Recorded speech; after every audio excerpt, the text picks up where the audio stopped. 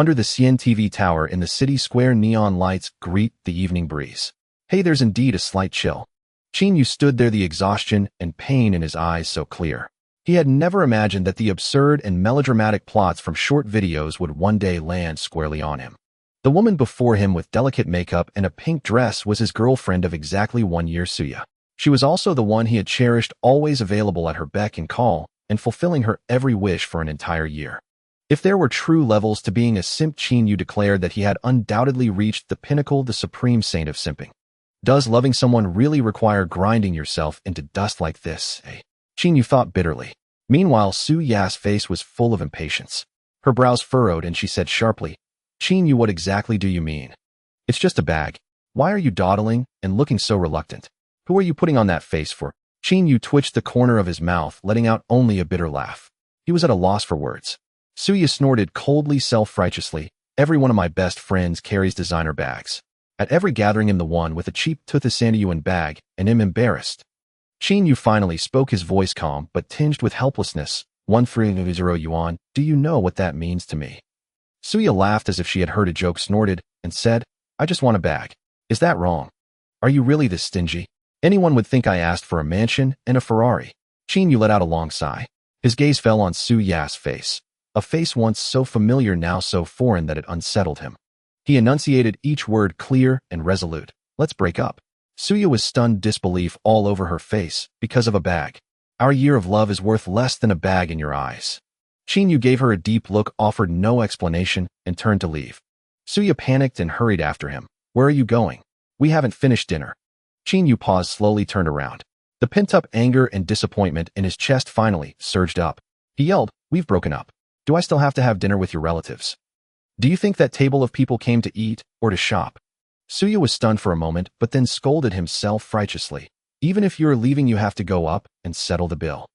My parents and relatives came all this way, and you just leave them at the restaurant and run off. What kind of behavior is that? Qin Yu suddenly laughed. He looked at Suya and said, Your father immediately asked me to buy a house and a car, and they must be registered only in your name. Your mother demanded an 8800 yuan bride price and full set of gold jewelry, not a penny less. Your relatives sat around the table, every word implying that I was marrying above my station, saying all this was a test for me. He pointed toward the restaurant and sneered. They ordered dish after dish, costing hundreds, drank bottles of pricey mitai, and also asked for more than a dozen cartons of Zhonghua cigarettes. And then they contemptuously told me that I was not good enough for you. And you in turn want a 13000 yuan bag. In your eyes, am I your boyfriend or a fool? Now we've broken up, and the first thing you think of is still to have me pay the bill. Do you think I have water in my brain? Suya was stunned by his outburst. The Qin Yu before her seemed so unfamiliar, making her heart uneasy. In the past, no matter how she acted up, how she threw tantrums, how she made unreasonable scenes, Qin Yu would always coax, comply, and spoil her. Never had he been so cold and resolute. She blurted out instinctively, You've changed, Qin Yu. Have you met someone else? Qin Yu was taken aback, then smiled and turned away. He suddenly didn't want to say another word. Suya was completely panicked. She rushed forward and threatened shrilly, Qin Yu, if you dare leave today, never expect me to talk to you again. Come back. But Qin Yu didn't even look back. He continued walking toward the road. Seeing that threats were useless, Suya suddenly broke down, crying, screaming hysterically, Qin Yu, if you go over there, I'll kill myself. Qin Yu, already in the middle of the road, faltered. He stopped and turned to look at Suya, who was crying and shouting by the roadside. But just a second before he could speak, a sharp, urgent horn blast exploded. Qin Yu reflexively turned his head and saw a truck speeding toward him, the driver's terrified, twisted face clear in his sight. Damn, I hit the jackpot, was the only thought in Qin Yu's mind before his consciousness faded. The enormous impact hurled his entire body violently into the air. Blood gushed out, and the neon lights and glimmers before his eyes shattered into boundless darkness. In a nameless expanse of space, a storm of purple-gold thunderbolts blazed. Purple lightning coiled like dragons, golden thunder slithered like pythons, billions of bolts interweaving into a cocoon.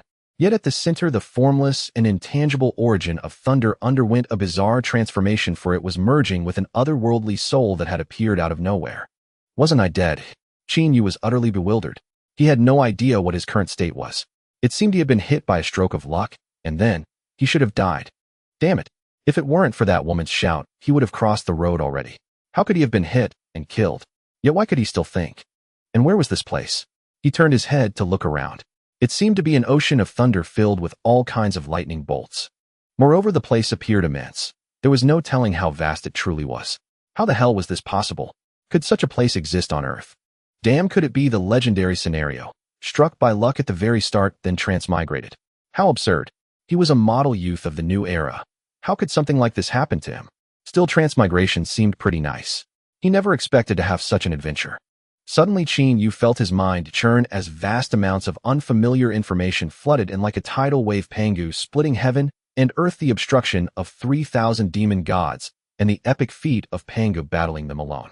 There was also the vastness of the primordial world, the overbearing nature of the thunder origin, and the instinct nurtured by this origin over countless ages, all colliding and intertwining with his modern soul, generating a tremendous storm. He felt as if countless information was being forcibly stuffed into him. Qin Yu suddenly felt a sense of hopelessness. It was so painful that his mind no longer seemed his own. But the memories continued to flood in. He felt his brain was about to explode. Compared to his brief 20-plus years of memory, this torrent was like a single drop of water against an entire planet. Qin Yu felt he was truly about to burst. No, he had already burst. Before he could hold on much longer, he fell unconscious again, leaving only the surging thunderbolts surrounding him. Qin Yu had a dream, a very peculiar one. In the dream, he saw the flesh and remnant souls of the demon gods slain by Pangu, who attempted to destroy the primordial world while Pangu held up the sky. Because Pangu's hands were holding up the sky and the world had not yet fully stabilized, he could not strike at those demonic entities. Thus, in his fury, Pangu seemed to activate some secret technique. A drop of golden essence blood dripped from the corner of his mouth. Then he suddenly opened his mouth and let out a primordial Tao sound that pierced through the primordial world and stabilized the universe. Ja? This was the first sound of the primordial world, bearing the will of Pangu and the conviction to annihilate the demonic creatures. The moment the sound resounded, a blinding white light suddenly rose across the primordial world, and then billions of purple-gold thunderbolts awakened within the light. The sound merged with the thunder, transforming into a sky-piercing, world-spanning purple-gold divine thunder that swept across all 8 directions and 4 poles. Wherever the divine thunder passed, the remnant arms of the demon gods melted like snow under the scorching sun, dissolving into nothingness. The lingering soul threads were scoured by the thunder-light ripples of distortion, vanishing completely, transforming into the origin of the world and merging into time and space. Countless demonic creatures were purified into the purest innate vegetation, spiritual energy, nourishing the burgeoning life of the primordial world. The chaotic laws of heaven and earth were restored to order. Clear chi rose, turbid chi sank, and the fissures in the land slowly healed. Yet the purple-gold divine thunder containing the Tao sound and the thunder of creation did not disperse. It circled once across the dome of the primordial world, then suddenly plummeted, plunging into the deep chasm where Pangu's essence blood had fallen. And Qin Yu felt that he was that divine thunder, for his perspective followed the thunderbolt as it moved. He clearly saw the purple-gold thunder, Pangu's essence blood, and the Jia Dao sound, 3 supreme innate origins, interweave, merge, and condense at that moment, eventually forming a fist-sized innate thunder core, silently dormant deep within the earth vein. Outside the thunder core, purple-gold arcs flowed. Within its core, a strand of nascent intelligence slowly awakened. As the intelligence stirred, the purple-gold arcs surged, transforming into a foot-long innate purple-gold thunder serpent that slithered through the earth veins. Eventually, the thunder core slowly sank into the heart of the earth vein. But Qin Yu clearly sensed that this thunder core was tightly connected to the entire primordial world. After an unknown span of time, Qin Yu finally awoke. He felt his dream had ended. No, the merge of memories was complete, and he now understood his current situation. He had truly transmigrated, and he had arrived in the primordial world right after Pangu's creation. And he had merged with the intelligence of that thunder. This is the primordial world. I've become the first wisp of thunder origin after Pangu's creation. Qin Yu thought, still dazed. Qin Yu's consciousness gradually sharpened. Feeling the devastating, overwhelming power of thunder within him and the ubiquitous thunder law around him, his heart pounded violently. He had read countless novels about the primordial world, so he naturally knew the perils of this realm. The war between the sorcerer and the Yao, the Dragonhan calamity, the schemes of the saints, the calculations of the heavenly Tao. One wrong step meant eternal doom. But at the same time, this was also the supreme stage for attaining the Hunyuan Tao and roaming freely across heaven and earth. And his starting point was the very first wisp of creation thunder. an innate deity whose foundation was far above ordinary innate demon gods. As the soul fully merged with the origin, Qin Yu's form solidified slightly within the thunder cocoon. A youth with a face like jade ink, black hair cascading over his shoulders, his brows and eyes carrying a clarity from another world, yet radiating the unique, fierce dominance of the thunder origin. A purple immortal robe with gold embroidery materialized on his body, thunderlight flickering among the sleeves, every flutter produced faint rumbles of thunder. He slowly raised his hand. In his left palm, a golden sphere of thunder quietly condensed, the ball surrounded by purple gold thunder patterns. This was the manifestation of his innate thunder origin, the innate metal thunder. A slight tremor of the thunder sphere caused ripples of space to spread in all directions. Then he grasped with his right hand. The void rang with the clashing of metal. A spear entirely golden with thunder flames swirling around its tip materialized out of thin air. Its shaft was engraved with ancient thunder runes. This was the thunder spear, a skill condensed from the thunder origin. This was also his innate divine ability. As soon as the spear entered his hand, a surge of pride that looked down upon the world rose in Qin Yu's heart, as if this spear could shatter all illusions and vanquish every mighty foe. Just then the thunder space behind Qin Yu twisted suddenly. A colossal phantom identical in form to him, but far more majestic, slowly manifested. He turned his head in astonishment to look. What is this? Law form, heaven and earth. Dharma image, heaven and earth. Neither seemed right. Suddenly a message came to his mind. This was another divine ability of the thunder origin, the thunder dharma aspect.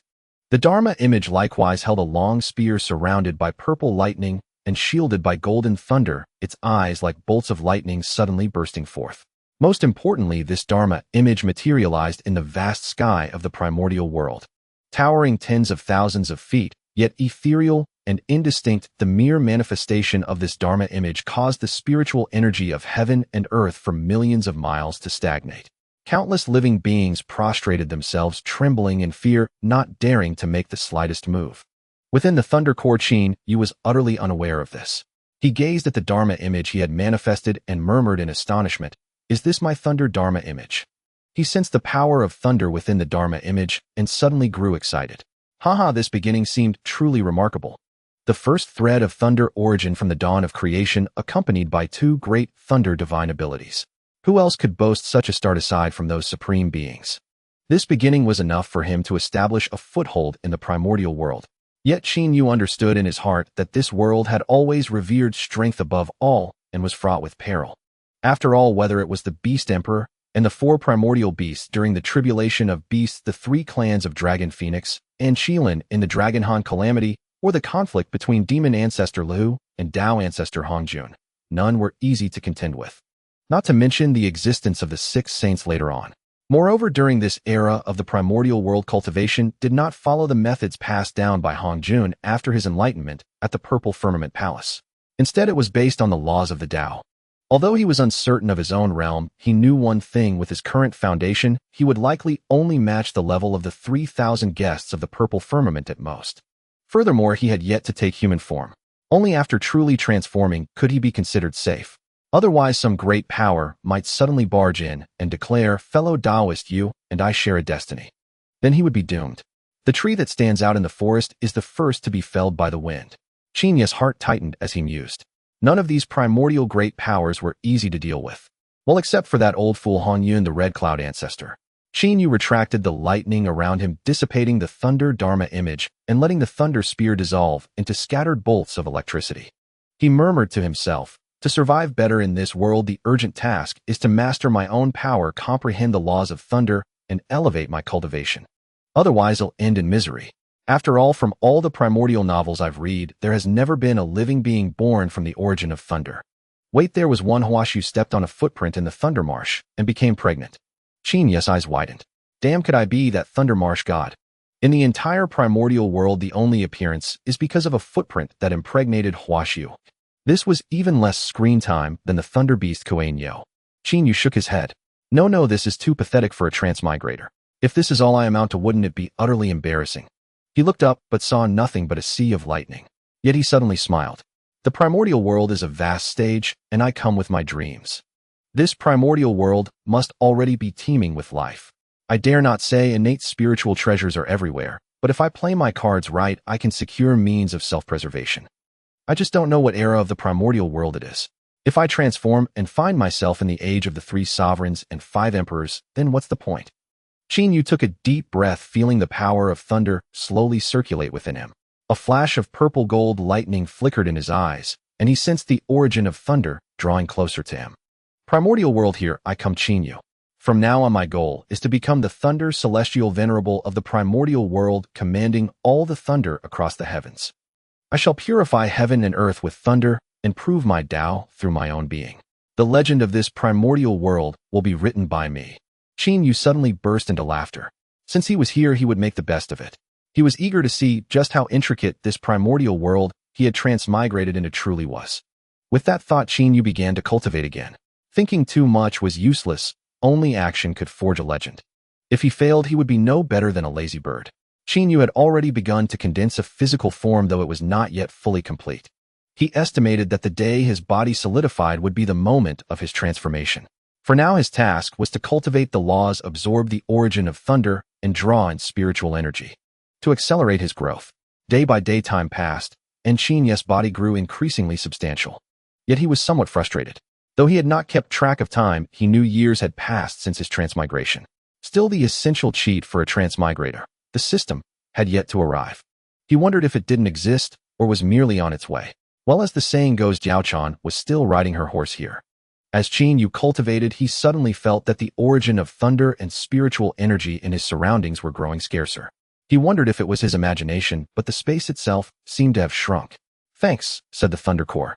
Finally, Qin Yu's body solidified, still the same youth as before, unchanged in the slightest. With his body complete, he gained a clear understanding of his realm, the peak of mystic immortal. Based on the primordial novels he had read, the realms of the primordial world were generally earth, immortal, heaven, immortal, true, immortal, mystic, immortal, golden, immortal, Tai, golden, immortal, and Daluo, golden, immortal. Beyond that, there were 2 divergent paths. One was the method of cultivating laws before Hongjun's lectures. Above Daluo was the Hunyuan Golden Immortal, followed by the Hunyuan Daluo Golden Immortal. The other was the method taught by Tao ancestor Hongjuan, the quasi-sage, and the heavenly saint.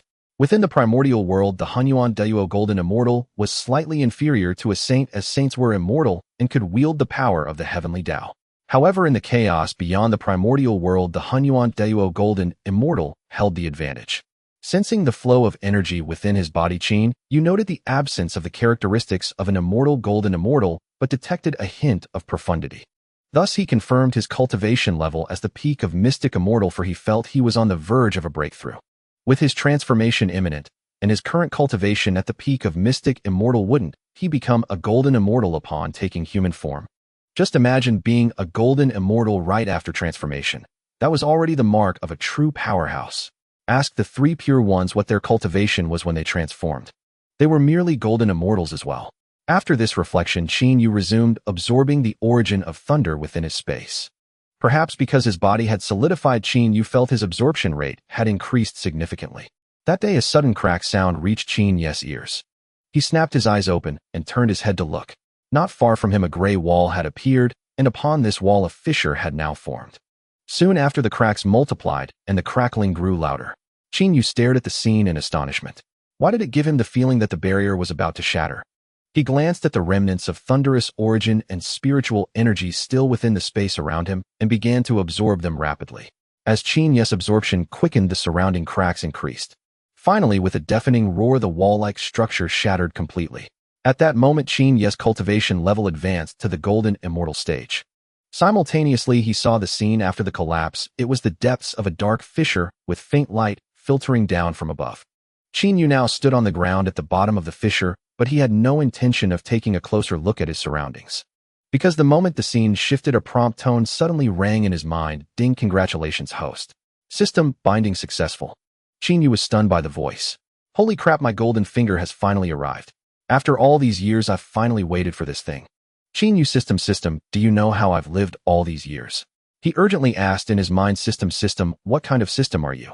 "Ding, host, I am the divine level farming system." Qin Yu was taken aback. "Divine level farming system?" "Ding, yes, host." Qin Yu was somewhat bewildered. What the hell was a farming system? He asked, "What functions do you have?" "Ding, host, by farming you can obtain rewards. Additionally, you can draw lots. A draw can be conducted every millennium. An extra 10 consecutive draws are allowed per culpa." Qin Yu, farming. This era is far from Shenan's appearance. Farming. System, I feel like you might have transmigrated into the wrong world. Ding host farming is just a general term. The specifics require the host to discover. Qin Yu thought for a moment and said, can you elaborate? And the draws you mentioned, what can I get? Ding, please discover for yourself, host. Qin Yu was speechless. Was this system aloof, or was its intelligence just too low? Its speech felt very procedural. Qin Yu said, system, is there a beginner's gift pack? And I want to initiate the first draw. Ding, congratulations, host. Draw successful. Obtained item top grade, innate spiritual treasure Thunder Spirit Pearl. Ding, congratulations, host. Beginner's gift pack distributed successfully. Ding, congratulations, host. Obtained Xianling Space, a piece of 9 Heavens Spirit Soil, and a cultivation manual Thunderous Origin Art. Qin Yu was dumbfounded. He understood the 9 Heavens Spirit Soil and the manual, but this Xianling Space, what the hell was it? A portable space. Qin Yu asked in confusion, system, what is Xianling Space? Ding host, this system is the divine level farming system. This space is a farming space. Qin Yu was stunned and said blankly, so you're telling me this beginner's gift pack takes up a slot? Shouldn't it come with the system built in? Ding, this is a program setting. This system has no authority to change it. Qin Yu curled his lip. Then introduce the use of this space to me. Ding host can plant discovered flora into the space. After a period of cultivation, the plants can grow to their most perfect state. Qin Yu waited, but the system fell silent. He couldn't help saying, seriously, that's it. Ding, the remaining functions are for the host to discover. Qin Yu, do you have to be so procedural? It makes me feel pretty awful. Other people's systems at least give their hosts some guidance. Ding host, I am not someone else's system. Qin Yu gave a bitter laugh. Damn it, he had yearned for this system day and night, and it had finally arrived. But it turned out to be a farming system. What could he grow stronger just by farming? Would his cultivation level rise directly with every harvest he planted? Qin Yu sighed and asked, then how do I use this Xianling space? Refine it or use it directly? Ding host, it requires refinement. Hearing this, Qin Yu focused his mind and a blue orb appeared in his hand. He slowly infused his spiritual energy into it. Before long, the orb flashed with blue light and then vanished from his hand. How was it that easy to refine? He hadn't seemed to do much. Qin Yu sighed. Damn, when he used to read novels, other people's systems were so awesome, directly making the protagonist go toe-a-toe with saints and the heavenly Tao. But his system, farming, farming, farming. Important things said 3 times. Ha, if he ever met another transmigrator and they asked, buddy, what system did you bring? What would he say? How should he say it? Hey, what a coincidence, in farming in the primordial chaos. Wouldn't that be embarrassingly shameful? Forget it, farming it is. Having something is better than having nothing. Because of the refinement, Qin Yu could now sense that the blue orb was lying quietly in his mind. His lightning-attributed spiritual energy was slowly entering the blue orb and then emerging from it. It seemed to form a cycle. Qin Yu also learned how to enter the Xianling space. He silently chanted in his mind, enter Xianling space. Instantly his vision went dark and his consciousness plunged into a space of modest size. Qin Yu was still somewhat dazed by the scene before him. As soon as he entered, a stream of information flooded his mind. The time flow here was 100 times that of the outside world. In other words, 1 day outside equaled 100 days inside. He looked around. Dense, almost tangible spiritual energy mingled with the fresh fragrance of grass and trees rushed toward him. Qin Yu took a deep breath, feeling the spiritual energy seep into his limbs and bones, making even his breathing clear and refreshing. To the left of the space's center, a spirit spring about a zhong in size flowed quietly. Clear water gushed from the spring's eye, shimmering with a faint azure luster like a sapphire embedded in the green wilderness. The spring water tinkled melodiously as it fell into the stone-lined pool below, stirring up layer upon layer of ripples. Each ripple carried visible motes of spiritual light. The rising mist condensed into fine spirit dew, dripping onto the surrounding grass, nourishing a patch of tender emerald green blades. On the rocks at the edge of the spirit spring, sparkling spirit crystals were scattered, refracting a soft light. Leaning closer, one could catch a sweet, refreshing scent, tempting one to drink. On the right side of the spiritual spring, a 2-story bamboo building was built against the mountain, entirely constructed from dark green spiritual bamboo, with distinct joints and clear textures, its surface exuding a gentle sheen. The bamboo door of the first floor was slightly ajar, with a simple bamboo plaque hanging above it, lacking any words, yet radiating an ancient charm. The bamboo window on the second floor was open, with light cyan bamboo curtains draping down, revealing bamboo tables and chairs inside, surrounded by spiritual energy, exuding an air of elegance and tranquility. Not far from the bamboo building there was a large bamboo warehouse, its purple bamboo exterior also emanating a soft glow. In the distance, 6 golden fields occupied the landscape, their contours distinct, constructed from light golden spiritual soil that sparkled with fine golden light, as if containing endless vitality. The field closest to the spiritual spring was clearly visible, with neatly arranged ridges, soft and moist spiritual soil, covered by a thin layer of spiritual mist where the spiritual energy was most concentrated. The other 5 fields were shrouded in a faint transparent light curtain, intricate runes flowing across the curtain, exuding an aura of unresolved silence, contrasting sharply with the vibrancy of the unlocked fields. Golden ridges meandered and intertwined, clearly separating the 6 fields. The entire space was quiet and harmonious, with spiritual energy flowing gently like a tide. A small sun unexpectedly hung in the sky, its light filtering through the invisible barrier at the top of the space, transforming into a soft golden radiance that fell upon the spiritual spring, causing ripples to dance, dappling the bamboo building with shadows and enhancing the luster of the golden fields. Qin Yu stared blankly at all of this, suddenly exclaiming, "Wow, a prehistoric version of a farm. I wonder if this fellow has to worry about someone stealing the crops." "Ding host, please trust the system's capabilities. It is impossible for the plants you reside with to be stolen." "Qin Yu, should I say thank you? System, what can I plant? Do I need to personally plant them with my consciousness here? Or can I just think about it, and the planting and harvesting will happen automatically?" "Ding host, you only need to think about it to plant or harvest. The harvested items will automatically be placed in the warehouse for the host to use at any time." Qin Yu nodded, quite pleased. He just didn't know what would be best to plant. However, it seemed he didn't have any plants to cultivate at the moment. "Forget it, let's not think about it for now. I should go outside first. I just transformed successfully, and I don't even know if there's a transformation tribulation. Well, it seems I am the very first source of thunder from the prehistoric era. I shouldn't have to worry about other thunders wanting to strike me, right? That would be a reversal of the heavenly order." With that thought, Qin Yu silently whispered, "Exit the space." In an instant, he vanished from that space. Qin Yu's eyes brightened. Clearly his consciousness had already exited the space. At this moment, he had fully recovered from the joy of acquiring the system. He began to survey the area where he had transformed, noticing some shards of thunder nuclei shimmering on the ground. Qin Yu realized that he must have emerged from within those. Turning his gaze around, he discovered something in the air not far to his left, seemingly glowing with thunder. Driven by curiosity, Qin Yu walked over. In just about 20 steps, Qin Yu could clearly see that it was a black object resembling an inkstone floating in midair, with thunder flashing inside, looking quite extraordinary. A flash of inspiration struck in his mind, an accompanying spiritual treasure. It is known that few of the great powers of the prehistoric era transformed without bringing along their accompanying spiritual treasures. Well, Hong Yun and Kuan Peng don't count if those two made mistakes in their skill points. Yes, indeed. Qin Yu extended his hand, sending a bolt of thunderous spiritual power toward the black inkstone-like object. As the object flashed with thunder, it absorbed Qin Yu's spiritual power. Seeing this, Qin Yu stepped forward, his hand infused with the power of thunder grasping it. As Qin Yu continued to pour his spiritual power into it, at that moment a piece of information surfaced in his mind. 10,000 calamities thunder pool, a top-grade, innate spiritual treasure, a special treasure formed from the convergence of innate thunder source, containing endless divine thunder within. How it turned out to be a top-grade, innate spiritual treasure, and it belongs to the same source as himself. Indeed, this is my accompanying spiritual treasure. Qin Yu felt somewhat excited. The more the spiritual treasure resonated with his origin, the greater its help would be to him, and the higher his future achievements would be. He remembered reading in novels before his transmigration that many authors mention the method of severing the 3 corpses passed down by Hong Jun. Although it can be considered a shortcut in cultivation, it has a drawback. Merging the 3 corpses is extremely difficult.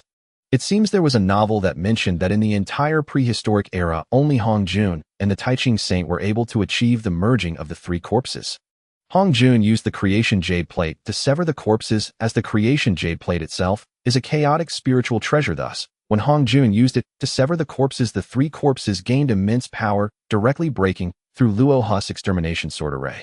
Then, by merging the 3 corpses, he used the primordial purple aura to become the first saint of the prehistoric era. The Taiching Saint, on the other hand, had not yet transformed and was the first to gain spiritual intelligence, seizing some origins from Yuan Shitian Zun and Tongtian Jiaozhu. In the end, he severed the corpses using the 3 pure origins, thus achieving the transformation of the 3 pure ones. Finally, by leveraging the merits of opening up the heavens, he merged the 3 corpses, and refined the primordial purple aura to attain the status of a saint. Of course, Qin Yu had no idea what the specific method of severing the three corpses was. However, he did notice one thing that many novels mentioned: severing the three corpses must be done using a spiritual treasure of the same origin, otherwise merging the three corpses is impossible. Well, although he was currently just a minor golden immortal, one must have dreams. What if they come true? With that thought, Qin Yu stored away the already partially refined 10,000 Calamities Thunder Pool and took out the technique from the beginner gift pack he received, Thunder Origin Technique.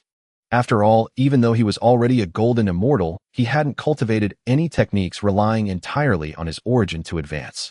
As for the 10,000 Calamities Thunder Pool, it was a top-grade, innate spiritual treasure with 48 prohibitions. How could he possibly refine it completely at his current level? At least he needed to be a quasi-saint. The only comforting aspect of this system for Qin Yu was that the techniques produced by the system did not require him to cultivate them anew. Instead, they directly provided a realm of understanding. As long as Qin Yu's spiritual power was sufficient and his realm was adequate, he could automatically cultivate the next stage. Qin Yu grinned and muttered to himself, "This is great, at least I don't have to slowly comprehend the techniques myself. I just need to cultivate." Moreover, this technique is quite good. It can be cultivated all the way to the realm of Hunyuan Golden Immortal, which is very impressive. I just wonder if it can lead to the path of the Hunyuan Deluo Golden Immortal. This made Qin Yu suddenly feel that this system was quite decent. Well, except for that farming one. At his current Golden Immortal cultivation level, which corresponded to the 6th turn stage, he could now cultivate 6 types of thunder.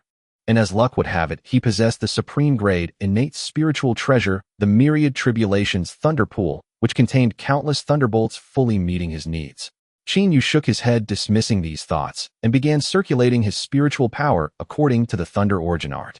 He also started selecting thunderbolts from his Myriad Tribulations Thunder Pool: Mortal Thunderbolt, Body Tempering Spirit Thunder, Insha Cold Thunder, Yangyan, Startling Thunder, Heavenly Tribulation Dharma Thunder, Gusha, In Thunder, Binghua, Yang, Thunder, 5 Elements Divine Thunder, Evil Slaying Divine Thunder, 9 Heavens Divine Thunder, Vast Righteous Thunder, Taiji Divine Thunder, Inyang Mystic Thunder, 3 Talents, Spirit Thunder, 4 Symbols, Pure Thunder, Nirvana Divine Thunder, Karma Dao Thunder, Spacetime Dharma Thunder, Creation Divine Thunder, Zixiao Divine Thunder, Dutian Divine Thunder, Life Death Tribulation Thunder, Chaos Divine Thunder, and so on.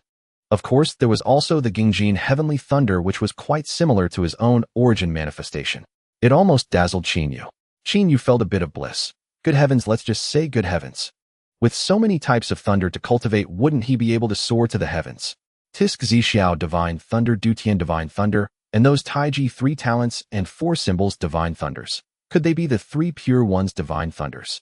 Any one of these Divine Thunders taken out would undoubtedly be a masterstroke. Determined to act, he directly attempted to extract a wisp of Zixiao Divine Thunder from the spiritual treasure, but it was useless. Zixiao Divine Thunder simply ignored him. After trying for a long time with no response, Qin Yu switched targets to Dutian Divine Thunder. Still there was no response, leaving him in an awkward position. He switched again. Creation Divine Thunder, Taiji Divine Thunder, Inyang Mystic Thunder, 3 Talents, Spirit Thunder, 4 Symbols, Pure Thunder. None of them acknowledged him, continuing to swim freely within the Myriad Tribulations Thunder Pool. Qin Yu was almost in tears. Wasn't it that upon reaching the Primordial Unity Realm, he could refine 9 types of Divine Thunder? But here's 7 types of Divine Thunder, ignored him. How was he supposed to play this? Unwilling to give up, he continued trying. Finally, the first thunder to respond appeared, Gungjin Heavenly Thunder. Then came the second, Heavenly Tribulation Dharma Thunder. The third, Binghua Yang Thunder. The fourth, Evil Slaying Divine Thunder. The fifth, 9 Heavens Divine Thunder. The sixth, Vast Righteous Thunder. Of course, there were other weaker thunders that also responded to him, but in the end he chose these 6. Determined to act, Qin Yu immediately began guiding the 6 types of thunder from the Myriad Tribulations Thunder Pool. Following the predetermined sequence, he started refining them one by one. As days passed, Qin Yu's refining speed was swift, for he himself was the first wisp of thunder origin in the primordial chaos. One could say he was the ancestor of thunder in this world. Thus, those 6 types of lightning held no rejection toward him. Instead, they seemed more intimate. Additionally, he refined the Myriad Tribulations Thunder Pool, once more unlocking 10 layers of its restrictions. He also refined the superior grade innate spiritual treasure, the Thunder Spirit Pearl, which he had obtained from the lottery, unlocking 12 layers of its restrictions. After Qin Yu completed the refinement, he grew somewhat impatient, feeling he could no longer stay here. He quickly inspected the place where he had manifested, finding nothing useful. He stored the Thunder Core fragment from which he had manifested into his mystic spirit space, then transformed into a golden thunderbolt and shot out of the crevice. Leaving only a voice echoing in the crevice, "Primordial Chaos, your young master is here." The golden lightning flew at breakneck speed, tearing through the leaden gray sky. Its speed might have astonished even the Kunping master of the soaring body art and Hongyun master of the windwalking art. After flying for a while, it abruptly veered downward, crashing into a stretch of rolling mountains, sending sparks flying everywhere. When the commotion subsided, a figure emerged from within. It was Qin Yu himself. He took a deep breath, and the thunder power in his dantian stirred slightly. The spiritual energy of the primordial chaos was too rich, so rich it was almost viscous. Qin Yu greedily inhaled the spiritual energy, but his eyes were fixed on his surroundings. His gaze and movements were such that even Granny Lu, upon seeing him, would probably give him 2 slaps and say, "Look at you acting like you've never seen the world before." But Qin Yu insisted that he had truly never seen such a sight. Even the most beautiful place on Blue Star might not be 1% as lovely as what lay before him. The clear river exuded rich spiritual energy. The flowers, plants, and trees in the mountains, which of them seemed ordinary? Most importantly, he didn't recognize any of them. They all looked like rare treasures. Yet here they grew like wild grass and trees everywhere. Above all, the vast and hazy atmosphere constantly reminded him of how extraordinary this place was. Looking up, the mountains lay like slumbering dragons, and the clouds winding around the peaks were visibly dense with primordial spiritual energy.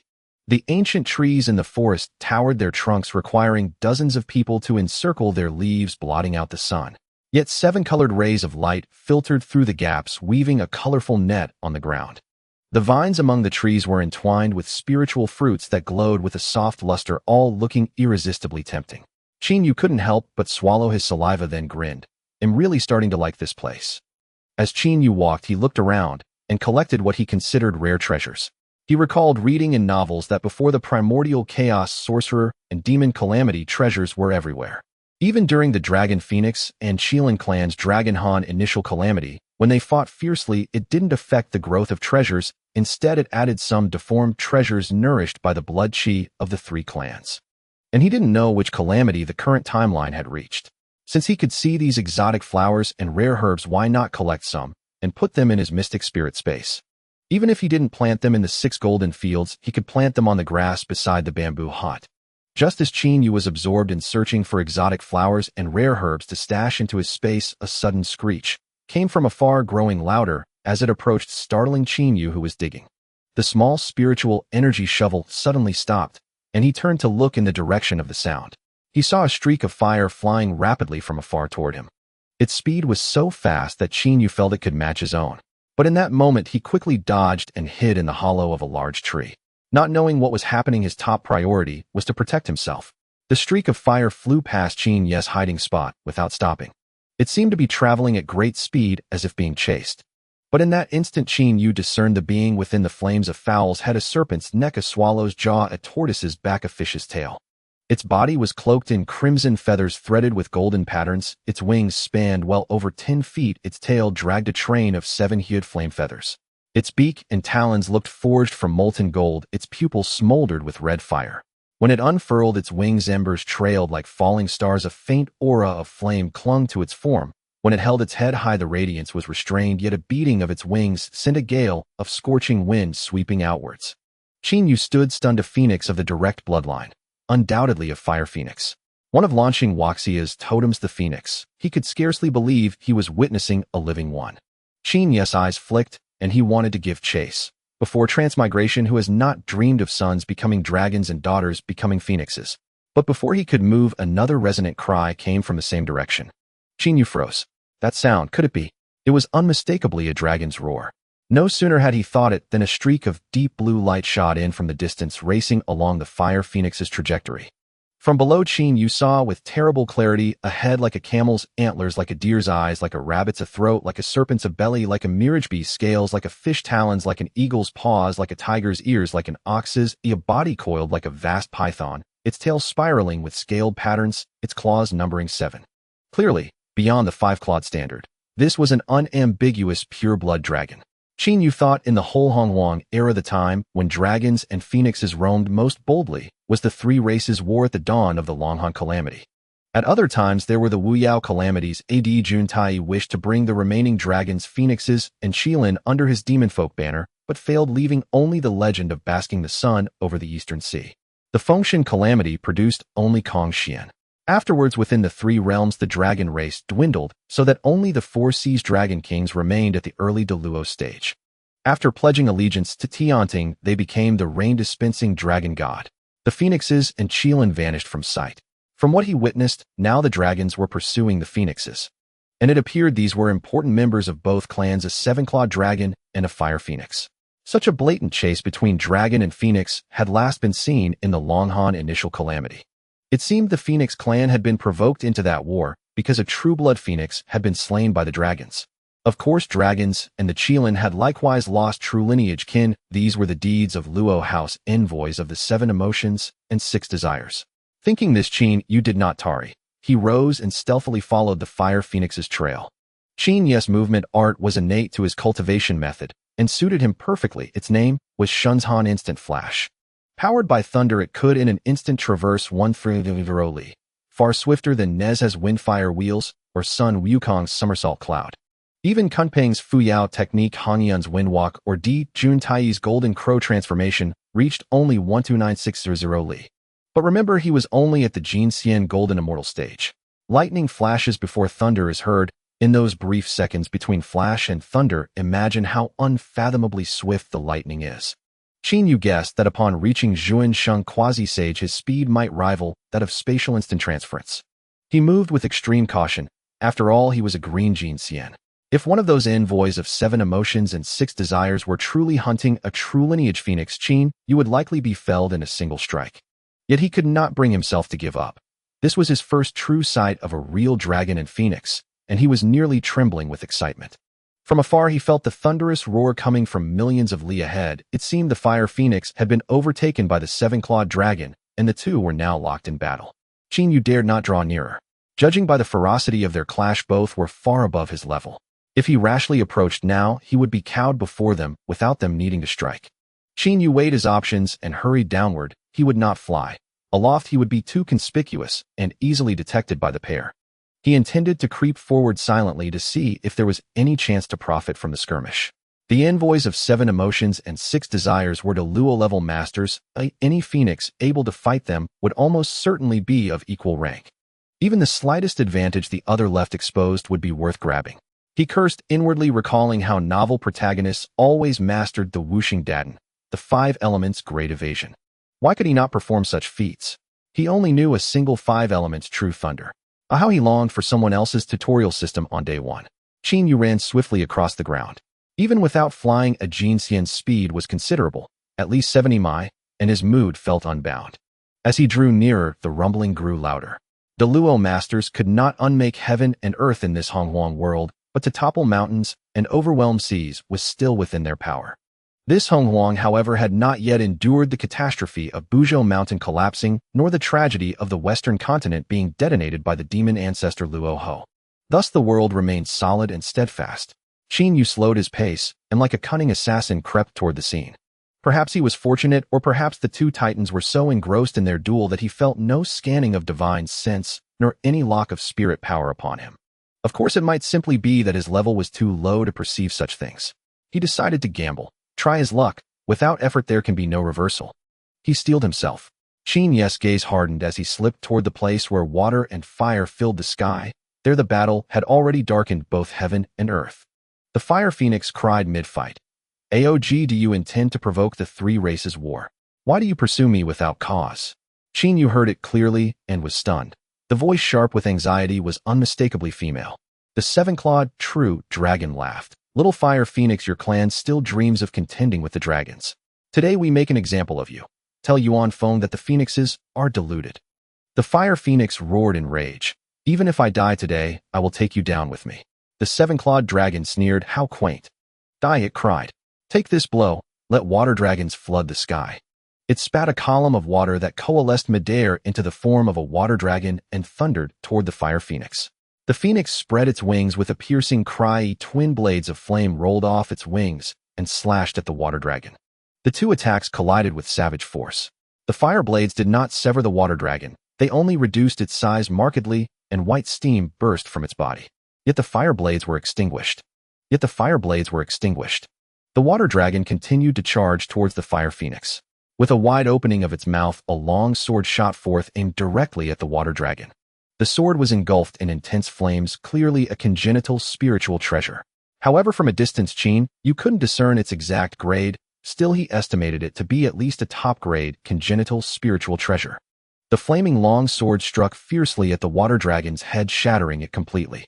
Even though the water dragon's head was shattered, the remaining water did not dissipate. Instead, it seemed to possess a spirit of its own, swiftly enveloping the spiritual treasure sword in an attempt to extinguish the flames. Seeing this, the fire phoenix flapped its wings vigorously and exhaled a ball of flame towards the encased spiritual treasure sword. At the same time, the seven-clawed true dragon also opened its mouth to unleash a black orb, hurling it violently towards the sword.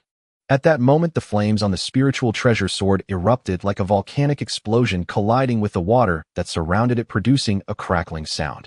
As steam rose, the water visibly shrank at an astonishing rate. The flames spat out by the fire phoenix reached the spiritual treasure sword first, yet the flames became even more intense. The sharp edge of the congenital spiritual treasure pierced through the water layer, revealing half of its golden blade adorned with patterns of a phoenix spreading its wings. In that moment, it seemed as if the fire phoenix had gained the upper hand. Qin Yu, hiding behind a rock in the distance, felt his heartbeat quickening uncontrollably. He could clearly see that the water was not ordinary seawater. It contained the chilling might of a dragon, extinguishing any ordinary flame upon contact. Yet at this moment, the water was unable to resist the searing heat, and the water dragon was quickly incinerated, leaving only a wisp of white mist rising slowly. At that moment, the black orb also reached the spiritual treasure sword, crashing against its blade and causing the flames to flare wildly. Screech! The fire phoenix's body trembled, letting out a cry of intense pain. Clearly, this collision had inflicted some injuries on the fire phoenix. Perhaps the spiritual treasure sword was its life treasure. A fierce look flashed in the fire phoenix's eyes as it flapped its wings again, sending waves of fire towards the sword. Upon contact with the sword, it suddenly erupted in a blinding light, and the patterns of the phoenix on the blade came to life, transforming into a miniature fire phoenix that streaked with a long fiery tail, colliding with the orb and pushing it off course. The spiritual treasure sword then changed direction, thrusting towards the seven-clawed true dragon. Clearly, the fire phoenix recognized that this dragon posed the real threat and sought to leverage the sword's power to inflict severe damage. The seven-clawed true dragon's eyes glimmered with disdain. With a claw raised in the air, it summoned the orb it had expelled, which now shimmered with a black luster, gathering before the dragon to form a shield. However, it did not appear to be a spiritual treasure of water origin. Clang! The spiritual treasure sword struck the shield with a crisp sound. The shield shook, but did not dissipate, it merely appeared much more ethereal. At that moment, the fire phoenix's spiritual treasure sword was halted in its momentum. The flames on it dimmed significantly. A smirk appeared on the seven-clawed true dragon's face. Although a smile on a dragon's face seemed eerie, Qin Yu was sure it was indeed smiling. The black orb slammed heavily against the spine of the spiritual treasure sword. Though the orb seemed unremarkable upon impact, it unleashed a force as powerful as a collapsing mountain, sending the spiritual treasure sword flying backward and dimming its flames by a third. The fire phoenix immediately trembled, and a few drops of fiery red phoenix blood dripped from its sharp beak. It was shocked, not expecting the strength of this true dragon to be so formidable. At the same time, it felt a sense of despair, perhaps it truly would die here today. After a brief moment of contemplation, the fire phoenix realized that it had no way out, so it resolved itself. With a spread of its wings, countless fiery feathers shot towards the seven-clawed true dragon like arrows. Each feather was enveloped in flames, igniting a sea of fire upon landing, with even the hard rock cracking under the heat. After unleashing the fiery arrows, an orange flame surged around her, and she soared after the retreating spiritual treasure sword, gripping the hilt with her claws, using herself as an arrow, diving downward with the sword. This was a stance to perish together with the seven-clawed true dragon. The seven-clawed true dragon, however, remained unfazed. It opened its mouth wide and unleashed a massive jet of black gas, dark as ink, striking towards the fire phoenix with great force. The moment this black gas appeared, Qin Yu suddenly felt his body tremble uncontrollably, as if he had encountered something extremely repugnant. He hurriedly scanned his body, only to find that his righteous thunder and the Zhurong god Thunder were trembling within him. Qin Yu was momentarily stunned, then seemed to recall something, a look of realization appearing in his eyes. The righteous thunder characterized by the term righteous clearly belonged to a type of just energy akin to the righteous qi. Not to mention the Zhurong god thunder, which was meant to eradicate such malevolent entities, and given that thunder itself possessed overwhelming might, it was even more attuned to sensing demonic creatures. Qin Yu originally speculated that this might be the work of the 7 emotions and 6 desires transformed into a dragon by the demon ancestor Luo Ho, and it seemed aware that the fire phoenix had exerted its full strength, realizing that it could not withstand it with mere water techniques, prompting it to resort to its original means. What Qin Yu did not notice was that at this moment the 7-clawed true dragon suddenly paused, its peripheral vision glancing towards Qin Yu's direction. As Qin Yu felt the presence, the true dragon also experienced some discomfort, though it was still unaware of the specific cause of its unease. However, he understood the direction. The black mist and the orange fire feathers collided, the fire feathers disintegrating instantly, while the black mist continued unabated, swirling back towards the fire phoenix along the trajectory of the fire feathers. The fire phoenix's pupils constricted sharply as she shouted, "You are not AOG, who are you?" Yet the black mist provided her no opportunity for thought, rushing towards her at high speed. The fire phoenix hurriedly flapped her wings to block, forming a fire shield from the surrounding orange flames. However, when the black mist landed on the fire shield, it absorbed into it like water droplets, merging into the ocean, silently seeping through, causing the entire orange fire shield to appear black. Immediately thereafter, it coiled around the fire phoenix's body, causing her movements to come to an abrupt halt, unable to move. The 7-clawed true dragon looked at the fire phoenix with disdain and said, "A body destined to die, what does it matter if you know? Do you really think that the phoenix's rebirth can save you? A joke." It extended its dragon claw, 7 cold lights shining on the claw, piercing swiftly towards the fire phoenix's chest. Crack! The crisp sound of bones breaking echoed through the heavens and earth. The fire phoenix's chest was pierced directly, and her body flew backward like a kite with a severed string. Golden feathers mingled with blood drifted down through the air, and each feather, upon touching the ground, ignited a small flame that swiftly extinguished. The 7-clawed true dragon did not pause. It pursued the falling fire phoenix and lashed out with its tail like a steel whip, striking the phoenix's neck with such force that the cervical bone shattered. The fire phoenix let out a mournful cry, filled with reluctance, yet it made no further move. The flames in its eyes dimmed rapidly, and its body plummeted, striking the ground with a tremor. Then the 7-clawed true dragon writhed and transformed into a humanoid figure cloaked in a black robe, its face obscured. He produced a black lotus and cast it toward the fire phoenix's corpse. The lotus flashed with light, then flew back into the black-robed figure's hand and vanished. Having done this, the black-robed figure turned toward Qin Yu's location and with a flicker shot toward him at incredible speed. Qin Yu was startled, then quickly reacted, "Damn, I've been found." Thunder crackled within his body, and he transformed into a bolt of golden lightning shooting off into the distance. The black-robed figure appeared at Qin Yu's hiding spot just as he fled, but all that remained was a golden lightning-streaked silhouette. The black-robed figure snorted coldly and immediately gave chase. This was a task entrusted by his master. He had not expected to be discovered. Thus that man must die. If the plan were exposed, his own life would be forfeit. With this thought, he began to burn his spiritual energy, accelerating further. At that moment, Qin Yu was utterly panicked. How the hell had he been found when he was hiding so well? This was completely illogical. Despite the distance, the man had come straight for him. As he fled, he glanced back and was terrified out of his wits. Holy crap, he's coming after me, and he's getting faster. Qin Yu cursed under his breath. I don't have any chicken soup for your soul, so why are you chasing me so desperately? No, I have to get out of here or I'll die right after leaving the house. There's no respawn point here. Death is final. With that thought, Qin Yu fully activated his blink technique. His entire body blazed with thunderous light as he shot into the distance with a whoosh. His speed was so astonishing that even the pursuing black-robed figure was momentarily stunned. The figure was not a creature of swift movement. He relied solely on his golden immortal realm cultivation to chase Qin Yu. But with Qin Yu's sudden acceleration, the gap in their speed became evident. It was like driving a sedan against a sports car. One could only eat dust from afar. The black-robed figure chased with all his might, but Qin Yu only grew more distant. After a while, the figure suddenly realized that Qin Yu had vanished. This vexed him greatly, and he cursed, "Damn it, I've memorized your aura. Don't let me find you." As for Qin Yu, what was he doing? When he realized the black-robed figure couldn't catch up, his mind began to race. Even if he escaped like this, what good would it do? This black-robed man was clearly a minion of the demon ancestor Luoho. The reason he hunted the Fire Phoenix was surely to frame the Dragon Clan and spark the Great War of the Longhan Tribulation among the three clans. Thus, similar demon emissaries might be hunting the Dragon and Qilin clans elsewhere. The key was not just killing, but ensuring the victims' clans discovered the perpetrators. Otherwise, with the primordial world so vast, even if a few important clan members died, who could uncover the truth quickly? So this scoundrel killed the Fire Phoenix in the guise of a dragon, leaving evidence for the Phoenix clan. Realizing this, Qin Yu chuckled darkly. You want to hunt me down, do you? I never let a grudge go overnight. Since you struck first, don't blame me for ruining your plans. With that, he immediately changed direction, swooped down, and made a detour back toward the site of the Fire Phoenix's death.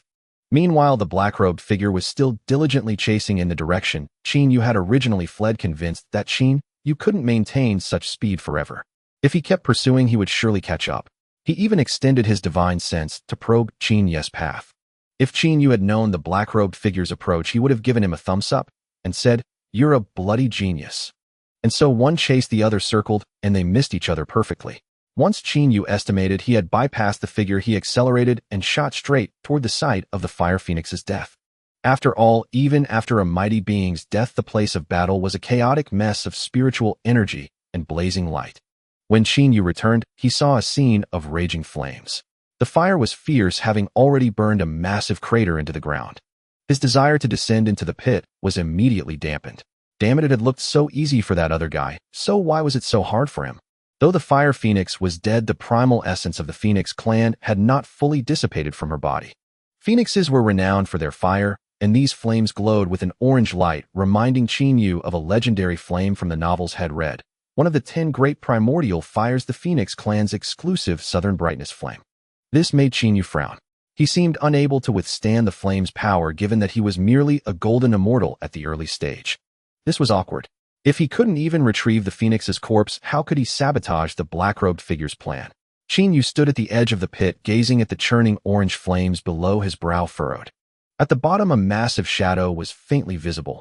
The corpse of the Fire Phoenix, recently slain by the black-robed figure in his seven-clawed, true dragon form.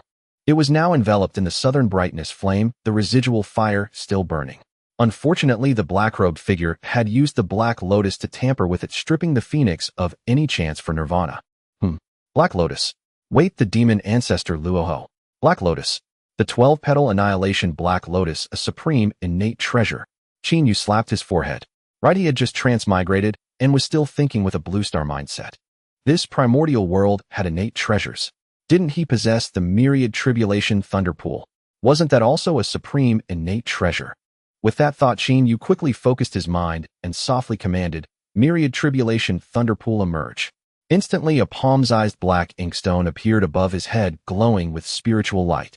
He took a deep breath and leaped into the deep pit. The moment it touched the leaf fire, the myriad calamity thunder pool unleashed dozens of lightning bolts, which upon landing transformed into a net of thunder, isolating the orange flames.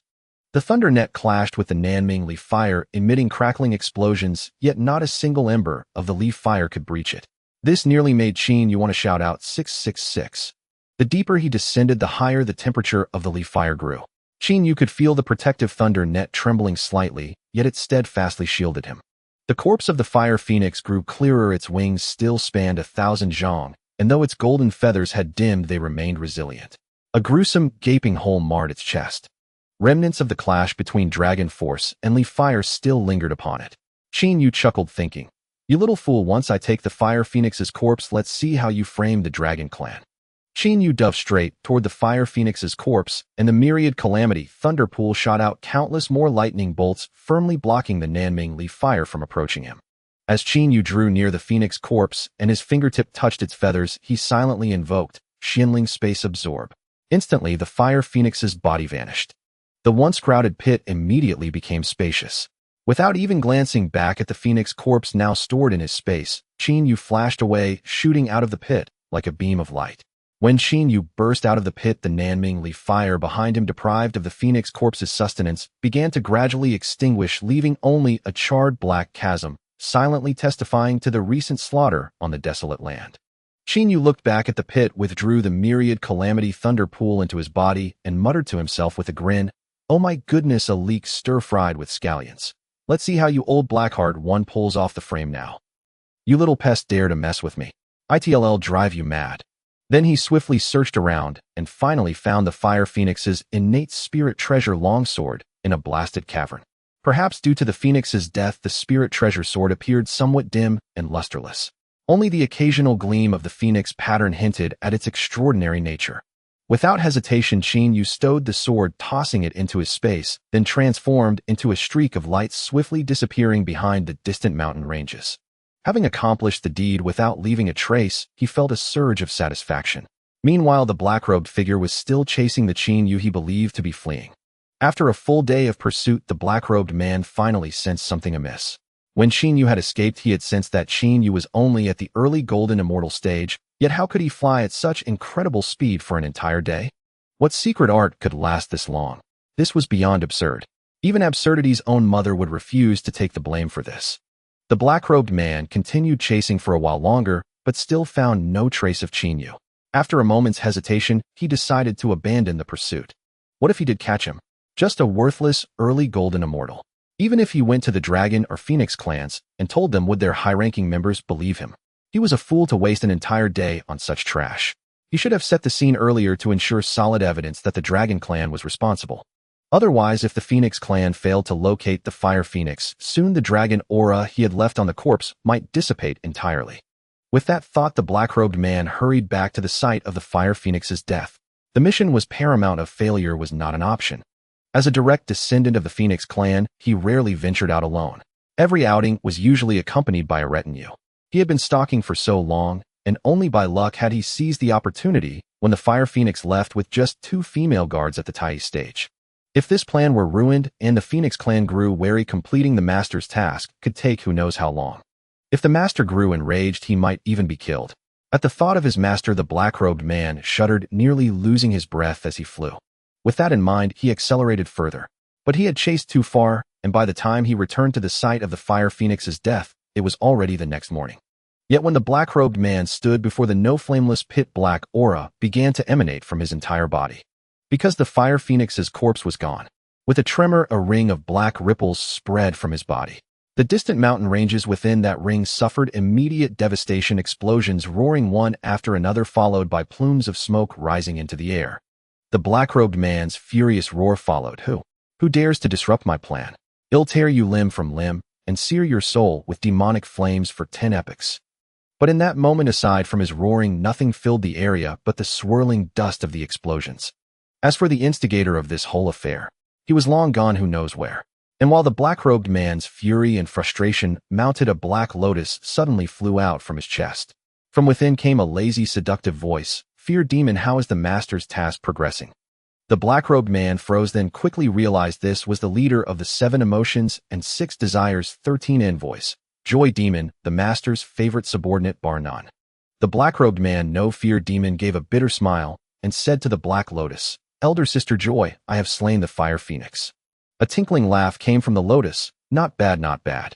The master's plan is off to a good start with you. Once the other envoys complete the slaying and framing of the Dragon and Qilin clan's direct descendants, the master's plan will succeed.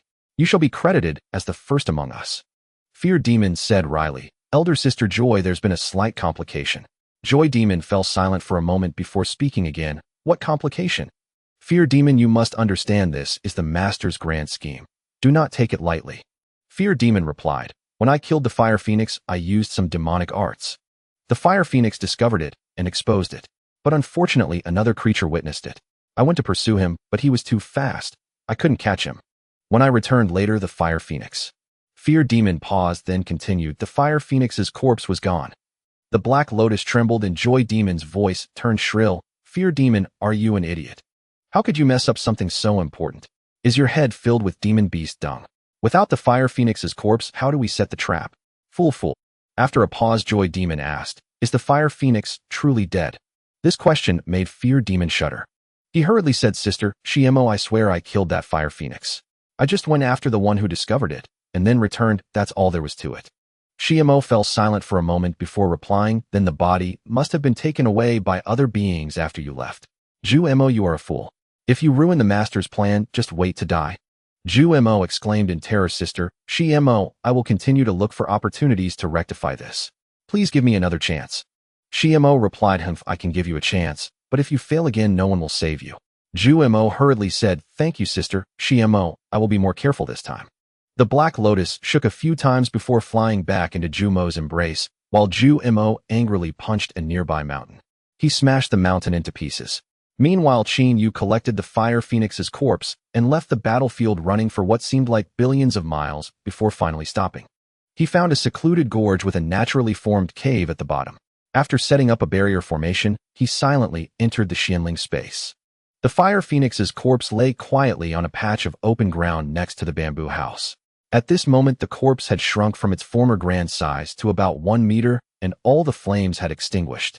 This is one of the miraculous uses of the Xianling space, which can alter the size of the items within. Qin Yu walked around the Fire Phoenix's corpse, clicking his tongue. I must say this phoenix looks truly beautiful. No wonder it can be the king of all birds. Speaking of its blood, feathers, beak, and claws, these are all valuable items. In the future, when I am powerful, these will be excellent materials for refining weapons. As he spoke, his fingertips suddenly touched an unusual feather at the phoenix's neck. This feather appeared no different from the others, but it was connected to a pouch the size of a fingernail, which glimmered with faint spatial laws. A storage pouch. Qin Yu's heart stirred. The storage treasures of the ancient beings often connected to their life essence rather than being like the so-called storage rings in fantasy novels, although those exist too. The Fire Phoenix's storage pouch could still cling to its corpse even after its death, indicating its exceptional material. He carefully used his spiritual power to peel it away. The moment the pouch detached from the phoenix's corpse, it abruptly expanded to palm size, and 3 fiery patterns appeared at the opening, indicating that it could only be opened with fire elemental spiritual power. Qin Yu chuckled. Although he was a body of thunder, thunder and fire are inseparable. Moreover, he had cultivated the 5 elements true thunder, which inherently contained fire elemental thunder laws. Qin Yu circulated the spiritual power within his body, lightning flickering at his fingertips intermingled with flames as he pointed at the storage pouch. After all, the original owner of the pouch was dead, so this was already an ownerless item. Before long, the 3 fiery patterns were fully unlocked. The pouch opened with a buzz, and a rich spiritual energy, mixed with the fragrance of herbs, rushed out, invigorating his spirit. Qin Yu's divine sense probed inside, discovering that the space within the storage pouch measured 10 feet square, with the most eye-catching feature being a mountain of fairy crystals. These fairy crystals were not ordinary, but contained the essence of fire, glowing a deep red, with flickering flames visible at their cores. These were the best fairy crystals used by the Phoenix clan. Qin Yu counted roughly and found there were as many as 3 million, with top-grade fairy crystals accounting for 30%, and even 3,000 pieces the size of basin, where the flames were nearly solidified. The remaining were mostly mid-grade fairy crystals, with few low-grade ones. Beside the crystal mountain were various spiritual treasures, including palm-sized spiritual fruits, their skins adorned with intricate flame patterns. There was also a red grass about a foot long with leaves as transparent as rubies, containing fire elemental spiritual power more refined than the Li Hua fairy crystals. Additionally, there was a 2-foot-tall spirit ginseng, its roots entwined with orange flames, exuding a life force that made Qin Yu's primordial spirit tremble. There were various other spiritual treasures and plants that dazzled Qin Yu. However, Qin Yu stated, I don't recognize a single one of these. Apart from that, there was also a piece of top-grade innate spiritual armor and a top-grade innate spiritual spear, as well as several mid-grade spiritual treasures. Furthermore, there were several ancient books made from beast skins detailing some cultivation methods of the Phoenix clan, among which was a wooden box containing a technique called Nanming Li Hua Ju, which elaborated on the refining methods of Li Hua's essence, making Qin Yu exclaim that he had struck gold. Qin Yu sighed. Indeed, this is the golden belt. Snatching it feels even better. He stored all the items from the storage pouch into his Xianling space. This storage pouch, at least for now, cannot be used. Besides, it seems he does not need to use it as he has his own Xianling space. Why would he worry about not having enough room? Qin Yu stared at the resources before him, somewhat dazed, considering whether he should cultivate for a bit, as his own cultivation was still somewhat lacking. Though most of these fairy crystals and spiritual treasures were of the fire attribute, thunder itself has a strong adaptability. Otherwise, how could there be 5 elements: divine thunder, yin-yang divine thunder, and life and death divine thunder? So in principle, he could absorb these fire attribute fairy crystals. Most importantly, Qin Yu felt a strong desire from his body towards that 2-foot-long spirit ginseng. This indicates that it would definitely be of great benefit to him. Alas, the mountain pig has never eaten fine bran. It is embarrassing not to recognize good things right in front of me. However, Qin Yu declared that he still had the courage to give it a try. Even if he absorbs too much fire attribute spiritual energy and cannot improve his cultivation, he could always refine it into the third fire yang thunder. Thinking and doing, Qin Yu was never one to dawdle. He directly took out 100 top-grade fire attribute fairy crystals and placed them around himself. Then he took out the spirit ginseng. As soon as the spirit ginseng was out, waves of life energy emanated from it. The life force radiated throughout the cave, filling it with vitality. Without hesitation, Qin Yu opened his mouth and swallowed the spirit ginseng. Although it looked 2 feet long and quite large, Qin Yu found that it melted in his mouth immediately, not delaying him at all. Qin Yu immediately began to operate his thunder origin technique, digesting and absorbing the immense energy that had just entered his body. The 100 top-grade fairy crystals around him also radiated a gentle red light, with streams of spiritual energy being drawn out and converging towards Qin Yu's body. Qin Yu underestimated his own technique. As a reward from the system, the thunder origin technique perfectly illustrated the saying, "What the system produces must be of high quality." Although the energy from the spirit ginseng was immense, it was very gentle. When the fire attribute spiritual energy was absorbed into his body, it was harmonized by this gentle energy, causing no harm to Qin Yu. However, under the cultivation of Qin Yu's technique, it was rapidly differentiated by the thunder power within him, drawn along his meridians and ultimately transformed into pure spiritual energy that Qin Yu absorbed. Qin Yu had likely never imagined that cultivation could be this effortless. Yet after all, how long had it been since he had transformed? His original cultivation had merely been passively absorbing the essence of thunder. This cultivation session seemed to have opened a new world for Qin Yu. He had never realized that cultivation could be so exhilarating. Watching his cultivation base steadily advance, he felt an odd sensation akin to watching his phone charge. The moment the super-fast charging indicator appeared, the battery percentage began to jump rapidly, even if only at the second decimal place. Yet the distinct sense of charging brought him immense satisfaction. Originally at the 6th rotation, under the immense medicinal power of the spiritual ginseng and the nourishment of 100 top-grade fire-attributed immortal crystals, his cultivation base surged rapidly toward the mid-stage of the golden immortal realm. Oh no, that wasn't quite right. It was more accurate to say he was advancing toward the mid-stage of the 6th rotation. Thus day after day passed in Qin Yu's cultivation. The mid-stage of the 6th rotation was soon achieved without any bottlenecks, effortlessly. Qin Yu did not stop, for he sensed that more than half of the spiritual ginseng's medicinal power remained. Based on his current progress, he estimated that reaching the peak of the 6th rotation would be no problem. With this thought, he retrieved another 1,000 top-grade fire-attributed immortal crystals and placed them around himself, then resumed his cultivation. In the boundless wilderness, time was immeasurable. Qin Yu himself had no idea how long he had cultivated, but he knew his cultivation base was steadily increasing. His aura grew heavier, and the thunderous power around him crackled incessantly, forming a flowing membrane of light on his skin. 6 types of thunder moved in orderly patterns across this membrane, making him appear like a sovereign of lightning. As the last fire-attributed immortal crystal was refined, Qin Yu slowly opened his eyes. 2 bolts of lightning shot from his gaze, striking the cavern wall and leaving 2 small holes. The wandering thunder on his body gradually receded into him, and his entire being calmed. Qin Yu smiled faintly, stood up, and nodded in satisfaction. Peak of the 6th rotation. With just one more step, he could break through the limits of the 6th rotation and reach the power of the 7th rotation. Then in the current wilderness, he would no longer be a mere nobody, at least a notable figure. While he was still too weak and could only console himself. In reality, since the beast tribulation had ended not long ago, there were still many powerful beings at the Great Luo, or even the Primordial Realm.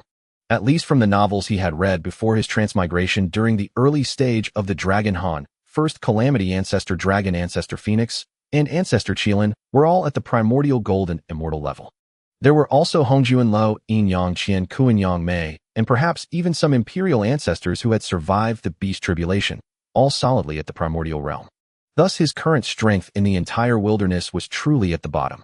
Perhaps only his speed was a bit superior. Qin Yu shook his head and dismissed these thoughts. Having decided to travel and explore the wilderness, he still needed to be cautious, or he might face the danger of death at any moment. That would be a loss not worth taking. For now he had to lie low. Only after growing stronger, at least to the point where he could contend with the 3,000 guests of Zixiao Palace, could he come out and make waves. What? You say to clash with Hongjun and Luoho. Good heavens, how foolish would he have to be to go and fight them heathen? Was that something a little weakling like him could do? Don't be ridiculous.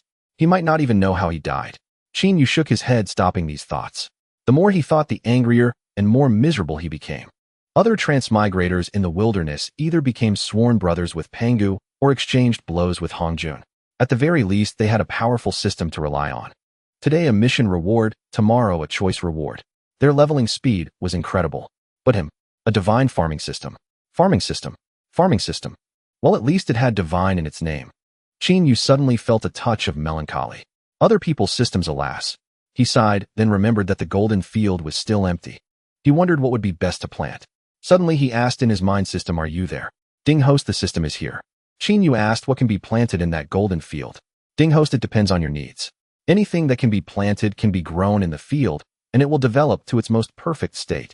Qin Yu said helplessly, if I plant a girlfriend, will I harvest 100 girlfriends in the season? Ding host, the field can only grow plants, not living beings.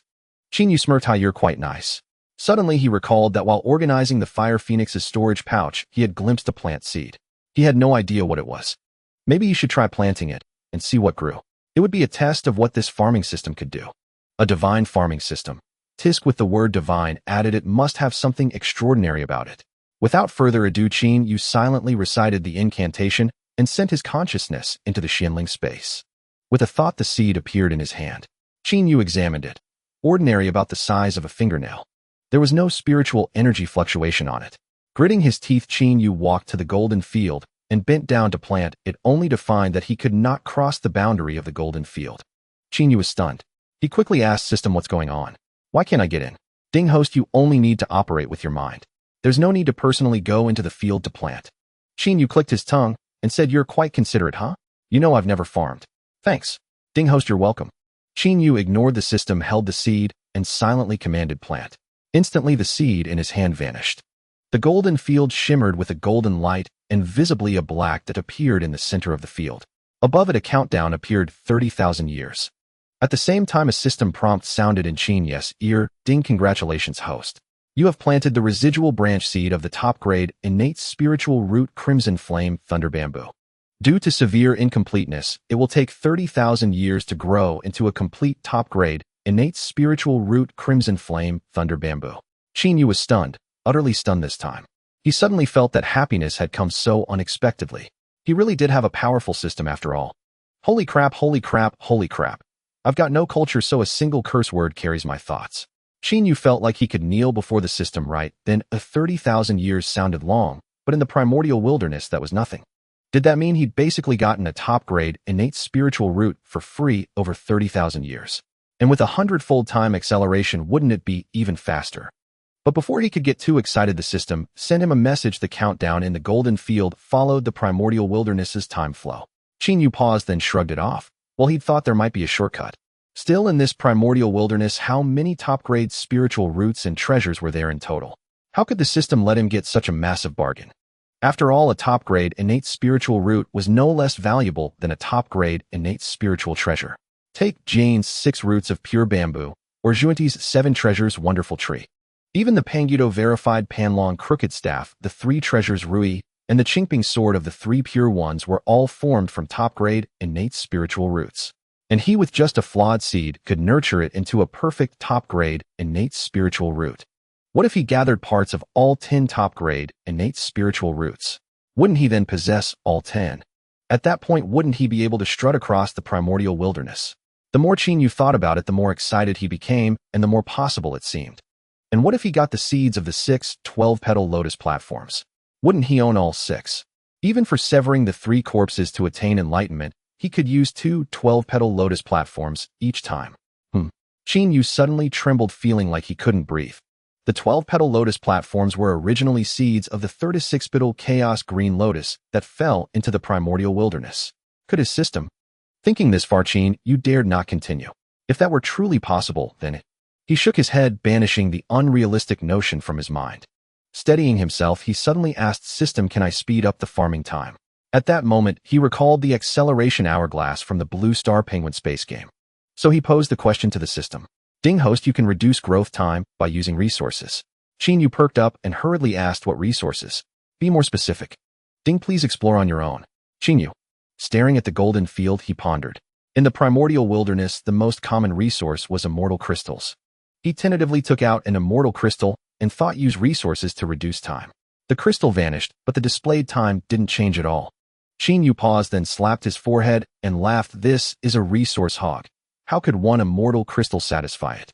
With a firm resolve, he took out all the over 1,000,000 immortal crystals below the middle grade, piling them up like a small mountain. Looking at the golden field's displayed time, he murmured, absorb resources. This time, they didn't vanish into thin air. Instead, a golden beam shot from the field, enveloping the mountain of crystals, then flashed and disappeared. Qin Yu saw the displayed time suddenly jump. Originally showing 30,000 years, it now read 29,130 years and 137 days. He clapped his hands and exclaimed excitedly, it works, it totally works. Huh. Reduced by over 800 years. Then, like a gambler, he began hauling over the immortal crystals and spiritual treasures he'd gathered from the Fire Phoenix's storage pouch, watching the countdown rapidly decrease. Qin Yu's grin stretched wide as a blooming lotus. He even tried letting the golden field absorb the spiritual roots and treasures he'd dug up earlier, and to his surprise it worked. This got Qin Yu so thrilled, he thought he might pass out. In the vast primordial wilderness were such things scarce. He could dig from east to west, from south to north. Wouldn't that be a surefire boost? Pangu, damn it, so I transformed my body into all things just for you, this sneaky digger. Qin Yu, I just like being a cleaner. After Qin Yu used up all the immortal crystals and spiritual treasures he'd obtained, the golden field's countdown had dropped to just 18,000 years. This filled Qin Yu with motivation.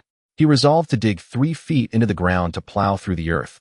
No, to collect every spiritual plant and fruit he encountered along the way. Qin Yu declared this his goal, his greatest ambition. Without further ado, he set to work, brimming with energy. He left the cavern and began his digging journey. A spiritual grass. Dig it up. A spiritual tree. Dig it up. A spiritual fruit. Pick it, take the whole plant. I'm a cleaning brick. Move me wherever needed. In 3 whole days, Qin Yu had advanced less than 20 li. Who would believe it? But behind him was utter desolation, so barren that even a goat would weep. Goat, unfair. All my food's been stolen. Just as Qin Yu was digging with gusto, a wolf howl suddenly echoed from a cave not far away, making his spiritual shovel pause mid-swing. He looked up and saw 2 pairs of crimson eyes staring at him from the cave. Qin Yu put away his shovel and watched the eyes without moving. He sensed that their owners were both golden immortal cultivators, albeit only at the mid-stage. Was this stealing vegetables right at their doorstep? To be honest, being stared at like that made him quite embarrassed. Qin Yu rubbed his nose and said, fellow cultivator. Air friend. While the Tao ancestor Hong Jun hadn't yet begun his lectures, so the term fellow cultivator wasn't in use yet. Qin Yu continued, I'm just dropping by. No ill intentions. After all, since they were golden immortals, they should understand him, right? The left pair of eyes flickered and then shifted downward. Qin Yu narrowed his eyes. He'd watched enough nature documentaries on Blue Star to know that this was the posture an animal took before attacking. He hid his right hand behind his back, quietly gathering spiritual power, and stared warily at the eyes. Suddenly the eyes shot upward, a howl rang out, and a blood-red orb shot toward him. Before Qin Yu could react, the other pair of eyes lunged forward, and a gray shadow pounced straight at him. Damn, 1 physical attack and 1 magical attack. You two coordinate pretty well, huh?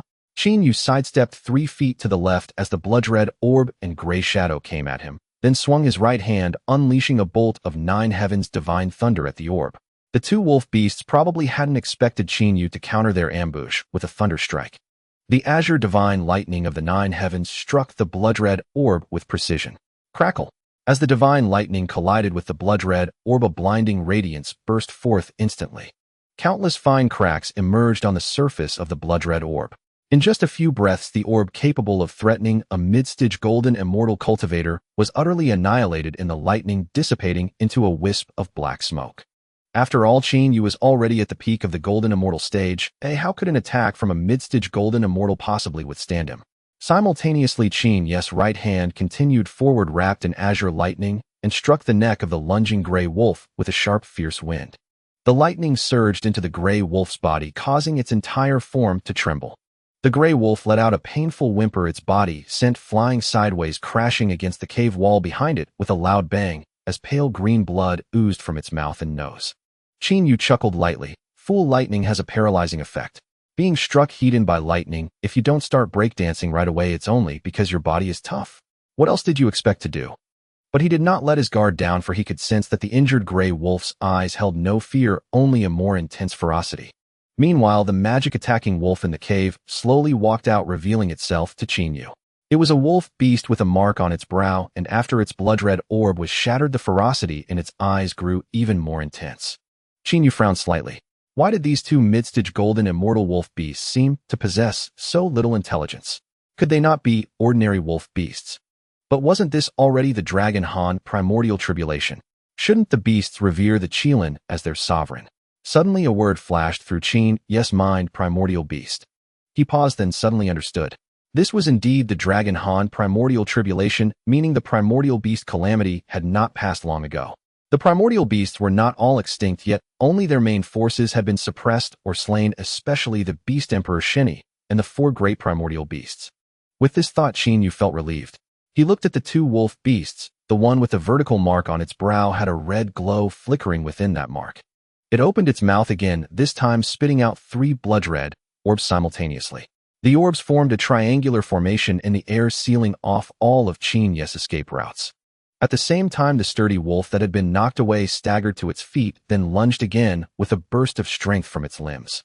This time a cold gleam covered its claws, clearly using its ultimate skill to fight Qin Yu to a mutual defeat.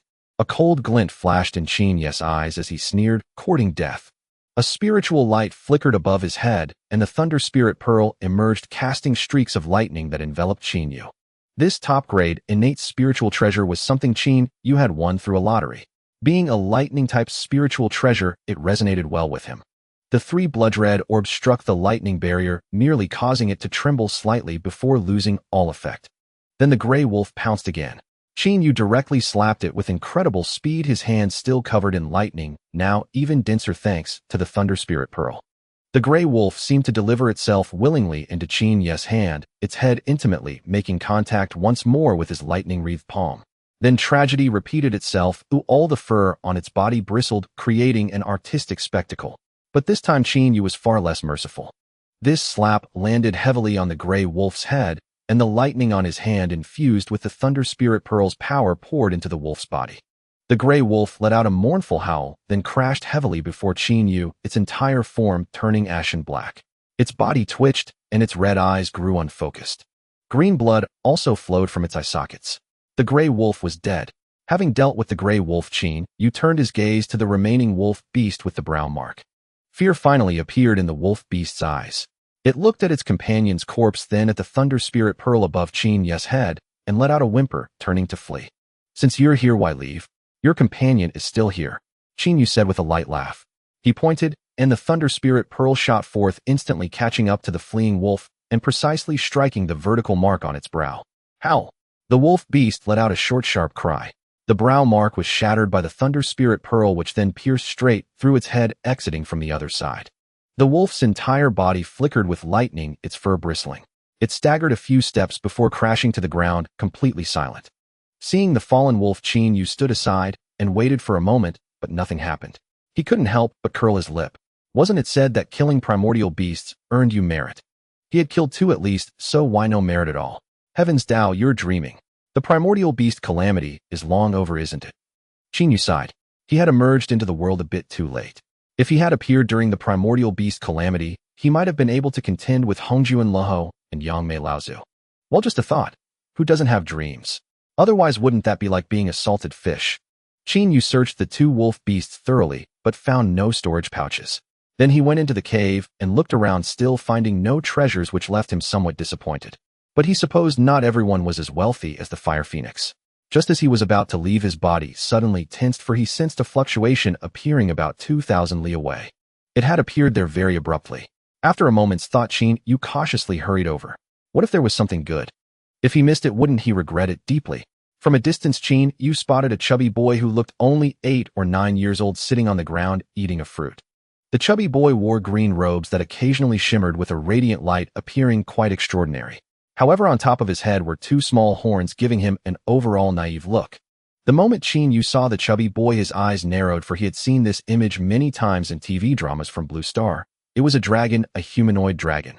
TV dramas always portrayed them this way, just with horns of varying sizes. Judging by his eating expression, this chubby boy was a naive dragon. But why would a naive dragon come here at this time? The direction he was heading wasn't toward the sea, so how did he end up here? Qin Yu gazed at the naive dragon and walked straight toward him. The naive dragon paid no attention to Qin Yu's approach, utterly absorbed in devouring the fruit in his hands. Perhaps it was truly that delicious. Qin Yu stopped before him and carefully sensed his aura. To his surprise, this naive dragon also possessed the peak cultivation of a golden immortal just like himself. This made Qin Yu question his own existence. Was golden immortal merely the baseline of the primordial world? Since his transformation, he had encountered only 5 beings, and the weakest among them were at the mid-golden immortal stage. 2 of them were even ferocious beasts.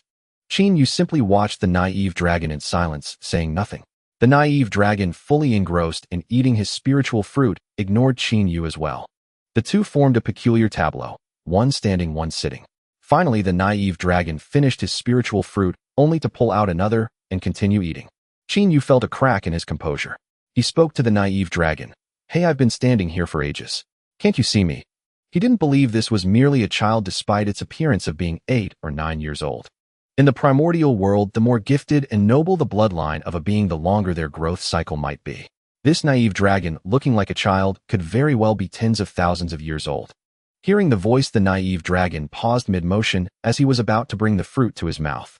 He looked up at Qin Yu in confusion, then with a simple-minded charm offered the fruit to him, saying, "Brother, you eat too." As he spoke, a conflicted expression crossed his face. He stared at Qin Yu as if pleading, "Don't agree, please don't agree." Qin Yu instinctively glanced at the spiritual fruit. Though he hadn't seen much of the primordial world, he could instantly tell that this fruit was extraordinary. The fruit was oval in shape, yet it resembled a dragon's eye with 9 colored spiral patterns wrapping around its ink green peel. At its tip sprouted a small red horn-like protrusion. Through the bite the naive dragon had taken, the flesh was revealed, translucent as deep-sea ice crystals with a core embedded with a tiny dark gold dragon-patterned pearl. The entire fruit exuded dense spiritual energy. Seeing the naive dragon's reluctant and conflicted expression, Qin Yu knew this fruit was undoubtedly priceless. Amused by the dragon's expression, Qin Yu deliberately said, "All right then, big brother will have some too." He reached out to take the fruit. A flicker of reluctance passed through the naive dragon's eyes, yet he maintained his outstretched hand, offering the fruit. Qin Yu's eyes showed a trace of surprise. This naive dragon wasn't so bad after all. Smiling, Qin Yu used his reaching hand to pat the naive dragon's head and said, "Big brother doesn't want it, you eat it yourself." Joy flashed in the dragon's eyes, but he stubbornly kept his hand outstretched, insisting for brother to eat. Qin Yu laughed heartily and sat down directly across from the naive dragon. He gently pushed the dragon's hand down and asked, "What's your name?" The naive dragon looked at Qin Yu without hesitation and replied, "My name is Ao Qing. My father is the ancestral dragon and my mother is the dragon mother." Good heavens! He was the direct son of the ancestral dragon and the dragon mother. This identity was no small matter.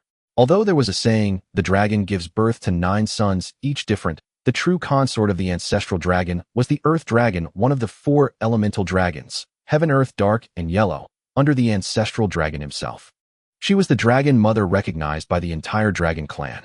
The other 3 dragons served as the clan's 3 great elders. However, the dragon's nature was inherently lustful, so the ancestral dragon had sired offspring with many races, leaving behind countless bloodlines bearing dragon heritage. Qin Yu suddenly froze, sensing something amiss. If he was the son of the ancestral dragon, why was he alone here? This place was closer to Mount Buzhou, millions of trillions of miles from the Eastern Sea. Even at Qin Yu's current speed, flying at full power, it would take at least a century to reach the Eastern Sea. Qin Yu's expression grew serious. This naive dragon was so trusting of him, and as a modern youth with a sense of morality, Qin Yu couldn't bring himself to abandon him here. After all, this was the era of the Dragon Han calamity. Qin Yu suddenly asked, "How did you end up here?" Ao Qing looked at him and replied, "Brother Ao Xian brought Qing'er here. He said he was going to find delicious spiritual fruits for Qing." Qin Yu's eyes widened. Wasn't this the classic plot of luring a child to a remote place and abandoning him? Damn, this Ao Xian was quite bold, daring to lure away the son of the ancestral dragon. Wait, Ao Xian. Why did that name sound so familiar? Qin Yu racked his memory because he did have an impression of that name. Perhaps because he was now a golden immortal, Qin Yu felt his memory had improved significantly. He could even recall trivial matters from his childhood on Blue Star. Slowly, information about Ao Xian surfaced. Ao Xian, despite having the character Xian in his name, was not the dark dragon of the 4 elemental dragons, but a 7-clawed golden dragon. That alone was unremarkable. But Qin Yu remembered clearly Mo, the leader of the 7 emotions and 6 desires envoys under Luo, Ho had infiltrated the dragon clan alone for her master's grand plan of the 3 clans war. She planted a demon seed in a 7-clawed golden dragon and ultimately succeeded in possessing it. And that golden dragon was named Ao Xian. Later, Ao Xian advised the ancestral dragon to expand and instigate war. She was in fact the greatest catalyst for the war among the 3 clans. Cold sweat suddenly broke out on Qin Yu's forehead. This was the leader of the 7 emotions and 6 desires envoys, a peak de Luo golden immortal. If it was truly her motive for bringing Ao Qing here was obvious. He had just thwarted the matter with the Fire Phoenix, and now he had stumbled into the plans of the Demon Clan once again. So Mo, the leader of the 7 emotions and 6 desires envoys, had personally descended to bring the son of the ancestral dragon into danger. She wouldn't act directly, but she would surely have demons planted in the Phoenix or Qilin clans do the deed. Only then could she better achieve her goal of sowing chaos among the 3 clans. No wonder. The Fire Phoenix was the child of Yuan Feng, essentially a princess of the Phoenix clan. She was one of the 9 phoenixes born from Yuan Feng. Although in the Phoenix clan Feng was male, and Huang female, Yuan Feng herself was female. Among her 9 children, the Gold Phoenix and Fire Phoenix were both female. Since Qin Yu had taken the Fire Phoenix's corpse, Mo was likely truly anxious. Did she really think she could find another child of Yuan Feng to kill so soon? Did she take the Phoenix clan for fools? Qin Yu felt a wave of panic as a de Luo golden immortal level being could appear at any moment. At that time, he might not even know how he died.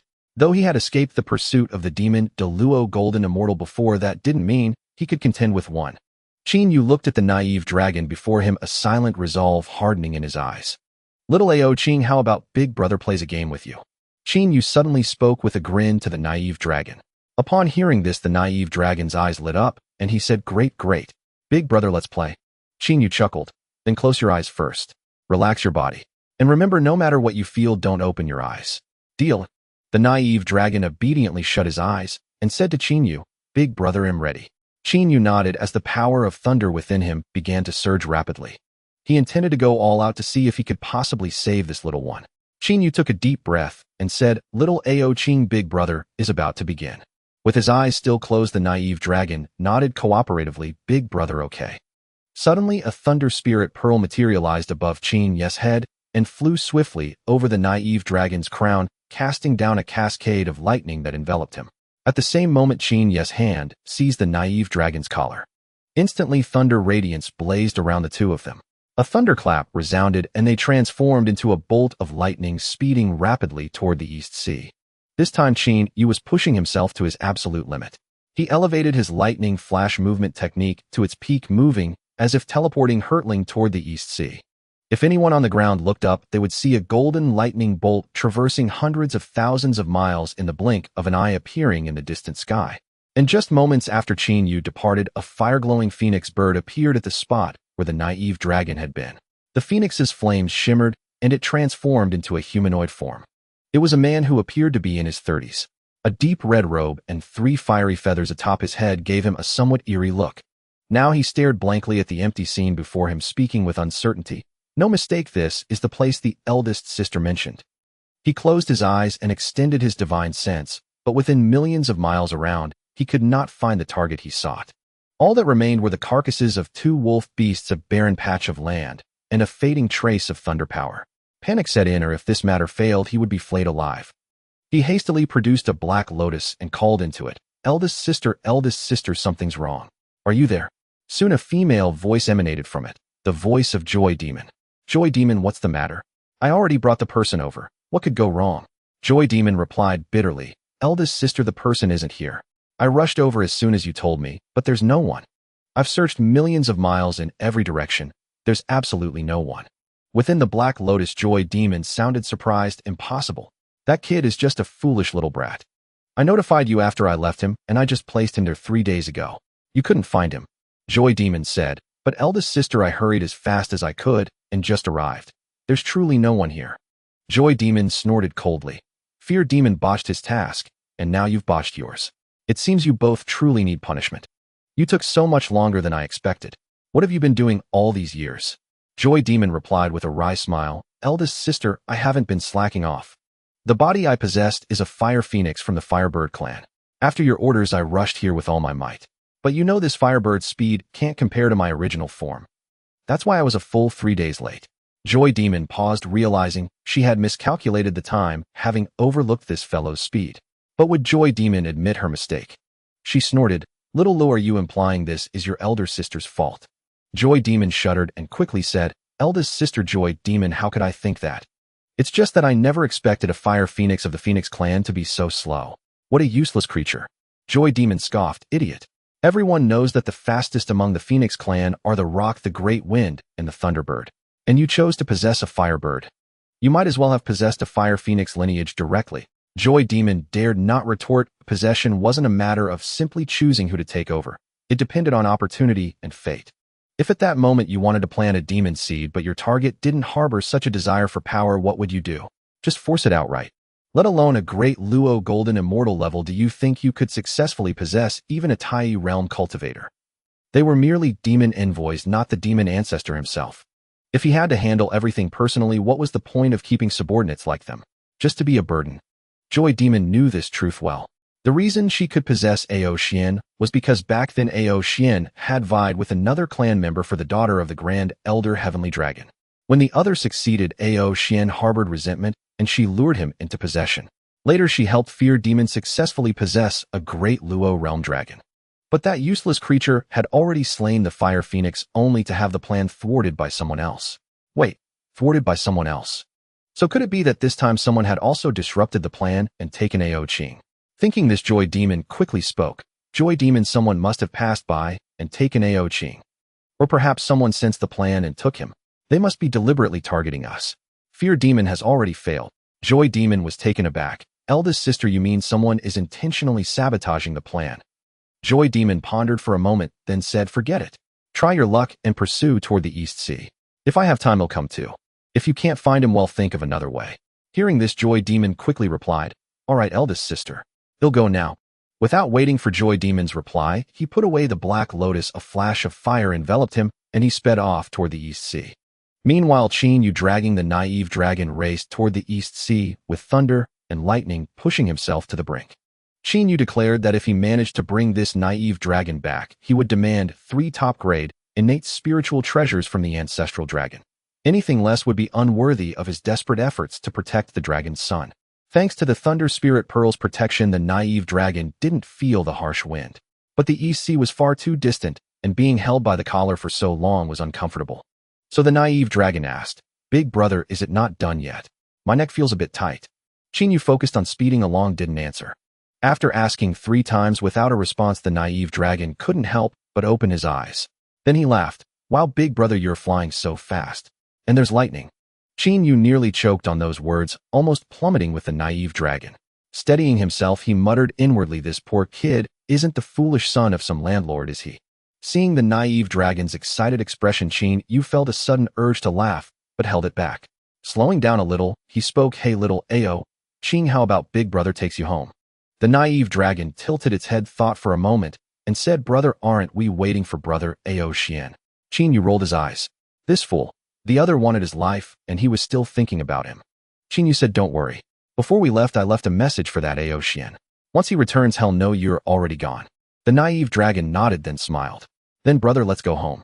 I miss my mother too. It's been so long since I've been out." Qin Yu chuckled. "All right, I'll take you back to the East Sea."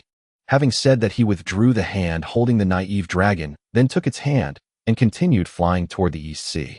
Perhaps because time had passed, Qin Yu had grown somewhat careless. After all, in his view, he had been flying with the naive dragon for nearly 80 years.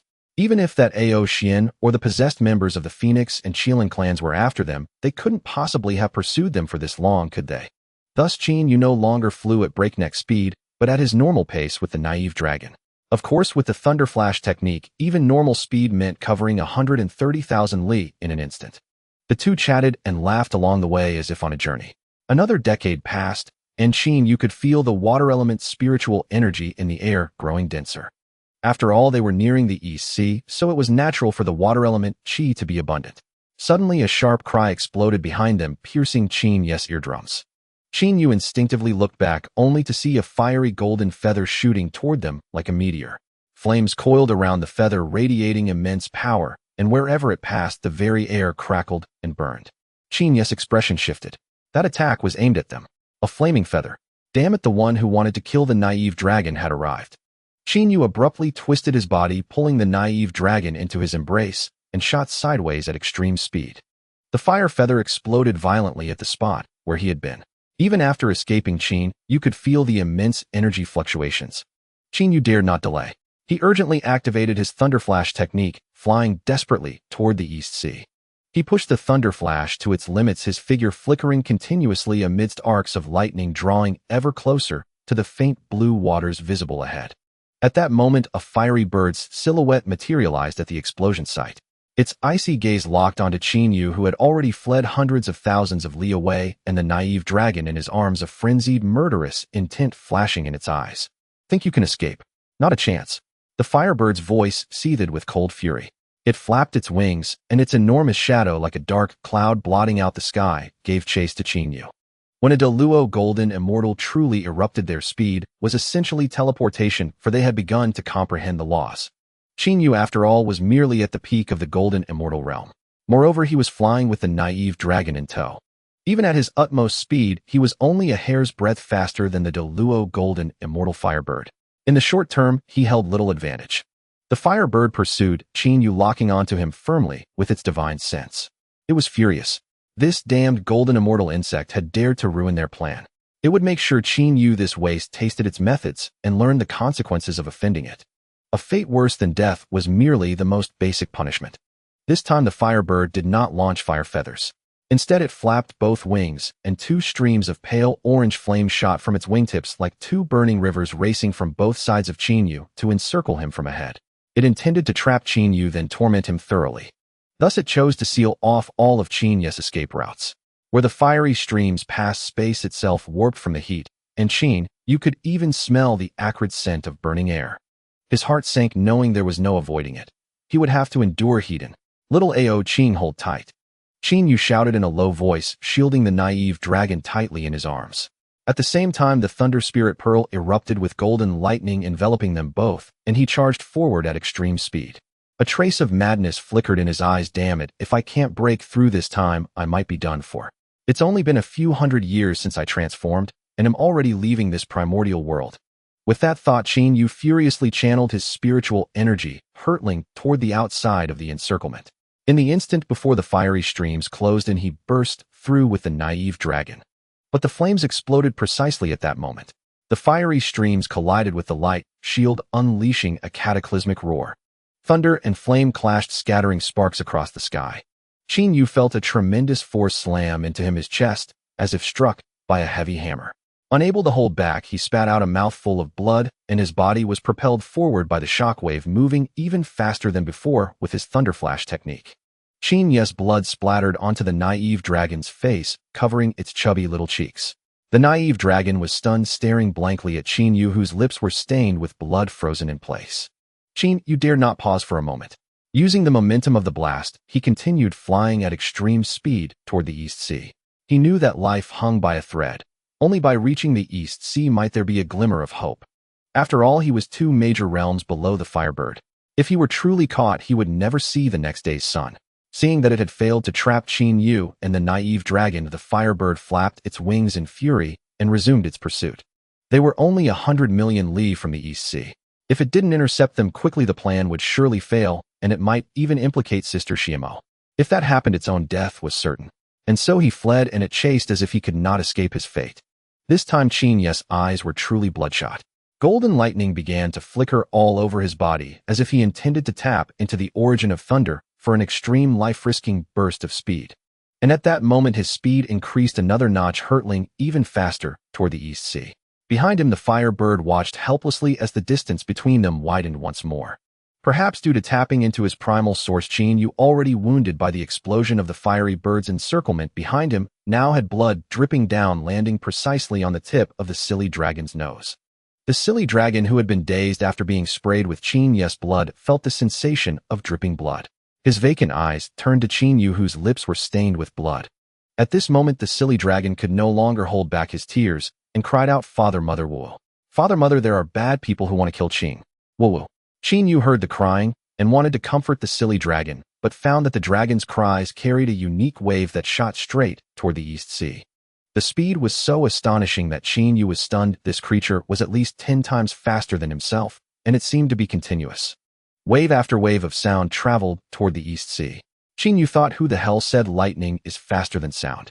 This isn't how it's supposed to work, is it? What he didn't notice was that a shell necklace around the silly dragon's neck was now glowing with a soft blue light. Qin Yu maintained his speed with flashes of lightning and bursts of crying echoing around him. After all, there was still a Deluo-level expert chasing him. At that very moment, a massive vortex suddenly appeared on the surface of the East Sea, and behind the vortex, 2 giant dragons slowly emerged from beneath the water. Behind the giant dragons, countless shrimp soldiers and crab generals also surfaced. Qin Yu, carrying the crying silly dragon, abruptly appeared on the eastern shore and continued flying toward the East Sea. "How dare you? The son of the dragon ancestor, the young master of the dragon clan, is someone a mere golden immortal like you can abduct." Suddenly, a furious roar came from the direction of the East Sea. Qin Yu was startled and quickly slowed down, stopping midair. Was he safe now? He looked up and saw 2 true dragons leading a group of shrimp soldiers and crab generals on the East Sea staring at him, and the silly dragon in his arms with icy gazes. Qin Yu let out a long sigh of relief and quickly descended toward the sea surface, intending to let the dragon clan deal with that firebird, which was definitely a spy for the demon race. But before Qin Yu could reach the sea, one of the true dragons spoke again. "You lowly brat, release the young master of our dragon clan immediately, or I will tear out your tendons, flay your skin, and grind your bones to dust." Qin Yu raised an eyebrow upon hearing this. Did this guy think he had captured the silly dragon? Was this a threat? Qin Yu stopped, looked at the still crying silly dragon, took a breath, patted his back, and said, "Little Ao Qin, don't cry. We're safe now."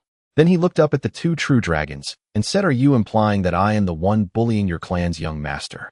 Is the dragon clan so indiscriminate?" The true dragon who had spoken first sneered, "What do you think? You can just claim to have done us a favor. Don't tell me you actually saved our young master." Qin Yu was about to speak when the other true dragon interjected, "Ao Chong, enough." Then he said to Qin Yu, "Young friend, would you release the young master of our clan? If you have any requests, feel free to speak. Our dragon clan is a supreme race of the primordial world, and I believe we can satisfy you." Qin Yu raised an eyebrow and a smirk curled at the corner of his mouth. He had thought the one who spoke later was reasonable, but it turned out to be the same kind of arrogant fool. Qin Yu sneered and said, "The dragon clan is the greatest clan in the primordial world, so I assume everything you say must be true, right?" A flicker of mockery passed through the dragon's eyes as he replied, "Just say what you want. With the strength of our dragon clan, we will surely fulfill your request." Qin Yu nodded thought for a moment and said, "Then give me 2 chaos numinous treasures, the kind used by the 3,000 chaos demon gods." Both true dragons were stunned. Forget chaos numinous treasures, even high-grade innate spiritual treasures were something they each had only one of. This little beast sure had a nerve. Before they could respond, Qin Yu continued, "None. Well, that's awkward, isn't it? How about some Pangus essence blood? Give me a jug." The dragon named Ao Chong roared angrily, "Brat, are you deliberately looking for trouble?" Qin Yu shrugged and said, "None of that either." "All right, then you must have an innate supreme treasure, right? I'm not greedy, just give me one. The dragon clan is the greatest clan in the primordial world. You must have at least 100 innate supreme treasures, right?" Even the dragon who had spoken later could no longer hold back and said, "Young friend, this is not the way to talk." Qin Yu said, "Oh," and then asked, "So you must have a top-grade innate spiritual treasure, right?" "Just one top-grade innate spiritual treasure will do." Ao Chong roared, "Little beast, you're asking for death." Qin Yu sneered and no longer held back. He said directly, "I thought the dragon clan was something special. Anyone listening to you two would think you could destroy heaven and earth with a wave of your hand and kill even Pangu himself. You said I could ask for anything that you could satisfy me." Qin Yu suddenly burst into laughter. "If you don't have the strength, don't brag. Do you think you can just say whatever because there's no tax on boasting?" At this point, both true dragons' faces darkened. They glared at Qin Yu. If looks could kill, he would have been reduced to ashes. Qin Yu looked at them. These two were probably only at the early stage of Tai Golden Immortal.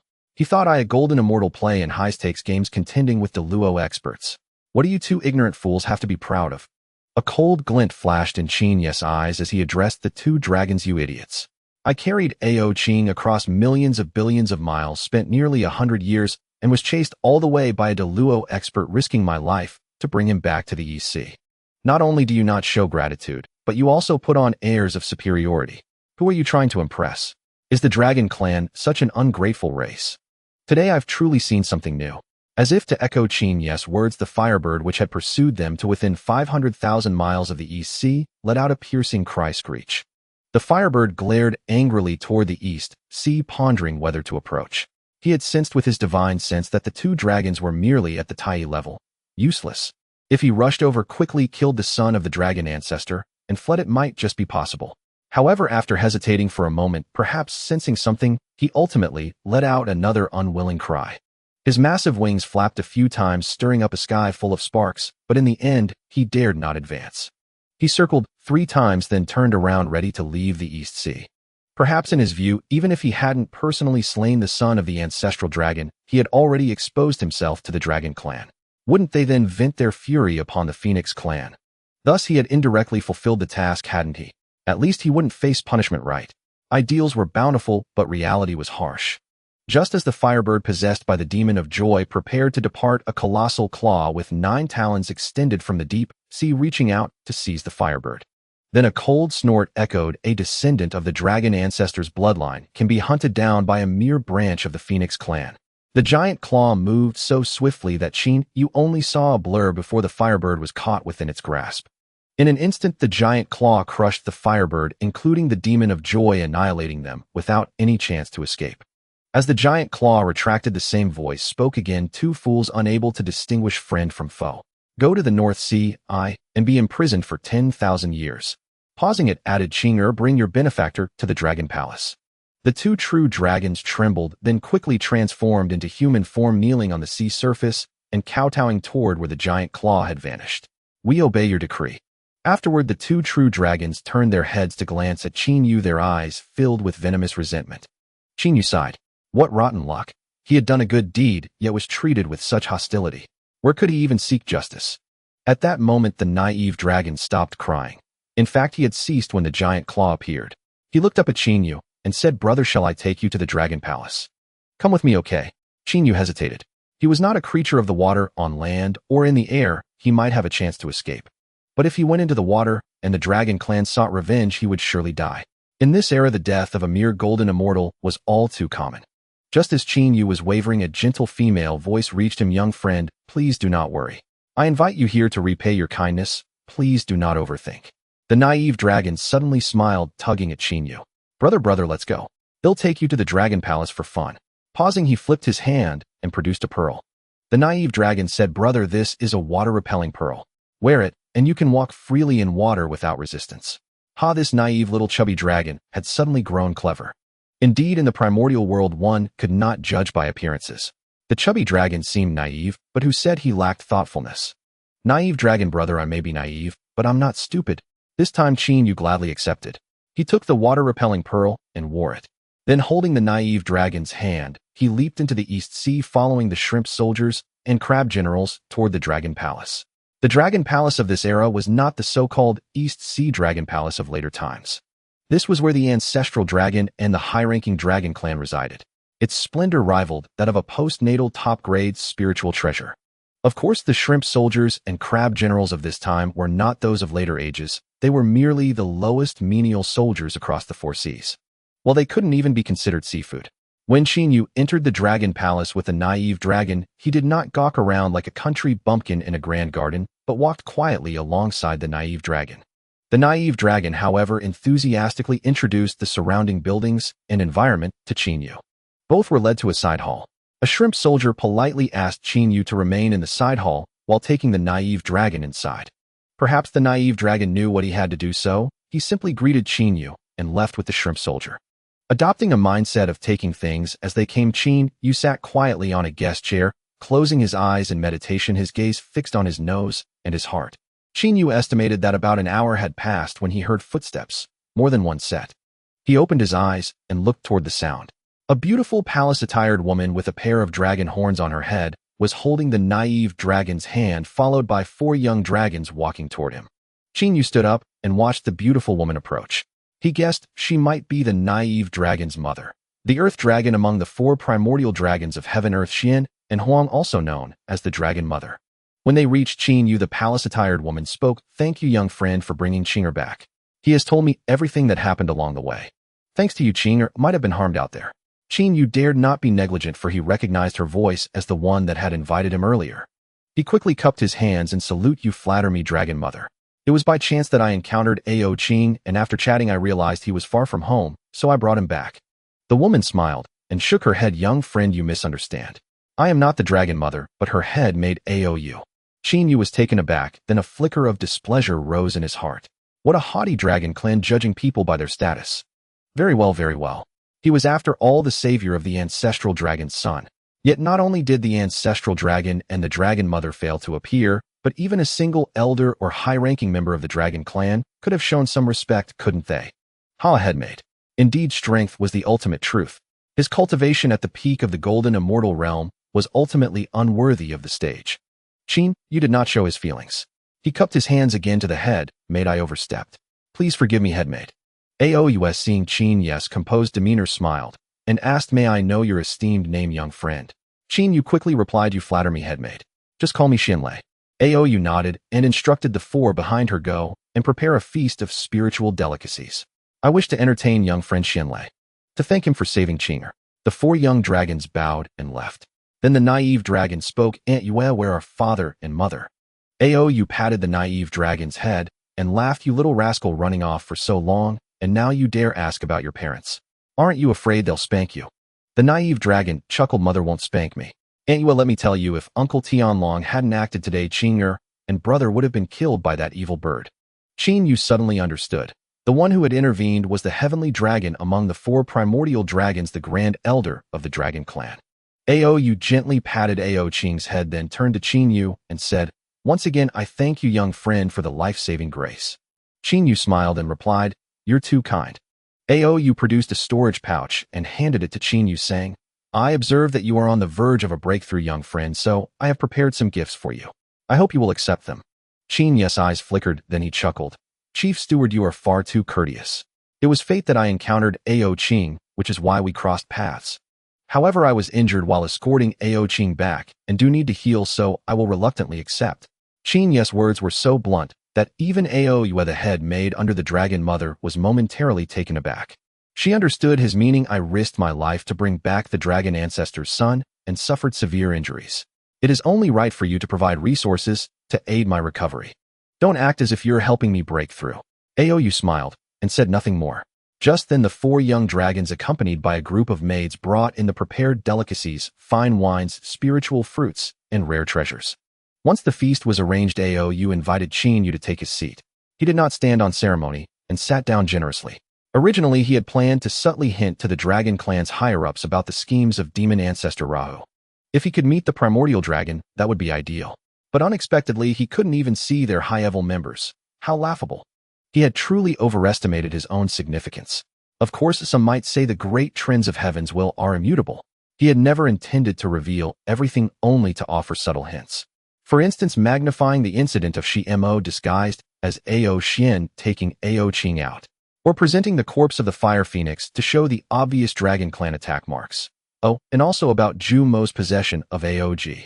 The Dragon Clan was destined for this calamity. Never mind, he was no saint.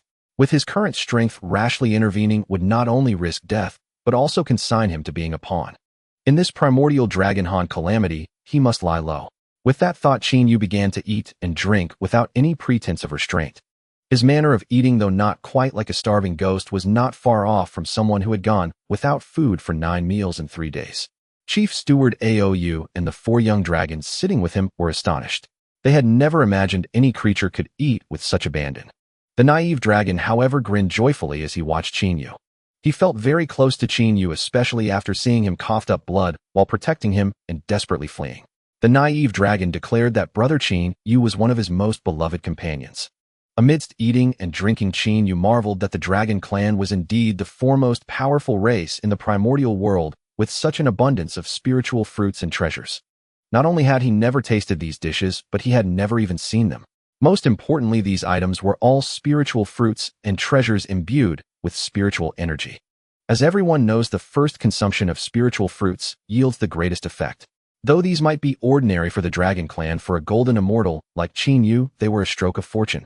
Besides, it was clear the dragon clan had no intention of forming a deep bond with him. This friendly encounter might be their only interaction.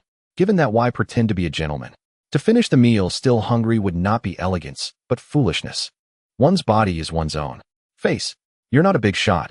Why bother with dignity? The 4 young dragons accompanying him sneered at Qin Yu's eating habits. For the dragon clan, these spiritual fruits and treasures were of the lowest banquet standard. One of the young men couldn't help but say, "Friend, eat slowly. If it's not enough, they'll have more brought."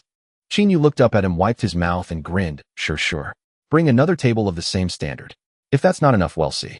Of course, if you want to serve some top-grade spiritual fruits, I wouldn't mind. The young dragon's mouth twitched, but he said nothing. Yet the disdain in his eyes was unmistakable. Chief Steward Aou glanced at the young man, then smiled at Qin Yu. "Young friend, take your time eating. No rush." Then she said to the young man, "Ao Feng, go prepare another banquet." Ao Feng nodded with a twitching mouth and rose to do so. Qin Yu cast him a faint glance, but said nothing, continuing with his meal. He felt the spiritual energy within him growing denser, as if he could ascend to the Tai realm at will. He also noticed that the injuries from the explosion had partially healed. Qin Yu said to Aou with a smile, "Chief Steward Ao, the Dragon Clan truly is the greatest race in the primordial world. I have witnessed it firsthand." Aou smiled. "If you are willing, young friend, you may stay with the Dragon Clan. Qing happens to lack a playmate." The naive dragon's eyes lit up, and he said to Qin Yu, "Brother, can you stay in the East Sea to play with me?" Qin Yu smiled at the naive dragon. "Little Ao Qing, I have things to attend to."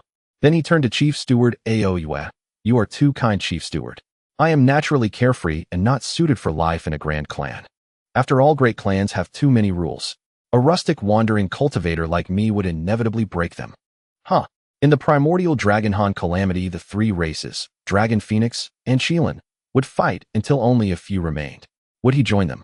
With his current strength, he would undoubtedly be used as cannon fodder. If he refused, he would probably be killed on the spot. Expect them to give him special treatment? Ridiculous. Besides, as a transmigrator with such an overpowered farming system, why would he need to rely on these so-called great clans? He could become a clan unto himself. Given time to develop, his achievements would be no less than those of Zhen Yuanzi or Mingyi at least. No, set a small goal first. Become a sage. No primordial purple chi. I have my system. No merit from the creation of the world. I have my system. No spiritual treasures or roots. I have my system. Time can always be squeezed out. There's no fear of not having enough for the spiritual roots to mature. Once I have spiritual roots, I can obtain all the resources I need. A dragon clan destined for decline. What right do they have to demand my allegiance? Once I have spiritual roots, I can obtain all the resources I need. A dragon clan destined for decline. What right do they have to demand my allegiance? Seeing Qin Yu decline, Aou showed no particular reaction. The reason she came here was simply because Qin Yu had saved the young master of their dragon clan. Ignoring him would make the dragons appear ill-mannered. But how could a mere golden immortal warrant the dragon clan's regard? The meal between them was nothing more than a perfunctory formality. Qin Yu focused solely on eating, while the others focused solely on watching him eat. Perhaps only the naive little dragon was truly delighted, for brother Qin Yu was a guest in their home. After finishing his meal, Qin Yu leaned back in his chair, half closing his eyes with a lazy air. One of the 4 young dragon clansmen muttered under his breath, "What a glutton." Though his voice was low, everyone present, save for Qin Yu and the naive dragon, who were also only at the golden immortal stage, could hear it clearly. Qin Yu laughed heartily, stood up, and said, "Since I've returned little Ao Qing safely, and your clan has hosted me, it's time for me to leave. The road through the primordial wilderness is long, let us part here." With that, Qin Yu clasped his hands towards Steward Aou, smiled at the naive dragon, turned, and strode out of the hall. Seeing Qin Yu leave, the naive dragon hastily jumped off his stool and chased after him. Steward Aou shot a glare at the young dragon clansman before rising and following. Qin Yu quickly left the side hall and retraced his steps along the path he had come. Though it was his first visit, his memory served him well. The naive dragon caught up from the side hall, calling out, "Brother, wait for me." Qin Yu paused mid-step, turned, and saw the little dragon rushing toward him with an anxious expression. A warmth spread through Qin Yu's heart. Perhaps the only one in the entire dragon clan who truly considered him a friend was this naive, chubby little dragon. Qin Yu grinned and said, "Little Ao Qing, is there anything else? Your brother has been here long enough. It's time for him to go and attend to his own matters." The naive dragon ran up, grabbed Qin Yu's hand, and said with reluctance, "Brother, I don't want you to leave." Qin Yu's heart stirred as he felt the naive dragon slip something into his palm while holding his hand. If his senses were correct, it might be a ring or a band. He gazed deeply at the naive dragon, then suddenly smiled. "Little Ao Qing, if you ever face difficulties in the future, come find your brother. I will protect you for a lifetime." This was Qin Yu's promise to Ao Qing. At that moment, he no longer regarded the little chubby dragon as a mere child. This little one possessed his own wisdom and discernment. After speaking, Qin Yu patted the naive dragon's head and gently withdrew his hand. Of course, the ring or band in his hand instantly vanished into his spatial realm. He waved cheerfully at the naive dragon, then turned and left. As he departed, he did not spare a single glance at steward Ao Yue, who stood not far away. The surface of the eastern sea was calm, but suddenly a streak of lightning burst forth from the water, shooting directly into the distance without a moment's pause. Its speed was so immense that it seemed like a mere ripple in the scene, leaving only concentric waves spreading across the sea. Qin Yu sped along, altering his direction several times. He suddenly discovered an island seemingly rich in spiritual energy. Verdant greenery covered the isle, and small beasts roamed through the woods. At the most spiritually dense spot on the island, there was even a waterfall, its waters cascading like a white silk sash into a pool below. When Qin Yu's divine sense swept over the area, he found a cave hidden behind the waterfall. This startled Qin Yu. The setup felt oddly reminiscent of the water curtain cave. And here he was in the Eastern Sea. But now was not the time for exploration. The primordial wilderness was vast beyond measure, and Qin Yu had no map to pinpoint his exact location. After a moment's thought, he descended toward the island below. Having partaken in 2 banquets at the Dragon Clan, and being already at the peak of the Golden Immortal stage, he sensed a faint surge of advancement. It seemed he had reached the perfection of the 6th revolution, though a breakthrough would usher him into the 7th revolution, equivalent to the Tai realm. Thus, he urgently needed a secluded spot to break through. When he reappeared, he stood at the cave entrance. The waterfall posed no obstacle to him. He did not enter, but instead extended his divine sense into the cave. At first, it was merely a pitch-black tunnel, but as Qin Yu's divine sense delved deeper, the space opened up, growing larger and larger. After a moment's consideration, Qin Yu flickered and entered the cave. Inside, there was a spacious cavern with numerous smaller cavities lining the walls. The spiritual energy within was even denser, making it an ideal place for cultivation. Surveying the empty cavern, Qin Yu casually used his spiritual power to carve large stones into a stone table, chairs, a bed, and even bowls and cups. With his arrangement, the place instantly took on the feel of a proper cave dwelling. Qin Yu suddenly chuckled, then dashed to the cave entrance. Using his spiritual power, he inscribed "Water Curtain Cave" above the opening and a couplet on either side. The first line read, "Blessed land of the flower fruit mountain." The second, "Cave heaven of the water curtain cave." After finishing, he laughed. "I don't know if this will become the flower fruit mountain of later ages, but this place is mine for now, ha. I say it is, and so it shall be. Let's see who ends up more bewildered, Juanti or the monkey. Truly a cunning old fox." Afterward, Qin Yu quickly sat cross-legged on the stone bed and retrieved a storage pouch and a ring from his spatial realm. He pondered for a moment, then infused spiritual power into the storage pouch. As his divine sense enveloped it, a space roughly 3 zhang in size appeared in his perception. Inside, there was a small mountain of immortal crystals and 20 jade boxes with nothing else. Qin Yu curled his lip. They really are treating me like a beggar to brush off. Though the pile of immortal crystals were of high grade, they seemed comparable in quantity to those in the Fire Phoenix's storage pouch. It looked substantial, but was ultimately mediocre. He withdrew from the pouch, took out the 20 jade boxes, and laid them on the stone bed. Opening them one by one, he found they all contained mid-grade spiritual roots. After examining them, he identified items like dragon breath flowers, water spirit grass, dragon blood fruits, and cold jade vines, essentially worthless trinkets. Qin Yu laughed in exasperation. The foremost race of the primordial wilderness, the mightiest of the 3 tribes, the rulers of the 4 seas. And this is what they offer. Is this all they have? The gratitude gift for saving the son of the ancestral dragon. Just these shoddy items. Without a moment's hesitation, Qin Yu tossed these items directly into his mysterious spiritual space. These things were nothing but nutrients for his golden wheat field. No, he realized he was insulting dogs. He sighed and then took out the ring given to him by the silly dragon, surging his spiritual power as he probed inside with his divine sense. This was actually a storage space of 200 zhang containing quite a few items. Just the pile of immortal crystals looked more than 3 times larger than the small mountain of immortal crystals in his previous storage bag, and there were 5 such small mountains. Moreover, they were all of high-grade immortal crystals or above. Why do I say above? Because the top-grade immortal crystals were over 20,000 pieces, a whole 20,000 pieces. In addition to these, there were numerous spiritual fruits and treasures quietly placed within the space. Qin Yu immediately spotted the spiritual fruit he had seen when he first met the silly dragon, and there were actually 100 of them here. There were also many spiritual fruits whose names he couldn't recall, but they all seemed to be of the same level as the previous spiritual fruit. Furthermore, besides the spiritual fruits, there were many spiritual plants and treasures. All of them appeared to be extraordinary. Besides these, there were 3 jade boxes quietly placed on a shelf. Qin Yu exited the space, a flicker of complexity passing through his eyes. That little fat dragon, Ao Qing, was indeed quite generous. With a flick of his hand, the 3 jade boxes appeared in his grasp. Qin Yu did not hesitate and opened the first jade box, revealing a jade tube that shimmered with light. Without hesitation, Qin Yu picked up the jade tube and pressed it against his forehead. After a flash of spiritual light, 5 large characters appeared in his mind: Dragon Origin Body Refinement Technique, followed by an influx of immense information entering Qin Yu's consciousness. This was actually a body refinement technique created by the ancestral dragon, only cultivatable by the direct bloodline of the dragon clan. The technique was restricted, allowing only the descendants of the ancestral dragon and the 4 dragons of heaven and earth to practice it. Of course, this doesn't mean the restrictions are too severe that other beings cannot cultivate it. Rather, this technique is only circulated among the high-ranking circles of the dragon clan.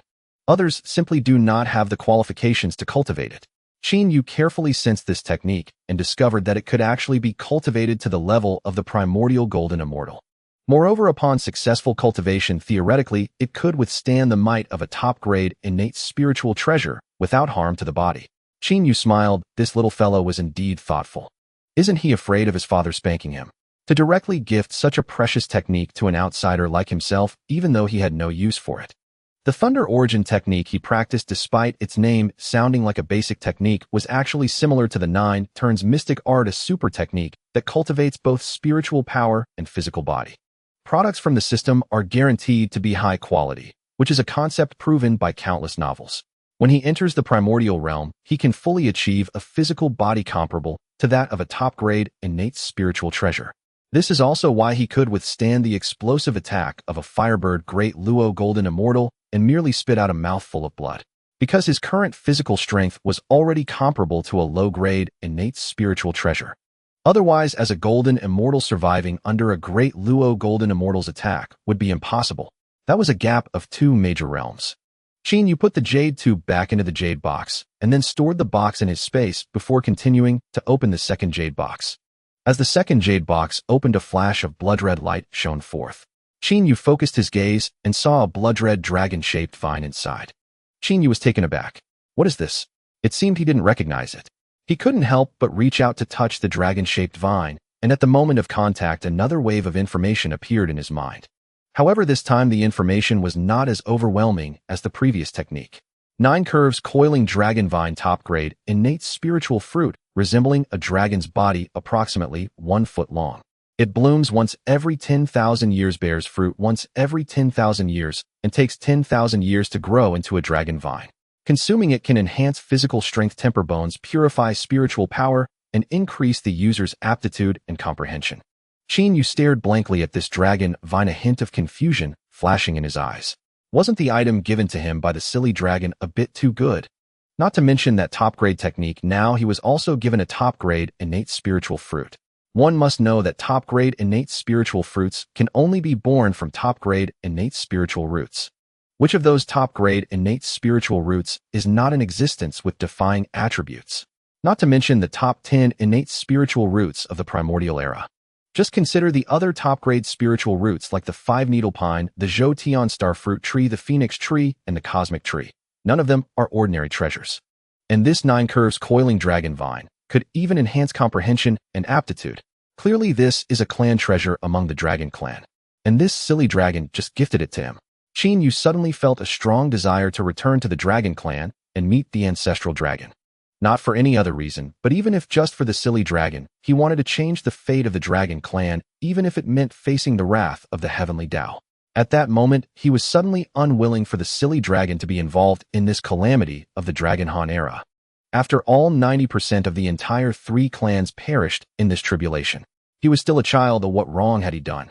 Qin Yu raised his head, gazing towards the depths of the eastern sea, his eyes flickering with a conflicted expression. In the end, he sighed, and thought well, from now on he would pay more attention to the silly dragon. If he were ever in danger, he would surely save him. With this thought in mind, Qin Yu composed himself, closed the jade box, and stored it in his space. He then proceeded to open the 3rd jade box. Upon opening the 3rd jade box, a burst of blue light emerged. Qin Yu focused his gaze and saw 12 orbs the size of infants' fists inside. Each orb radiated a gentle blue light, and upon closer inspection, it seemed to contain a blue ocean within. Qin Yu picked up one of the orbs and examined it carefully, then infused it with a stream of spiritual power. Information about the orb appeared in Qin Yu's mind. See, stabilizing divine pearl, mid-grade, innate spiritual treasure, contains a space within holding a sea of water. It can dazzle the enemy's divine sense and 5 senses, its power unmatched, and can be combined into a string to emit 5-colored brilliance. Qin Yu's eyes flashed with sharp light. See, stabilizing divine pearl. This is a good item. In novels it is said there are a total of 36 sea stabilizing divine pearls, but 24 have been obtained by the Tao ancestor Hongjun. Ultimately, after giving a sermon in the Purple Cloud's palace, it was acquired by the Tongtian teacher at the Treasure Division Cliff. Later it was rewarded to the Outer Sect's master brother Zhao Gongming. Zhao Gongming used it during the Fengshan period to make the disciples of the Chan sect cry and wail. In the end, it was taken by the Burning Lamp Taoist, who was deceived, and combined with the Burning Lamp Taoist Qinquan rulers, simplified into the 24 heavens, becoming the source of the Burning Lamp Taoist's magical power. Unexpectedly, there were indeed the remaining 12 calming sea pearls which the naive dragon had gifted to him. Qin Yu slowly closed his eyes, his heart filled with complex emotions. In his view, having traversed into the primordial world, he only needed to use his own means to attain the status of a saint. Only then could he transform from an ordinary pawn into a player of the game.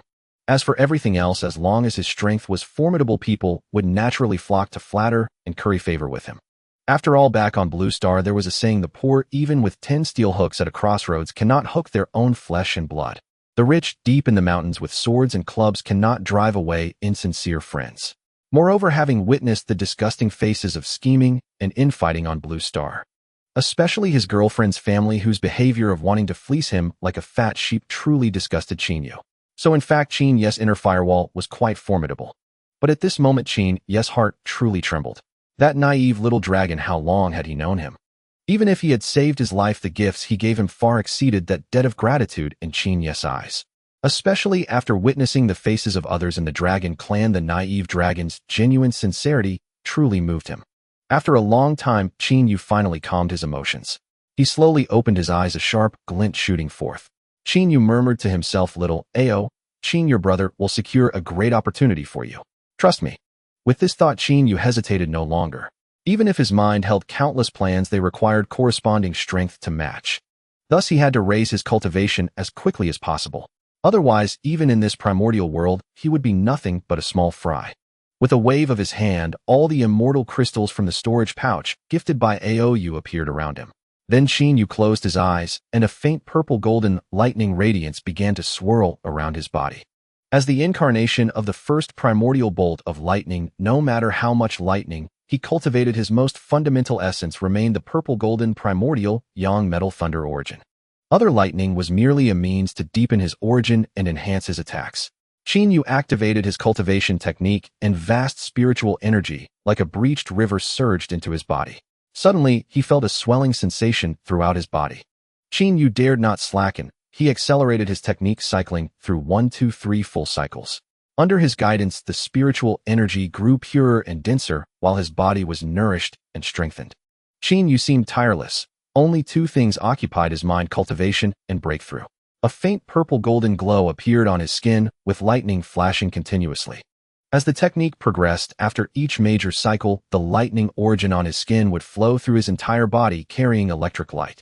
His body, already healed by the previous 2 feasts of spiritual fruits and treasures, rapidly recovered. As it healed, the spiritual energy circulated faster within him. Qin Yu could clearly feel his flesh undergoing a transformation. Every inch of skin, every bone tempered by lightning, its strength increasing visibly. He could even hear the faint clang of bones grinding like metal striking metal.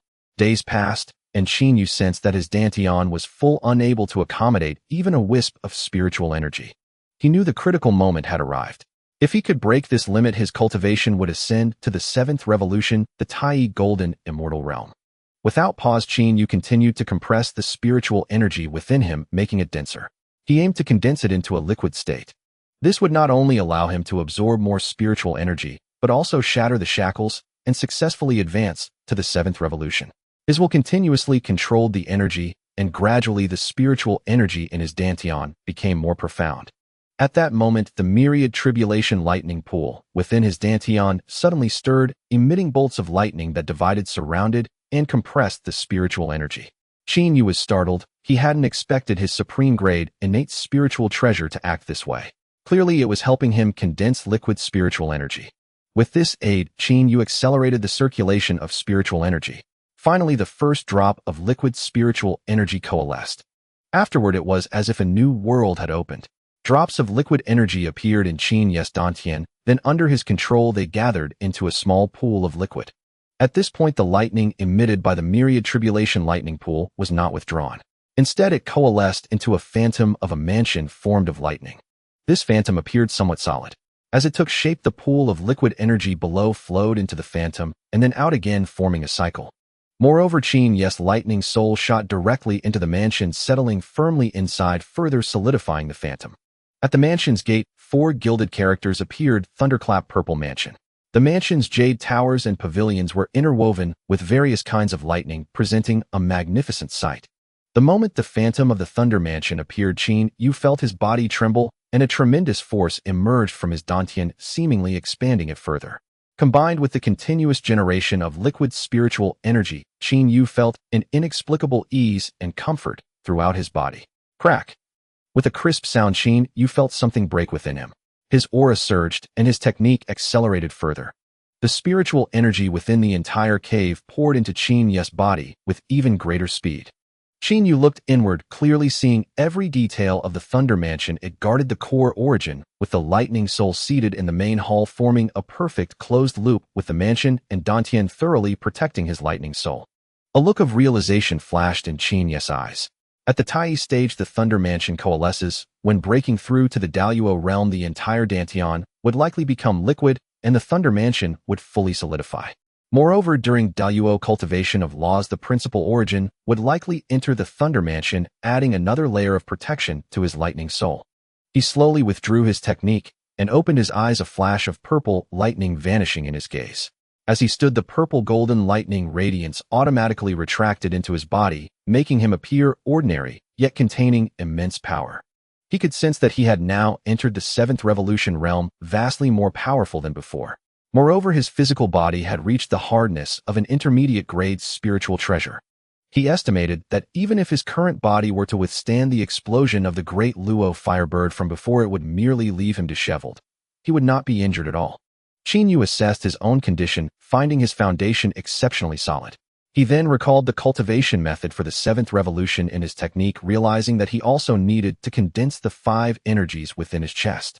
He understood, after all, that for a Tai Golden Immortal, the primary task was to perfect the 5 energies within the chest, reaching the state where the 5 energies converge toward the origin. At that point, one could attempt to break through to the next realm and condense the 3 flowers above the crown. Once the 3 flowers above the crown bloomed, entering the great Luo realm, one could then cultivate the laws of the Tao. When the 3 flowers reached perfection, achieving the true convergence of the 3 flowers atop the crown, then one could continue to break through to the primordial chaos realm. Qin Yu pondered whether to emerge from seclusion directly or continue cultivating, as among the resources given by the simple-minded dragon, there were many spiritual roots and treasures of the 5 elements. Qin Yu estimated that these resources would at least suffice for him to cultivate until the 5 energies were fully developed. That was correct. He did not intend to perfect one element before cultivating the next. Instead, he thought of cultivating all 5 elements simultaneously if possible. Because it suddenly occurred to him that the lightning for the 7th revolution's Tai realm he had chosen was the 5 elements divine thunder. Since the Tai realm required perfecting the 5 energies within the chest and also cultivating the 5 elements divine thunder, then as a transmigrator could he be bolder? For instance, channeling the 5 elements divine thunder into the 5 viscera and cultivating it together with the 5 energies. After all, he was the incarnation of the primal source of the innate gung-metal thunder, and he also contained a drop of Pangu's essence blood. It seemed entirely feasible to do this. Acting on his impulse, Qin Yu was not one to hesitate. With a thought, the myriad calamity thunder pool materialized above his head. He raised his hand and pointed, sending a stream of spiritual power into the pool. Shortly after, a beam of five-colored lightning emerged from it. Qin Yu pondered for a moment. Although the five elements were called five, they had two forms: the individual attributes of metal, wood, water, fire, and earth, and the unified five elements after combination. What he needed now was the individual attribute state. Thus, he summoned his own primal source lightning, the innate gung-metal thunder. Then he enveloped the five-colored lightning within it and began to refine it with focused intent. He needed to separate the five-colored lightning into five single-attribute lightning bolts so as to better absorb them into his five viscera. As days passed, Qin Yu diligently studied the five-colored lightning, relying on the principles of the five elements he had gleaned from reading novels before his transmigration. Then, with the aid of the gung-metal thunder primal source, he finally drew out the metal thunder from the five elements' divine thunder. A successful beginning meant half the battle was won. Subsequently, he extracted four other lightning bolts of different colors. In the end, all five single-attribute thunders were separated: the crimson fire thunder, the azure wood thunder, the blue water thunder, the yellow earth thunder, and the golden metal thunder. Then Qin Yu took out the supreme grade, innate spiritual fruit, the ninefold coiling dragon vine. The fruit felt warm and smooth in his hand, and 9 golden patterns seemed to come alive, flowing along his fingertips. He opened his mouth and swallowed the fruit into his stomach. It dissolved instantly upon entry, transforming into a cool, yet vast surge of energy that slid down his throat into his dantian. The fruit turned into countless fine threads, burrowing into Qin Yu's limbs and bones. Wherever they passed, his sinews and bones crackled, and his already resilient physical form was tempered once again. Then a wave of cool clarity surged into his sea of consciousness, and Qin Yu felt his mind become remarkably lucid. He dared not delay, and quickly took out those five elements' spiritual roots and treasures, dividing them into 5 piles. Then, with a flicker of purple golden lightning in his hand, he split it into 5 strands, each enveloping 1 pile of the 5 elements' spiritual roots. Seizing the moment when the fruit's power was at its peak, Qin Yu immediately focused his mind and began to cultivate. Leveraging the yang attribute within his lightning primal source combined with the thunderfire power inside his body, he used his own spiritual energy to drive the rapid smelting of the 5 portions of 5 elements' spiritual roots, transforming them into 5 energy orbs of metal, wood, water, fire, and earth. Next, he blended the separated 5 elements' thunders into each orb respectively. With a low shout, Qin Yu controlled the 5 energy orbs and first guided the metal attribute energy, fused with metal thunder, toward his lungs. As his lungs expanded and contracted, they emitted crisp sounds like metal striking stone. The sharp metal chi slowly merged with the metal thunder.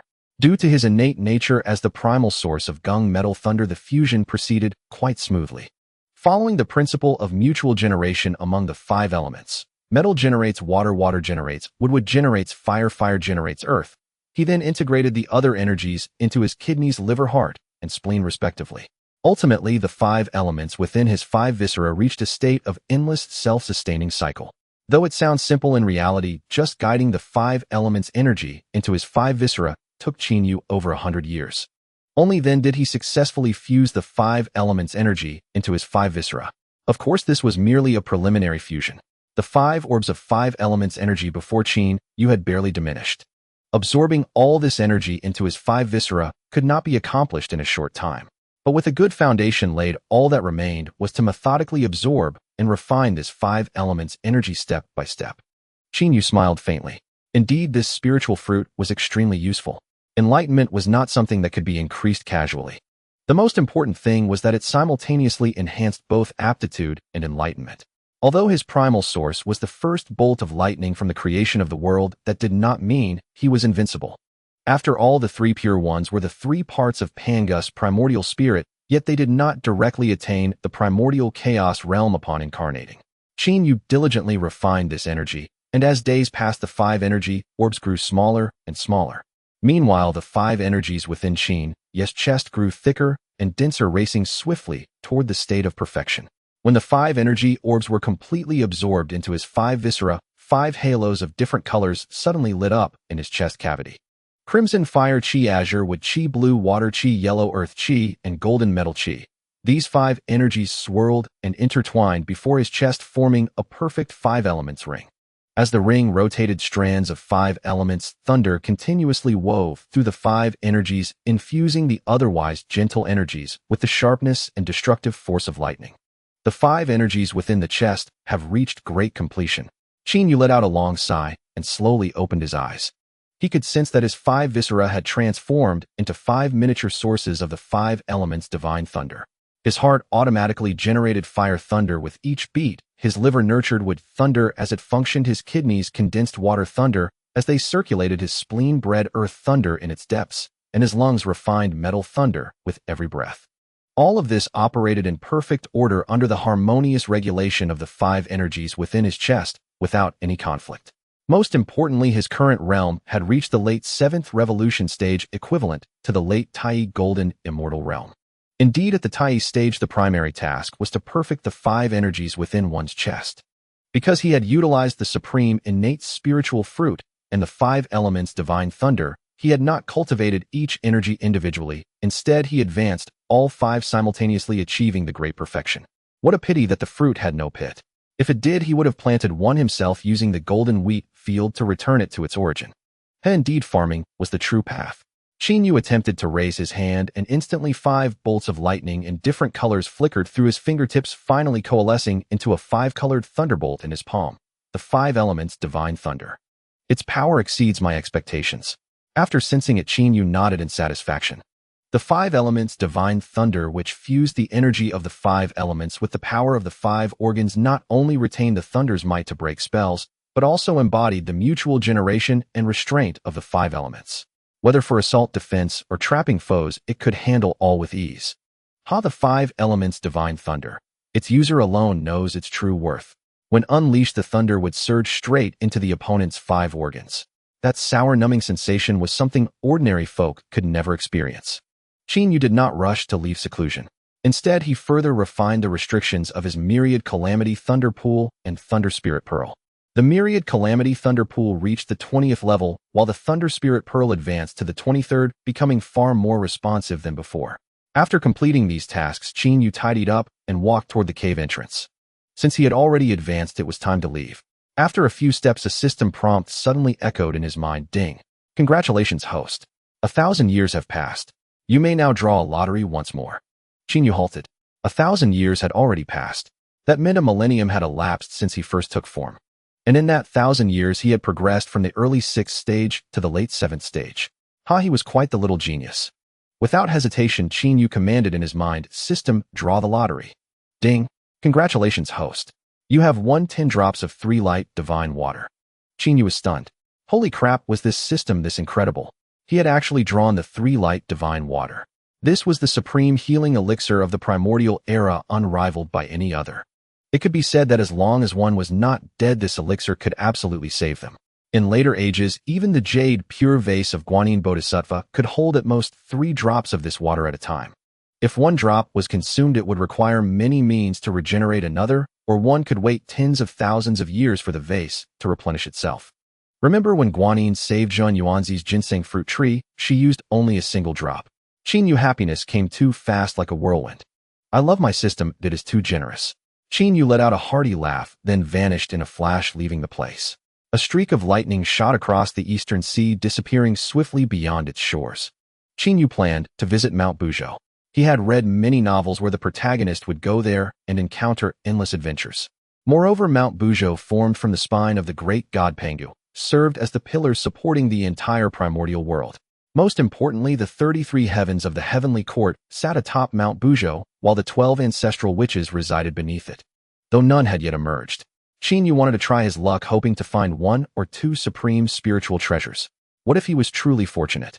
Dreams must exist, what if they came true? Thus Qin Yu flew toward Mount Buzhou at the center of the primordial world. At this time in the Primordial Era, it was said to be the Dragon Han first calamity.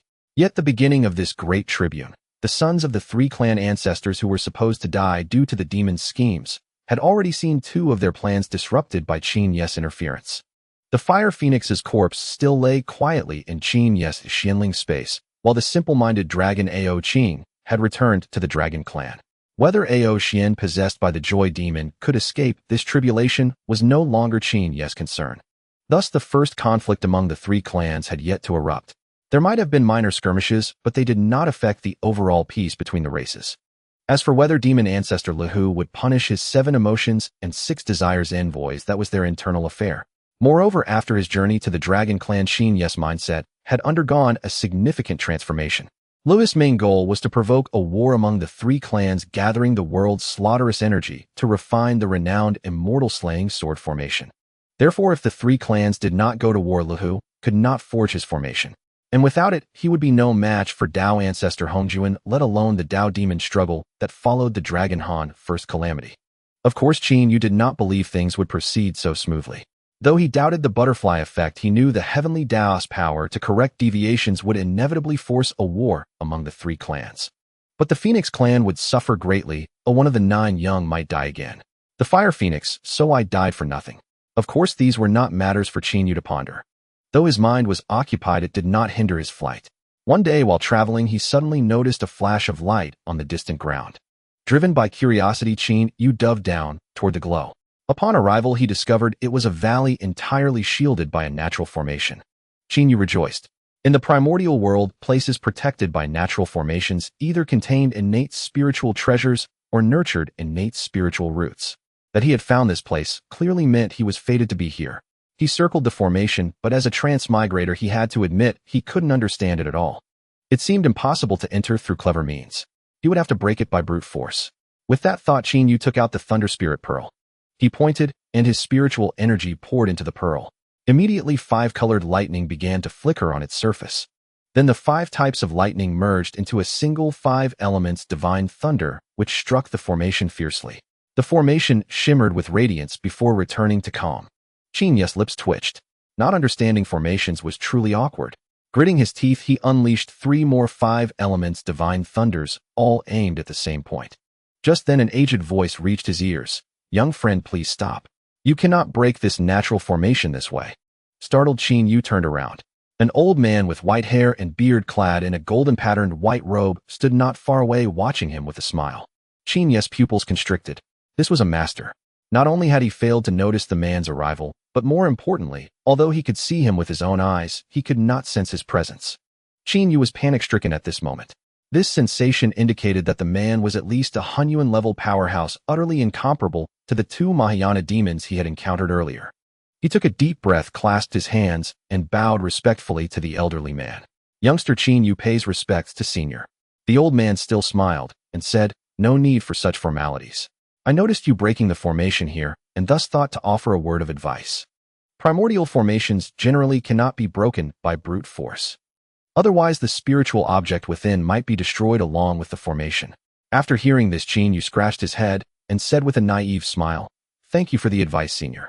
I was merely passing by, and upon seeing this formation grew curious and thought to break it to see what lay inside." He paused, then added, "Since senior has come here, it means you are fated to obtain this object. I am just a passerby and shall take my leave now." While his survival instincts were indeed fully deployed, the old man chuckled and said, "Young friend, you jest. I was merely drawn here by the commotion of your thunderous attacks on the formation. I have no particular fate with this place." Qin Yu was stunned. "Wait, am I being roped into this? Is it my destiny to die here today? Old man, with your immortal demeanor, you must be a wicked old fox. I don't believe a word you say." Perhaps sensing Qin Yu's state of mind, the old man smiled and said, "How about this? Let me first break this primordial formation. Then we can talk." A wave of bitterness surged in Qin Yu's heart. This is it. This time I'm truly done for. He could only nod, for at that moment, he dared not move a muscle. The old man, perhaps finding Qin Yu amusing, raised his hand and infused a stream of spiritual energy into the formation. Closing his eyes, it seemed as though his divine sense followed the energy into the formation itself. Qin Yu dared not attempt to flee at this moment.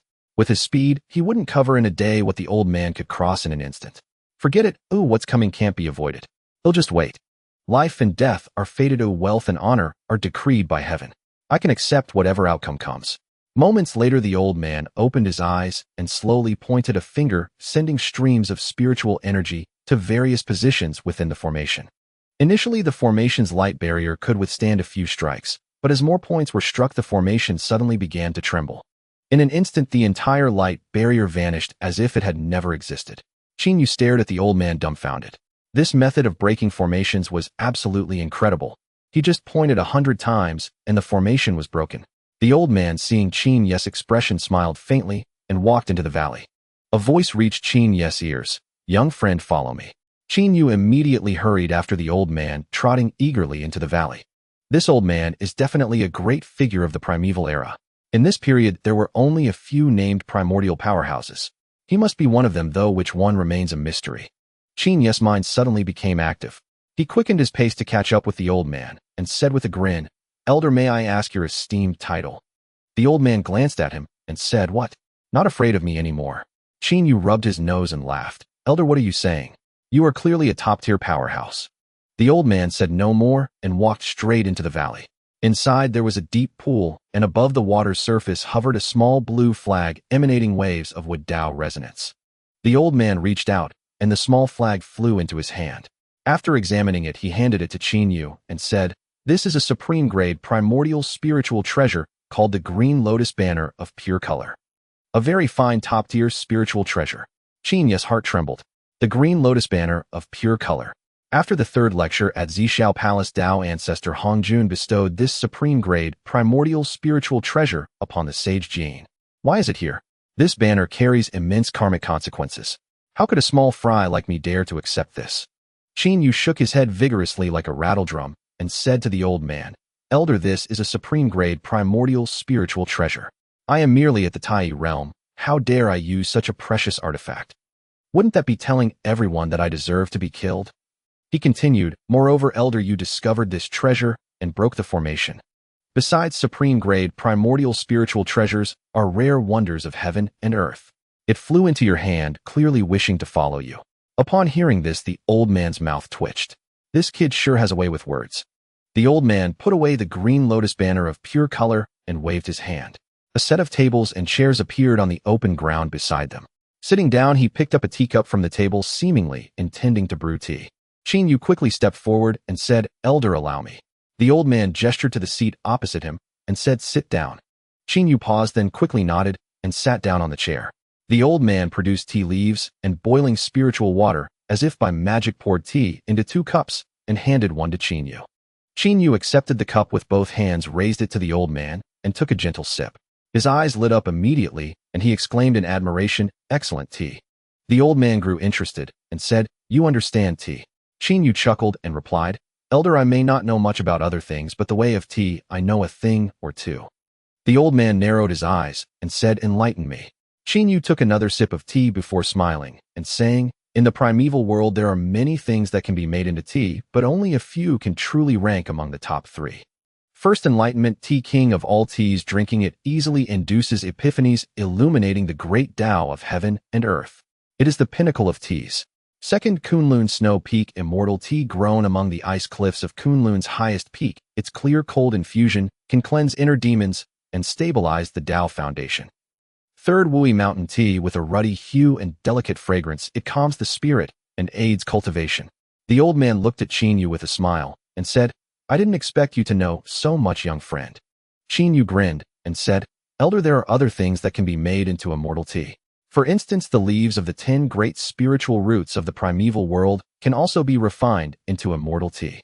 The old man nodded and said, "I agree with that. However, supreme-grade spiritual roots have their own destinies and are not commonly seen." Qin Yu smiled and said, "I." He suddenly paused and fell silent. He had almost blurted out, "I know." He knew their locations perfectly well. He did indeed know the final destinations of the 10 divine roots, but as the elder had said, each had its own destined path. Their fates were not meant to be used as tea trees. Moreover, this was not something he could decide. If he were to speak of it, the heavenly Tao might very well strike him down. The Hollow Willow was the vessel of Yangmei ancestor, the reincarnation of the space demon god. Rumor had it that even Dao ancestor Hongjun, after attaining sainthood, fought Yangmei ancestor with 3 supreme treasures of creation and still could not defeat him. That was the most ruthless figure in the primordial wilderness. If this old man asked him to pluck leaves from Yangmei's true form, even 18 lives wouldn't be enough to survive. And then there was the Bodhi tree, which had transformed into Zhuni Taoist. If he were to ruin that, do you think the heavenly Tao, that great creditor, would spare him? What a joke.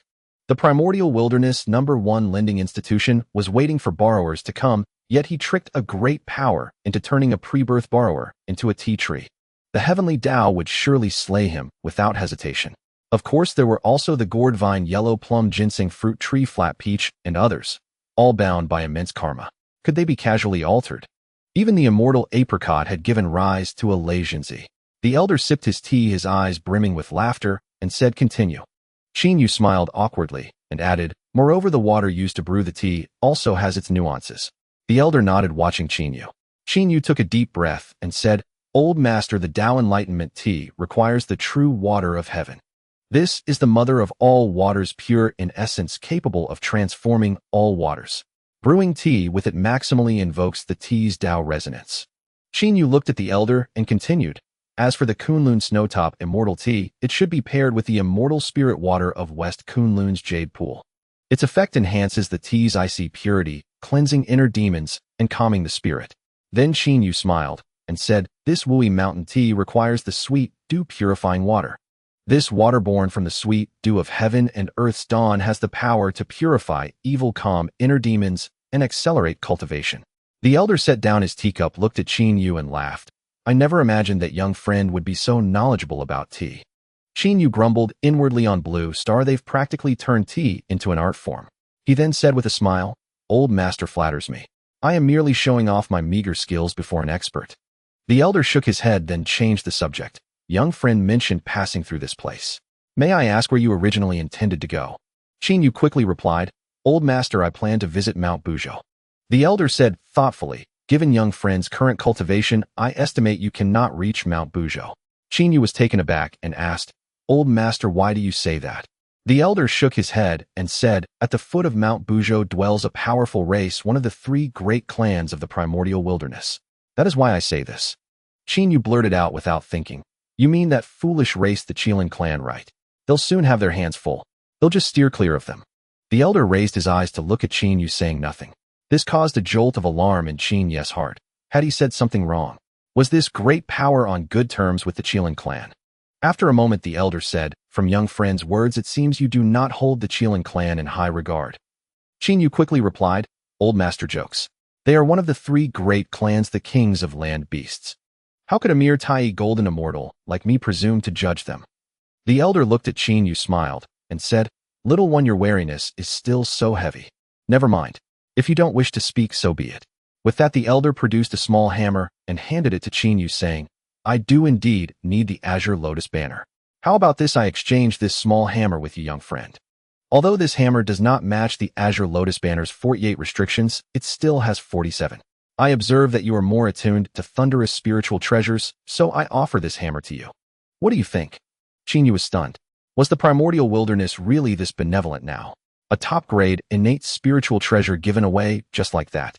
Even if the elder had said, "This treasure is fated with me," Qin Yu could have understood that. But the elder before him was offering to exchange a top-grade, innate spiritual treasure that suited him perfectly. Moreover, the elder had even broken the innate formation. Was it necessary to be this kind? Was this the same Primordial Wilderness known for endless slaughter? Was this still the Primordial Wilderness of ceaseless scheming? Was this the land strewn with corpses? Qin Yu thought, "Why do I feel a slight sting in my nose?" Qin Yu fell silent for a moment, then finally accepted the small hammer. Looking at the elder, he suddenly spoke, "Old master, the 3 clans are about to go to war. You must be a Hunyuan-level powerhouse. The 3 clans will likely invite you to join their side. I humbly presume to caution you, old master, do not partake in the war of the 3 clans." The elder was startled. He had not expected to hear such words. Although he had given this young man a top-grade, innate spiritual treasure, it was only to avoid incurring a karmic debt. After all, this place had indeed been discovered by the young man first. Moreover, after obtaining that spiritual treasure, a flicker of temptation had stirred within him. It was not a fondness for the treasure itself, but a sense that this treasure might be tied to some karmic fate. That was why when the young man offered the treasure, he had not refused. He had originally planned to give this young man a spiritual treasure in exchange and settle the matter. Little did he expect that the young man would drop such a bombshell. The elder narrowed his eyes and said, "Young friend, why do you say that? The Dragon Phoenix and Qilin clans rule the sky, the earth, and the waters respectively. They do not interfere with one another. How could war break out?" Qin Yu shook his head and said, "Old master, their war can be attributed to 2 causes. One is internal, and the other is external. The elder grew interested watching Qin Yu and waiting for him to continue. Qin Yu said, "Let me first speak of the internal cause. The three patriarchs, Ancestral Dragon, Primordial Phoenix, and Primordial Qilin, are all now Hunyuan powerhouses. They share an ambition to unify the myriad races of the primordial wilderness, harness the fortune, and break through their shackles to reach a realm beyond Hunyuan." A glint of sharp light flashed in the elder's eyes, but he said nothing. Qin Yu continued, "The second cause is that a certain great power is meddling in this affair. This great power desires the three clans to wage a war to the death, one where they annihilate each other. They need the baleful aura generated by the war to refine a supreme treasure." The elder's body trembled. He looked at Qin Yu in disbelief, for this news was far too explosive for him at this moment. Seeing the elder's reaction, Qin Yu could only chuckle bitterly to himself. Damn, it seemed he had let his tongue slip. The old man looked at Qin Yu and couldn't help but ask, "How did you know, young friend?" Qin Yu scratched his head, then looked at the elder and said, "Old man, what if I told you that I've also been dragged into this? Would you believe me?" The old man fell silent, gazing at Qin Yu, momentarily at a loss for words. Qin Yu said, "This really was an accident. That time when I broke through to the golden immortal realm and had just taken form, I inadvertently discovered a seven-clawed true dragon hunting down one of the Phoenix clan's 9 chicks, the Fire Phoenix. Out of curiosity, I went to watch, but the Fire Phoenix was no match for the true dragon and was slain." Qin Yu looked at the elder and said, "Then the true dragon spotted me, and I fled for my life. Fortunately, I was a bit faster, and after putting some distance between us, I took a detour, doubled back, found the Fire Phoenix's corpse, and stowed it away." The elder's mouth twitched as he stared speechlessly at Qin Yu. Qin Yu chuckled and said, "Old man, do you think I did something wrong?" Before the elder could respond, he continued, "Do you know, old man, that the seven-clawed true dragon was actually a dragon that had been possessed? The reason he was hunting the Fire Phoenix was to stage a scene of the Dragon Clan killing a Phoenix so that the Phoenix Clan would find out." Qin Yu looked at the elder and enunciated each word.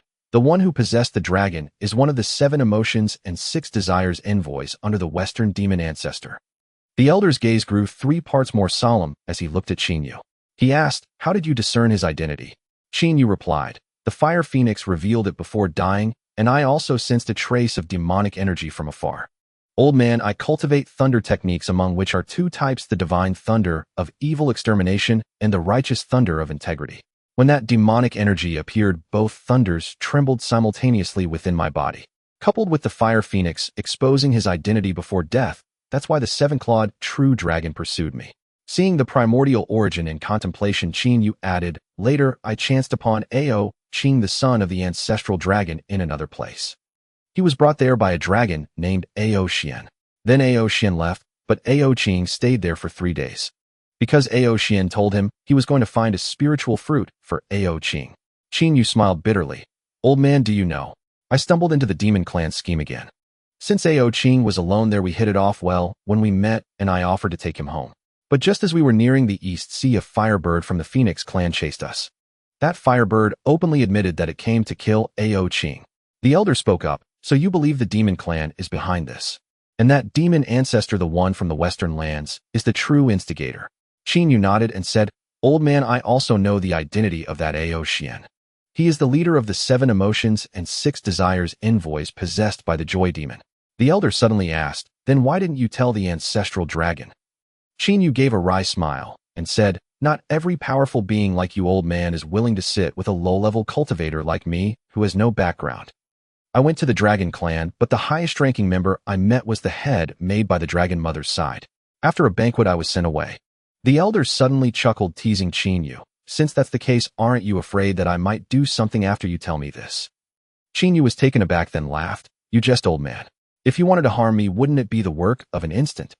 The fact that you were willing to exchange a top-grade innate spiritual treasure for one that you clearly obtained by breaking the formation yourself already speaks volumes about your character. I just thought that after the war among the 3 clans, you might also be drawn into it and affected by the baleful energy. That's why I brought it up." The elder asked, "So what do you suggest?" Qin Yu smiled. "Old man, in this primordial world, the protagonists are chosen by fate. We cannot interfere. Though your strength is immense, is it enough to make the Dragon Phoenix and Qilin clans abandon their dreams of supremacy, or to make the Western one give up his plans? We need only mind our own affairs. As for the rest, let it be." The elder suddenly laughed. You're quite an interesting little fellow. Hee hee. Qin Yu shrugged. I'm of low cultivation and stumbled into this conspiracy by accident and am already on tenterhooks. If I were to try to shake the entire 3 clans with my meager strength, I might not even know how I died. The elder nodded. You see things clearly, boy. Qin Yu grinned. I have no choice, survival is paramount. Otherwise everything is but a dream. The elder said, that's the truth. It seems you're bound for great achievements, young man. I just wonder how far you'll go. Qin Yu scratched his head and said nothing more. The elder said, today's conversation with you, young friend, has gifted me with golden words, and I have benefited greatly. Qin Yu shook his head. It's because you are approachable and kind-hearted. If it were any other cultivator here, I would either have fled in panic or been struck down on the spot. How could I have obtained a top-grade, innate spiritual treasure? With that, Qin Yu paused, then turned his hand over, and a small jade bottle appeared in his palm. He looked at the elder and said, meeting you today fills my heart with joy, but I have little to offer. Only these 3 drops of 3 light, divine water. I hope you will accept them as a token of my respect. Was Qin Yu foolish? Did he not know this was the premier healing elixir of the primordial world? He knew. Yet he gave away 3 drops without hesitation. Because he had a suspicion that the elder before him might be Yin Yang ancestor, Qin ancestor, or Yang Mei ancestor, or even the future foremost figure of the primordial world Dao ancestor Hanjun. At this point in time, the only surviving ancestors were these few. Hence he had to build goodwill first. Even if Yin Yang ancestor and Qin ancestor were to perish later, that would happen during the Dao demon conflict, which was still hundreds of thousands of years away. Wouldn't it be worthwhile to befriend an ancestor? The elder looked at Qin Yu, and Qin Yu returned his gaze, his eyes brimming with sincerity. He said, at your level, old man, ordinary injuries can no longer harm you. But the higher one's realm, the graver an injury might be when it occurs. Moreover, the war of the 3 clans is imminent. So I hope you will accept these 3 drops of 3 light, divine water. Only then can I rest easy. The elder looked at Qin Yu, perhaps moved by his words. He accepted the jade bottle with a smile, and then said, I am Hanjun. Qin Yu's heart trembled. Goodness. He initially thought it was Yin Yang ancestor, Qin ancestor, or Yang Mei ancestor, but unexpectedly it turned out to be the last person he could have imagined, Hanjun Daozu. Wow, this time he really met a true deity. Why was he still worried? With the methods of Hanjun Daozu, which of those ancestors could match him? Seeing Qin Yu's shocked expression, Hanjun Daozu asked in confusion, why are you so astonished upon knowing my name? Qin Yu came to his senses and hurriedly replied, old man, no Daozu, I didn't expect to meet Daozu in person. This is truly an honor. At this moment, Hanjun was not yet the Daozu who preached in Zhixiao Palace, nor did he hold that title. He was merely Hanjun ancestor now. Hanjun ancestor looked at Qin Yu and smiled, do you know me? Although during the calamity of the fierce beasts, Hanjun ancestor was one of the top figures in the entire Hongwang. At that time, the beings who were more widely known were those royal ancestors. It can be said that they were the main forces against the fierce beasts. After all, the royal dynasties they established spread throughout Hongwang, and they had numerous talented individuals under their command. On the other hand, neither Hanjun ancestor nor Yang Mei ancestor established any forces. Even the demon ancestor Luo Ho only had the 13 envoys of emotions and a few servants. In the end, during the battle against the fierce beasts, the royal dynasty was completely destroyed and most of the ancestors perished. At that time, the so-called Dragon Phoenix and Qilin families were merely one among many armies of cultivators. Even the Zulong, Yuanfeng, and Shikolin could barely reach the upper echelons positioned at the very bottom. Qin Yu nodded and said, Daosis' name is indeed well known to me. Although I did not experience the great calamity of the fierce beasts, I know that you Daozu ultimately slayed the beast emperor Shen and I. Hanjun ancestor laughed, you little fellow, why are you not calling me old man now? Qin Yu promptly responded, can I still call you old man Daozu? May you have good fortune. Hanjun ancestor said, you truly are an interesting person. Qin Yu chuckled, Daozu, it is indeed a great fortune for me to meet you this time. Hanjun ancestor remarked, you should avoid going to Buzhou Mountain. After all, that is the stronghold of the Qilin clan. If you go there now, it may indeed pose a danger to your life. Qin Yu gently nodded and said, Daozu, I originally thought of going there to see if there were any opportunities. Since you say so, I shall not go. I will travel elsewhere. Hanjun ancestor nodded, good. He then said, if that is the case, little friend, we shall meet again if fate allows. Qin Yu's heart moved, and he suddenly said, Daozu, I have a question to ask. Hanjun ancestor became interested and said, speak, I am listening. I would like to know, Daozu, do you have any plans to take on disciples? Hanjun ancestor was taken aback, looking at Qin Yu, his eyes suddenly taking on a strange expression. Seeing that Hanjun ancestor did not reply, Qin Yu sighed inwardly. It seemed he had not caught the interest of this great figure. But then again, he was merely at the Tai realm. One must remember that during the time of the Zixiao Palace's 3,000 guests, among so many extraordinary talents, only Sanqin and Nuwa became his disciples. Even Jiejin and Juanti had only one nominal disciple. However, whether controlled by Hongjun ancestor or by destiny, his 6 disciples became the later 6 saints of Heaven's Tao. Even the powerful beings beneath the saints merely held the title of listeners. Hongjun ancestor looked at Qin Yu and spoke slowly. Currently, I have no plans to take on disciples. I have grown accustomed to being alone. Qin Yu smiled wryly and nodded, saying, Daozu, I was being reckless. Hongjun ancestor shook his head and said, not at all. I truly have no intention of taking on disciples at the moment. Little friend, your temperament and talent are both exceptional. If I later have the intention of taking on disciples, and you still wish to become my disciple, then I would be willing to accept you. Upon hearing this, Qin Yu immediately burst into a joyful smile, kneeling down with a thud in front of Hongjun ancestor, bowing 3 times, and exclaimed, then I will reserve my place as Daozu's disciple in advance. When you have the intention to take on disciples, I will be at your service.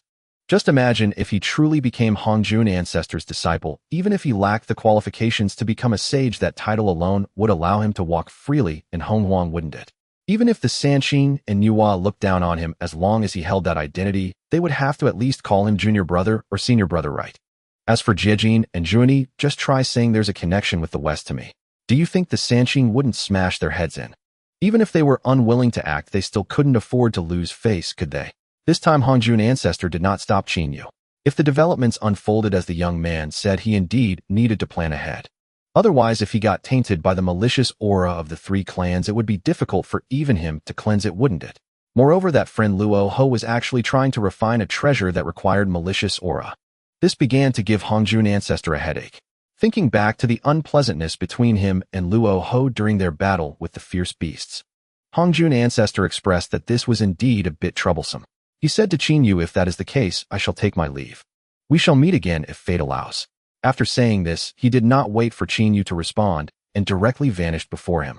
Qin Yu stared blankly at the spot where Hongjun ancestor had disappeared, regaining his senses only after a while. He let out a long breath. He should be considered to have latched onto a big leg, right? Although he had yet to confirm the master-disciple relationship. However, given Hongjun ancestor's realm, since he had already said such words, it should be a done deal that he would accept him as a disciple when the teachings at Zixiao Palace commenced, right? Now what he needed to do was to strive to enhance his strength during the War of the 3 Clans. Otherwise, by the time the teachings at Zixiao Palace occurred, if he had not reached the peak of the Deluo realm, even if he managed to seize the mat, it was likely that he would be the first to be targeted by Juanti, who would then team up with Jiejin to take the mat away. At that time, he would be utterly humiliated. Qin Yu sat back down at the table and chairs that Hongjun ancestor had previously taken out. He began to ponder how he should proceed next. He estimated that the demon clan must be getting anxious by now. The War of the 3 Clans could not be delayed any longer. If the 3 clans continued to remain this calm, then it was likely that demon ancestor Luo Ho would begin to lose his temper. After all, the 4 swords of Zijin had yet to be fully refined. Qin Yu tidied up the valley, realizing that since there was an innate formation present, this place could not possibly contain only one exquisite spirit treasure. After all, in such a vast area, there should be more good items. Holding this mindset, Qin Yu thoroughly searched the entire valley. Whatever spiritual roots, spiritual herbs, spiritual water, or spiritual treasures that he could see, he collected them all. With such skill and decisiveness, even a cleaning lady would probably admire him, saying, "This child is truly diligent. The ground is spotless." After cleaning up this place, Qin Yu did not hesitate to feed all the collected spiritual items to the golden wheat field. Surprisingly, these spiritual items reduced the remaining time of the golden wheat field by over 1,000 years. This almost made Qin Yu burst into laughter, feeling elated inside. He decided that he should thoroughly scour for these spiritual items and not let them go to waste. Thus, he headed north towards the wilderness. What he did not know was that in the west of the wilderness world, in the magic clan's stronghold of Mount Sumeru, a significant event occurred 80 years ago. In a side hall, the Joy Demon looked grimly at the 3 figures standing before him, their bodies shrouded in black mist, each exuding different demonic auras. The figure on the left, the Sorrow Demon, had a heavy aura that seemed capable of freezing the surrounding air. The figure in the middle, the Fury Demon, was surrounded by a swirling violent red mist. Every breath it took was accompanied by a piercing roar of rage. The figure on the right, the Fear Demon, was enveloped in a gray-black fog, instilling a chill in anyone who gazed upon it. All of them emanated the aura of the great Luo. especially the Joy Demon, whose momentum faintly suggested a breakthrough beyond the primordial level. The waste, that is the Joy Demon, has died, and the plan to disrupt the great war among the three clans has not succeeded at all. What should we do next? The Joy Demon's voice was charming, yet laced with a chilling coldness. The task assigned by our master must be completed, otherwise we will face dire consequences if our master holds us accountable. After a brief silence, the feared demon spoke. Elder sister, let us carry on with the plan as we discussed before. The Fury Demon has also successfully taken over a phoenix from the Phoenix clan. The Joy Demon contemplated that could work. It has been quite some time since the Fear Demon killed the Fire Phoenix, and its body was stolen by someone. I took Ao Qing out, and was saved by that mysterious thunder inadvertently, which brought me back to the Eastern Sea. However, it didn't expose my identity. So the plan is indeed feasible. Then elder sister, the three of us should find a way to befriend the princes of the three clans, and see if there are opportunities to strike. The Fury Demon added it would be best if we could lure them out and then kill them. After some thought, the Joy Demon said that is feasible. However, we must frame the three clans. But the three clans are not far apart. Over time, it will be easy to be discovered and repeat the previous mishap. The Joy Demon narrowed her eyes and said, I will seek our master to grant each of you 3 a talisman of attack from the Great Luo late stage of the three clans. At that time, after you take people out, find a place to kill them and then bring them back. As the Joy Demon said this, she snapped her bone fan, producing a crisp sound, and seriously stated, this task has been assigned by our master for nearly 1,000 years, and we still have not completed it. We cannot relieve our master of worries. Our crimes warrant death 1,000 times over. This time we must succeed, and I will assist you. The 3 demonic figures lowered their heads simultaneously, saying, we obey elder sister's command. Go, and when you reach the 3 clans, be sure to carry out this task diligently. 20 years later on this day, within the undying volcano, a mysterious phoenix stood atop a parasol tree, gazing at the colorful phoenix practicing flight in the distance. The colorful phoenix is one of the offspring of the 9 young phoenixes, its wings like crimson gold, its feathers a spectrum of colors, and its cries loud and melodious, making it one of the 9 princes of the Phoenix clan.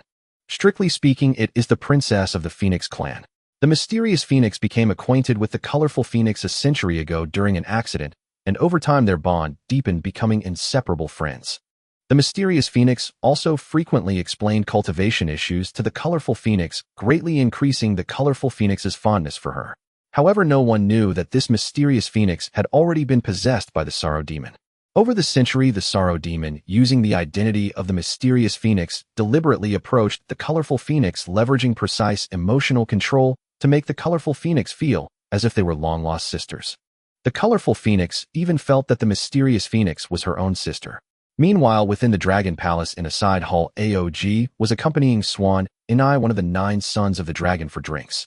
Swan Ni is a direct descendant of the ancestral dragon, resembling a lion despite being a dragon. He has the innate ability to summon thunder and a bold temperament. AOG, who is the feared demon, sought out Swan Ni a century ago with a thunder pearl, claiming he wanted to study thunder techniques, believing that the combination of thunder with Dragon Clan techniques would be more powerful. Over time, AOG found a valley with 9 heavens divine thunder, which excited Swan Ni, and it was during that time that Swan Ni's cultivation reached the pinnacle of the early Great Luo Golden Immortal stage.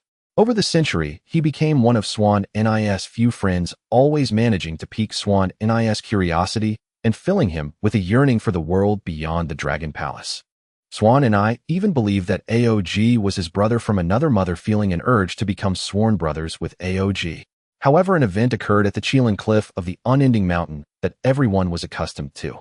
The young master of the Mo Qilin clan, Mo Qi, was arguing with Jin Lin, the son of the first Qilin. This kind of dispute had happened countless times over the past century, and everyone had grown used to it. Jin Lin, as the direct descendant of the first Qilin, was gentle in nature, often advocating for peaceful coexistence between the Dragon and Phoenix clans, believing that the 3 clans could jointly govern the wilderness. His reasoning was that the Dragon clan managed all scales, the Phoenix clan managed all birds, and the Qilin clan managed all beasts, and the 3 clans were unrelated. At a clan meeting a century ago, Jin Lin reiterated his viewpoint, but this time he was vigorously rebutted by Mo Qi, the young master of the Mo Qilin clan. The two argued passionately, with Mo Qi insisting that the 3 clans could not coexist peacefully. Although the wilderness was vast, resources were limited, dividing resources among 3 clans was entirely different from having one clan monopolize them. Their views garnered the support of the entire Qilin clan, resulting in a division within the clan with more members supporting Mo Qi than Jin Lin. Thus, over a century, Mo Qi and Jin Lin clashed over this issue 20 to 30 times with Mo Qi, even bringing beings from other clans to the Qilin cliff to testify on his behalf. However, no one in the entire Qilin clan realized that this Mo Qi had already been possessed by the Fury Demon. During the days of the three demons lurking, the Joy Demon would frequently contact the three using the Black Lotus to check on their progress and see when they could execute the plan. In a recent contact, the Joy Demon encountered the three demons and handed them the talismans of attack from the Great Luo obtained from the demon ancestor Luo Hu. As the three demons deliberately ingratiated themselves, the three princes of the Dragon Phoenix and Qilin clans grew increasingly trusting of their friends within their own tribes. Finally, after receiving a message from the Joy Demon, the three confirmed the time for their actions. On the Phoenix side, the Xianfeng, possessed by the Sorrow Demon, found Sifeng, his voice laced with just the right amount of concern. Princess Sifeng, I recently discovered an ancient cave on the outskirts of the volcano. Inside, there are clusters of primordial fire crystals, which would greatly benefit our Phoenix clan's cultivation. However, there aren't many, and not all the high-ranking members can share them. I thought given our close relationship, we could claim this benefit for ourselves. If you are willing, my lady, how about we go together tonight, retrieve the crystals, and help you break through to the mid-Daluo stage sooner. Young and impetuous, and always trusting the steady and learned, Xuanfeng Kaifeng nodded immediately. All right, sister. Thank you, Elder Xuanfeng, for thinking of me. I will go with you at the third watch tonight. At the East Sea Dragon Palace, Aog, possessed by the Fear Demon, mysteriously said to Swanee, Prince Swanee, I deduced from the stars yesterday that thunder is gathering off the coast of the North Sea, as if a primordial divine thunder has appeared. If you can devour it, your thunder divine ability will surely increase greatly. But you know primordial thunder is a rare find. If others were to get involved, you mean we should go quietly? A glint of wisdom flashed in Swanee's eyes. He loved thunder the most, and was already tired of the ancestral dragon's restraints. Aog nodded, a barely perceptible hint of malice in his eyes. At the third watch tonight, he'll wait for you by the east seashore. We'll go claim the inheritance and return with no one the wiser. At the Qilin cliff, Mo Qi, possessed by the Wrath Demon, deliberately argued with Jin Lin, again his words full of provocation. Jin Lin, you always talk about peaceful coexistence, but you're just a coward. Yesterday I saw Aog of the Dragon Clan at Blackwind Ridge, and he dared to say that the Qilin clan are nothing but chickens and dogs only fit to be mounts. I couldn't swallow that insult, so I challenged him to a duel. It's tonight. If you have the guts, come with me tonight, and I'll let you see the arrogance of the Dragon Clan with your own eyes. Though gentle Jin Lin could not tolerate his race being insulted and nodded immediately, fine, I'll go. I'll see for myself if what Aog said is true. And so that night, two figures each left their respective clan territories. Kaifeng excitedly followed Xianfeng to the ancient cave on the volcano's outskirts. Swanee eagerly accompanied Aog to the North Sea coast. Jin Lin in silence charged towards the meeting point amidst Mo Qi's taunts. None of the three knew they were stepping into a death trap. Inside the ancient cave, Xuanfeng, seeing Kaifeng enter the range of the restrictions, suddenly withdrew all his aura, his gentle eyes replaced by a deathly stillness. He raised his hand and waved, and the prearranged spirit trapping array was suddenly activated. Sifeng, after all, was only at the early Daluo stage. Though trapped, she struggled fiercely. Xianfeng, what are you doing? Kaifeng cried out in alarm, transforming into her true form, flapping her wings and spewing fire, but it was firmly blocked by the restriction. What am I doing? Zuanfeng's voice turned icy cold. Naturally, I'm sending you on your way. This is the greatest use you have in life. He produced a jade talisman, and while Kaifeng was suppressed by the array, he activated a pre-prepared attack. It materialized into an illusory dragon claw of the late Daluo stage, which viciously pierced her heart. Kaifeng let out a piercing, mournful cry.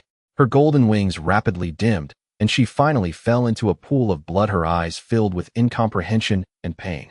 Xianfeng then tore the clothes on her corpse, creating a scene of a different nature. At the North Sea coast, Aog, seeing Swanee drawn in by the illusion of primordial divine thunder, suddenly triggered the long-laid formation. Countless tendrils extended from the formation, entangling Swanee's limbs. Swanee stared at Aog in bewilderment, saying, What are you doing? Aog ignored Swanee, instead producing a jade talisman. Using spiritual energy to activate it, the phantom of two Qilin horns appeared. This was the attack they had arranged to deal with the Dragon Clan. The Qilin horns viciously plunged into Swanee's heart. Moments later, Suwani's massive, beastly form crashed to the ground. His life force severed, his eyes frozen in utter terror. In a valley a billion li from Buzhou Mountain, Mochi, seeing Jinlin lured into the preset canyon, suddenly formed hand seals, activating the array within the valley and trapping Jinlin. Jinlin was startled at first, but quickly calmed down, gathering earth element spiritual energy around him to defend himself. He had never gotten along with Mochi, and it seemed this was Mochi's doing. Mochi sneered and said, "This is where you will fall." Without waiting for Jinlin to speak, he produced 3 jade talismans. Upon activation, 3 phoenix phantoms charged towards Jinlin. Jinlin could only watch helplessly as the 3 powerful attacks struck him. He ultimately perished under their onslaught. After succeeding, the 3 demons did not linger. Xianfeng hoisted Keifeng's corpse and rushed back to the outside of the undying volcano as fast as he could. He placed Keifeng's body on a large rock, deliberately messing up the scene, then transformed into a black streak and departed. Aog carrying Suwani's corpse arrived at the East Sea coast. He threw Suwani's body onto the sandy beach, then quickly vanished into the darkness. Mochi carrying Jinlin's corpse returned to a waterfall at the foot of Qilin Cliff, then turned and disappeared. The next morning, the 3 clans discovered the bodies almost simultaneously. A phoenix patrol found Keifeng's body in the parasol tree forest. Yuan Feng arrived at the scene, saw his daughter's disheveled and torn clothes, and sensed the dragon clan's aura on the corpse. He immediately let out a mournful cry that shook the heavens. The dragon clan. How dare they kill my daughter? This enmity will never be forgiven. Dragon clan guards found Suwani's body on the beach. Ancestral dragon looked at the wounds on his son, his dragon eyes bloodshot, his draconic aura erupting. The Qilin clan has great audacity. How dare they commit murder right outside the dragon palace? Pass the order, prepare for battle. The Qilin clan found Jinlin's body under the cliff waterfall. The primordial Qilin was furious. The Phoenix clan used such despicable means to kill my son. Pass the order, muster the clan's warriors, follow me to demand justice. The rage of the 3 clan ancestors erupted like a volcano. The shock of their beloved being killed made all 3 clans tense up. Xuanfeng, Aog, and Mochi clamored within their clans, shouting that the other side must pay the price and avenge the prince, a rallying cry that won the approval of most in the 3 clans. Especially in the Dragon clan, there was Ao Xian, possessed by the Joy Demon, who actively cooperated with Aog. He even used his own talent to tell Ancestral Dragon about how during the calamity of the primordial beasts, the great powers established dynasties to plunder fortune and achieve a realm beyond the primordial chaos, further solidifying Ancestral Dragon's resolve to wage war. Thus, the entire primordial world began to stir with undercurrents, and a great war among the 3 clans was on the verge of breaking out. The last straw that broke the camel's back ultimately fell down. On this day, the patrol teams of the Dragon Phoenix and Qilin clans unexpectedly collided in the vast wilderness. Leading the way were Aog, Mochi, and Xianfeng. The 3 exchanged glances, a knowing cold smirk flashing in their eyes. Then mockery spilled from their lips like venom, each word dripping with bloody hatred. Aog suddenly charged towards Mochi and Xianfeng. The 3 teams, each consisting of 300 elite warriors, engaged in a brutal slaughter without any warning. This battle raged on for over 20 days and nights. By the time the remnants of the 3 clans stumbled back to their territories, the combined survivors of the 300-man team numbered fewer than 20. A blood-soaked warrior knelt before the clan hall, and when he rasped out his first words, the entire Dragon Phoenix and Qilin clans erupted. Who could bear this? Who would be willing to endure such a thing?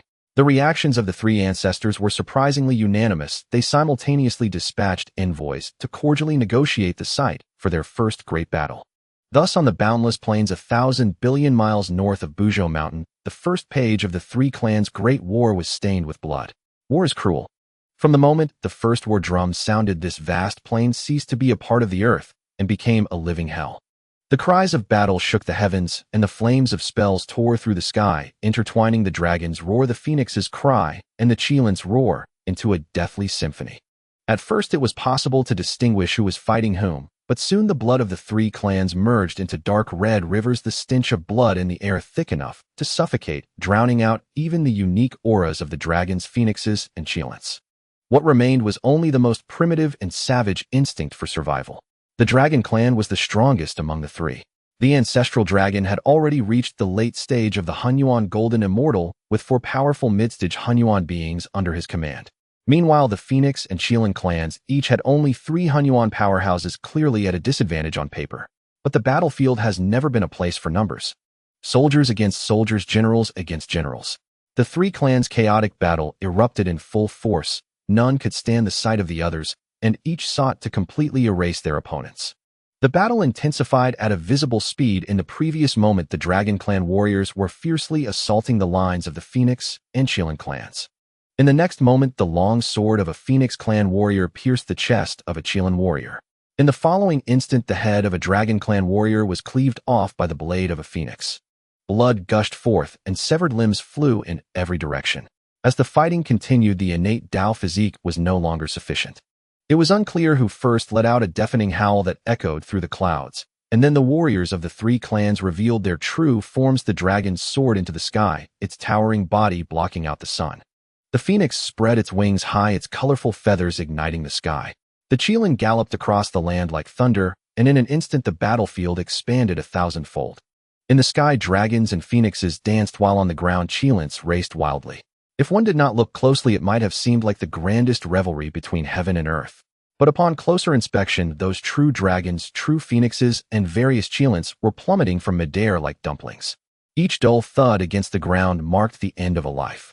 The aura of blood and slaughter pervaded the surroundings. The blood of the three clans flowed together into dark red rivers covering the entire battlefield, and then silently flowing westward along some strange trajectory deep within the earth, as if drawn by something.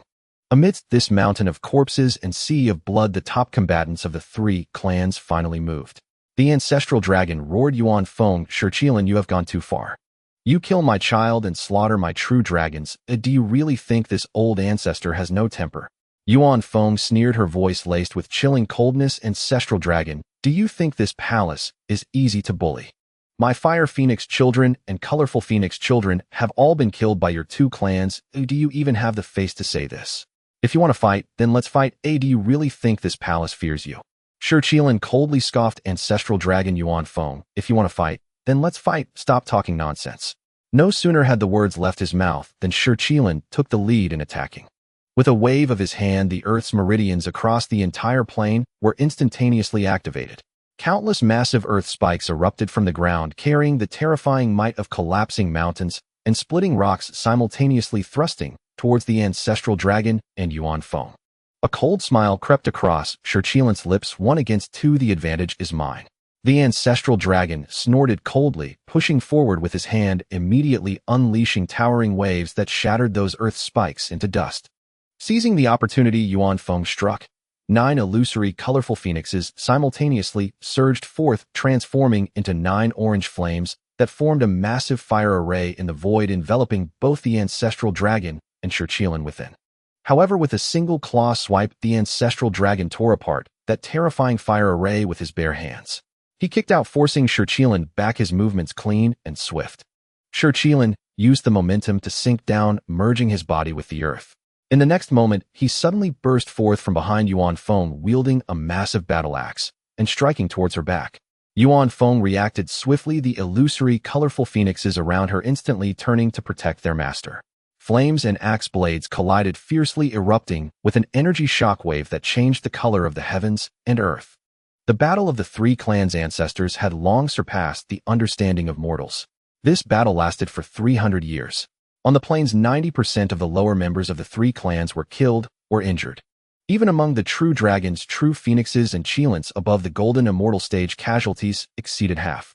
Only those 10 Hunyuan realm powerhouses continued to fight to the death in the center of the battlefield. Moreover, the consumption of the three ancestors was equally staggering. The golden dragon scales on the ancestral dragon had shed several pieces, and golden dragon blood dripped from the corner of his mouth. Yuan Feng's feathered robe was tattered, and only 4 of the 9 illusory, colorful phoenixes remained.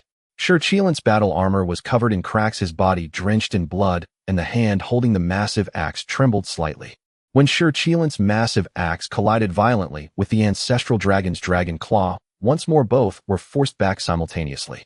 Yuan Feng's flames surged forth at that moment, but were blocked by both of them. 3 figures hovered in the air, gasping for breath as they faced off. In their eyes was profound fatigue mingled with an unshakable wariness. The plains had become scorched earth with rivers of blood flowing. "Today, it ends here," the ancestral dragon spoke, first his voice hoarse and barely audible. He glanced down at the battlefield below, littered with corpses. The remains of Dragon Clan warriors lay scattered upon the scorched ground, a shocking sight. He knew that continuing to fight would only lead to greater losses.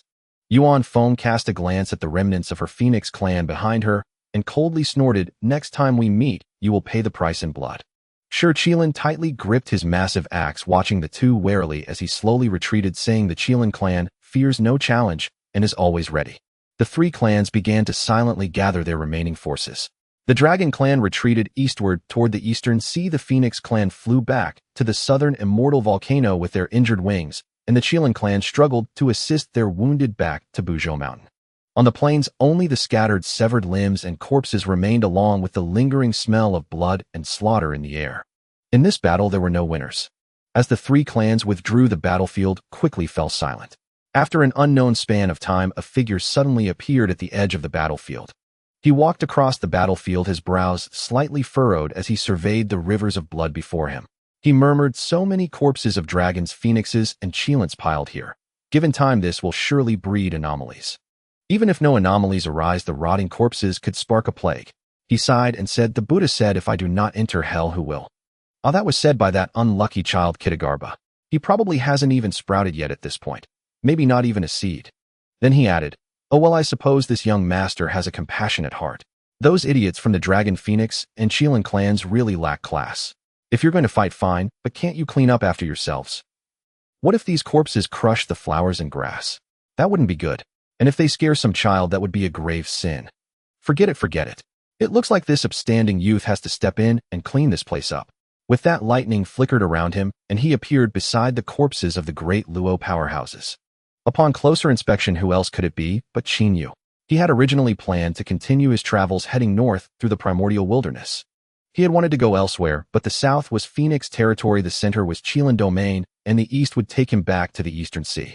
As for the west, Luo House's fearsome reputation made Qin Yu hesitate. After all, he was only at the Tai stage. So he chose to go north, hoping to see the grand landscapes of the northern Primordial Wilderness. But before he had traveled far, he sensed powerful auras converging, forcing him to hide. Unexpectedly, the first great war among the three clans erupted right here. Qin Yu secretly observed the battle, witnessing for the first time the sheer brutality of primordial conflicts. Although the clans hadn't mobilized their full forces, the number of beings on this battlefield alone exceeded 10 million. Calling it a meat grinder would be an understatement. It was a veritable hell. Qin Yu feared that a stray blow from a mighty being might accidentally kill him. So he burrowed deeper underground. Only after sensing the battlefield fall silent and waiting a long while did he dare to peek out. The first sight that greeted him nearly stopped his heart. It was horrifying beyond description. Colossal corpses, severed limbs, and blood-darkened earth all bore witness to the carnage. But soon excitement surged within him. He realized that these weren't just random carcasses, they were once living beings. And in this world, who didn't carry their treasures with them? This was the Primordial Wilderness, not the Blue Star world he had come from. On Blue Star, you couldn't carry all your valuables on your person. But here, everyone had storage artifacts. Everyone kept their most prized possessions in their storage treasures, carried at all times. Now on this vast battlefield, how many corpses were there? If even half, no, a third, had storage pouches. Oh my, this was a jackpot. Today old Qin was going to have a prosperous new year. With a satisfied grin, he began his cleanup work. In the Primordial Wilderness, those who reached the Golden Immortal stage could preserve their bodies intact even after death. After all, Golden Immortals possessed a hint of immortality. And in this era, no one above the Golden Immortal stage had ever died of old age. Although the three clans hadn't committed their full might, every soldier deployed was at least a Golden Immortal. This spoke volumes about the power of the Dragon Phoenix and Qilin clans. Tens of millions of Golden Immortals and above. What did that mean? Well, it meant a windfall for this grave-robbing old Qin. Qin Yu paid no heed to clan distinctions. He began his collection spree. Dragons, collected down to every last scale. Phoenixes, collected down to every feather. Qilins, collected not a shred of flesh left behind. Qin Yu boasted that his Xianling space had no equal in storage capacity. What? A dragon corpse 1,000 zhang long. Laughable. In my Xianling space, it shrinks to a mere foot.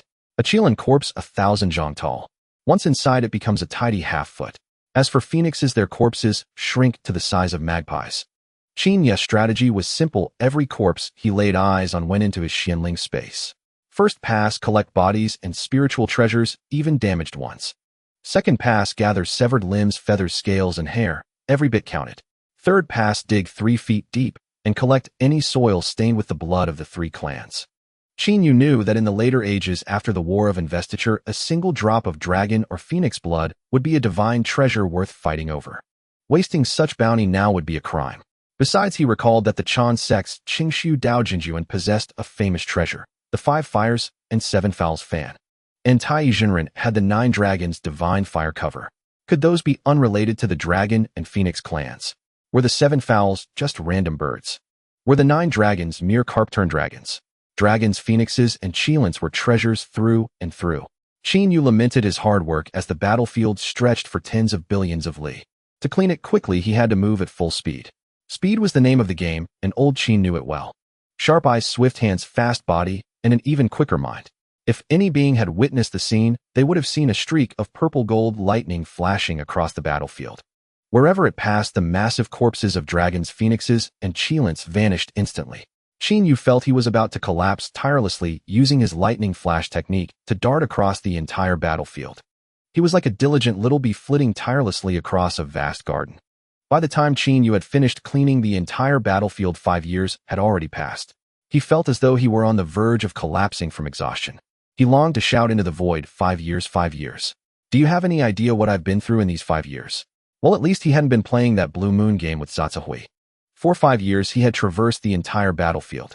Not only had he gathered all the corpses of the 3 races, but he had also collected every speck of soil stained with their blood. He had truly dug 3 feet into the ground. Moreover, Qin Yu was originally the first bolt of innate thunderous origin, having taken form and merged with the very first sound of Dao from Pangu. As he used his thunder flash to traverse the battlefield, the aura of his innate Gungjin thunder spread across the entire area, purifying it. Unexpectedly, he managed to completely dispel the baleful aura that had gathered from the 3 races' fierce battle. Even more astonishing was that at that very moment, deep within the belly of Mount Sumeru in the west, a black-clad figure radiating immense power stared blankly at an altar before him. On the altar floated 4 swords thick with baleful energy. Suddenly, the black figure erupted in rage, roaring, "Where is the baleful aura? Where is the blood energy? How could it all vanish so soon? Did the 3 races only kill a few in their great war? Damn it, damn it." His voice echoed from beneath Mount Sumeru, shaking the entire mountain. Several figures descended from the peak and knelt trembling at the entrance of the mountain belly. They seemed to be awaiting orders. Shortly after, a voice came from within: "Go and investigate the true losses of the Dragon, Phoenix, and Qilin races in this war." One of the kneeling figures hastily replied, reporting to the master, "Half a year ago, sister, Shiemo already sent back the battle losses of the 3 races." So it was the demon ancestor Lu inside the mountain belly. His voice came again, "Aimo, speak." That figure Aimo pressed his forehead to the ground and said loudly, "Master, in this war each of the 3 races deployed over 3 million warriors at the golden immortal level and above, with losses exceeding 90%. Among them, a total of 37 experts at the Great Luo realm perished, and over 10,000 at the Tai realm died."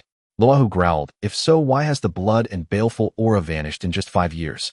Even if the 3 races cleaned the battlefield, they couldn't have finished so quickly. And even if they did, where did all the baleful energy go?" The baleful energy generated by millions of golden immortals and above in battle would take at least 2,000 years to dissipate naturally. Aimo lay prostrate, not daring to move, unable to explain the cause, and thus afraid to answer Lu.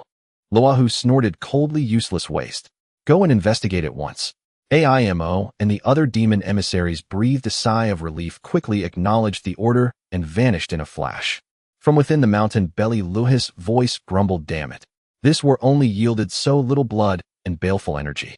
The refinement of the 4 swords of Zhuxian is far from complete. I thought this war would allow me to refine the swords to 30%, but now they're not even 10% complete. What in the world is going on? Was this caused by some living being or by heaven and earth themselves? Damn it. This plan was my careful choice, where I had Shiemo suggest the ancestor dragon to start the war. How could this happen?" He then added, "If I find out a living being is responsible, I will flay their soul and peel their skin, making them suffer the torment of a burning soul for 10,000 years. As for Qin Yu, after thoroughly cleaning the entire battlefield, he dared not linger and immediately departed, heading northward. He feared that if he stayed any longer, the 3 races might send people to inspect the battlefield, or other beings might come to scavenge. Wouldn't he be exposed then? If the three races learned of his deeds, wouldn't they kill him? He was not yet a disciple of Patriarch Hongjuan, and even if he were, would Ancestor Dragon and the others care about that? Thus Qin Yu was cautious. He quickly fled, seeking a place to tally his gains. He was eager to know just how many treasures he had obtained this time. Qin Yu sped northward, estimating he had flown hundreds of billions of miles before he stopped in a mountain range. After a moment's thought, he decided it was best to count his spoils first. Otherwise, carrying such immense wealth felt like wearing fine clothes in the dark. He felt like a wild boar unable to appreciate fine chaff. So he extended his divine sense and searched the mountains. Soon he located a pool. The spiritual energy here seemed abundant, and no living beings existed within 10,000 miles. It was a perfect place for seclusion. He still had the water-repelling pearl gifted by the silly dragon, so being underwater felt no different from being on land. Having chosen his spot, Qin Yu wasted no time and dove down like a bolt of lightning. He plunged directly into the pool. There were no sentient creatures within, only ordinary fish and shrimp. However, the rich spiritual energy might one day give rise to intelligent life, perhaps even a local powerhouse. Qin Yu found a deep recess, wrapped it with his spiritual energy, and then fortified it with the Thunder Spirit Pearl before finally feeling at ease. He couldn't help but sigh, damn, not knowing formations is really awkward. I must learn them later. Otherwise, if I ever get trapped in a formation, I'll be exhausted to death unless I can break it with sheer force. After setting up his defenses, Qin Yu chanted a mantra, and his consciousness entered the Xianling space. Once inside, Qin Yu looked at the warehouse packed with miniature corpses of dragons, phoenixes, and cheelants, and couldn't help but grin widely. Indeed, this was the right way to do things. Qin Yu was certain that after the conferred God era, he could take out a tiny portion of his collection and make the beings of the primordial world fight tooth and nail or weep with gratitude. This was solid wealth. Qin Yu mused that hardworking people are never unlucky. So he began his task, searching for storage items. Fortunately, this was his Xianling space, his personal warehouse. He didn't need to move a finger. He could do everything with his mind. Indeed, the system is forever supreme. Ollie give. Of course, impressive as the system was, it couldn't quite keep pace with the sheer absurdity of this haul. The cataclysmic battle among the dragon, phoenix, and Qilin races, involving tens of millions, had left 90% of the corpses packed away by Qin Yu. What did that even mean? Qin Yu patted his chest and declared if those corpses were lined up, they could circle blue star 10,000 times, with enough left over to go around 3 more times as a bonus. Now, under the system's powerful sorting, every corpse was neatly categorized by race and cultivation level. 37 corpses at the Great Luo realm from the 3 races. 13 from the dragon race, 12 from the phoenix race, and 12 from the Qilin race. A fair split, with no one shortchanged. Over 10,000 at the Tai realm. Again divided equally among the 3, upholding the principle of fairness and justice.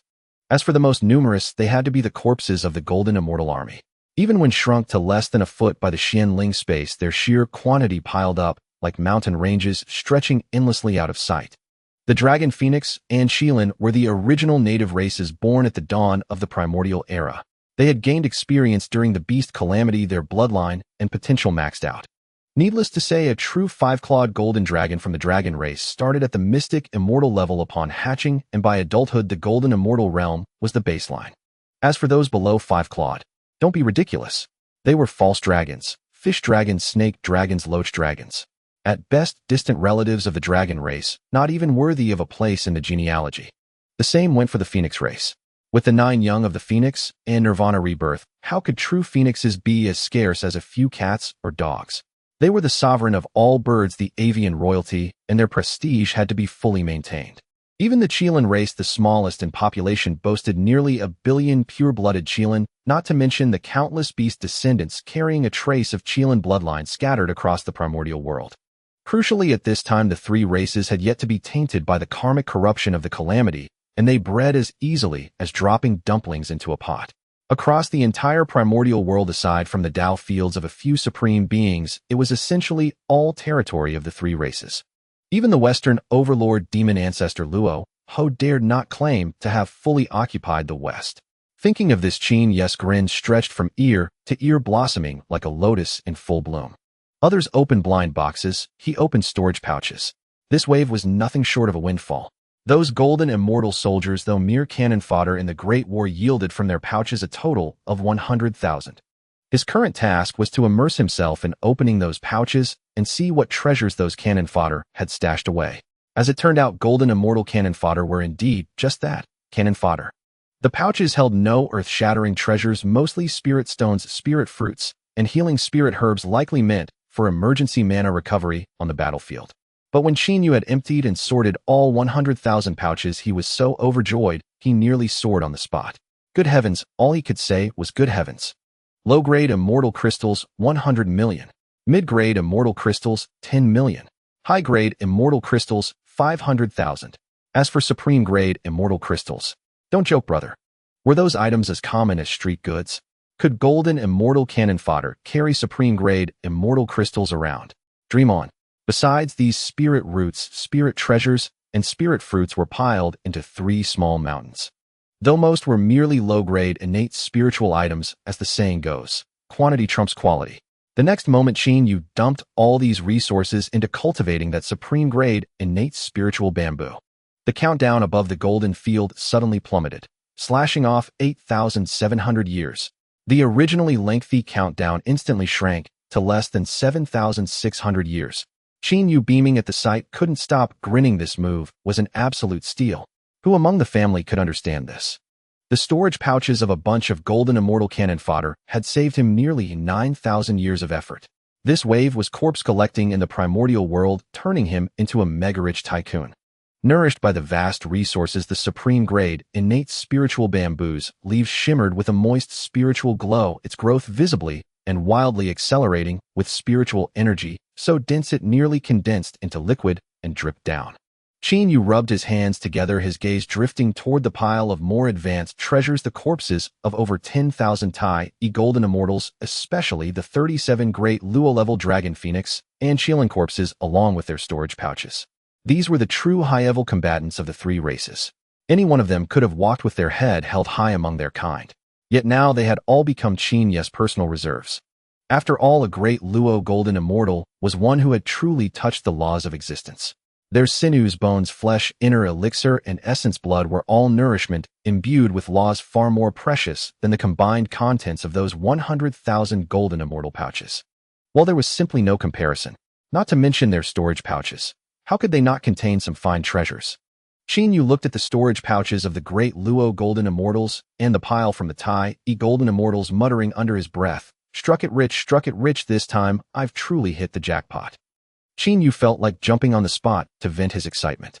This was nothing short of a stroke of heavenly luck. This pile of top-tier experience packages delivered right to his doorstep. At the thought, Qin Yu was brimming with energy. Demon Ancestor Luo Ho. The great war among Dragon Phoenix and Qilin. None of my business. You go ahead and fight to the death, I'll quietly rake in the fortune.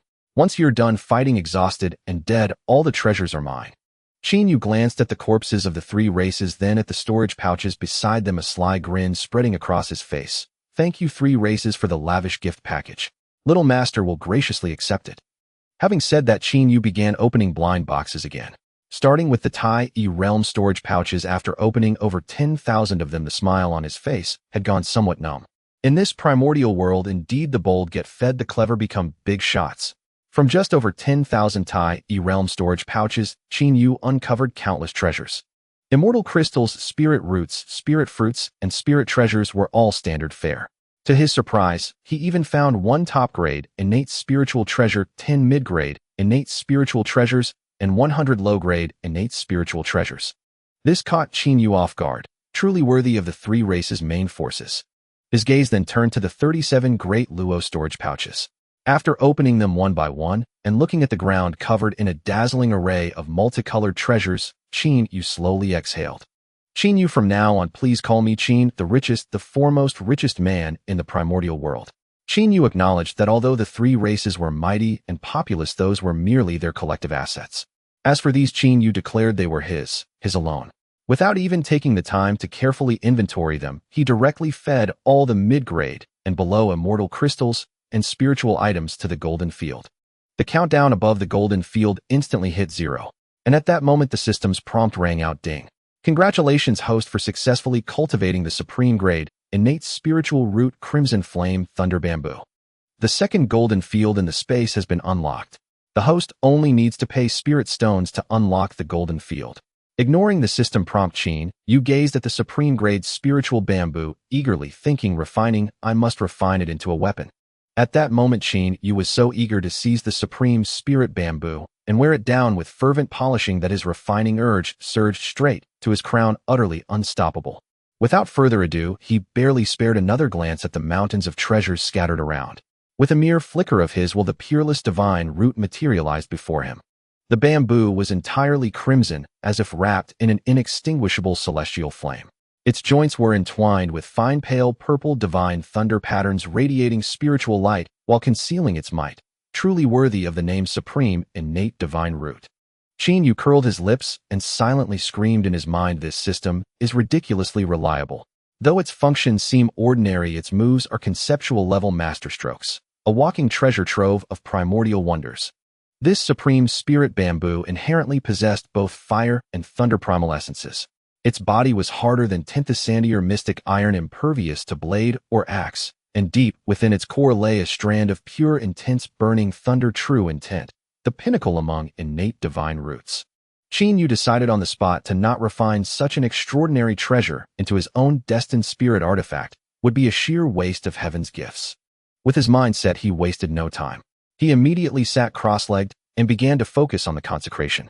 Though his cultivation was merely at the Tai realm, he felt no fear before this innate divine root. The protagonist acts on impulse, not on realm. Spiritual objects are born of nature. They only need guidance, Qin Yu murmured as his fingertip traced the joints of the blazing thunder bamboo. He did not refine it in the traditional sense, but used his spiritual energy to commune with it. Innate objects are all products of nature. From his palm surged two streams of purple gold thunder, coiling like spirit serpents around the blazing thunder bamboo. The moment the purple gold thunder touched the bamboo, its crimson body flared brilliantly. The thunder patterns at the joints resonated, emitting a soft sizzle. Wispy crimson flames seeped from the bamboo's pores, intertwining with the thunder into a net of fire and lightning. Qin Yu emptied his sea of consciousness. This was an extremely delicate process, requiring his own essence to communicate with the bamboo's thunderfire power rather than forcibly suppressing it. The burning thunder, true intent within the bamboo showed no agitation, as if it had long anticipated this thunder essence. Yet upon reflection it made sense. As the first being born from the primordial thunder, Qin Yu was the ancestor of all lightning, destined to command every bolt. Any divine thunder nurtured by heaven and earth could be considered Qin Yu's subordinate. Qin Yu could clearly see the bamboo's inner structure. The outer layer was condensed from blazing flame essence, indestructible. The middle layer held dense thunder patterns, natural conduits for lightning. At the core lay a fist-sized vortex of thunderfire, the seat of burning thunder, true intent. A sharp glint flashed in Qin Yu's eyes as he formed hand seals. With the seals changes, his thunder essence surged like a tide into the bamboo, guiding the blazing thunder bamboo to transform.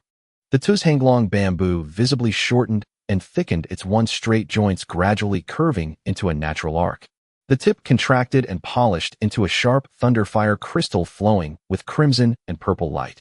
The base condensed into a handle, its naturally formed thunder patterns providing a grip that was warm yet firm.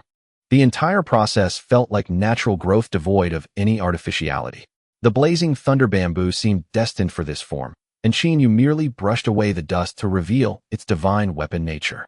When the bamboo had fully transformed into an 8-foot staff, Qin Yu did not stop.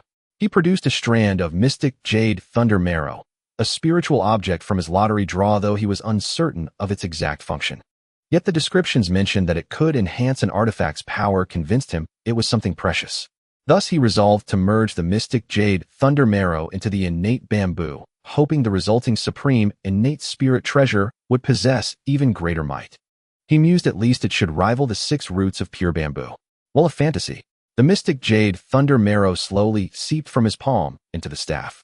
The originally crimson staff surface gradually took on a jade-like luster, with thunder patterns flowing beneath the dark jade skin as if alive. The blazing flames were sealed by the jade layer, no longer leaking out, yet they grew more condensed. Occasional crimson flashes from the staff bore the pressure to incinerate mountains and boil seas. Qin Yu tapped the staff lightly with his fingertip.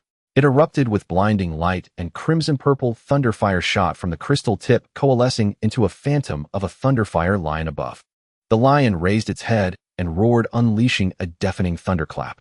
Its flames were laced with purple-gold gungjin sharpness, a sign of the fusion between Qin Yu's innate gungjin essence and burning thunder, true intent. After the phantom dissipated, the staff's transformation was complete. Its body was warm like jade, yet the flowing thunder fire beneath the surface was visible. The crystal tip shimmered with an eerie light, exuding an extraordinary aura. The thunder patterns on the staff naturally conformed to his palm, transmitting a gentle warmth. Most marvelously, an unbreakable bond formed between the staff and Qin Yu's mind. With a mere thought, he could command its thunder fire. I shall call you the mystic jade thunderfire staff. Qin Yu grasped it, and a familiar surge of power flooded his entire being. Though it still bore 48 restrictions due to Qin Yu's essence, 25 layers were directly refined during the process. He attempted to infuse spiritual energy, and the crystal at the staff's tip instantly shot forth a crimson-purple divine thunder wreathed in flames. The thunder struck the ground silently, burning a deep pit. With another swing, the staff's shadow rippled through space, summoning countless tiny thunderfire runes that formed a miniature thunderfire array. This array needed no deliberate activation. It was the staff's innate domain, capable of weakening an enemy's spiritual defense and amplifying thunderfire attacks. Qin Yu rose, gripping the mystic jade thunderfire staff. In that moment, he was filled with confidence. Though he possessed the 10,000 calamity thunder pool, a supreme innate spirit treasure, that treasure was more suited for defense and storing myriad thunder essences, lacking in offensive power. But now, with this supreme innate spirit treasure staff, his offensive weakness would be greatly compensated. He sensed that with this weapon his attack power had at least doubled. Even if he encountered that demonic envoy, now he dared to clash, for his thunder was the natural bane of demonic beings. Qin Yu smiled faintly and stored the mystic jade thunderfire staff into his dantian. As the treasure entered his body, the thunder palace in his dantian resonated with the staff's burning thunder true intent. Streams of spiritual energy emerged from the palace, flowed into the staff, then returned, forming a perfect cycle. Having securely stored the mystic jade thunderfire bamboo, Qin Yu finally clapped his hands in satisfaction and rose to his feet. Truly, this was a supreme innate spiritual treasure nurtured by his own golden field. Its quality, texture, and concentration of spiritual energy were absolutely unparalleled, top-notch, without a doubt. As he caressed this spiritual bamboo, imbued with both thunder and fire attributes, a sudden inspiration struck Qin Yu. Since the golden field could nurture a broken branch into a complete supreme innate spiritual root, if he could gather the remnants of other 10 great innate spiritual roots of the Primordial Era, he could assemble the entire set. Wouldn't a garden full of spiritual roots and treasures be sheer bliss? Just as he reveled in this delightful fantasy, Qin Yu abruptly slapped his forehead, nearly forgetting the important matter at hand. During the artifact refinement earlier, hadn't the system issued a prompt? His mind had been entirely absorbed with the mystic jade thunderfire bamboo, his ears as if stuffed with cotton, not a single word registering. He quickly called out in his mind, System, what did you say just now? I was busy and didn't catch it. Ding host, it has been detected that a new field can be unlocked. It can be activated directly by consuming immortal crystals. Qin Yu was momentarily stunned. Good heavens! This was the second of the 6 golden fields. Did this mean he could now cultivate 2 spiritual roots simultaneously? Double spiritual roots, double spiritual treasures, double harvest. Wasn't this double the joy? Qin Yu's voice quivered with excitement. System. Tell me how many immortal crystals are needed to unlock the second golden field. Ding, a total of 3 million immortal crystals is required. Qin Yu was initially taken aback, then quickly realized the system must be referring to lower-grade immortal crystals. After all, immortal crystals in the Primordial Era were divided into 4 grades: supreme, high-grade, medium-grade, and lower-grade. This amount was a mere drop in the ocean for Qin Yu, the newly minted tycoon who had just fleeced the 3 tribes. Qin Yu glanced at the several mountain-sized piles of immortal crystals in his mystic spirit space, a grin spreading from ear to ear. With a grand wave of his hand, he spoke with extravagant abandon. Old system, why are you being so formal with me? Just this paltry amount of immortal crystals, and you still need to report it. Just deduct it directly. It's no big deal, stop dawdling. Ding, the second golden field has been successfully unlocked. 3 million lower-grade immortal crystals deducted. Qin Yu smiled faintly, his face radiating an air of utter indifference. At this moment, he finally understood why the wealthy on Blue Star loved to show off. This feeling of squandering wealth without a care was incredibly addictive. Tisk, truly satisfying. After basking in the pleasure of showing off, Qin Yu leisurely began to inventory the immense wealth bestowed upon him by the powerful tail level and above experts from the Dragon Phoenix and Shilin tribes. Indeed, no one in this world can escape the law of true satisfaction. There was no need to elaborate on the immortal crystals. Those mountains of crystals were a delightful sight, brimming with opulence. The variety of spiritual fruits and treasures was bizarre and exotic, many of which Qin Yu had never even heard of or seen.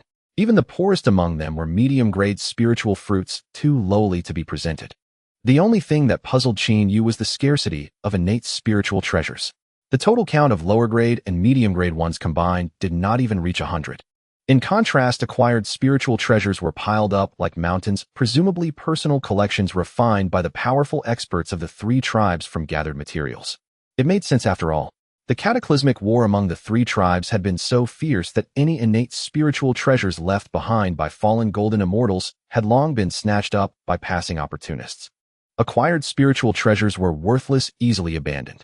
But innate spiritual treasures were the hard currency of the Primordial Era. People would fight tooth and nail over one dropped on the ground. How could they have remained untouched until now? Nevertheless, Qin Yu was unconcerned. Although innate spiritual treasures were scarce, the refining materials, celestial treasures, and spiritual herbs in his mystic spirit space were measured in mountains.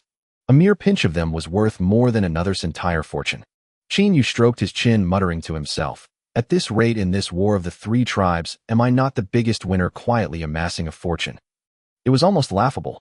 The Dragon Phoenix and Qilin tribes had fought bitterly, suffering countless casualties and draining their vitality, only to end up as the perfect setup for Qin Yu. Not only had they helped nurture a supreme innate spiritual root, but they had also delivered mountains of immortal crystals and spiritual items. They were truly the ultimate suckers of the Primordial Era. This wasn't just a bargain, it was the bargain of a lifetime. Having organized all his wealth, Qin Yu let out a long sigh of relief. The affair of the three tribes' war was finally over. As for the massive corpses of the Dragon Phoenix and Qilin on the battlefield, Qin Yu had no intention of touching them for now. The Primordial Era was vast and resource-rich. There was no need to resort to using the carcasses of fierce beasts for survival. Even if they proved useless later, he would never let that old schemer Luo Ho get his hands on them. Indeed, Qin Yu's frantic clearing of the battlefield, plundering of storage pouches, and gathering of the three tribes' corpses had one primary goal: to thwart Luo Ho and disrupt his progress in refining the four swords of immortal slaying. Recalling the Primordial Era novels he had read on Blue Star, Qin Yu knew it well. Luo Ho had instigated the war among the three tribes not to conquer the Primordial Era, but to use the blood and slaughter aura of billions of beings from the three tribes to forge the world-destroying four swords of immortal slaying. He had long decided to cling to the thigh of the Dao ancestor Hongjun and become his disciple. So he had to ensure his master could crush Luo Ho in the upcoming Immortal Demon War rite. What if his very presence had disrupted the plot and caused Hongjun to lose? Wouldn't that be a disaster? Therefore, Qin Yu threw himself into any task that could weaken Luo Ho's power with unparalleled enthusiasm. The more he could cripple Luo Ho's combat strength, the greater Hongjun's chance of victory. Perhaps then the spiritual veins of the West wouldn't be shattered, sparing the region from becoming the barren wasteland it was destined to be. When that day came after Hongjun's sermons at the Purple Cloud Palace, would there still be a need for two saintly thrones to repay the karma of the Western sages? Qin Yu stroked his chin and chuckled. He cast a reluctant final glance at his wealth and resources before withdrawing his consciousness from the mystic spirit space. In the pool, Qin Yu slowly opened his eyes and surveyed the silent waters around him. He smiled faintly, then put away the Thunder Spirit Pearl. With electric light enveloping him, he shot upward. A splash broke the stillness of the secluded pool, and ripples spread outward in all directions. At that very moment, a divine sense suddenly swept over, locking precisely onto Qin Yu. Qin Yu's expression changed drastically. Without a second thought, he shot into the distance. In his haste, he didn't even bother to discern a direction, simply accelerating to his maximum speed. The instant Qin Yu left, a black-clad figure appeared at the spot where he had just been. With another flicker, the figure pursued him. As he flew, Qin Yu turned his head to look and caught sight of the figure. His heart jolted. Damn, he recognized this guy. Wasn't this the demonic envoy who had possessed a dragon and slain the Fire Phoenix? Why was he here? It was obvious that the demon envoy had also spotted Qin Yu. As he shot toward Qin Yu, he cackled, "Little brat, this time I've found you, haven't I? Last time I let you slip away due to carelessness, which ruined my plans. This time I won't let you off." Qin Yu fled while deliberately shouting over his shoulder, "Who the hell are you? Why are you chasing me? It's not like I owe you unpaid debts." The demon emissary behind him sneered, "I am the feared demon emissary, one of the 7 emotions and 6 desires envoys under the demon ancestor. Boy, I won't let you escape this time. Do you think I've forgotten you?" Stop now, or it'll make your life a living hell. Qin Yu cursed under his breath. Only an idiot would stop there. With that, he accelerated even more, darting forward at top speed. The fear demon also chased after him with all his might. He fled, he pursued. Together they flew. Qin Yu was utterly speechless. Damn it, he had been flying at full speed for 10 years. 10 whole years of non-stop flight, while this fear demon chased him as if he were carrying some precious elixir. If it had been a beautiful woman chasing him, that would have been one thing, but an ugly bastard had been on his tail for a decade. In truth, the fear demon was equally baffled. He never expected this little brat to be so enduring. If at first he had been toying with his prey, as time went on he grew increasingly dumbfounded. This guy was relentless. 10 whole years and his speed hadn't dropped at all. Qin Yu was also anxious. He couldn't just keep flying forever. No amount of spiritual energy could sustain such a grueling pace. Suddenly, the thunder origin within his body trembled violently, nearly causing him to fall from the sky. He vaguely sensed something ahead to the left that was attracting the thunder origin within him. Qin Yu was startled then. Without a second thought, he veered in that direction. Since this guy couldn't catch him anyway, he might as well check what was drawing his thunder origin. So he flew swiftly toward the left front. The fear demon saw his change of direction and followed suit, continuing the chase. Before long, Qin Yu spotted a vast marsh ahead where lightning filled the sky. It was as if he had entered an ocean of thunder. Qin Yu was astonished. In all the primordial wilderness, there was only one place with such a thunderous marsh, Luai's. That's right. The same Luai's where at the dawn of the three sovereigns Lady Huashu became pregnant after visiting it. A sharp gleam flashed in Qin Yu's eyes. Luai's was it? What if I add my profound jade thunderfire staff to the mix? I wonder how the fear demon who has chased me for 10 years would handle that. Qin Yu thought, today, I just might stage a rebellion. A Tai against a Daluo, the advantage is mine. With that, he charged straight into the marsh.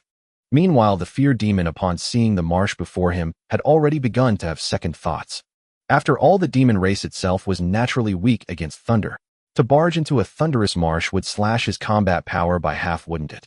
Even at half strength, he was still a Daluo powerhouse. Could he take down that latest-stage Tai brat? Probably, maybe no problem. With that thought, the fear demon followed Qin Yu into the marsh. Qin Yu plunged straight into Luai's, charging deeper, without slowing down. He glanced back at the fear demon, as if to say, come on, keep chasing if you dare. The fear demon, catching that look, felt a chill run down his spine. He recalled how he had waited so long, finally catching the vermilion bird during her outing. After his hard-won kill, this brat had discovered him. To avoid exposing his identity, he had intended to kill this golden immortal brat. He thought it would be a piece of cake. But unexpectedly, he hadn't been able to catch him, and the brat escaped. In the end, the vermilion bird's corpse vanished, ruining all his efforts, and earning him a harsh scolding from his elder sister, the joy demon. The fear demon was utterly aggrieved. It gnawed at him. This time he had been ordered by his master to coordinate with the other demon envoys to investigate the three tribes' battlefield. But when he arrived, he found the entire battlefield had vanished. Yet the pockmarked ground indicated that some force had beaten them to it and cleared the site. Why was he so sure a force had intervened? Because nearly 10 million corpses couldn't have been cleared by just anyone. If it were a single person, how vast would their storage space need to be to carry all of them away? So the demon envoys conferred and fanned out from the battlefield in all directions, hoping to find clues. The direction he took happened to be north. During a casual divine sense scan, he spotted a figure standing on a pool of water. The moment he saw that figure, the fear demon froze. Wasn't this the brat who had slipped through his fingers? And only 100,000 li away. If he didn't kill him, he would be failing their reunion and all the grievances he had suffered. He had been the first demon envoy to complete the master's task, yet because of this brat the reward was snatched away, and he got a tongue lashing to boot. If he didn't kill him, his demon heart would be unsettled. But surprisingly, a mere 100,000 li, a blink of an eye for him, had still allowed the brat to escape. And he had fled all the way east to this Luai's region. Could he tolerate that? Who the hell could tolerate that? A murderous gleam flashed in the fear demon's eyes. No, he had to chase him down and kill him, even if this was Luai's. But so what? So the fear demon produced a spiritual treasure, placed it on his head, and then flew into Luai's, continuing the pursuit. Outside it hadn't seemed like much, but only upon entering Luai's did he realize that it contained its own independent space. Above, thunderclouds churned violently, lightning cascading like an inverted celestial river. Billions of bolts struck down from the clouds into the boundless marsh below. There was no trace of any living creature's aura, only the rampant destruction of the law of thunder. Turbid black water boiled and surged, lightning spreading across the surface as if the water itself were made of thunder. Entering it felt like being suppressed by the thunder itself. The cloud layers were thick as lead, countless lightning bolts rolling, colliding, and roaring at the cloud base, as if all the thunder in the world had been forcibly imprisoned here. When the 10,000 thunderbolts converged, heaven and earth lost their color. Billions of violet gold divine thunders roared in unison, their sound waves shattering stars, their electric light tearing the void. Thunder pillars crashed down like primordial divine mountains, black water erupting 1,000 zhang high, each droplet carrying the might of world-destroying thunder. Above, Luai's lightning interwove into a massive net, thunderbolts piercing heaven and earth, leaving dense cracks in space itself. The power of thunder was savage to the extreme. It seemed no one dared set foot here. Yet now two figures had intruded into this place. Qin Yu marveled at the Thunder Lake as he entered, feeling as though this place was a residence meticulously crafted for him. The thunder here seemed to welcome him home after his arrival. Qin Yu was very pleased with this place. No wonder in the ancient novels he had read before crossing over Thunder Lake was the residence of the Thunder God. This place was simply too suitable for him, igniting within Qin Yu an impulse to take it as his dojo. Seeing the fear demon truly enter the Thunder Lake, a smirk slowly crept onto Qin Yu's lips. He continued to fly deeper into the Thunder Lake, seeking a fitting burial ground for the fear demon. Once he entered the Thunder Lake, he was its sovereign, embodying the pride of the primordial first strand of thunder. As the progenitor of all thunder, this was his domain. Finally, Qin Yu halted his figure as the thunder here gathered and erupted with immense power, seemingly making it quite suitable for the fear demon. Before long, the fear demon also arrived here, but at this moment, he seemed to be in a terrible state. Although he had a spiritual treasure for protection, the natural restraint of thunder against the demon race made his movements arduous. Seeing Qin Yu standing there, he sneered, saying, "Little bastard, why aren't you running?" Qin Yu smiled slightly and replied, "Welcome to my world, fear demon. Do you like the burial ground I selected for you?" The fear demon was taken aback for a moment, then burst into wild laughter, saying, "Little bastard, do you think that by coming here I can't do anything to you? Don't forget you are merely at the Tai realm, while I am at the Deluo realm. Do you really think such a significant gap in realms can be easily bridged?" Qin Yu simply smiled lightly, not responding, instead playfully observing the fear demon. Perhaps provoked by Qin Yu's demeanor, the fear demon made his move. He suddenly transformed into a black rainbow, dashing forward with a piercing shriek that ripped through space, his hands entwined with dark, gray demonic energy, corroding the thunder of the Thunder Lake wherever he passed. A glint flashed in Qin Yu's eyes as he advanced rather than retreating. He brandished the Xian Jade Thunderfire staff towards the ground, and the dark jade patterns on the staff suddenly glowed, activating the thunderous ley lines beneath his feet. In an instant, dozens of bolts of thunder erupted from the ground, forming a thunder net before him. Though the thunder net seemed hastily formed, it contained the transformations of the 5 elements divine thunder. The green wood thunder entwined, the red fire thunder ignited, the yellow earth thunder suppressed, the white gold thunder split, and the blue water thunder permeated, intertwining perfectly to block the fear demon's body. Indeed, the place Qin Yu chose was the convergence of the 5 elements divine thunder. A mere trick. The fear demon disdainfully snorted, attempting to corrode the thunder net, yet his body was momentarily stunned by the thunder. In that fleeting moment of pause, Qin Yu had already turned and evaded his attack under the cover of the thunder light. The fear demon was utterly infuriated, and a cruel smile flashed in his crimson eyes. He transformed into a black mist and relentlessly pursued, completely unaware that he was stepping into a death trap. Qin Yu pointed his spiritual treasure at the fear demon, and instantly hundreds of 5-colored thunders cascaded down like a waterfall, dividing the world into 5 distinctly different zones. Qin Yu's figure flickered continuously within the thunder domain, the Xian Jade Thunderfire staff, swinging ceaselessly, summoning more and more 5-colored thunders, forming a torrent of thunder behind him. Qin Yu looked at the fear demon with a grin, raising the Xian Jade Thunderfire staff high above his head, as the 5 elements thunder domain condensed in the void into a massive multicolored thunder wheel, its edges gleaming with a brilliance capable of cleaving heaven and earth. Only then did the fear demon realize something was amiss. The thunder of the Thunder Lake inherently contained the supreme yang power that restrained demonic energy, and at this moment, he seemed to have already been encircled by thunder. The fear demon's expression changed as he attempted to retreat, but it was already too late. In a moment of desperation, he could only roar loudly, gathering all his demonic energy to transform it into a pitch-black bone spear, throwing it towards Qin Yu with a destructive aura. 5 elements divine thunder, exterminate the demon. Qin Yu shouted, urging the multicolored thunder wheel above his head. The thunder wheel began to spin slowly, and 5 bolts of thunder transformed into 5 thunder dragons roaring towards the bone spear. The greenwood thunder dragon entwined the bone spear, slowing its speed. The red fire thunder dragon ignited the demonic energy, crackling with the sound of burning. The yellow earth thunder dragon suppressed its might, greatly reducing the bone spear's momentum. The golden thunder dragon tore through the defenses, creating fissures on the bone spear. The blue water thunder dragon seeped in, dissolving the coagulated demonic energy. Boom! The 5 thunder dragons collided with the bone spear, erupting with a sound that could destroy the heavens and earth. The bone spear shattered into pieces under the impact of the 5 elements' divine thunder.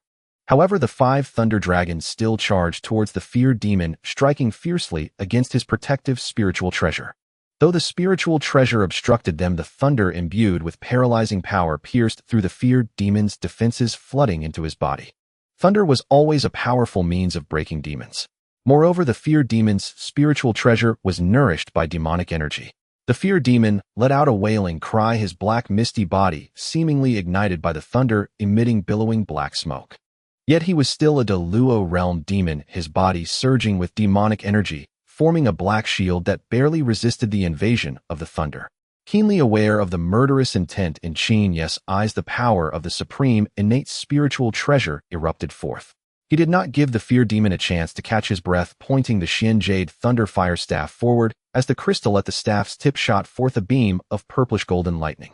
This was the exterminate evil divine thunder that fused with his innate gung metal essence, specifically aimed at eradicating all illusions and evil spirits. As the 5 elements divine thunder enveloped the exterminate evil divine thunder, piercing through the black shield, the feared demon's black misty body writhed violently, but the divine thunder crashed down hard onto him. The feared demon was blasted downwards by the divine thunder, accompanied by his anguished howls. "No, this is impossible." His voice was filled with despair. He could feel that his body had been severely injured by the thunder, and the damage was significant. Furthermore, the thunder continued to ravage his body from within, preventing him from summoning even a shred of demonic energy. This filled the feared demon with fear. At this moment it felt as if he had become a lamb awaiting slaughter. Yet Qin Yu did not relent as the thunderous essence within him surged wildly into the Xian Jade Thunder Fire Staff, continuously supplying it with energy. "With my thunder as the foundation, condensing the mighty righteous thunder, exterminate evil divine thunder, and 5 elements divine thunder, the 3 thunders converge, shatter." Qin Yu suddenly shouted, and the Xian Jade Thunder Fire Staff erupted with an unprecedented brilliance as 4 types of divine thunder simultaneously shot from the tip of the staff, merging in midair and crashing violently towards the feared demon. Bang! With a thunderous sound, the feared demon became immobile, and his hair stood on end, resembling an outrageous hairstyle. The feared demon stared wide-eyed at Qin Yu, mumbling, "Impossible. How could you possess a supreme, innate spiritual treasure?" "No, I don't want to die." As he spoke, bolts of various colored divine thunder shot from within his body outward, and in the end he completely dissipated amidst a cacophony of crackling sounds. Only a few fragments of spiritual treasure lay there. Qin Yu slowly exhaled a sigh of relief. Having challenged a Tai cultivator as a Daluo, he had ultimately succeeded in his rebellion. Gazing at the spot where the feared demon had vanished, Qin Yu curled his lips. That wretched creature had left behind nothing at all. The only spiritual treasure had been shattered by his own hand. Damn, what a loss. Alas, this was a hefty price to pay. Yet a smile crept across Qin Yu's face as he glanced around the surroundings, nodding in satisfaction. Initially, he had only sought a place dense with lightning to slay the feared demon. Little did he expect that deep within the Thunder Marsh, such a fine location awaited him. Here the 5 elemental divine thunders were everywhere, and even the air carried the essence of the 5 elements. This place seemed remarkably suitable for cultivation. His cultivation base was still too low. Had he been at the same realm, even without the aid of this Thunder Marsh, he could have easily dispatched that feared demon. After all, he possessed 2 supreme-grade, innate spiritual treasures. A mere feared demon was nothing. Qin Yu pondered for a moment, then delved his consciousness into the Xianling space to inspect his gains from the battle among the 3 clans. His gaze finally hardened with resolve. Breakthrough. He would not leave this Thunder Marsh until he had achieved Daluo. Decisive in action, Qin Yu immediately sat cross-legged, circulating his cultivation technique to absorb the thunder-attributed spiritual energy of the marsh. He aimed to restore himself to peak condition, then embark on the path to perfect the 5 elements. This was an excellent place for cultivation. The 5 elemental divine thunders here were interlinked with thunder gave birth to fire, thunder, fire to earth, earth to metal, metal to water, and water back to wood, forming a perfect cycle of the 5 elements. The endless generative cycle of the 5 elements was vividly manifest. Qin Yu hovered in the void at the center of the 5 domains, keenly sensing the flow of the 5 elemental divine thunders. His internal organs resonated faintly. The liver responded to wood thunder, the heart to fire thunder, the spleen to earth thunder, the lungs to metal thunder, and the kidneys to water thunder. Each organ greedily absorbed the corresponding thunder essence. Once he had attuned himself to the zenith of his condition, Qin Yu formed hand seals, drawing upon the primal power of the 5 elemental thunder domain. He first sank his mind into his liver, summoning the azure wood thunder origin. The power of wood thunder, guided by his spiritual energy, transformed into a streak of cyan light that pierced into his body, heading straight for the liver. The liver trembled violently. Though already imbued with wood thunder, it was now activated further, growing increasingly vibrant. Next, he summoned the crimson fire thunder origin. Fire thunder shot like a line of flame into his heart. The heartbeat accelerated abruptly, as if injected with a potent stimulant, and the fire thunder within stirred to life. The yellow earth thunder origin surged in afterward, heading straight for the spleen. Earth thunder, heavy and steady, caused the spleen to swell slightly before slowly contracting. With each breath, the spleen grew more complete. Then metal thunder rushed into the lungs, roaming freely within. Though metal thunder was overwhelmingly dominant, it was exceptionally affectionate toward Qin Yu. Thus, the metal element power within the lungs also converged rapidly. The blue water thunder origin seeped into the kidneys, transforming into a gentle stream within them, strengthening the kidneys and bringing a wave of comfort throughout Qin Yu's body.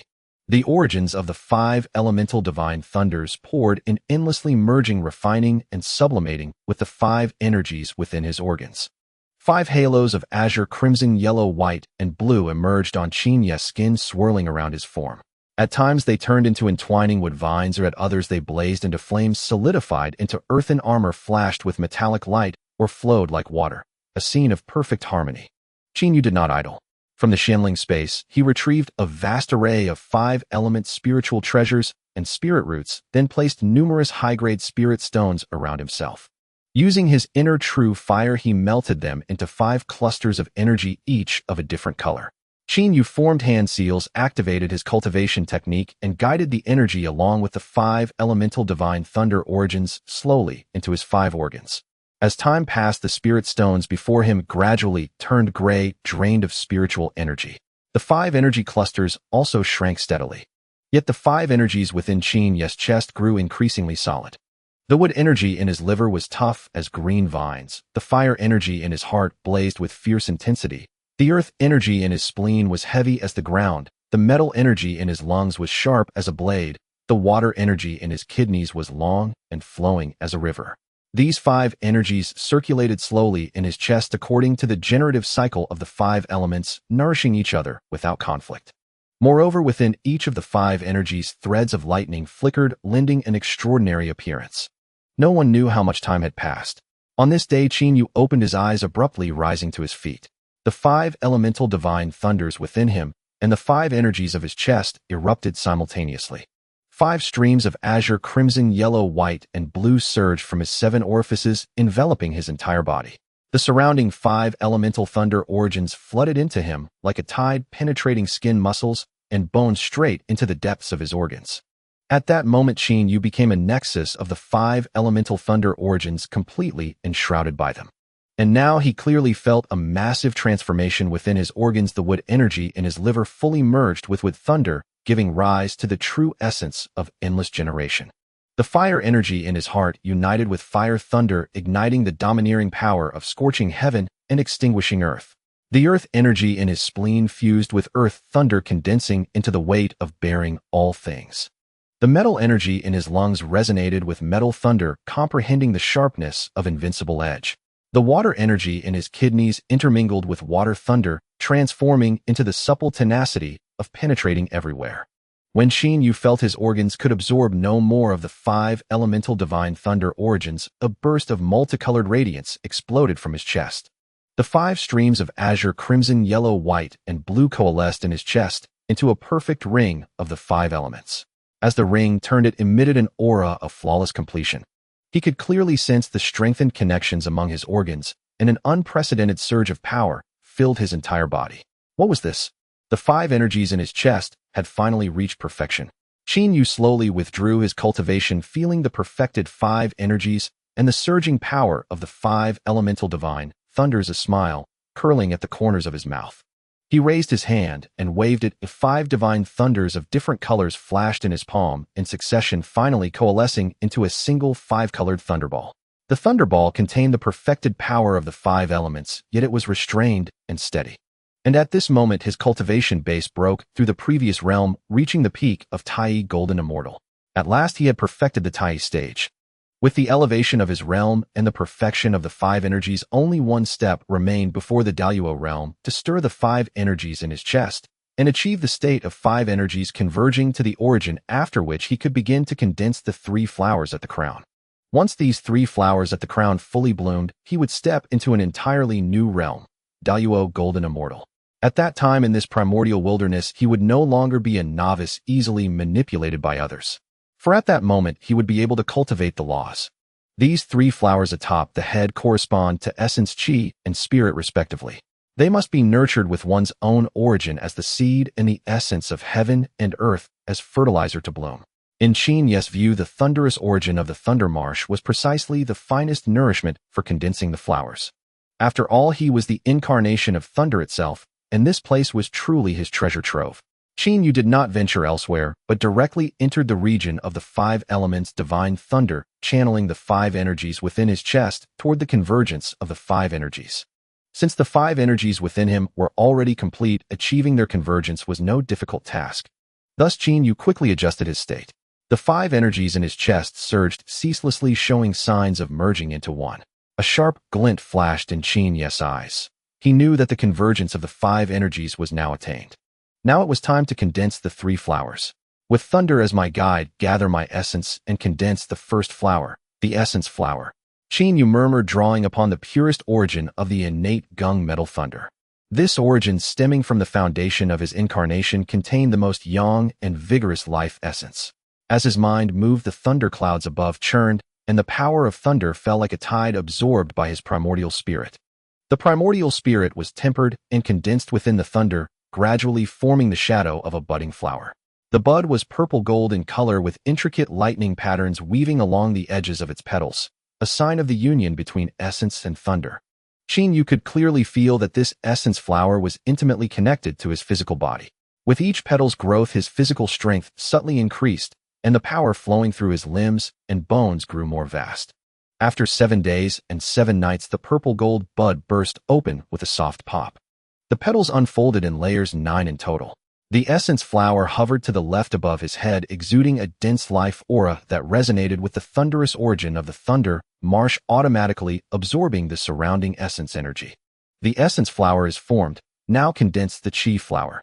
Qin Yu wasted no time, immediately channeling the perfected 5 energies within his chest. 5 streams of energy, green, red, yellow, white, and blue, rose from his chest and merged into the thunderclouds above. The 5 energies intertwined with the thunder, forming a multicolored bud. Within the bud, the flow of the 5 elements divine thunder was faintly visible. This chi flower, based on the 5 energies in his chest, carried his insights into the 5 elements divine thunder and his understanding of chi itself. The blooming of the chi flower was faster than that of the essence flower. 5 days later, the multicolored bud had fully opened, also with 9 petals. On the petals were patterns of green, wood, red, fire, yellow, earth, white, metal, and blue water. The 5 thunder patterns intertwined, forming a miniature cycle of the 5 elements. The chi flower hovered at the center above his head, radiating a vast spiritual energy fluctuation. This allowed Qin Yu's control over the 5 elements divine thunder to become more seamless, enabling him to summon the power of heaven and earth's 5 elements with a mere gesture. The final flower, the spirit flower. Qin Yu took a deep breath, and the thunder soul in his Danshan's thunder palace suddenly looked up, as if gazing at the space above his head. It ascended to the top of his head, merging with the thunderclouds to form a pure purple thunder. Then 2 beams of thunder shot from the thunder soul's eyes, crossing space and time to appear directly to the right above Qin Yu's head. Immediately, countless thunder origins surged toward the right side. The 2 thunder beams fused with the thunder origin to form a purple bud within, which seemed to shimmer with the light of wisdom. This was the spirit flower integrating his soul power, will, and understanding of the Tao. The condensation of the spirit flower was the most arduous. A full half-month passed before the purple bud slowly bloomed again with 9 petals. The petals were etched with profound thunder runes. As the runes flowed, Qin Yu's divine sense expanded dramatically, allowing him to clearly see the landscape within millions of li of the Thunder Marsh, and even faintly touch the origin veins further away. The 3 flowers stood side by side above his head, the essence flower solid, the chi flower vast, and the spirit flower profound. They were connected by threads of thunder, forming a stable triangle. As the 3 flowers revolved, the thunder origin of the Thunder Marsh was drawn in continuously. Qin Yu's aura grew visibly, drawing nearer and nearer to the barrier of the 8th revolution, the Great Luo. Gazing at the 3 flowers above Qin, Yu mused silently. The 3 flowers are initially formed with 9-grade aptitude. By all accounts, it's not bad. But this is not what I desire. In this era, 8 grades are mortal, 9 grades are immortal, and 10 grades are quasi-sages. Only 3 flowers above 10 grades possess the foundation to achieve sagehood. It is said that the ancestor Hongjun's 3 flowers were all 12 grades, while the 3 pure ones had 11 grades. Niwa Jane and Juani all had 3 flowers at the peak of 10 grades. No, they were half a step into 11 grades beyond 10 grades. Even Zhun Yuanzi Kuanping and Mingi all had 3 flowers at the peak of 10 grades. If I only have 9 grades, how can I contend with them? Qin Yu looked at the 9-grade 3 flowers above his head, a resolute gleam flashing in his eyes. Since the 3 flowers were not yet fully fixed, he still had a chance to fight. Qin Yu gazed at the dense thunder aura around him, a hint of madness in his eyes. He would use the endless thunder origin of the Thunder Marsh as a hammer to forge the 3 flowers into higher grades, imbuing every petal with the true essence of thunder. Only then could he achieve perfection. Since he was the incarnation of thunder, all the thunders of the primordial wilderness could serve as his nourishment. Moreover, the Thunder Marsh itself was formed by the convergence of all thunder origins. Qin Yu took out the profound jade thunderfire staff and thrust it into the ground. Then he suspended the 10,000 calamity thunder pool above the 3 flowers on his head. Both of these supreme, innate spiritual treasures erupted with Tinthasansang radiance, channeling the power of the 5 elements, divine thunder from the Thunder Marsh, forming a massive thunder vortex around him. Within the vortex, the 5 thunders, green, red, yellow, white, and blue, interwove, merging into streaks of 5-colored divine thunder. These then poured into the 10,000 calamity thunder pool, and from the side of the treasure shot toward the tip of the profound jade thunderfire staff. From the staff's tip, they refracted back, charging into the 3 flowers above Qin Yu's head. At a glance, it seemed to form an invisible hammer for forging flowers. Qin Yu channeled the purple gold thunder within him, combining it with the purified thunder origin energy from the 2 treasures, and focused it on bombarding the essence flower to the left above his head. After their fusion, the purple gold hue deepened, washing over the petals of the essence flower like a tide. Each wash made the petals more solid and the thunder patterns more pronounced. The 9-grade petals trembled slightly under the thunder's tempering, as if enduring great pain. But Qin Yu's will was as firm as iron. On the path to enlightenment, there were no shortcuts. 3 months later, at the edge of the 9th petal of the essence flower, a new petal sprouted. A 10-grade essence flower. Qin Yu's spirit soared, and he continued to channel the thunder for tempering. After another year, the 11th petal quietly bloomed. The purple gold thunder patterns on the essence flower grew clearer, and its life aura became as heavy as Mount Buzhou, showing signs of transcending the mortal realm. But Qin Yu also felt that the essence flower had been tempered to its limit, unable to advance further. He sighed inwardly. After all, his aptitude was still a step behind those chaotic primordial spirits. Yet a flicker of determination flashed across Qin Yu's eyes as he once again channeled the thunder origin toward the central chi flower. The 5 elements thunder surged simultaneously into the chi flower with thunder spurred vitality, fire thunder ignited sharpness, earth thunder consolidated the foundation, metal thunder purged impurities, and water thunder nourished and harmonized. Under the influence of the 5 elements thunder, the multicolored petals ceaselessly decomposed and recombined. Each petal grew more crystalline, and the circulation of the 5 elements thunder origin became increasingly seamless. This tempering session lasted even longer. 3 years later, the chi flower advanced from the 9th grade to the 10th. The 5 elements patterns on its petals were fully awakened, capable of autonomously drawing the 5 elements power of the Thunder Marsh. Another decade passed, and the 11th petal bloomed. As the chi flower rotated, the 5 elements thunder domain of the marsh resonated with it, as if the entire Thunder Marsh's 5 elements thunder had become its extension. Finally, Qin Yu used the soul power of his Thunder Palace to guide the Thunder Origin's energy, pouring it into the spirit flower above the right side of his head. Qin Yu's Thunder Soul even directly flashed out of the Thunder Palace, appearing outside the three flowers. The Thunder Soul extended a hand, continuously channeling soul power toward the spirit flower. When the spirit flower was at the 9th grade, Qin Yu felt nothing special. But striving for the 11th grade, he truly experienced the immense difficulty. He felt that the energy of his Thunder Soul had diminished by nearly half over a century. Yes, a century. Qin Yu had been continuously pouring soul power into the spirit flower for 100 years to elevate it. Yet the results were remarkable. The spirit flower was reborn amid the Thunder Origin, with the 10th and 11th petals consecutively unfurling. On the blooming spirit flower, thunder runes perfectly fused with fragments of the Tao, exuding an overwhelming spiritual pressure. Qin Yu's perception range expanded further, allowing him to clearly touch the Tao barrier of the Deluo realm and even see the vaster expanse beyond it.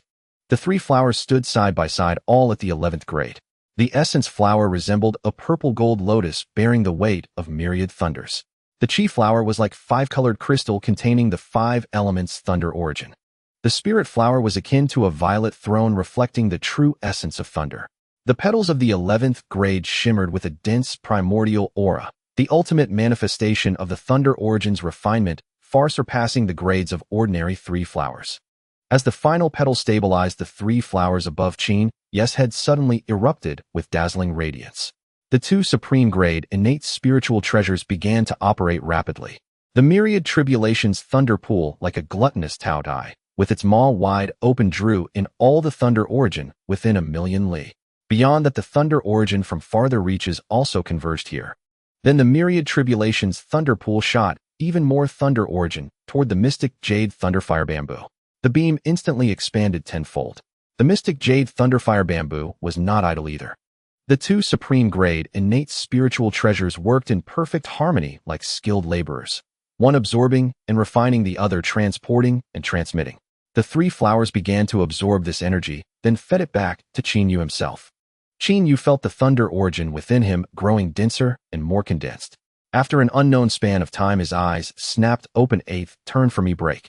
A formidable aura burst forth from Qin Yu.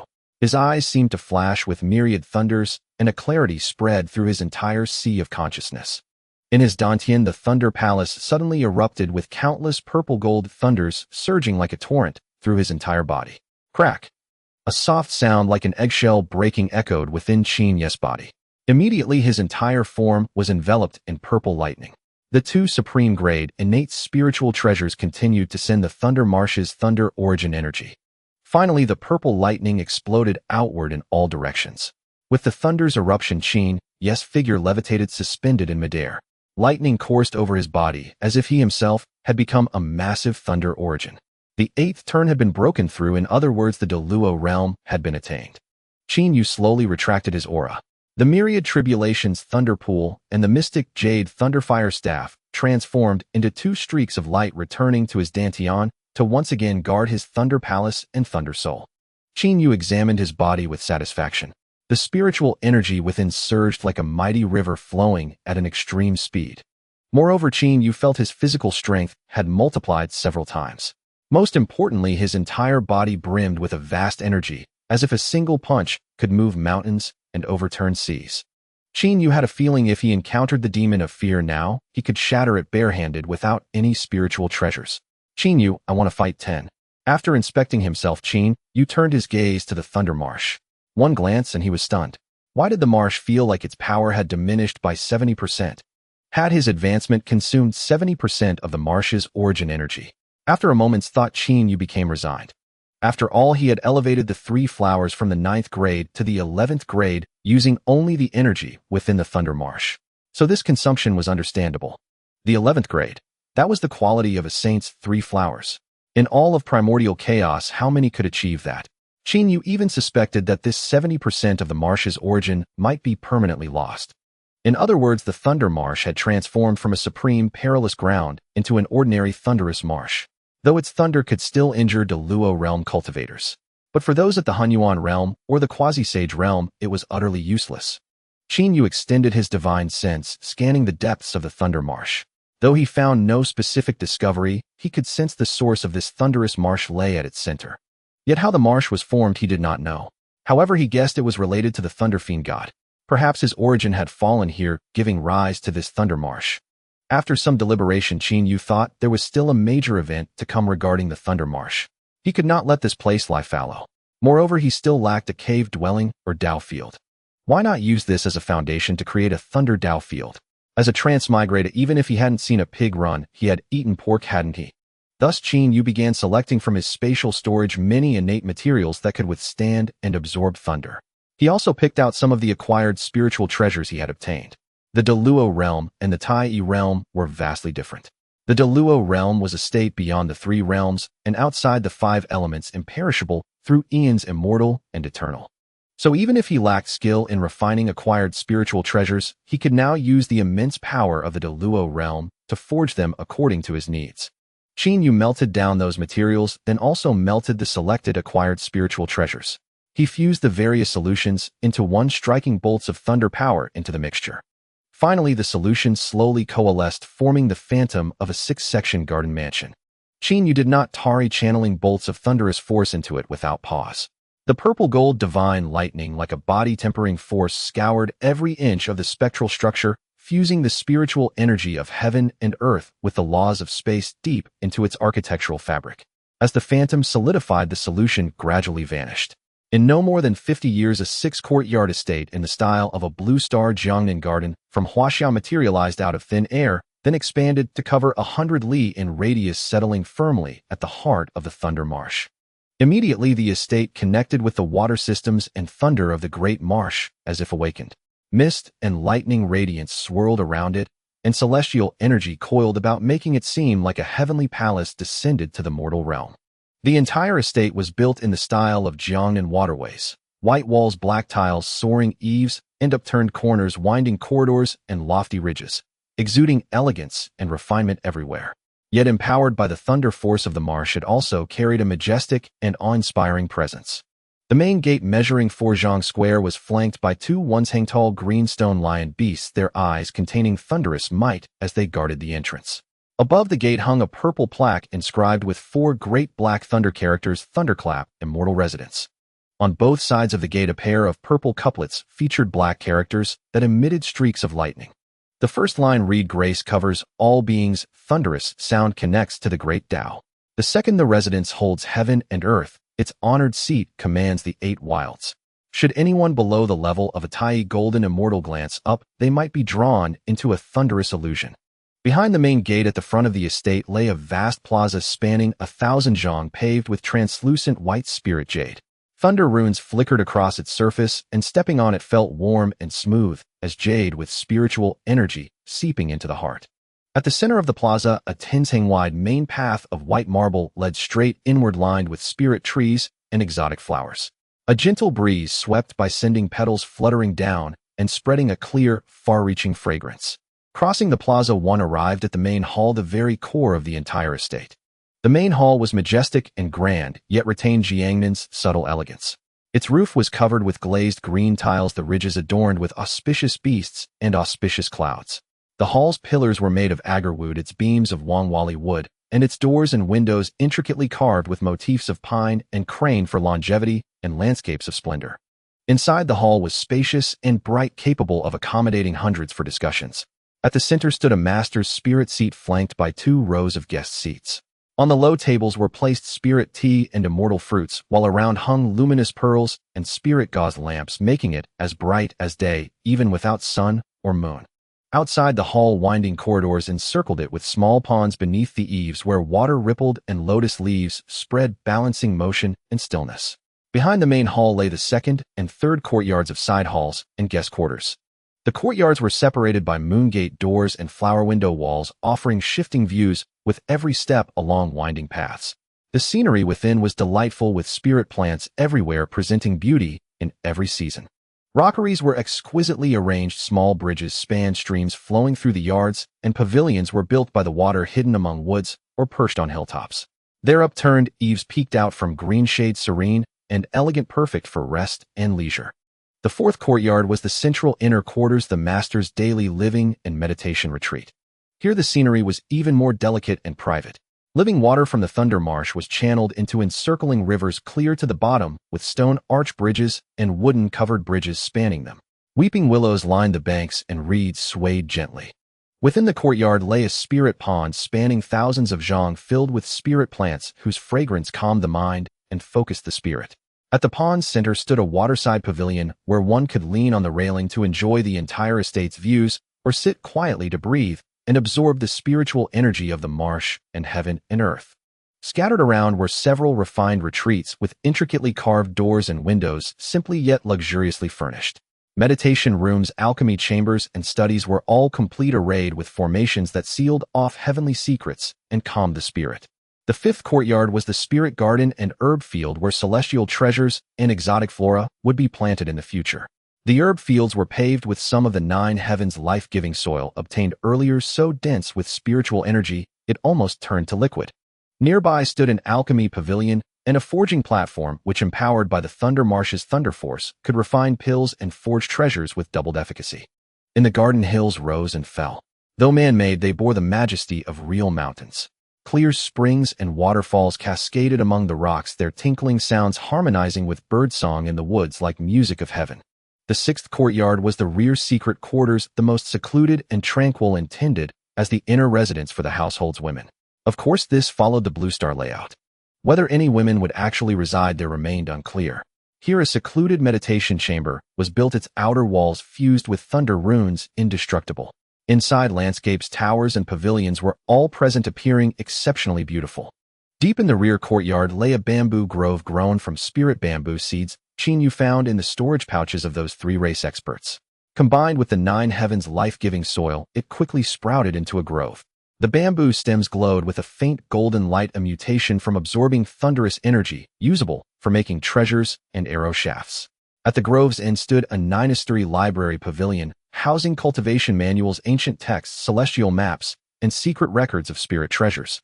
Around the pavilion, illusion arrays and thunder rune guardians were laid, allowing entry only to the master. The entire 6-courtyard garden encompassed mountains, rivers, ponds, waterfalls, pavilions, terraces, towers, chambers, verandas, waterside kiosks, corridors, and bridges in complete harmony. Jiangnin's gentle elegance merged perfectly with the Thunder Marsh's majestic divine might, creating a landscape within 100 li where every step revealed a different view. It was fit for hosting guests and conducting affairs while displaying authority, yet also suitable for secluded cultivation and carefree living. A true immortal paradise independent within the Thunder Marsh. Qin Yu gazed at the thunderclap immortal residence before him and nodded in satisfaction. He remarked that this was the most perfect architectural style he could conceive. Perhaps better buildings existed, but he could not think of any. Moreover, for his own dwelling, comfort was the only priority. Why care about others' opinions? After finishing, Qin Yu chuckled to himself, feeling he had finally settled in the primordial chaos. This place would henceforth be his Dao field. Speaking of which, after the war of Lich and Demon and the rise of humanity, would it be here that Huashu sure stepped, leaving a footprint, and then conceived Fushi? Well, that would be rather awkward. He didn't seem to have such large feet. Suddenly, a system notification echoed in Qin Yu's mind. Ding, host, you have 2 and use draw opportunities. Qin Yu was taken aback. 2 draw opportunities. That meant 2,000 years had passed since his last draw.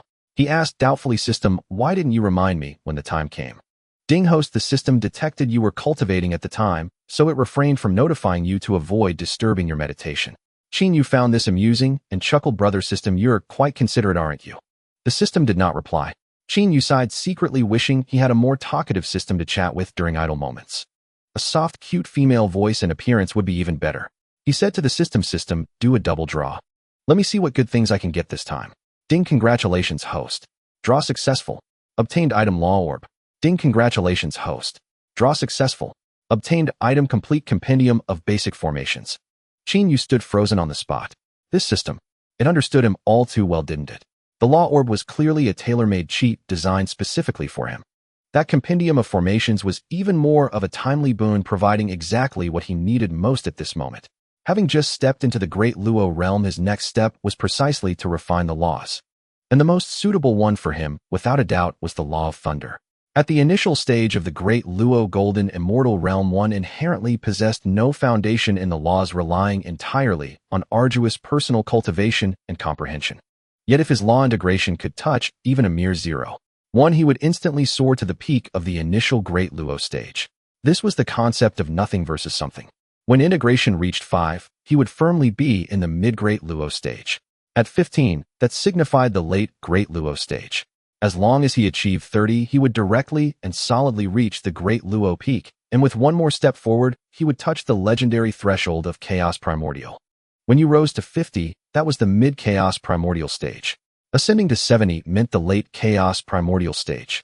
And upon reaching 90, you would undoubtedly be at the peak of Chaos Primordial, fully capable of overlooking the primordial wilderness.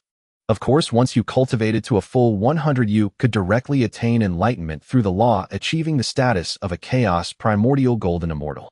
From then on, you would roam freely between heaven and earth, unbound by the myriad paths and impervious to the myriad laws.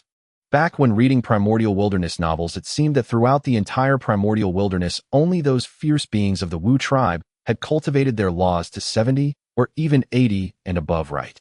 It was a pity that the cataclysm of the Wu and Yao had delayed their cultivation time, and in the end, no one ever touched that heavenly chasm of 90.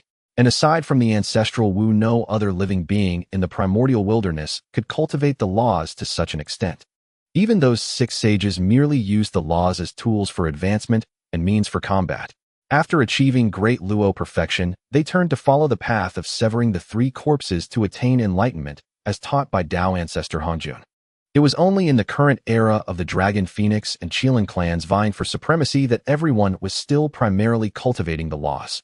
As Qin Yu clutched the newly drawn law orb, and Jade slipped the moment the information flooded into his mind, the corner of his mouth twitched violently. Law orb allows the selection of 1 law for cultivation, directly increasing law integration by 10. Jade slip contains the compendium of basic formations. That's it. The description was absurdly concise, brutally straightforward. Was this the ultimate style of a system's top-tier offering? So powerful that it couldn't be bothered to give even a superfluous explanation. Wasn't this law orb essentially a conceptual cheat device? Choose a law, and with a snap, directly add to the progress bar. What was the point of even cultivating anymore? Qin Yu couldn't help but rant inwardly. You might as well just pop up a status panel for me and put an upgrade button on it. I wouldn't even need to lift a finger. I could just click and become invincible. Qin Yu shook his head. Damn it, if cultivating in the primordial wilderness were that easy, he should at least be at the latest stage quasi-sage level by now, right? What? You say I've only taken human form for 3,000 years. So what? As long as the system is effective, attaining enlightenment and becoming a chaos primordial in 3 days isn't out of the question. Qin Yu cleared the distracting thoughts from his mind, then with a flicker appeared within his newly refined thunderclap immortal mansion, seating himself in the primary seat of the main hall.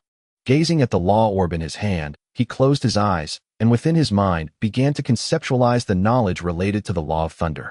The law orb also began to emit streaks of white light. Upon closer inspection, faint traces of lightning were visible within the radiance.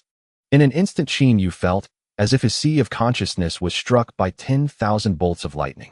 Countless pieces of information regarding the law of thunder surged in like a tidal wave. The principles of thunder's generation, the attraction of positive and negative charges, the arrangement patterns of thunder runes, the differing attributes of various thunders.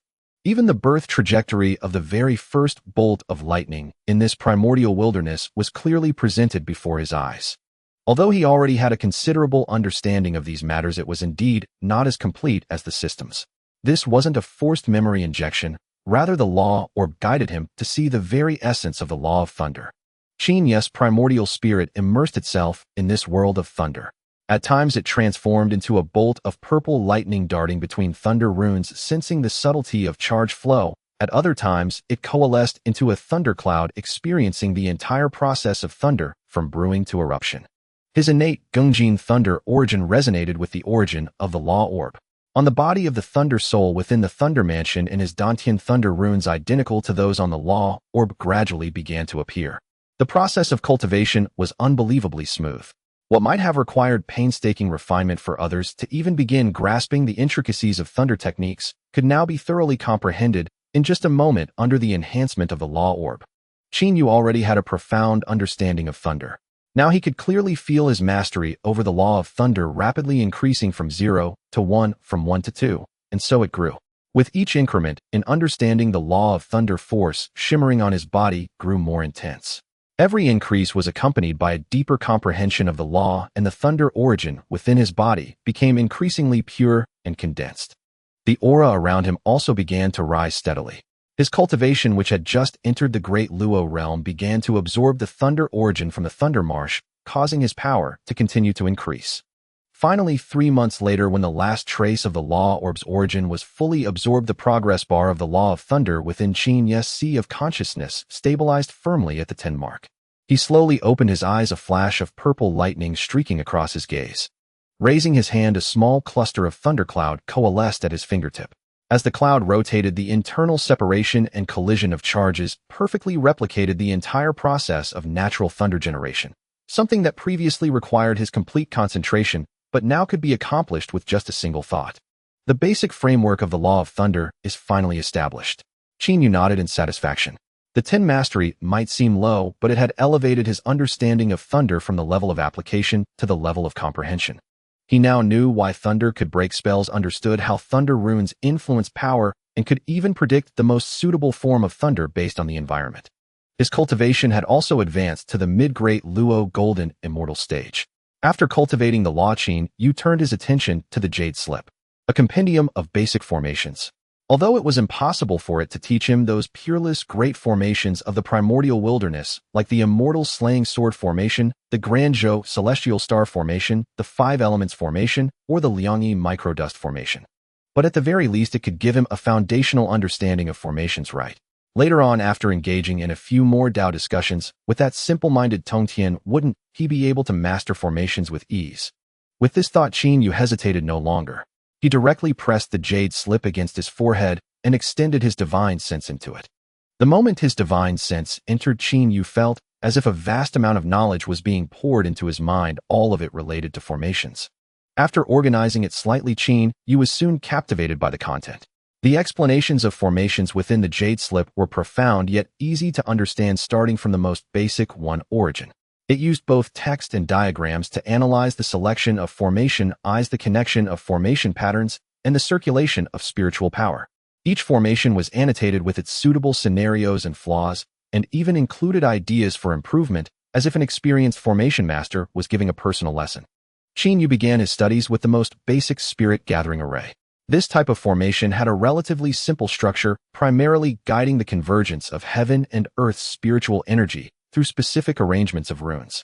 Following the instructions on the jade slip, he used his lightning spiritual power to trace the formation lines on the ground, placing 12 low-grade spirit stones in specific positions. Initially, the connections of the formation lines were always off, causing the spiritual energy to dissipate halfway through.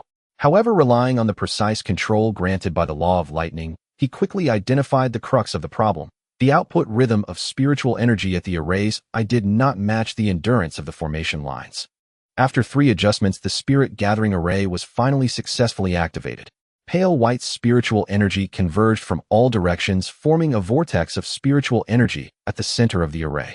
Although the range was small and the concentration limited, it was a significant improvement for a beginner like Qin Yu. Next, he attempted to learn the defensive Liangyi array. This type of formation required the foundation of yin and yang qi, and attention had to be paid to the balance of the 2 poles during its arrangement. A thought struck Qin Yu. He tried injecting the yang force of lightning and the yin force of water spiritual power into the arrays eyes, using lightning runes to simulate the flow of the yin-yang fish. At first, the violence of the lightning constantly broke the balance, causing the array to collapse. But by borrowing the principle of charge balance from the law of lightning, he gradually mastered the proportion of yin and yang qi, ultimately successfully setting up the Liangyi array and forming a resilient defensive light shield. As his studies deepened, Qin Yu discovered that arrays and the law of lightning had commonalities. The eye of an array was like the core of a lightning charge, the connections of the formation lines were similar to the conduction paths of lightning runes, and the flow of spiritual energy was analogous to the movement patterns of lightning within clouds. This cross-disciplinary association allowed him to understand arrays with twice the result for half the effort, often drawing inferences about other cases from one instance. 2 years later, Qin Yu had memorized the first 100 basic arrays from the jade slip. He could set up a spirit gathering array within the time it takes to burn an incense stick, complete a Liangyi defensive array in half the time it takes to drink a cup of tea, and even integrate several simple offensive arrays into his lightning, causing the lightning to automatically form trapping formations upon hitting a target. He put away the jade slip, a glimmer of understanding shining in his eyes. Though basic arrays seemed simple, they were the foundation of high-level formations. Just as his 10 mastery of the law of lightning was insufficient to roam the primordial wilderness unchecked, it had opened a new door for him. A smile touched the corner of Qin Yu's mouth. He stood up, walked to the gate of the hall, and looked up at the deep, thunderous sky of the lightning marsh. At this moment, Qin Yu suddenly felt that this system was incredibly powerful. Now, with his initial mastery of the law of lightning and a foundational understanding of arrays, his strength had undergone a qualitative change, especially with a leap forward in the realms of control and application. A sharp light flashed in Qin Yu's eyes as he recalled the contempt the Dragon Clan had shown him when he escorted the simple-minded dragon back to the Eastern Sea. As the savior of the primordial dragon's son, he hadn't even met a single Dragon Clan elder, only a head stewardess from the Dragon Mother's palace. And now, in the present primordial wilderness, how many Deluo experts are there? Qin Yu suddenly burst into laughter, wielding thunder to suppress the 9 heavens in anger, turning the river of stars upside down. Fearing not the Huan and envying not the immortals, my body is the Tao itself, profound mystery. The path where ants once climbed to heaven, now all beings bow their heads as I stand at the peak. A single thunderclap startles 10,000 immortals. A look at me, how much am I like before? This Tao poem made Qin Yu appear utterly proud and unruly. Don't be attached to who I was before. My steps will only ever move forward. With a flicker of movement, Qin Yu soared into midair. Looking down at the thunderclap immortal mansion below, he cast a series of hand seals, sending spiritual treasures and spiritual roots towards it.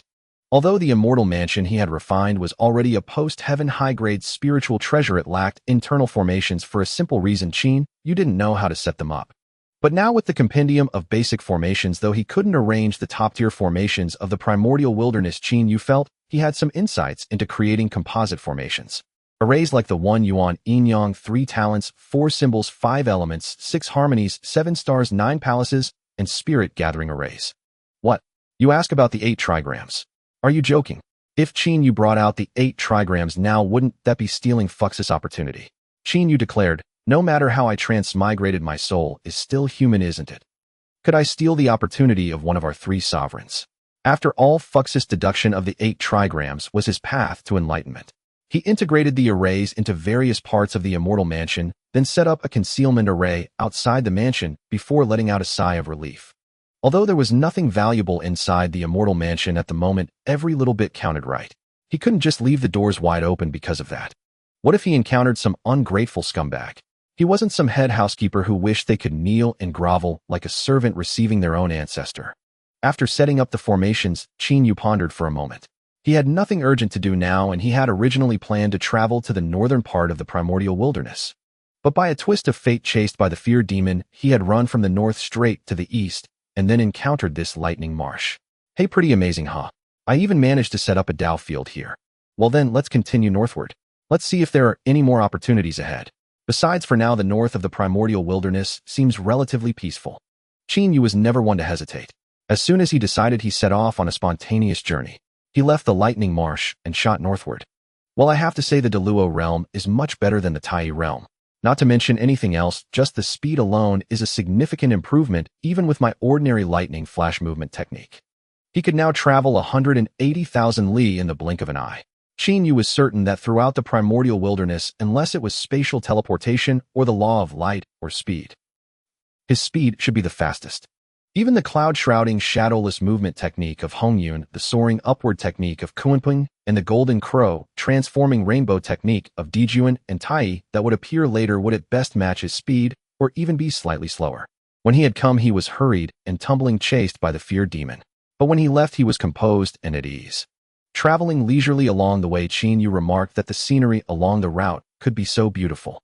Most importantly, he would casually collect any innate spiritual roots or rare flowers and herbs he came across. And so Qin Yu journeyed all the way to the lands of the North Sea. It was also a vast, endless ocean, but the North Sea appeared less prosperous than the Eastern Sea. After all, this was already considered a relatively cold region. Qin Yu understood this too.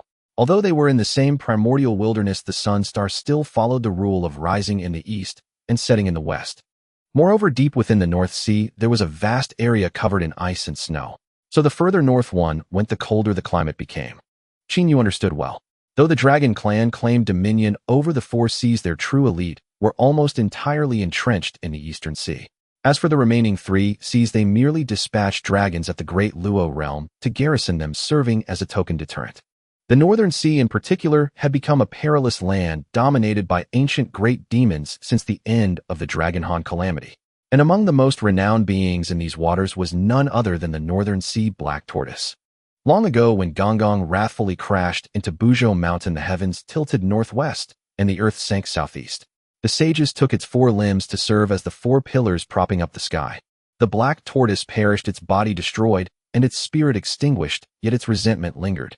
Its rotting corpse festered, causing the northern Jambudvipa to grow ever more bitterly cold, shrouded in poisonous miasma, perpetually devoid of sunlight. Qin Yu had come precisely for this Northern Sea Black Tortoise. He wished to attempt reversing its fate. This tortoise had used its limbs to support the heavens, bearing boundless merit that flowed endlessly. If he could help it reincarnate and cultivate anew, then take it as a disciple, it would undoubtedly be a tremendous boon. Of course, this was merely his own wishful thinking. He had yet to know the black tortoise's own intentions. Gazing at the vast, boundless Northern Sea before him, Qin Yu hesitated no longer. With a stretch of his form, he sped directly toward the depths of the Northern Sea. With his current cultivation, though he dared not claim to roam the Northern Sea unchallenged, retreating unscathed was more than sufficient. The farther north he went, the more biting the wind became, its bone-piercing chill sweeping toward him. Qin Yu could also clearly detect countless hidden gazes beneath the Northern Sea's waters, sweeping over him in an instant. Yet, sensing the unfathomably profound aura emanating from him, the vast majority of these demonic beings felt their hearts tremble and sank back into the depths, daring not to act rashly. Only 4 or 5 spiritual senses stubbornly continued to lock onto him. A faint smile curled at the corner of Qin Yu's mouth. He paid them no heed and pressed onward northward. At the moment, he had no inclination to savor seafood, or else he would have turned these insolent creatures into a grand feast. Though he possessed no classic of primordial delicacies, the countless seafood videos he had watched in his past life on Blue Star were etched into his memory. Steamed, braised, spiced, numbing spicy garlic. But lacking seasonings for now, only steaming was feasible. After all, the finest ingredients often required the simplest cooking methods. Qin Yu journeyed northward, crossing countless thousands of miles of sea. One day, an aged voice abruptly reached his ears. "Young friend, go no further north. Ahead lies nothing but billions of miles of frozen snowfields and a single perilous, deathly land."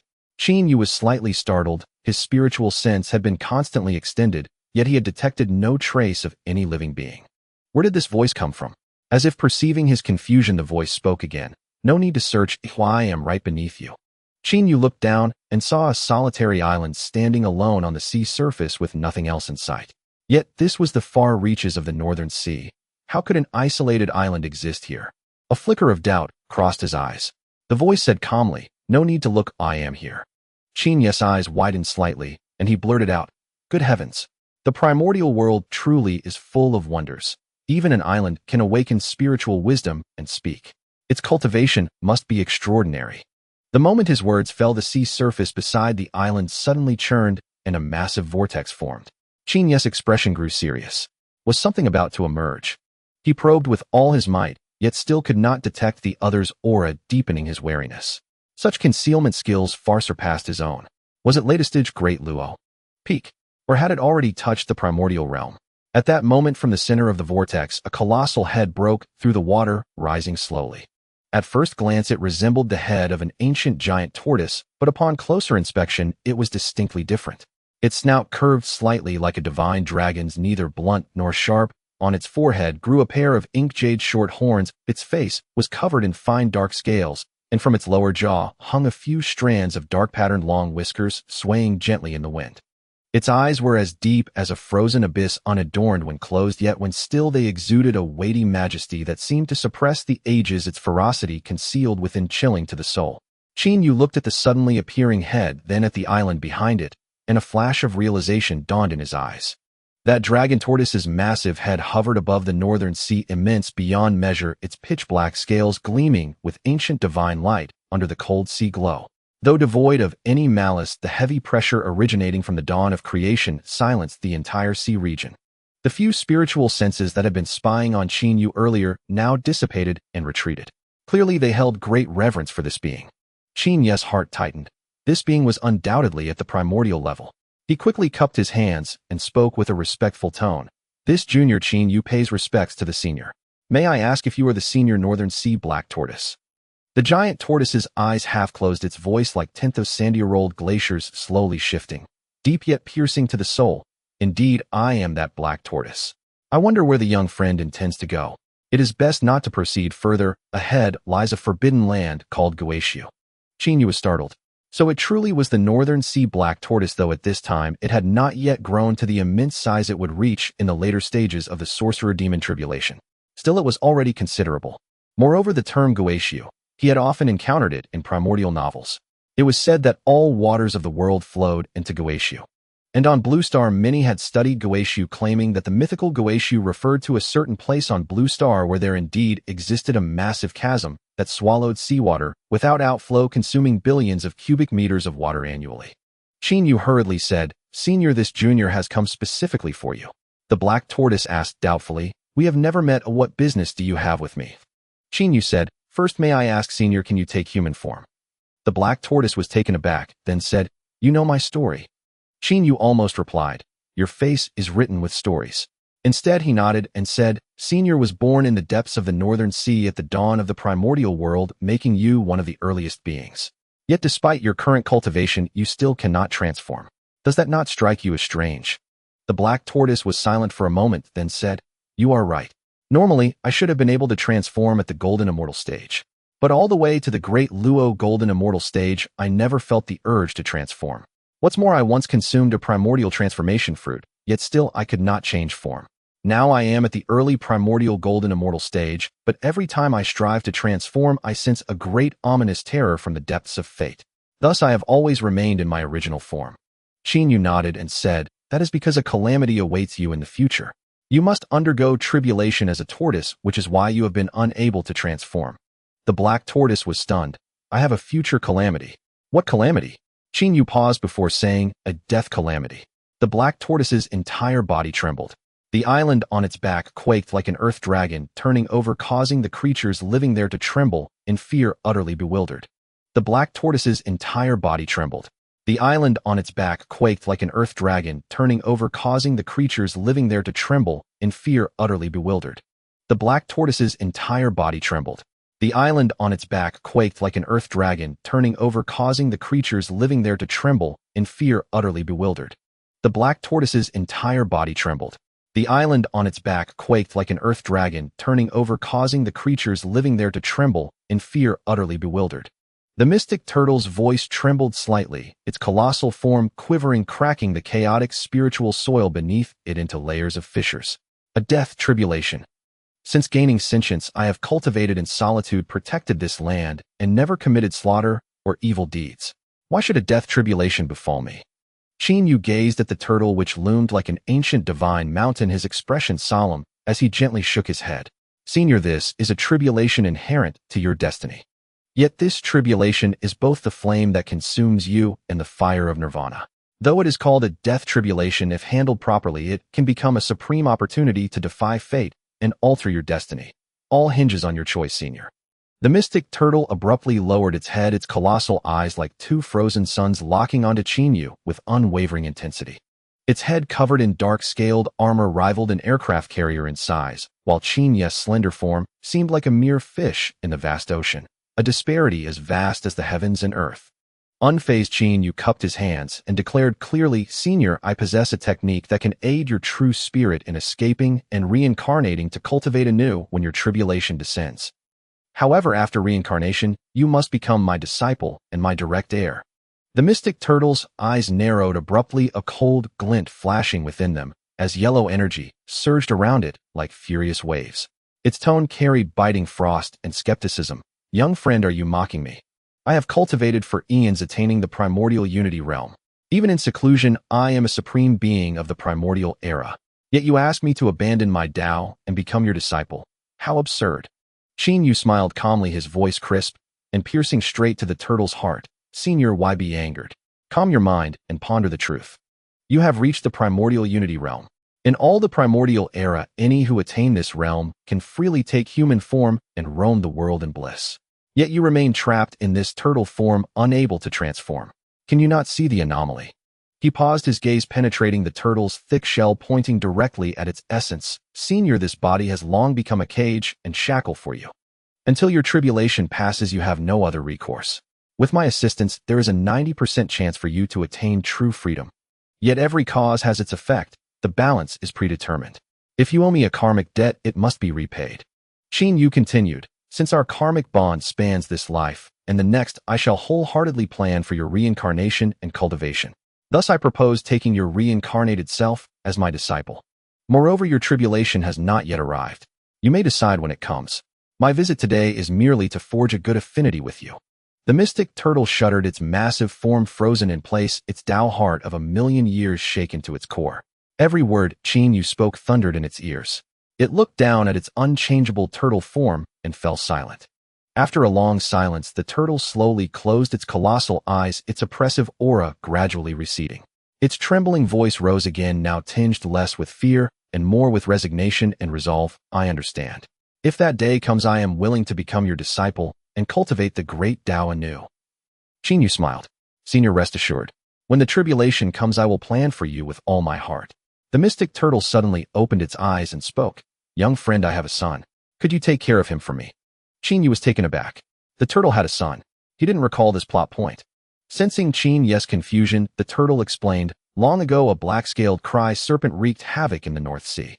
When I killed it, it infused its origin power into me, intending to use its innate poison to kill us both. Later that power merged with my origin within me. I used a secret art to sever the combined origin from my body, intending to destroy it, but found it had developed a sliver of sentience. I nurtured it for several epochs, and it was born 10,000 years ago. Qin Yu was even more bewildered, but couldn't help marveling. The Primordial Era is vast, full of wonders. He smiled. So it could be called your offspring, as it was born from your fused origin. The mystic turtle nodded. My body is too enormous, and an island has formed on my shell. It serves as a dwelling for some creatures in the depths of the North Sea, so I remain still most of the time. Had I not stopped you, young friend, we would never have met. Qin Yu nodded. Senior, it seems fate has indeed brought us together. The turtle looked at Qin Yu and said, Thus I wish to entrust my son to your care. Rest assured, in 10,000 years he has already reached the Tai realm. Though inferior to you, he can protect himself. Qin Yu pondered a moment and replied, Senior, my Tao field lies in a thunder marsh in the Eastern Primordial Era. If I take your son under my care, it will be difficult for you to meet him. Still, if you trust me, I will surely care for him well. The mystic turtle gazed at Qin Yu, its expression serene. Young friend, rest easy. I have always let him roam freely. Most in the North Sea know he is my son, so they do not trouble him. I sense a righteous spirit in you, which is why I wish for him to be by your side. Qin Yu was startled, then smiled in understanding. He was born from primordial thunder, which was pure yang, naturally righteous. No problem there. Qin Yu nodded. In that case, I gladly accept. A flicker of satisfaction passed through the mystic turtle's eyes. It opened its mouth and spat out a black jade token, which shrank and flew before Qin Yu. He looked at the palm's eyes token and reached out to take it. The turtle then said, My son is currently in a place 300 million li from here. Go and find him. The token will verify his identity. Qin Yu chuckled. While the turtle's immense size made movement inconvenient, he nodded with a smile. Very well, I shall go seek your son. The mystic turtle nodded, then slowly submerged its head beneath the water, its voice reaching Qin Yu's ears. Good. Once you find him, go on your way. We shall meet again in time. With that, its head vanished beneath the sea. Qin Yu glanced back, then without lingering, a flash of lightning arced from his body as he shot westward. 300 million li. Sounded daunting, but in the Primordial Era, it wasn't even a long journey. At Qin Yu's current speed, this distance was child's play. To put it in perspective, driving a sports car from the southern tip of a small country to the northern border at top speed with no traffic would take more time than Qin Yu flying those 300 million li. Thus, upon reaching the designated location, Qin Yu dove straight into the North Sea without a second thought. The moment he touched the water-repelling pearl gifted by the simple-minded dragon took effect. Instantly, he moved through the sea as steadily as if flying in the air. Beneath the sea's surface, Qin Yu extended his divine sense to probe the surroundings before darting swiftly in one direction. As he drew near, a brash voice suddenly rang out. Enough with the blather. After all these years in the North Sea, I've poured resources into fattening up so many aren't they meant for today. Qin Yu was taken aback. Damn, did Brother Bing also transmigrate? Then another voice echoed. If all those you've raised were of any use, would you need to appear in person? Hearing this, Qin Yu couldn't help but grin. Well, it seemed the North Sea held such thrilling drama after all. The jade token in his hand warmed slightly. So the son of the profound turtle was here, wasn't he? Without further thought, Qin Yu's form flickered, transforming into a streak of lightning that tore through the void, instantly arriving at the source of the voices. Before him, countless aquatic beings had gathered in a circle, trapping two figures at the center. Qin Yu materialized directly before them. At that moment, a cold, sharp voice exploded from within the encirclement. Xuanwu, I've shown you enough respect as a prince. If you can't convince your father, don't blame me for summoning my uncles. Qin Yu looked up and froze on the spot. Before him was a creature with a jackal's head and a dragon's body, its furious eyes wide open, bristling, mane standing on end, claws sharp as blades, exuding an aura of murderous aggression that screamed, "Mess with me, and ill bite." Its identity was unmistakably clear. Qin Yu's mind went blank. Isn't this the most vengeful among the 9 sons of the ancestral dragon, the one who turns faster than flipping a book? Yazi. His gaze swept sideways to a large turtle with a pair of horns, its body entwined with a dark serpent, their heads and tails connected as one seamless entity, exuding a dense aura that stilled the very North Sea. Wait, what did that guy just call him? Xuanwu. Holy crap. Xuanwu is the son of the profound turtle. Has the script of this world been flipped upside down? That was none other than one of the 4 sacred beasts, Xuanwu. Qin Yu felt his understanding of the primordial world shatter into pieces. But then he reconsidered. The profound turtle had once said that Xuanwu was born from the fusion of his essence and the Ming serpents. Following that logic, it seemed barely plausible. After holding back for a long while, Qin Yu could only utter a heartfelt exclamation, "Good heavens." The more he thought, the more absurd it became. Later, the profound turtle's limbs propped up the heavens, mending the rifts and stabilizing the crumbling primordial earth. Then the 4 sacred beasts guarded the 4 poles, bringing ultimate peace to the world. And yet, they killed the father, hacked off his limbs, and then turned around to have his son stand guard for them. Seriously, could there be any more shameless wickedness? Qin Yu felt indignant on Xuanwu's behalf. As for the woman beside Xuanwu, he gave her a quick glance and mentally scored her beautiful, as she is at most 85 points, no more. His sudden appearance in the arena drew all eyes from both sides. Yazi looked Qin Yu up and down, his tone dripping with dragon prince arrogance. Hey, where did you pop out from? Can't you see him handling business? Get lost while you still can, or he'll make you fish food in the North Sea today. Xuanwu immediately stepped in front, glaring at Yazi and retorting coldly. Yazi, this is between us, leave him out of it. If you dare touch him, don't expect me to agree to anything. Do you really think we fear your dragon clan? Then he turned urgently to Qin Yu, leave quickly. The dragon clan is powerful. Once battle breaks out, no matter how strong you are, escape will be hard. Qin Yu was amused. This Xuanwu kid was worth knowing. Protecting a stranger on first meeting, truly honorable. Qin Yu smiled calmly. What's the rush? They're nothing but a bunch of ragtag riffraff and seafood minions. He turned to Yazi, his tone light, yet piercing. Is the dragon clan so full of itself now? After just one fight with the Phoenix and Qilin clans, you think you can dominate the primordial world? Yazi sneered with arrogance. Since you mentioned the Phoenix and Qilin clans, I want hide it. Within at most 5,000 years, both clans will be destroyed. By then, the entire primordial world will bow to the dragon clan, and all races will submit. Qin Yu rolled his eyes dramatically. If he weren't a transmigrator familiar with the primordial script, he might have fallen for that nonsense. Would the heavenly Tao let the dragon clan remain the protagonists forever? Would the demon ancestor Luhu sit idly by while they lived in peace? Don't make me laugh. If the 3 clans don't step down, how will the Tao demon conflict unfold? How will the Wu Yao catastrophe begin? Do you really think the heavenly Tao is your dragon clan's personal guardian? Qin Yu couldn't be bothered to waste words with this brat. He turned directly to Xuanwu and said flatly, your father told you to follow me from now on. Let's go. Leave this place with me. Xuanwu was utterly bewildered. What was going on? Yazi, enraged, bellowed. You think you can leave? Have you asked my permission?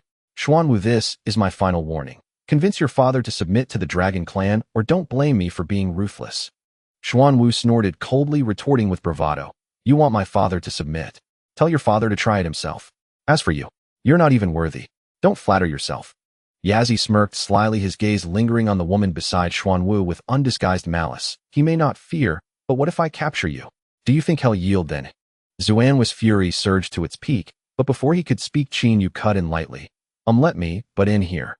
You can't take Xuanwu away. I suggest you leave early, or we might end up with a full seafood feast here, and that would be rather impolite. Yazi's jackal face twisted with murderous intent, his killing aura soaring. You bastard. You're asking for death. Qin Yu smirked, his smile infuriatingly smug. Oh, where do you get the nerve to call anyone a bastard? Do you even know who your mother is? What breed are you anyway? Don't you have a clue? One sentence turned Yazi's jackal-headed dragon-bodied face from green to red, then to purple, as he trembled with rage. How dare you insult this prince? He roared, all of you attack. Kill him. Now. Immediately. At his command, a horde of shrimp soldiers and crab generals brandished weapons and charged forward with ferocious cries. Qin Yu snorted coldly, raising his right hand and pointing with his index finger. A thread-thin five-colored divine lightning shot out, piercing the forehead of the leading crab general with a soft thud. Without losing momentum, it flashed through the ranks like threading candied fruits on a skewer. A rapid series of thuds echoed. In an instant, the once menacing seafood legion turned into corpses slowly floating toward the sea surface, truly ascending on the spot, rising upward. The void beside Yazi trembled, and a black-robed figure materialized, radiating the imposing aura of a mid-stage Daluo powerhouse, with a pitch-black horn atop its head standing out prominently. The void beside Yazi trembled, and a black-robed figure materialized, radiating the imposing aura of a mid-stage Daluo powerhouse, with a pitch-black horn atop its head standing out prominently. The void beside Yazi trembled, and a black-robed figure materialized, radiating the imposing aura of a mid-stage Daluo powerhouse, with a pitch-black horn atop its head standing out prominently. The void beside Yazi trembled, and a black-robed figure materialized, radiating the imposing aura of a mid-stage Daluo powerhouse, with a pitch-black horn atop its head standing out prominently. Qin Yu narrowed his eyes, understanding in his heart a mere branch of the dragon clan, nothing but a false dragon. The black-clad false dragon stared at Qin Yu, his tone carrying the unique arrogance of the dragon race. This matter is none of your concern, a Daluo cultivator. Do not interfere. The wrath of the dragon clan is not something you can bear. Qin Yu spread his hands, feigning innocence. Make no mistake, it is your people who surround mine and refuse to let them leave. What has the dragon clan become so overbearing that even taking one's own men away is now their business? Yazi bristled with fury. Since when is Xuanwu your man? Qin Yu wasted no words, pulling out a dark jade token and tossing it to Xuanwu. As it happens, just a stick of incense ago, I reached an agreement with his father, Senior Xiangui. From now on, he follows me. Xuanwu caught the token, swept it with his divine sense, and his expression shifted dramatically. The Xin scale jade token. This is my father's sovereign command. He clutched the token tightly, looking up at Qin Yu, his voice trembling. My father means. Qin Yu smiled with serene ease. Oh, your father's intent is that from now on you are under my charge. Xuanwu's mouth twitched violently as if he wanted to say something, but ultimately, he silently tucked the token away without a word of protest. Qin Yu glanced at Xuanwu, then at the woman beside him, and said, and this is? Xuanwu was taken aback, then quickly said, she is the dragon princess, a friend of mine. Qin Yu paused. The dragon princess. Yazi sneered. What dragon princess? She's just a bastard born from the emperor's drunken dalliance with a maidservant. The woman's face darkened at Yazi's words. Qin Yu looked at Yazi, speechless. Well then, what are you? I don't see any trace of the dragon mother in you either. Yazi's face flushed crimson with rage. Xuanwu spoke. Ao Shui fled to avoid marriage. The dragon clan intends to betroth her to a southern sea Xian crocodile, a Daluo peak cultivator. Ao Shui refuses because that Xian crocodile already has 7 Dao companions. He is ruthless and cruel. They are mere cauldrons in name. Qin Yu raised an eyebrow. The Primordial Era already has such practices. Cauldrons. Good heavens, does he also possess a sacrificial garment art? Or a dual cultivation technique? Yazi sneered. Marrying the southern sea crocodile god, is this wench's fortune? Qin Yu said softly, the southern sea crocodile god. Does he also go by the name Yu Laosan? Yazi was stunned, shaking his head in confusion. He's not called Yu Laosan. He is the chieftain of the Xian crocodile clan. Qin Yu nodded. No crossover. Good.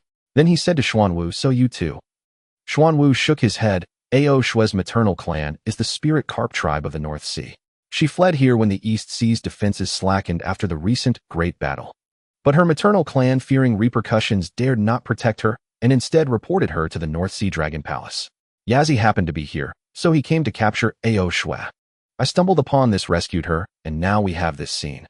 Qin Yu looked at the woman, a golden immortal, which explained how she made it here. After a moment's thought, Qin Yu said, my purpose here at your father's request is to take you away from the North Sea. What say you? Xuanwu was silent for a while, then said, I want to take her with me. She has no good life in the dragon clan. Qin Yu smiled. This lad truly had some of Xian Gui's nature.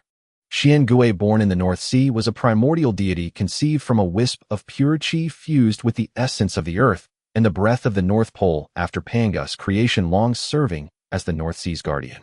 It was because of Xian Gui that the North Sea's creatures maintained a semblance of peace. Such righteousness from Xian Gui was understandable.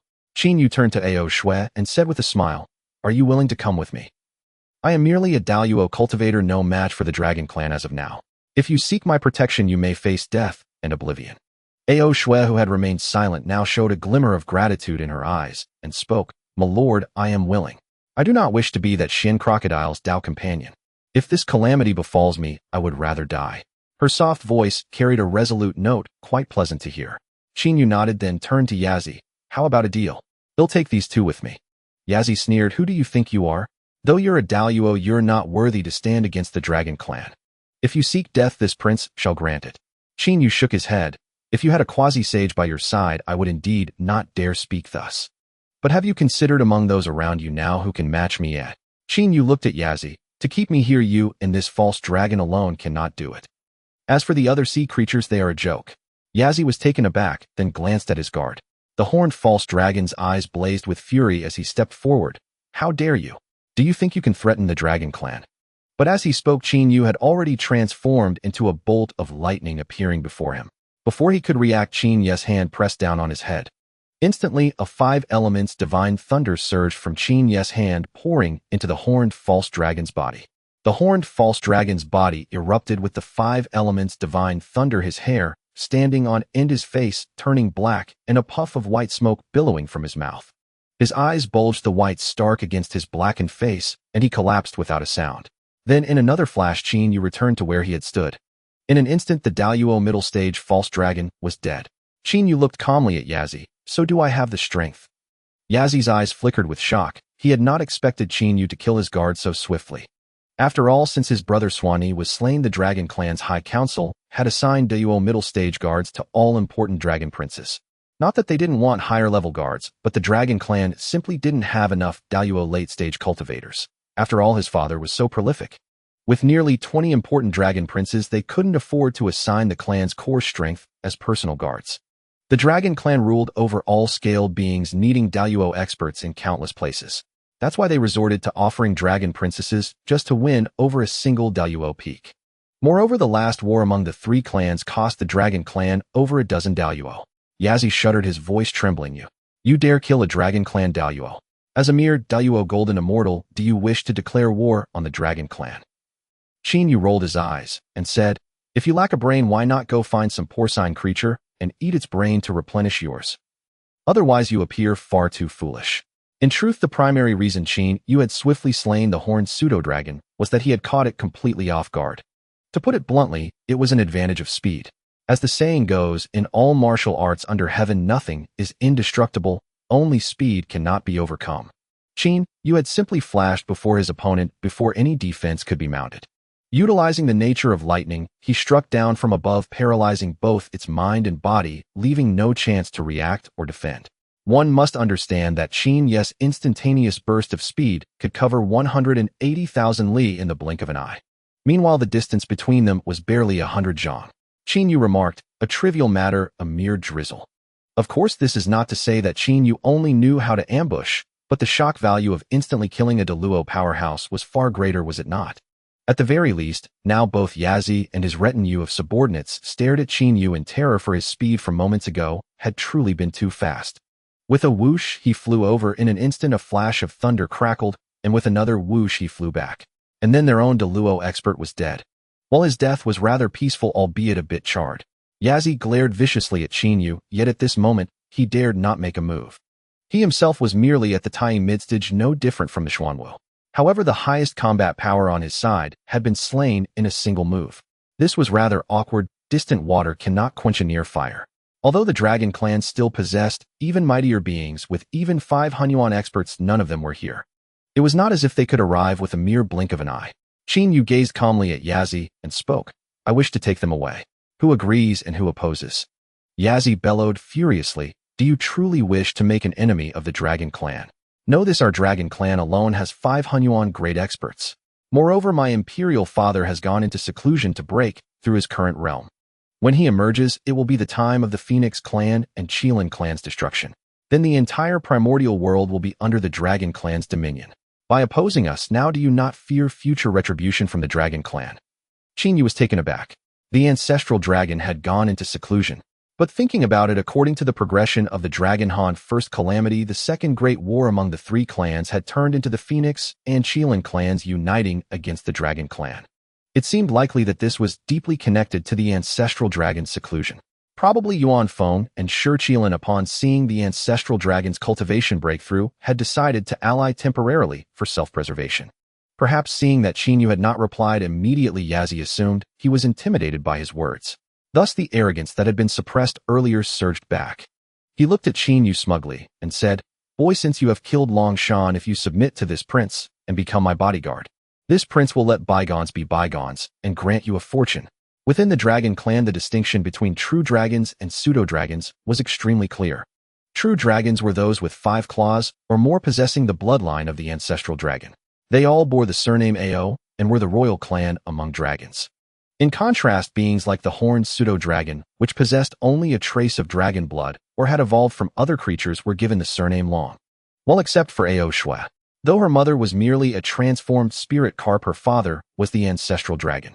Hence, even if not respected by the Dragon Clan, she was still considered part of the true dragon lineage and bore the surname Ao. Qin Yu rolled his eyes once more, then flicked his wrist, sending a bolt of lightning, as fine as a strand of hair, striking Yazzie. Instantly, Yazzie's entire body began to smoke, and even a scent of cooked meat wafted through the air. Qin Yu looked at the half-cooked Yazzie and said irritably, "Become your bodyguard. You think you're worthy. I spare your life only because I can't be bothered to act. Don't think I actually fear your Dragon Clan. I'm taking these people with me, understand? If you keep spouting nonsense, believe me, you'll go join the Phoenix Clan and we'll meet on the battlefield." Yazzie snapped back to his senses, enduring the pain racking his body as he let out a furious roar. Fine. Just you wait. This isn't over. Do you dare to leave your name? This prince will definitely seek revenge." Qin Yu shrugged and said, "I go by the same name whether in action or in words, the Northern Xian Divine Lord. You're welcome to seek revenge anytime." A flicker of murderous intent flashed in Yazzie's eyes. Enduring the pain, he snorted angrily, "Let's go."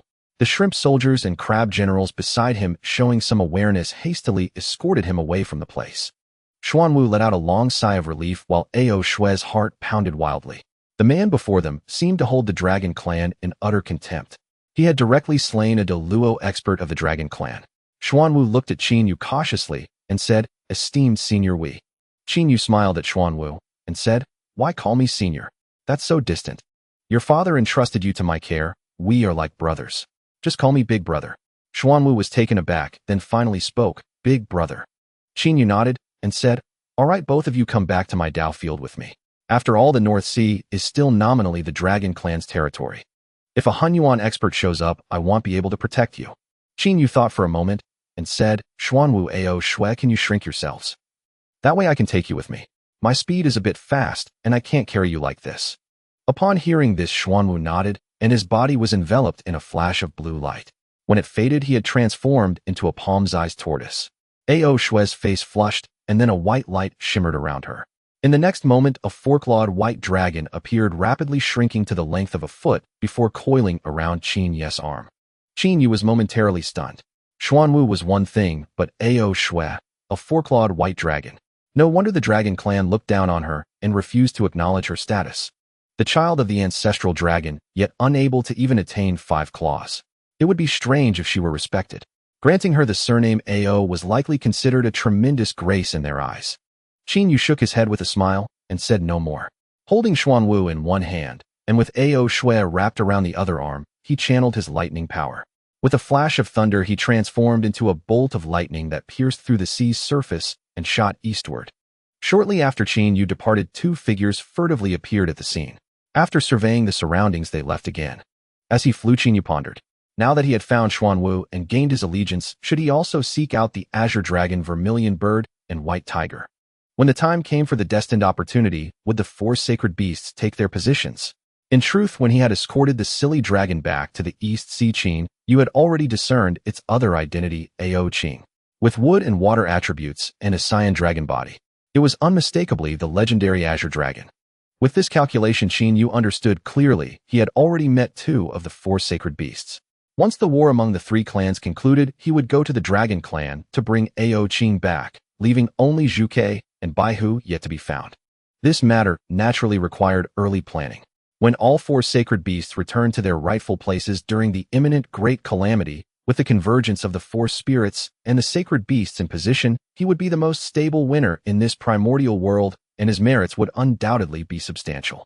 Even if he could not achieve sainthood, he would still weigh his words in front of a true saint, not daring to easily challenge them. Qin Yu soared through the winds, delighting in his plans for the future. There's no rush, truly no rush. After the initial calamity of the Dragon Han era, there will be a conflict between Dao and Demon. The true calamity of the witches and demons will come only after that, and the real gathering of the 4 sacred beasts is a matter that will unfold after the dust of the witches and demons' calamity settles. He held a wealth of time in his hands and could afford to lay out his plans slowly. Qin Yu pondered silently. The ancestor dragon is currently in seclusion. When he breaks through, it will surely coincide with the outbreak of the second war among the 3 clans. That battle will be even more brutal and bloody than the last. But the question arises, last time he caught the 3 clans and Luo Ho off guard, allowing him to easily collect the corpses of those above the golden immortal level. This time, would those old foxes from the 3 clans still give him a chance to pick up the spoils? And would the cunning demon ancestor Luo Ho simply watch him return laden with treasures? As Qin Yu flew, he was deep in thought, completely unaware that the Xuanwu in his hands and Ao Shui coiled around his arm had both fallen into a soul-stirring daze. The 2 sacred beasts had only one thought in their minds: this person is flying too fast. The scenery before them resembled an album being flipped over by a gale, rushing backwards so quickly that they couldn't even catch a glimpse of the afterimages. The myriad of things in heaven and earth transformed into a blurred stream of light, making them dizzy, as if their very souls were about to be flung away. It gave them the feeling of being ahead in flight, while their souls trailed behind. By the time the 2 regained their senses, Qin Yu had already come to a steady halt outside a boundless, thunderous, terrifying marsh. Zuan was calves trembled as he spoke, his voice tremulous. "B brother, there's too much lightning ahead. Can we take a detour? No matter how tough the turtle shell is, it can't withstand this much lightning." Ao Shui quickly nodded in agreement, her dragon scales looking slightly ruffled. "My lord, this thunder marsh is extremely dangerous. Rashly entering could threaten our lives." Qin Yu was momentarily taken aback, then couldn't help but chuckle lightly, his tone eerily calm. "What's the rush? Stay calm. We've arrived at our destination, and he'll be residing here." Before the 2 sacred beasts could drop their jaws in shock, Qin Yu's figure flashed, and he led them straight into the midst of the roiling thunder. Moments later, the 3 landed steadily within a majestic thunder immortal mansion surrounded by lightning. Xuanwu jumped down from Qin Yu's hands with a thud, his spiritual light swirling around him, instantly transforming into a handsome youth of around 17 or 18, clad in black, with an embroidered likeness of the true form of Xuanwu, appearing vividly lifelike. Meanwhile, Ao Shui transformed into the charming girl they had seen before, her dragon horn hidden among her hair, her eyes full of curiosity. Xuanwu looked up at the mansion wrapped in thunder and surrounded by celestial energy, unable to hold back his amazement. "My goodness, big brother is truly extraordinary. This mansion is 1,000 times more impressive than my turtle shell abode." Ao Shui's eyes sparkled as she circled the hall excitedly, exclaiming, "My lord, this place is 100 times more beautiful than the Dragon Palace in the East Sea." Qin Yu looked at the 2 little ones who had just been dazed by his speed and were now stunned by the grandeur of the mansion, and smiled lightly. "All right, you 2 little ones, go find your own small courtyard behind the main hall. Each of you gets one."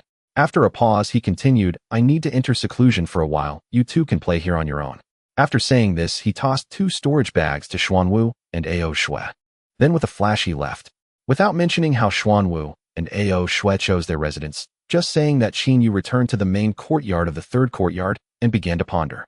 He was certain he would participate in the second war among the 3 clans.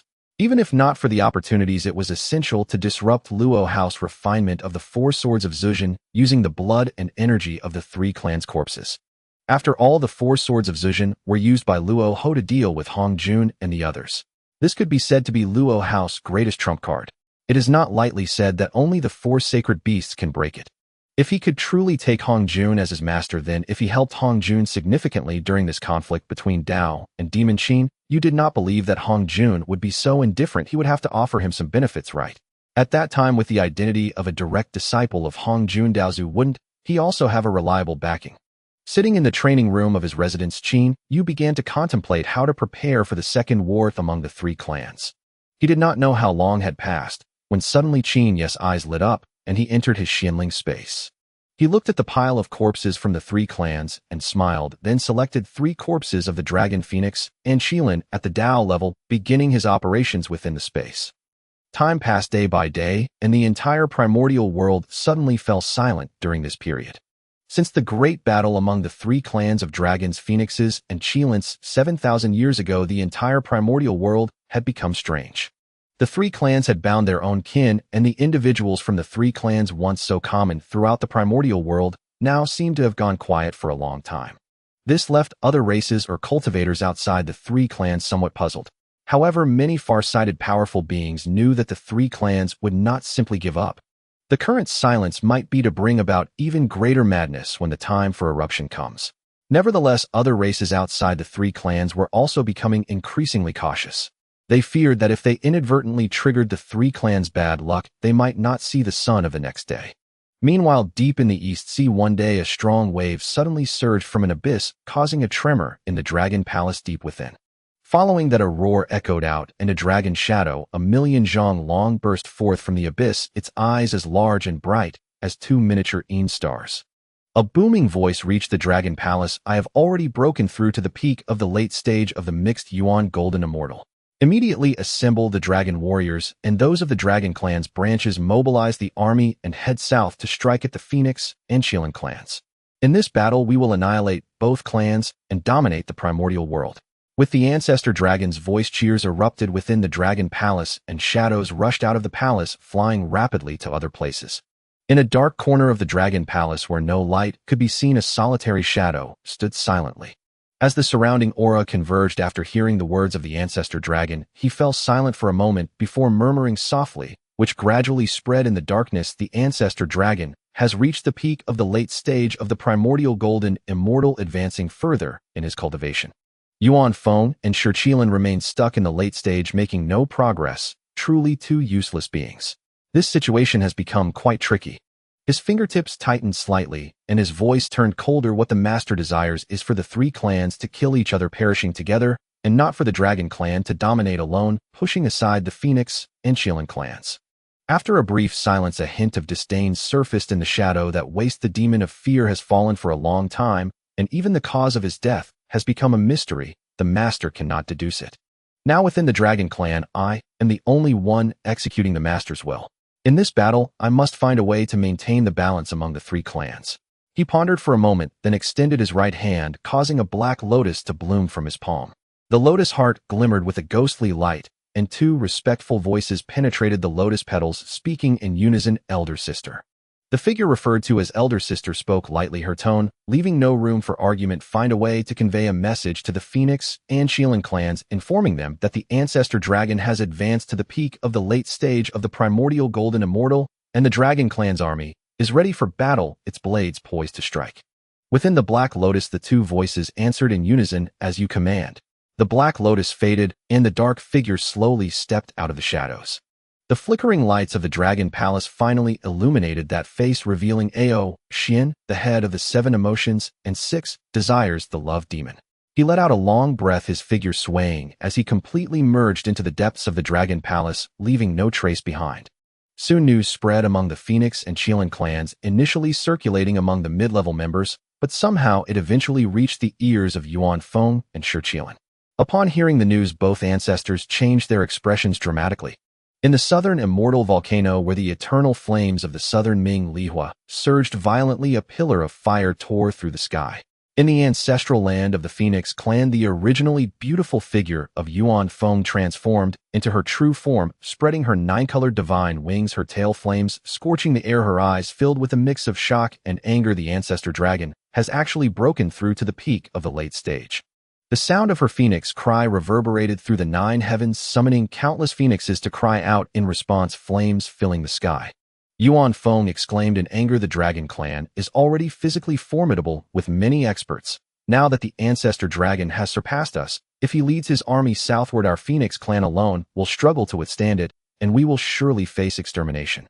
At the same time, outside of the Buzhou Mountain, the ancestral land of the Qilin clan was also engulfed in auspicious energy with clouds shattering. Shi Qilin in his true form stepped out, his four hooves shaking the ancestral land slightly, his roar echoing through the mountains and rivers. What a grand ancestor dragon! Breaking through secretly, does he intend to drive our clan to extinction? The two ancestors dared not delay for a moment. They began to reorganize their clan's combat strength, while dispatching primordial golden immortal experts to probe for news in the Eastern Sea. At this moment, both the Phoenix and Qilin clans were in motion. Meanwhile, in the southern immortal volcano, a figure burst through the southern Ming Lihua, heading toward Buzhou Mountain. At this moment, she felt quite anxious. They had agreed to engage in a chaotic battle together, but unexpectedly, he had secretly leveled up. The Ancestor Dragon is truly insidious and cunning. When she was still 1,000,000,000,000 miles from Buzhou Mountain, Yuan Feng halted, for at that moment, she sensed the aura of Shi Qilin rapidly approaching. Yuan Feng transformed directly into human form, a beautiful smile appearing on her exquisite face. It seemed that Shi Qilin was also aware of this matter. Shi Qilin soon arrived, sensing Yuan Feng's aura, and thus also transformed into human form, standing opposite her. At this moment, the two ancestors seemed to share a tacit understanding, gazing at one another. When their eyes met, they both felt each other's intent. When the lips are gone, the teeth are cold. Isolation leads to demise. Yuan Feng parted her crimson lips, her gentle voice carrying a straightforward heroism. Shi Qilin, the Dragon Clan, is powerful, and with the Ancestor Dragon's advancement to the peak of the late stage of the Primordial Golden Immortal, neither of us can rival him.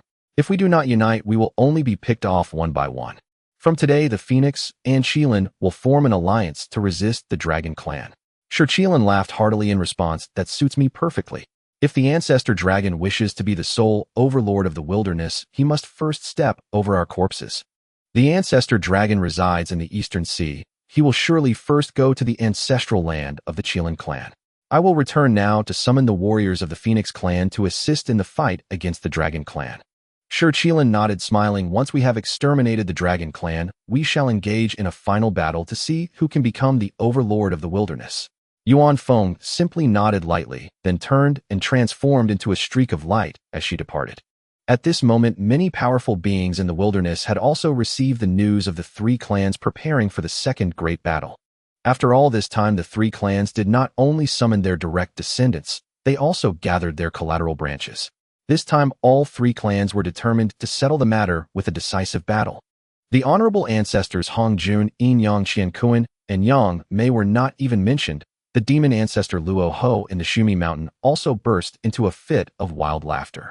His voice spread throughout the entire Shumi Mountain. Demon brats, you all go too.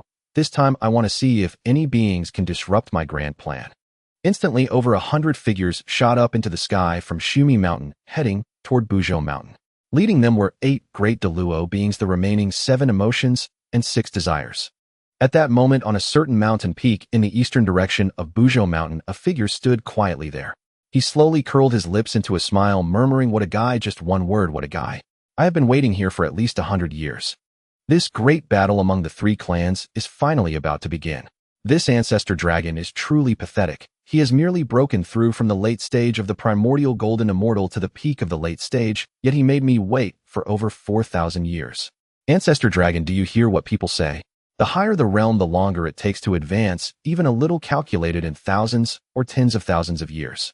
The reason the Ancestor Dragon could level up this time is that he consumed a considerable amount of water-attributed heavenly materials and earthly treasures.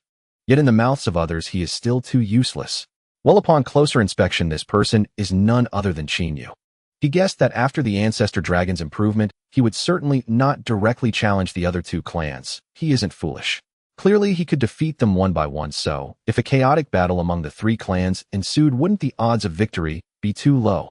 Even if he were to kill Yuan Feng and Shi Qilin, how many people would be left in the Dragon Clan?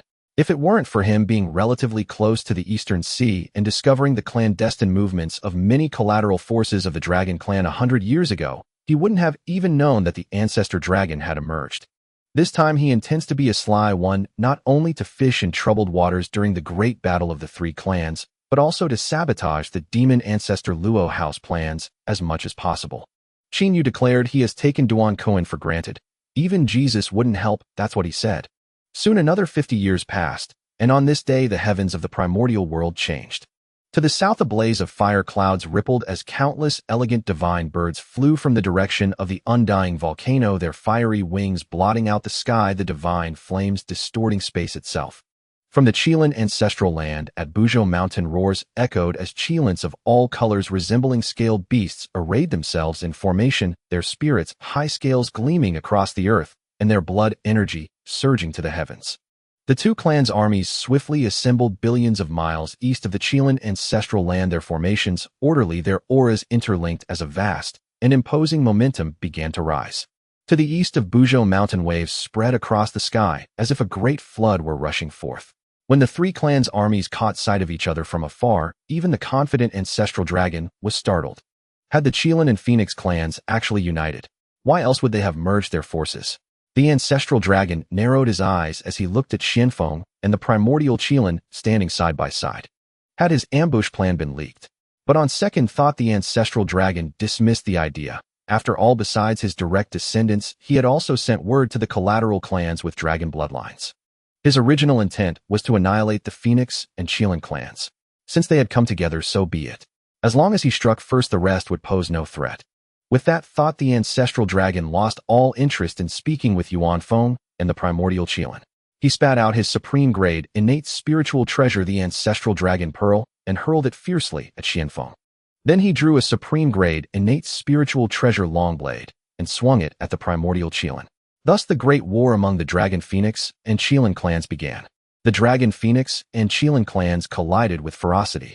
The Dragon clan's water element techniques rained down relentlessly on the enemy, while the Phoenix and Qilin clans retaliated with equal fury against the Dragon army. The total number of combatants on both sides exceeded 3 billion. In fact, all three clans, along with their blood-related collateral clans, had thrown their full strength into this war. Not counting those below the golden immortal level, the three clans had deployed nearly 500,000 Teistage experts in this battle. There were also over 300 Daluo golden immortals. Not to mention the nearly 20 Hunyuan stage powerhouses. The war among the three clans quickly escalated into a frenzy, with the death toll multiplying exponentially. Within a radius of 100 billion miles, the scene instantly turned into a hellish landscape. Outside the battlefield, over 100 shadowy figures were arranging something, driving orb-like objects into the ground at intervals before swiftly moving to the next spot. Finally, they concealed themselves somewhere beyond the battlefield. Meanwhile, on the battlefield itself, a five-clawed thunder dragon suddenly appeared. Oh my heavens, isn't this third brother? Just a few days ago we were drinking together, and now. The thunder dragon spotted a five-clawed golden dragon corpse and lunged forward, his wails more piercing than a hen that had just lost her eggs. He embraced the dragon corpse, tears streaming down instantly, even clinging to his eyelashes like dewdrops. Nearby battling Phoenix and Dragon clansmen paused briefly, thinking this young dragon was remarkably sentimental.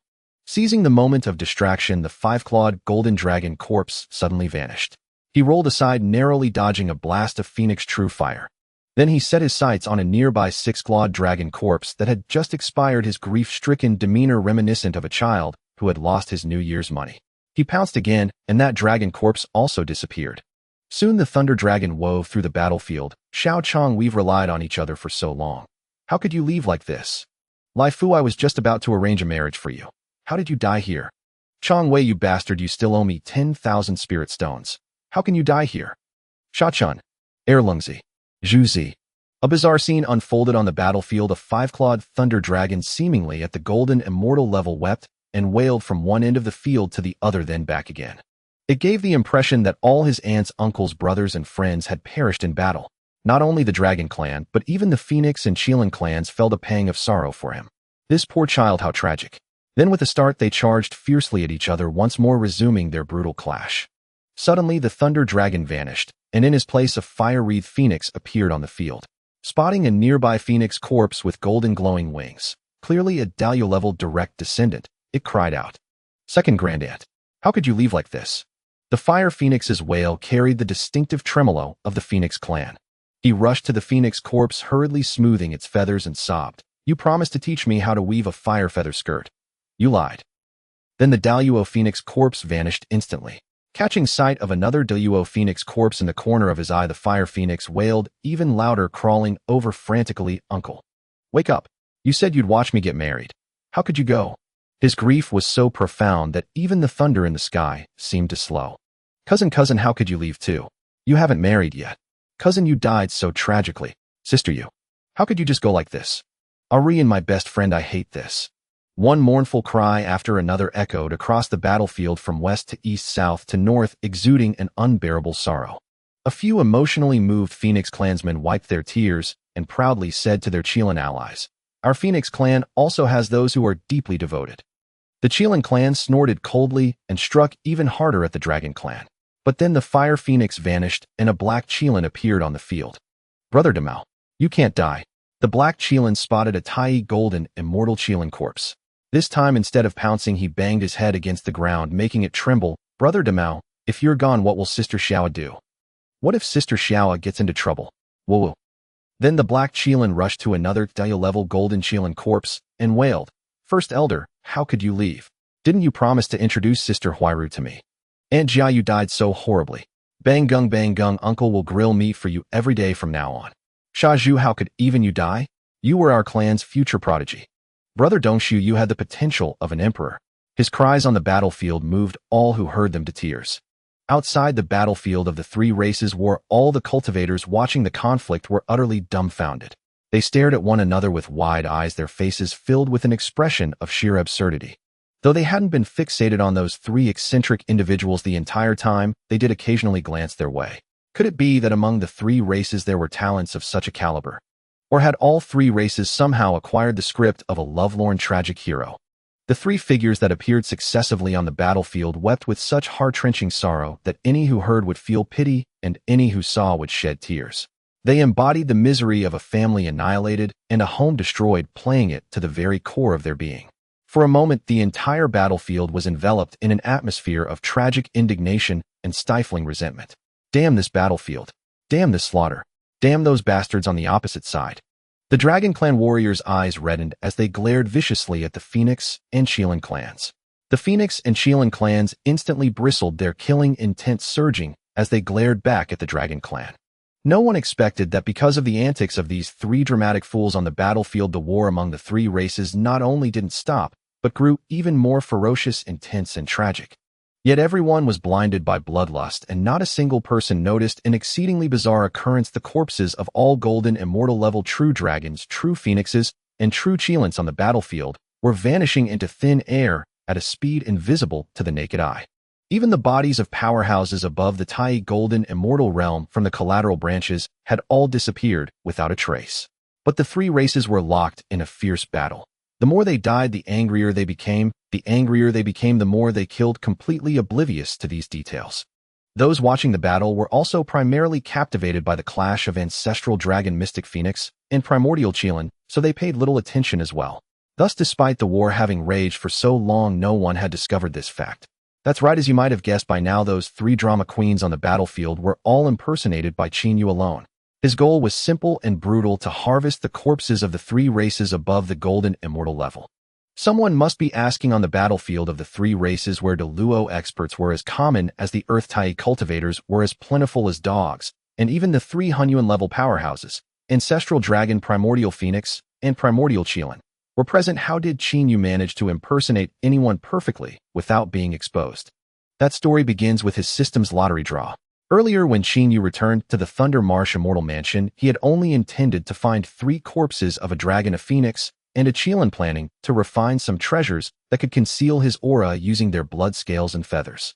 But during his second millennium-long lottery draw after seclusion, he hit the jackpot and obtained a fusion pearl. This pearl had only one ability: it could devour the flesh and blood aura of other living beings, refining them into exclusive, disguised treasures. Once worn, it allowed a perfect transformation, replicating even the aura, bloodline, and divine essence so flawlessly that even one's own mother wouldn't recognize them. Most crucially, this pearl could fuse the flesh and blood essence of 10 different beings. Qin Yu burst out laughing on the spot and directly fused the pearl with the Deluo corpses he had selected from the three races. From then on, he unlocked three identities with a single click: Dragon Clan, Phoenix Clan, and Qilin Clan. Able to switch between his human form and there's it will making him the ultimate stealth operative on the three-race battlefield. The more people died, the more joyfully Qin Yu hid and collected.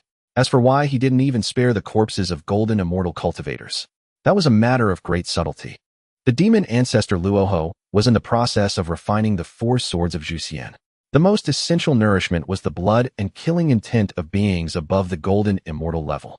Golden immortals had already touched upon the concept of immortality, and their rich flesh and blood essence were immensely beneficial for the refinement of the four swords. Moreover, the three races had golden immortals as numerous as ox and hares. The accumulated blood and killing aura was an ocean of experience points. Just as Qin Yu was quietly collecting corpses on the battlefield, the demon ancestor Luoho far away on Mount Sumeru in the west suddenly felt a wave of irritation in his heart. He had a nagging feeling that some great opportunity meant for him was being intercepted halfway. The feeling was like having a perfectly cooked piece of tripe snatched away from your hot pot, frustrating and unbearable. But the next moment, feeling the endless stream of blood and killing aura surging into the four swords of Zhuxian Luoho's face immediately lit up with a grin, casting that uneasy feeling to the winds. This set of treasures he was refining was in truth more like a violent upgrade than a gentle refinement. The four swords of Zhuxian were already top-grade, innate spiritual treasures. Through his day and night refinement with blood and killing aura, their power had long surpassed their limits. Once completed and formed into a sword formation, their might would rival that of an innate supreme treasure. The only minor flaw was probably that the aura of ferocious killing was overwhelmingly dense, making them utterly useless for suppressing fortune. They were a pure violent tool, with maximum lethality and zero contribution to luck. As days passed, Luoho stared at the progress bar of the four swords of Zhuxian. Seeing it approach the 20% mark, he was so excited he nearly burst into manic laughter. Indeed, his grand scheme of pitting the three races against each other was worthy of him. As soon as the war started, the blood and killing aura surged in like it was free. Once the four swords were fully refined, Luoho would be the #1 combatant in the primordial world, the one and only king of heaven and earth. At this thought, Luoho became increasingly angry and aggrieved. Thinking back to the beast tribulation that swept through the primordial world, how much humiliation had he suffered at the hands of the imperial court? That Yangmei old ancestor always acted aloof and looked down on him. Wasn't he just a reincarnation of the space demon god? What was there to be so arrogant about? An Yin-Yang old ancestor who couldn't stand the sight of him always sneering and pretending to be pure. What was he playing at? Not to mention Qianquan old ancestor relying on his innate supreme treasure. The Qianquan cauldron, his tail was practically raised to the sky. He might as well have declared, "Heaven is #1 and I am #2. Luoho was the demon god of the 3,000 chaos demon gods. Though he only ranked in the top 30, he was still a genuine chaos big shot. Weren't they all just beings felled by Pangu's single-axe strike? What was there to be proud of? What infuriated Luoho the most was Hongjuan, who always wore a calm, ethereal, and immortal-like expression. Who was he trying to impress? Back in the beast tribulation, if it weren't for Luoho lending a hand and fighting together against the beast emperor Sheni, could Hongjun have achieved victory so easily? The old ancestors of the imperial court had died off in droves, so why was it Hongjun who ended up with all the fame and glory? The more he thought about it, the angrier and more resentful he became. Luoho clenched his fists, demonic light surging in his eyes. Just wait. Once this lord's four swords of Zhuxian are complete, it'll make you all pay. However, ideals are plump, but reality is harsh. Luoho suddenly noticed that the blood and killing aura flowing into the four swords of Zhuxian, which had been ceaseless, had begun to dwindle, and as time passed grew even scarcer. Luoho was baffled. It shouldn't be like this. His subordinates had reported that the three races had mobilized over 3 billion elites for this war. Logically, the blood and killing aura shouldn't be this sparse. According to his estimation, the blood and killing aura should have been enough to nurture the four swords of Zhuxian to a concentration of 50%. But now it was only at 30%, and the blood and killing aura was nearly depleted. His subordinates had reported that the three races had already suffered 70% casualties. Luoho felt his anger rising once again. Who was it? Who in the world was sabotaging his plans again? Rahu pulled out his 12-grade Black Lotus and suddenly roared into it. Love demon, what is going on? Why is the blood and slaughter aura generated by the war of the three clans so meager? At that moment, Ao Xian, who had just slain an ice phoenix at the Tai stage, felt a tremor within his Black Lotus. Puzzled, he wondered who could be contacting him at such a time. He was in the midst of the three-clan war. Why would those fools seek him now? Without hesitation, he scanned his surroundings, quickly shrouded the Black Lotus with spiritual energy, and sent a fraction of his divine sense into it. Instantly, the furious roar of his master Rahu echoed in his mind. Ao Xian was taken aback, lifting his head blankly to gaze upon the brutal carnage on the battlefield. The once teeming masses of the three clans now seemed sparse, at least the countless corpses bore witness to the battle's ferocity. Yet his master claimed they had harvested little blood and slaughter aura. That couldn't be right. Was everything before him merely an illusion? He lunged forward, his claw piercing the chest of a Teistage fire Qilin. The sensation of rending flesh felt undeniably real. Stamping his foot, he soared into the air, scanning the surroundings. Nothing seemed amiss. Corpses littered the ground, and rivers of blood flowed. Dragons, phoenixes, Qilins, and their kin lay dead across the battlefield, the bloody scene affirming the reality of it all. Ao Xian dodged a volley of flaming arrows and shot off in another direction. He needed to investigate what was truly happening. Yet everything appeared normal. Across billions of miles, slaughter reigned, and corpses piled up. This little dragon was pitiful. Likely his entire family had perished. He changed direction to continue his inspection. This young phoenix shared the same fate as that dragon. Truly tragic. He shifted course again, seeking any anomaly. That foolish Qilin was mourning on the battlefield. How ridiculous. It seemed his instigation of the three-clan war was going splendidly. But why did these corpses appear so weak? There were indeed golden immortal bodies, but they belonged to false dragons, false phoenixes, and Qilin-like creatures. Had the true dragons, true phoenixes, and pure-blooded Qilins of the three clans not died after all this time? Ao Xian looked up again. That couldn't be right. Many had already fallen. The number still fighting was less than a fifth of the original. So how had this come to pass? Roar. Suddenly, a pained dragon's cry echoed from midair. Ao Xian's body jolted. He knew that sound all too well. It was the yellow dragon, one of the 4 celestial dragons of the Dragon Clan. He looked up sharply just in time to see the Ice Phoenix King and Fire Qilin King of the Phoenix and Qilin clans drive a sword and a spear into the yellow dragon's humanoid form. The yellow dragon's eyes widened, golden dragon blood trickling from his lips. Staring in disbelief, his body slowly plummeted, transforming into a 90,000 zang, 9-clawed yellow dragon that crashed into the ground, shaking it thrice. Ao Xian was stunned. A Hunyuan-level powerhouse dead, just like that. The entire battlefield fell silent. The warring clansmen ceased their actions, staring blankly at the dragon corpse. The third elder of the Dragon Clan, the yellow dragon of the 4 celestial dragons, was dead. Trembling, Ao Xian transmitted through the Black Lotus. Master, the third elder of the Dragon Clan, the yellow dragon, is dead. In Mount Sumeru, Rahu, waiting impatiently for the love demon to recover, suddenly heard this trembling voice from his 12th-grade Black Lotus.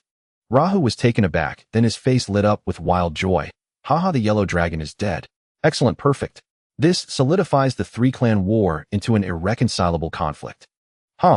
Soon a torrent of blood and slaughter aura will come. Wonderful. Rahu rejoiced. The three clans might have held back, but now it's set. They'll just wait for the aura. Joy demon, you've brought good news. I shall reward you handsomely. He took out a bottle of fine wine and drank deeply. The 4 swords of Zhuxian are assured. On the battlefield, after a moment of stillness, 3 anguished cries erupted. 4th brother. No. The voices came from 3 directions.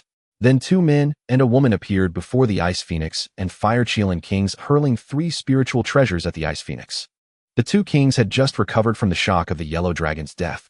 A halberd pierced the Ice Phoenix King's chest, and a sword slashed his throat. Finally, a staff smashed down on his head. The Ice Phoenix died instantly, blood streaming from his 7 orifices, his corpse reverting to its true form and crashing to the ground. The Fire Qilin King was terrified, staring at the trio and stammering, "Heavenly Dragon, Earthly Dragon, Mystic Dragon." Without delay, after slaying the Ice Phoenix, they launched 3 more attacks at the Fire Qilin King. The Fire Qilin King's spear flared with flames as he tried to resist, but outnumbered 3 to 1. What chance did he have?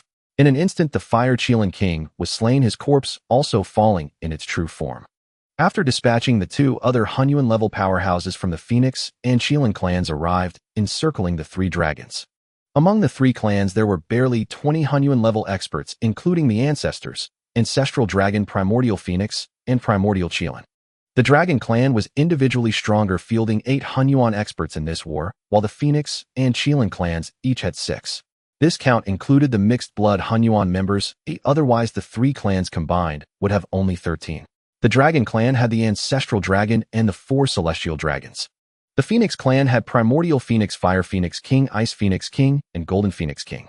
The Qilin clan had Primordial Qilin, Fire Qilin King, Ink Qilin King, and Golden Qilin King. The three dragons' sudden appearance, their swift slaying of the Ice Phoenix and Fire Qilin Kings, and their encirclement by 5 or 6 Hunyuan experts drew everyone's attention. Even Ao Xian, the love demon, was no exception. His trembling voice conveyed the news to his master, his excitement so great he forgot to glance at the ground. Rahu Midrink heard from the 12th-grade Black Lotus. Master, the Ice Phoenix King and Fire Qilin King are also dead. Raha's hand paused, then he smashed the wine jar in exhilaration. Excellent, excellent. My Tao is within reach. With their blood and slaughter aura, my 4 swords of Zhuxian will be 80% complete. Upon hearing this, Ao Xian instinctively looked down at the corpses of the 3 Huanglong men, only to find nothing. He blinked yet still saw nothing. Ao Xian was bewildered. How could the massive bodies of 3 Hunyuan experts vanish in an instant? Had they not died, but instead fled amidst the chaos? Ao Xian raised his head, extending his divine sense across the battlefield, evading the clashes between De Luo and Hunyuan. His senses swept over everything, finding naught but the stunned creatures of the 3 clans. Indeed, there was nothing. The 3 mountain-like corpses had vanished into thin air in the blink of an eye. A cold bead of sweat trickled down Ao Xian's forehead. In that moment, a chill seeped through his entire being. This was too uncanny. These were 3 Hunyuan-level corpses, each tens of thousands of feet tall. Together, they could be mistaken for a mountain range. Who possessed the means to silently whisk away 3 such bodies? Or rather, who had the capability to remove 3 corpses from beneath the noses of so many Hunyuan experts? By storage pouch. Don't be absurd. Even our master's storage space is merely 30,000 feet, barely enough for 1 corpse, let alone 3. This is no joke. Ao Xian stammered a telepathic message to the Black Lotus. Master, a great calamity has befallen. The three Hunyuan corpses. They have all vanished. Luo, who had been elated, felt as if Pangu had seized his throat, his eyes widening in disbelief. He asked uncertainly, have the 3 Hunyuan corpses been retrieved by the 3 clans? Has the second great war among the 3 clans ended? That was the only possibility he could conceive, for even in death, a Hunyuan expert held great value. Moreover, as elders of the 3 clans, it was plausible that their bodies had returned to their ancestral lands. Ao Xian replied, Master, no, it wasn't taken back by the 3 clans. It's just. Luo, who grew impatient and bellowed. Shiemo, speak if you have something to say, or fart if you have gas. Stop dawdling. Spit it out. Ao Xian shuddered and hurriedly said, Master, they're gone. The 3 corpses vanished in an instant. Luo, who fell silent, digesting the news from his subordinate. 3 Hunyuan corpses had disappeared without a trace. Yet powerful beings like Ancestral Dragon remained on the battlefield, never leaving. So what was truly happening? Luo, who narrowed his eyes, gazing toward the altar of the 4 immortal slaying swords. Clearly, they had not absorbed the blood and baleful qi from the 3 Hunyuan corpses. For the fusion degree of baleful qi remained as low as ever. According to Shiemo, the 3 clans had deployed 3 billion warriors in this battle. Now, with 80% losses, even if only Tao-level experts and above survive, the absorbed baleful qi should not be this scant, should it? After all, in any race, how many are true experts? Yet I have indeed absorbed little blood and baleful qi. This cannot be due to my subordinate's failing artifact. If it had failed, not a wisp of baleful qi would be absorbed. But it continues to draw in steadily, albeit without gathering high-quality blood and baleful qi. A gleam of insight flashed in Luo Ha's eyes as he spoke to the 12th-grade Black Lotus. Shiemo, check whether the corpses of the 3 clans Direct Line Gold Immortals, Tai Gold Immortals, and Aluo Gold Immortals still lie on the battlefield. And also those of the collateral branches. Upon receiving the message, Ao Xian was initially about to say they were all there, but then realized he hadn't actually paid attention to that. Thus he hastily extended his divine sense once more. Was this the corpse of a gold, immortal level 4-clawed pseudo-dragon? Where were the 5-clawed true dragons? None. Was this the corpse of a gold, immortal level phoenix bird? Where were the true phoenixes? None. Was this the corpse of a gold, immortal level fire Qilin? Where were the fire Qilins? Where were the ink Qilins? The gold Qilins? None. Where were the tail level corpses? Why couldn't he see a single one? As for the low level, there was no need to mention them. They were completely absent. In this great war among the 3 clans, there were over 500,000 tail-level experts alone, not counting gold immortals. So many had died, yet why was there not a single corpse? Let alone De Luo level. Now clearly fewer than 100 remained. But where were the bodies? Where were the bodies? Damn it, where were the bodies? Ao Xian felt darkness closing in before his eyes. Within the reach of his divine sense, there was not a single corpse of a three-clan gold immortal or above, not a single one. Heavens! Corpses had vanished into thin air during the Great War. Ao Xian refused to believe it, ignoring the eerie atmosphere on the battlefield. He took flight, swiftly circling the battlefield. Not here. Not here either. Still not here. Truly, truly not here. Ao Xian's actions drew the attention of the entire battlefield. Dragon Clan Grand Elder Tianlong frowned, ignoring the several Hunyuan experts from the other two clans surrounding them, and bellowed, Ao Xian, what are you doing? Ao Xian's body froze at Tianlong's roar. He halted midair, slowly turning his head, his eyes filled with terror as he stared at Tianlong. Tianlong was startled by Ao Xian's expression. His eyes were bloodshot, his face pallid, drenched in cold sweat, and above all he exuded an aura of sheer terror.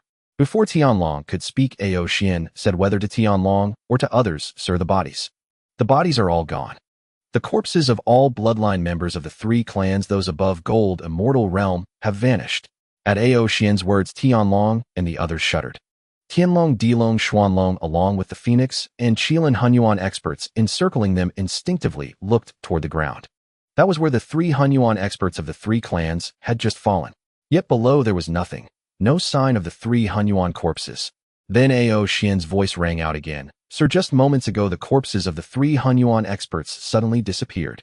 I searched the battlefield and found that all Direct Line Dragon Phoenix and Qilin clan members above Gold Immortal Realm have vanished.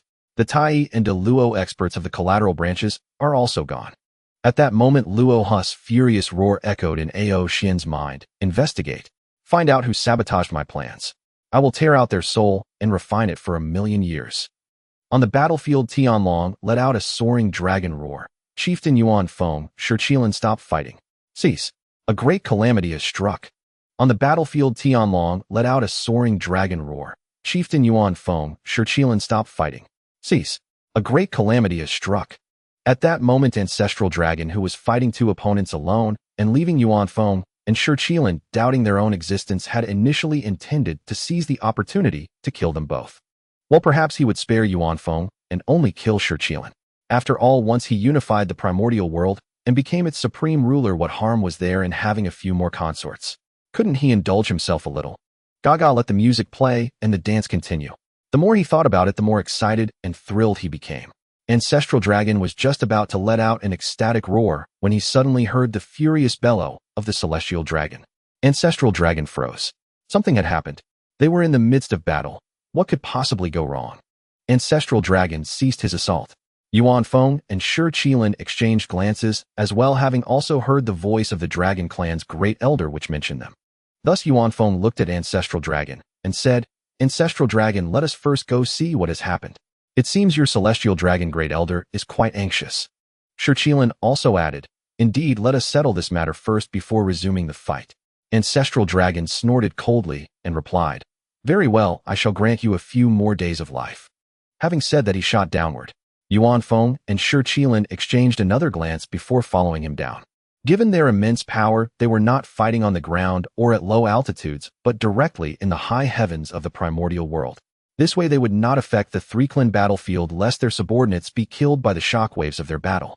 When Ancestral Dragon and the others arrived beside the Celestial Dragon and saw the grave expressions on their faces, Ancestral Dragon asked, Great Elder, what is so urgent? The Celestial Dragon glanced at Ancestral Dragon, then at Yuan Feng, and Shi Qilin beside him took a deep breath and said, Chieftains of the three clans, while we were engaged in this great war, the bodies of the fallen have been stolen. Ancestral Dragon and the others were stunned. They looked down. No, the ground was still littered with corpses. Yuan Feng could not help but say, Great Elder Celestial Dragon, the ground is covered with bodies. Where is this theft you speak of? Shi Qilin also said, Are you saying this because you know you're about to lose? The Celestial Dragon rolled his eyes and said irritably, Can't you look more carefully? Although there are many corpses on the ground, where are the bodies of true dragons, true phoenixes, and pure-blood Qilins above the golden immortal level?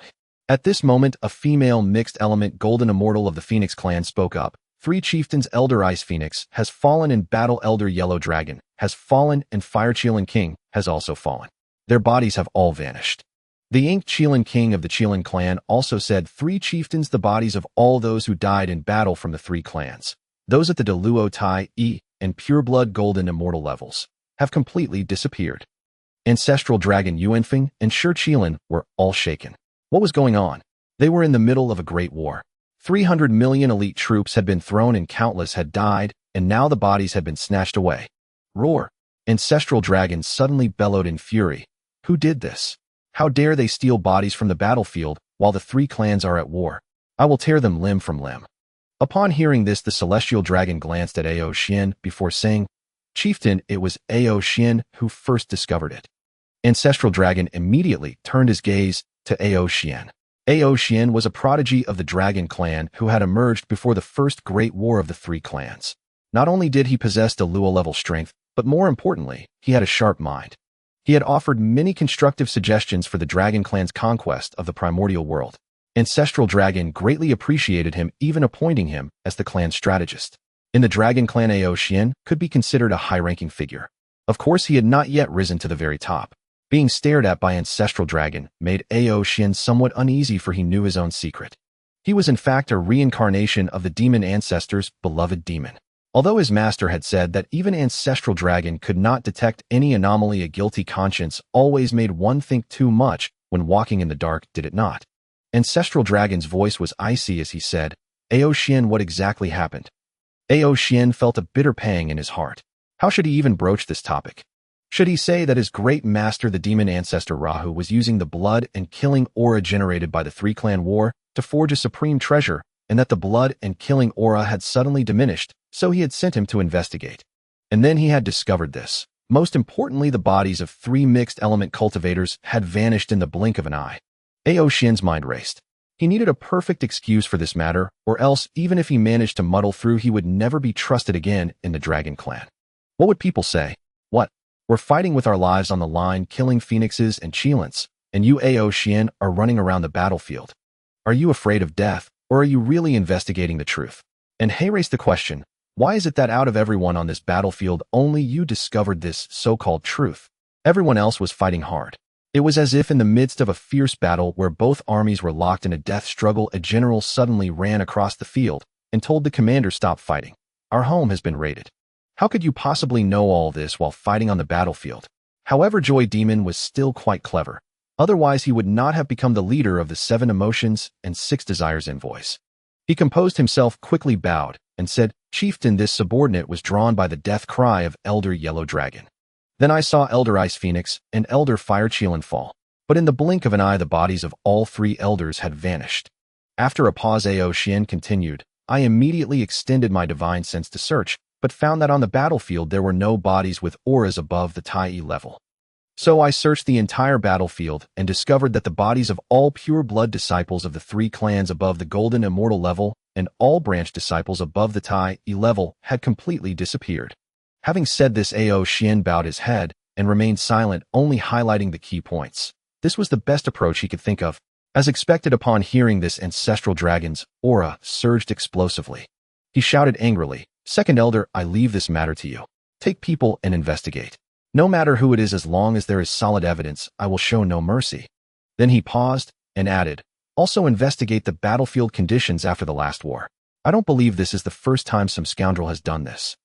Yuan Feng and Shi Qilin also roared, it must be investigated. Fire Phoenix King and Ink Qilin King shall investigate together. Ancestral Dragon gave them a deep look and said, let us cease hostilities for now. Once this matter is clarified and the mastermind is eliminated, we shall fight to the death. Yuan Feng and Shi Qilin exchanged glances and nodded. Agreed. So be it. Then the 3 chieftains let out a long roar and led their clans away from the battlefield. Only over 3,000 people remained, led by the 3 elders, to begin investigating the battlefield. The second great war among the 3 clans came to an abrupt halt, ending faster than one could turn a page. One need not mention how furious the 3 clan leaders, Zulong, Yuanfeng, and Shikolin, were nearly overturning the primordial world, nor how the demon ancestor Luo in Shumi Mountain was so enraged that he jumped in place, almost causing his demonic powers to go awry. Furthermore, the elders of the 3 clans went mad, frantically searching for the culprit and the traitor. Today, let us focus on the primordial world's #1 scavenger, the professional corpse collector, the King of Thunder, Qin Yu.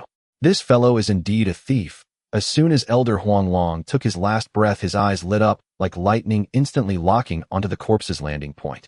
In the next moment, Qin Yu transformed into a five-clawed thunder dragon, a flash of lightning striking as he stealthily slipped into the shadow of Elder Huanglong's colossal corpse, which was 50,000 zhang long, concealing himself better than an eel. He initially intended to collect just one corpse, but fortune struck unexpectedly. He got a buy-one-get-one deal, with a luxurious gift package landing right in his lap. Additionally, two mixed-element corpses from the Feng and Qilin clans unexpectedly fell in the same place. Qin Yu nearly burst out laughing on the spot. As the three elders of the Dragon clan were surrounded by the six mixed-element powerhouses from the Feng and Qilin clans ready to brawl, and drawing the attention of everyone present, Qin Yu the scavenger decisively moved. Seizing the moment when no one was looking, he waved his hand, and the three colossal mixed-element corpses were swiftly stuffed into the Xianling space, taking less than a second before he slipped away faster than lightning. As he left, he also casually took 3 pieces of spiritual treasures dropped by the three elders. The entire process was smooth and quick without anyone noticing a thing. In his heart, Qin Yu silently awarded himself a title, the #1 corpse collector of the primordial world, who could contend with anyone. He understood a crucial truth better than anyone: to survive until the end is to be the winner. Greed leads to ruin. Especially after he had just taken 3 mixed-element corpses and spiritual treasures, lingering on the battlefield would be akin to voluntarily serving as an appetizer for the 3 clans. When that time came, it wouldn't matter how fast he ran. Even if he transformed into a bolt of lightning, he would still be beaten to a pulp by the 3 clans. Even the demon ancestor Luoho understood this principle. Otherwise, why would he only dare to hide in Shumi Mountain, secretly plotting instead of personally entering the fray?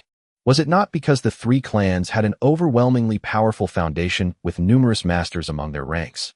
His foresword of extermination of immortals had yet to be completed, and the small number of personnel from the Western Demon clan couldn't possibly withstand a sweep from one of the 3 clans. Even if he could single-handedly fight Zulong, he could not withstand an onslaught from a group of mixed-element beings. Strength in numbers truly prevails. Survival leads to longevity. Unfortunately for Luoho, his luck was too poor. He encountered Qin Yu, a professional disruptor whose plans he had sabotaged several times, nearly driving him from a behind-the-scenes mastermind to a frantic madman. Meanwhile, Qin Yu had already made a swift escape, racing towards Thunder Lake. In this grand and tumultuous war among the 3 clans, the greatest victor was not the dragon, nor the phoenix, nor the Qilin, and certainly not the demon ancestor Luoho, but him, Qin Yu. In this wave of fortune, he reaped tremendous rewards. Nearly all the corpses above the golden immortal rank from the 3 clans, over 20 from the Tai realm, and more than 30 from the Great Luo realm. Most absurdly, he had 3 freshly deceased mixed-element corpses. Qin Yu was overjoyed in his heart. This haul was worth crying tears of blood, earning him hundreds of billions. He laughed so hard he almost burst into tears. As he flew, he stifled his laughter, his mouth nearly stretching to his earlobes. If he weren't in such a rush, he would have laughed on the battlefield for a day and a night. Mixed element. That is a mixed element. This is not even considered a proper immortal. The level of life directly transcends. Do not be fooled by the fact that both Great Luo Golden Immortals and Mixed Element Golden Immortals bear the title Golden Immortal. The gap is even greater than that between mortals and immortals. To summarize, simply Great Luo Golden Immortal, the ceiling between heaven and earth, unkillable and indestructible, immune to all laws, transcending the river of time, claiming within this realm, I am invincible. Mixed Element Golden Immortal Quasi-Sage 1 foot is in the Tao, able to invoke the power of the Tao with the level of life elevated, directly belonging to the top-tier existence of above immortals, integrating the Tao into oneself. Here the Tao does not refer to the heavenly Tao nor the great Tao, but rather the path of principles, commonly referred to as the 3,000 paths of principles. These 3 mixed-element corpses had died less than an hour ago, their bodies still imbued with principles, Tao rhythms, and remnants of their primordial spirits, making them for Qin Yu 3 textbooks filled with answers that would save him tens of thousands of years of detours. Of course, this is merely the current mainstream cultivation model of the primordial world. Qin Yu reflected that what resonated most deeply in his mind was the description in novels of how, after the sage Hongjun achieved sanctification, he delivered teachings at the Zixiao Palace, leading the entire primordial world to learn the method of cutting the 3 corpses to certify the Tao. Even though his own cultivation method could also lead to the mixed-element golden immortal stage, it did not mean that after ascending to the mixed-element golden immortal rank, He could continue to use the cultivation method rewarded by the system to challenge the mixed-element Great Luo Golden Immortal. After all, his ultimate goal was to take Hongjun as his master and then achieve the status of a sage in the primordial world. This was his greatest assurance. After all, only a sage is the true player of this primordial realm. Additionally, they are the embodiment of immortality, unbreakable and supreme. And Qin Yu is destined to become a sage. Well then, let's not get sidetracked. Don't ask which sage. When Qin Yu returned to his Thunder Immortal Mansion, he made sure not to disturb the already residing Xuanwu and Ao Shui. He went straight back to his own quarters. Then he entered the closed-door retreat, his consciousness entering the Xianling space. Upon seeing the mountain of corpses sorted by race and strength in the spatial warehouse, Qin Yu finally laughed heartily. Who else? Just one question, who else? In the entire primordial world, who can achieve this feat? Qin Yu completely ignored the corpses of the Golden Immortals from the 3 clans, even the corpses of the Tai Golden Immortal realm. He couldn't be bothered to glance at, instead focusing on the 3 mixed-element corpses and the 200 or more Great Luo corpses. Humfar Oldly has now upgraded from a bird gun to a cannon. Who cares about those low-tier gear? With a single thought, the storage bracelets from the 3 mixed-element corpses and the storage rings from the 200 or so Great Luo corpses flew out from the corpses hovering before Qin Yu. Qin Yu was not polite. He activated his thunderous spiritual power, opening them one by one, dumping all the useful items in front of him, which the system then automatically sorted. By the time he had opened all of them, Qin Yu was holding a section of willow branch and a remnant root. These were found in the storage bracelet of Elder Huanglong and the storage bracelet of the Fire Qilin King, both seemingly very important. An idea flashed through his mind, and he directly tossed them toward the golden wheat field. He thought planting. Suddenly, the system's prompt sounded, "Ding, congratulations to the host for planting the 10 great innate spiritual roots, Hollow Willow and Huangzhong Li's remnant branches and roots in the field.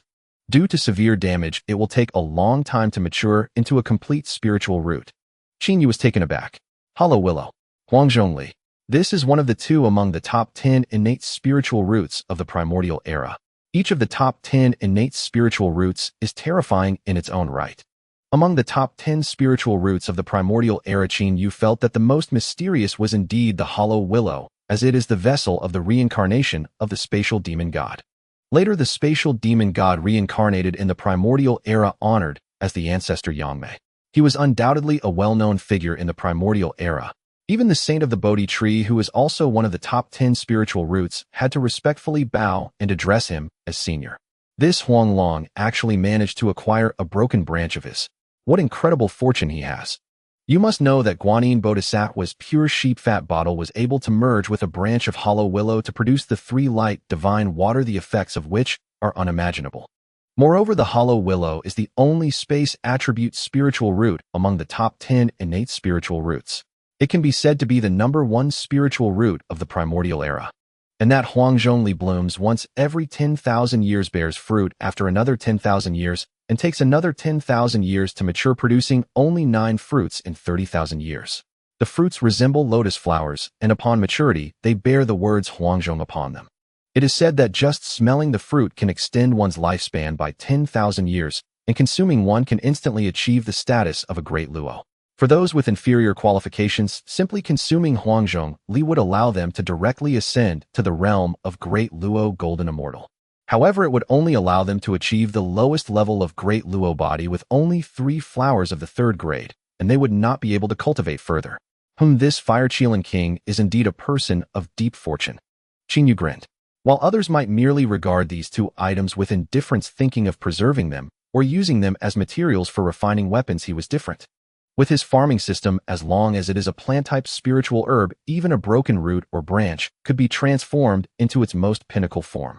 Qin Yu declared that with his system in hand, he would surely achieve the Tao of slaying 3 corpses. Aren't these just spiritual items of the same origin? How difficult could that be?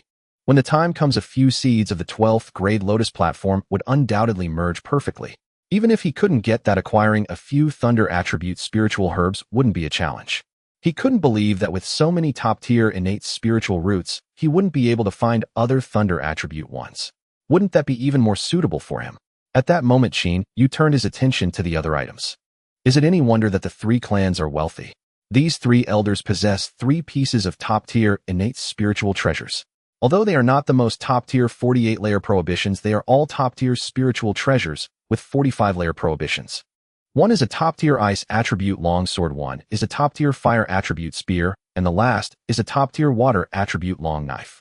Additionally, there are 3 sets of top-tier innate spiritual treasure armors, 2 robes, and 1 dress, all also possessing 45-layer prohibitions. Qin Yu smiled, setting those aside, and began examining other items. Suddenly, he was drawn to a jade box which exuded a strong essence of the ice attribute. This must be a collection of the Ice Phoenix King from the Feng clan. Qin Yu's heart stirred. As equals, both the Huanglong and the Fire Qilin King had such collections of the top 10 spiritual roots. Could it be that the Ice Phoenix King didn't have one? Such a rich ice attribute essence, could it be? Qin Yu's eyes brightened. This wouldn't be a part of the laurel, would it? If it is the laurel, then he would have obtained 3 of the top 10 spiritual roots. Qin Yu eagerly opened the jade box. To his surprise, inside was not a spiritual root item, but rather a jade piece quietly lying there which emitted a more intense cold ice spiritual energy the moment it was uncovered. Fortunately, Qin Yu is now a powerful figure in the Great Luo realm. If he were still in the Golden Immortal realm, this would have frozen him into an ice statue even within his own spatial domain. Qin Yu reached out to take the jade piece. With a slight movement of spiritual energy at his fingertip, he slowly probed inside. Upon discovering that the jade piece offered no resistance, Qin Yu's divine sense followed suit. Boom! As Qin Yu's divine sense penetrated, he immediately felt as if he had entered an ocean of ice. A boundless chill descended upon the world, freezing the void, as if time itself had been suspended.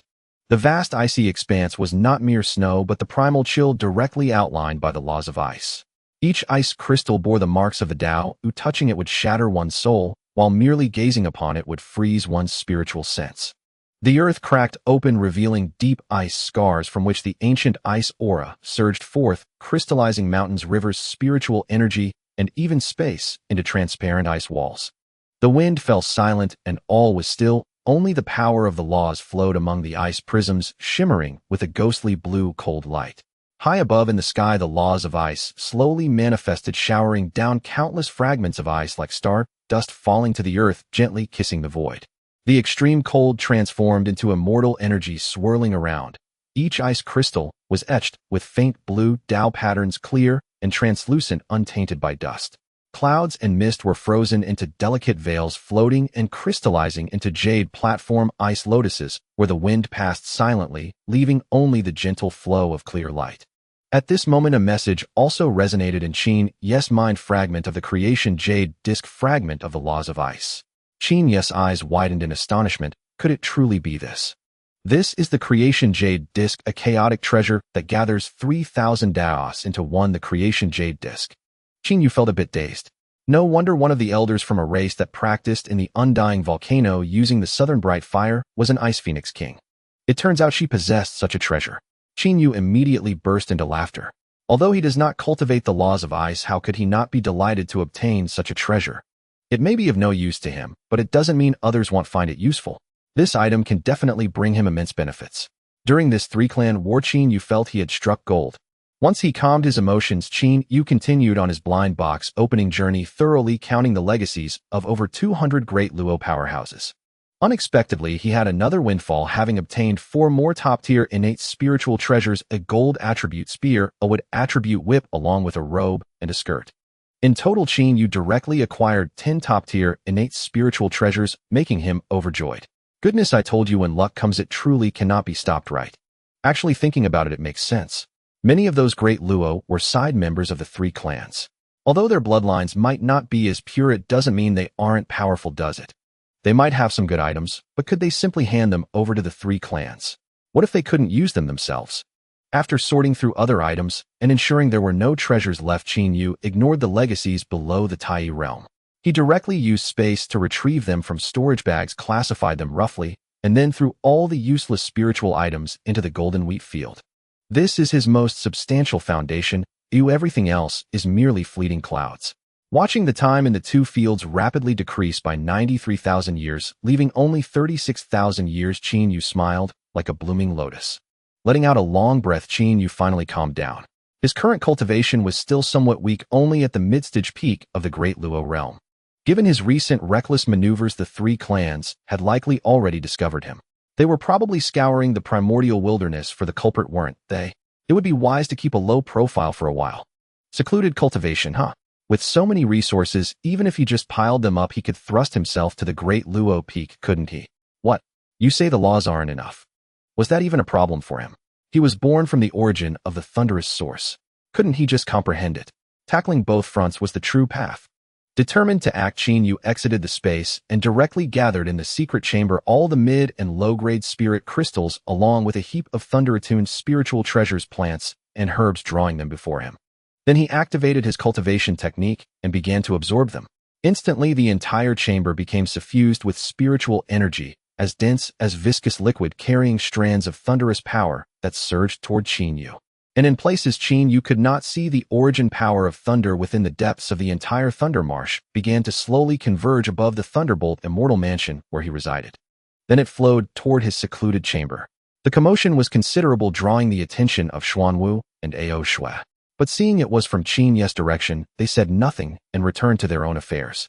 Qin Yu was wreathed in purple-golden lightning, the origin of gung metal thunder, circulating over his skin as spiritual energy rapidly condensed. The aura around him grew increasingly profound. Qin Yu flicked a bolt of lightning from his fingertip, igniting the piled spiritual treasures beside him. Those were hundreds of spirit herbs imbued with the thunderous source. Their leaves crackled as they burned, releasing thunderous spiritual energy 100 times purer than spirit crystals, which he instantly absorbed. This thunderous spiritual energy coursed through his meridians, ceaselessly scouring the barrier of the Great Luo Midstage. Each surge made the thunder origin within him more solid. Days passed one after another. With the consumption of resources at his side and the infusion of the Thunder Marsh's thunder origin, Qin Yu's cultivation grew ever stronger. The barrier of the Great Luo Midstage offered no resistance to Qin Yu's advance. More importantly, the myriad Calamity Thunder Pool emerged from within his body and released strands of thunder origin that surged toward him. Then it absorbed the thunder origin radiating from Qin Yu and the origin power of the Thunder Marsh, forming a perfect cycle. Thus Qin Yu's cultivation deepened, and he showed no intention of stopping. Qin Yu had no idea how long he had cultivated, but he knew one thing: he had used at least 1 billion spirit crystals. More importantly, the thunder-attuned spiritual treasures, roots, and herbs beside him, a small mountain of spiritual items, had all been completely consumed. Qin Yu felt his body brimming with power. Most crucially, this power was now surging wildly within him. With a thought, Qin Yu controlled the myriad Calamity Thunder Pool and drew from it a strand of the origin of Life and Death Tribulation Thunder.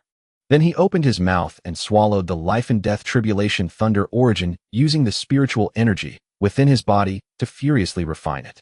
This was a new thunder he had not cultivated since advancing to the Great Luo realm. Originally, Qin Yu had considered choosing the Yin-Yang Divine Thunder or the Tai Chi Divine Thunder. But after planning, he ultimately chose the Life and Death Tribulation Thunder.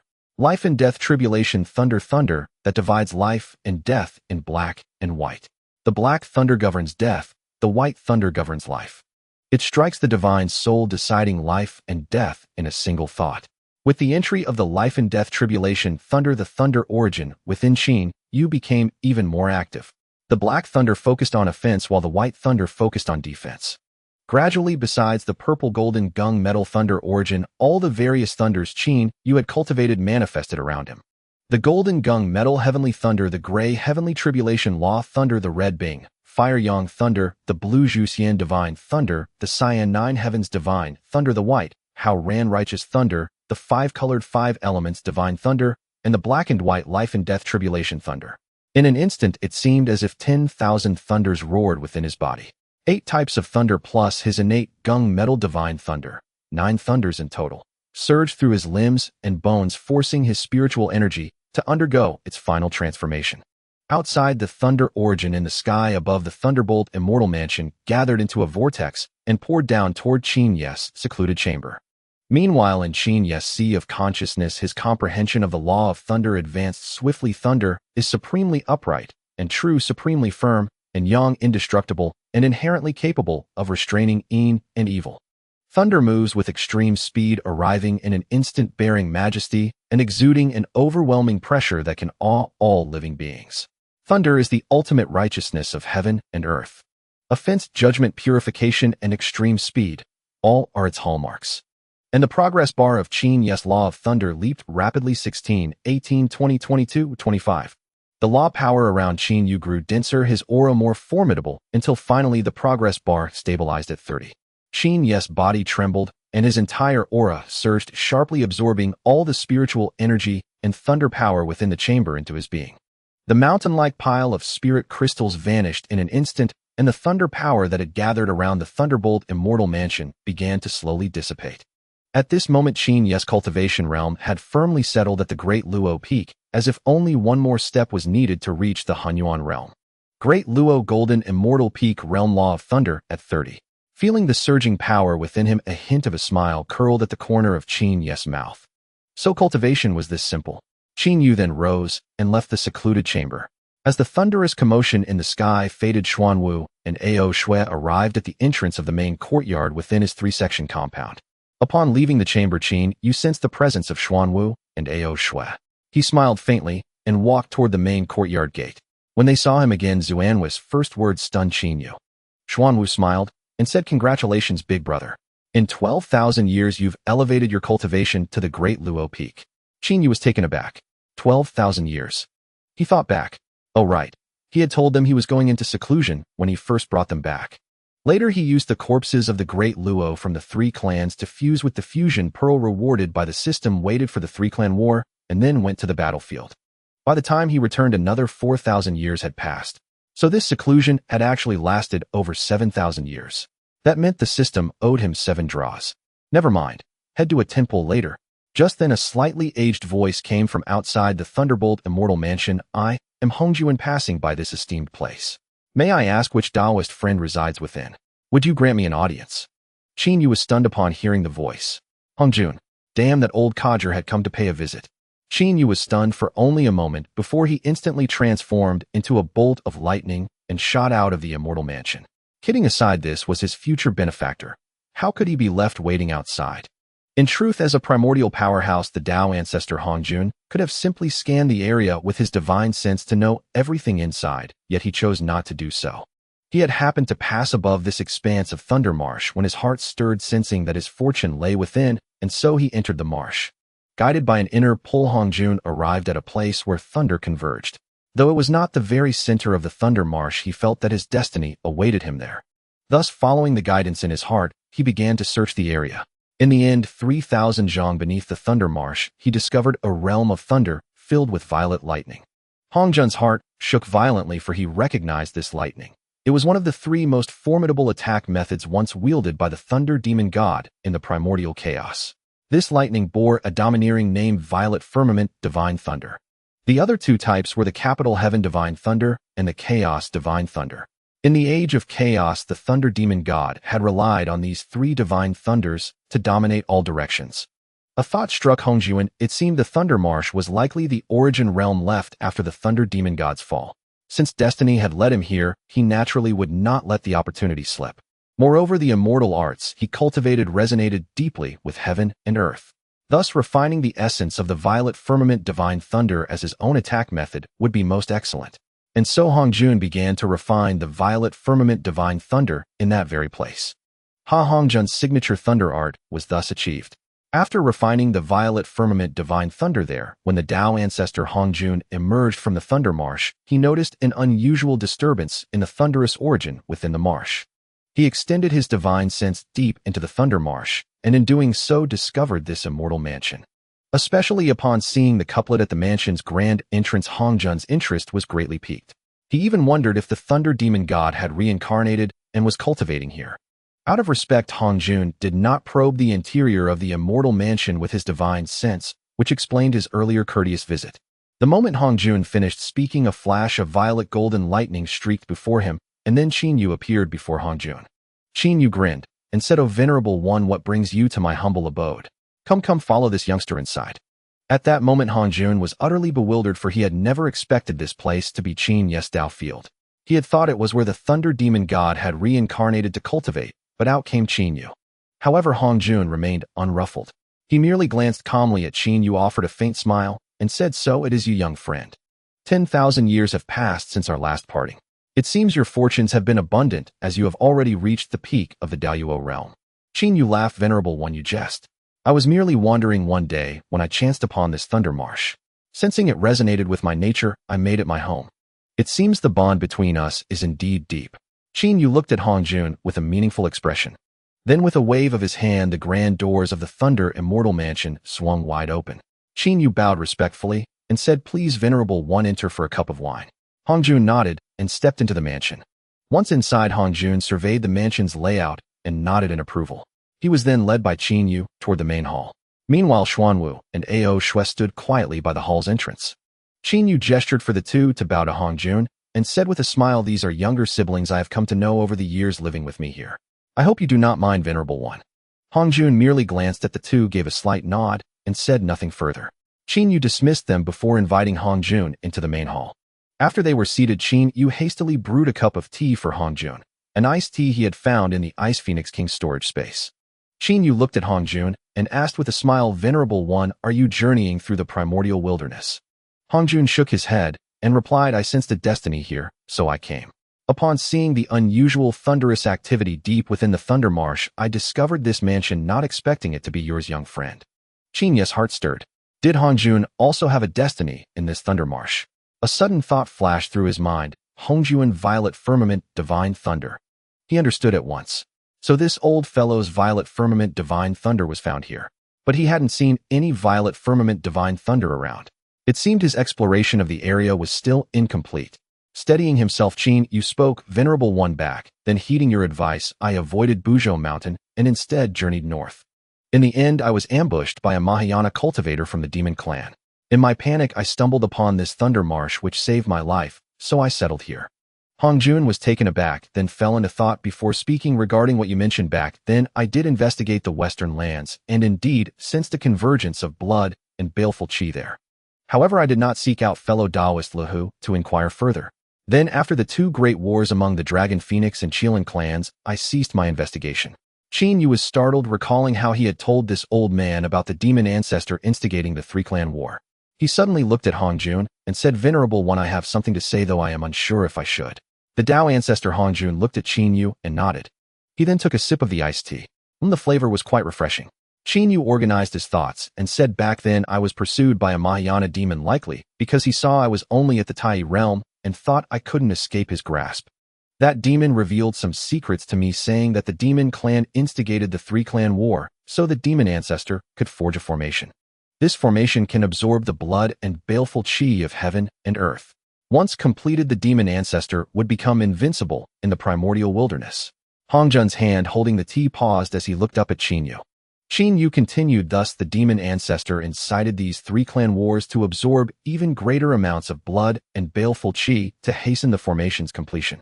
Hongjun's eyes narrowed, a flicker of worry passing through them, but he still remained silent. Qin Yu added, "Now that the three clans have fought twice, countless lives have been lost, and the dead litter the fields. The demon ancestor's formation is likely nearing completion. If what the demon said is true and the demon ancestor becomes invincible in the primordial wilderness, then the entire primordial realm will know no peace." Hongjun recalled his earlier investigation of the Great War in the West, and the worry in his eyes deepened. He looked at Qin Yu and suddenly asked, "What do you think of this matter, young friend?" Qin Yu thought him, "Not Renja, my friend." Then he said, "Venerable One, we must thwart his plan." The venerable Hongjun fell silent for a moment before suddenly asking, "How long have you been in seclusion, my young friend?" Qin Yu was taken aback for a moment, then replied, "I've been in seclusion for about 12,000 years. During that time, I sensed the second great war of the three clans and went out to observe for a few days. Later, to avoid being affected, I returned." Hongjun nodded, pondering for a moment before stating, "The second great war of the three clans has diminished their strength by approximately 80%.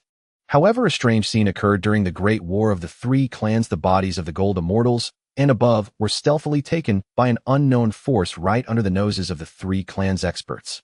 Upon hearing this, Qin Yu's body shook, his face reflecting shock and confusion as he exclaimed, "They were stolen. What force could be so powerful as to steal the bodies of the three clans' experts amidst their battle?" Hongjun nodded and replied, "This matter has been investigated by the three clans for 3,000 years, yet they have found no clues. Some mixed origin experts in the wilderness have also attempted to investigate, but to no avail." Qin Yu chuckled, inwardly thinking to himself, "How could they possibly deduce my actions when I possess a system?" Yet on the surface, he solemnly remarked, "It seems this must have been orchestrated by the demon clan." They must have used some means to take away the bodies of the fallen experts from the three clans likely to refine that formation. Perhaps the grand formation of the demon ancestor has nearly been completed. Hongjun shook his head and said, I have not delved deeply into this matter, so I am unaware. Qin Yu sighed and said the Venerable One should make preparations early, or otherwise when that Luo Ho arrives the wilderness might be transformed into a demon realm. Hongjun gazed at Qin Yu momentarily unsure of what to say. He felt that what Qin Yu spoke of had a significant connection to himself, yet he was at a loss as to how to act. Meanwhile, Qin Yu thought to himself, having repeatedly disrupted the plans of the demon ancestor Luo Ho, he must be going mad by now. After all the bodies of the three clans' experts from the two great wars are with me. Luo Ho has even absorbed the flesh and blood energy from the four swords of extermination. Thinking of this, Qin Yu suddenly recalled that the main event of the Primordial Cataclysm was the Third War, where the Dragon Phoenix and Qilin clans summoned all kinds of creatures from the wilderness to participate.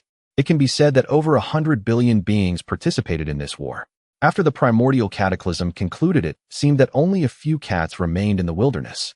At this thought, Qin Yu suddenly raised his head and looked at Hongjun, saying, Elder, do you know if the demon clan has been making any moves recently? Hongjun shook his head, took a sip of tea, and replied, Luo Ho has not shown up, and his subordinates have also fallen silent with no signs of activity. Qin Yu was stunned. That shouldn't be the case. Having disrupted his grand plans, shouldn't he be thinking of how to make up for it? No, that can't be right. Given Luo Ho's cunning nature, if he were not stirring up trouble, it would be unworthy of his title as the demon ancestor. Qin Yu looked at Hongjun and said, Elder, I have a feeling that the demon ancestor will definitely make a big move. Hongjun inquired, what do you mean? Qin Yu asserted, you have said that the demon clan has shown no signs of activity, so there can only be two reasons. First, they have not completed that formation, so the demon ancestor cannot spare the effort to do anything else. Second, the demon ancestor is plotting chaos. He certainly cannot quietly watch as the wilderness enjoys peace. Qin Yu thought Luo Ho must be desperate right now. With peace in the wilderness, his extermination sword formation could never be completed. It would be strange if he could endure this. But how should he convey this matter to Hongjun? Currently, he was merely a novice who had been in seclusion for a long time and had not been paying attention to the significant events in the wilderness. If he spoke too confidently, Hongjun would definitely suspect him. Every prominent figure in the wilderness is astute.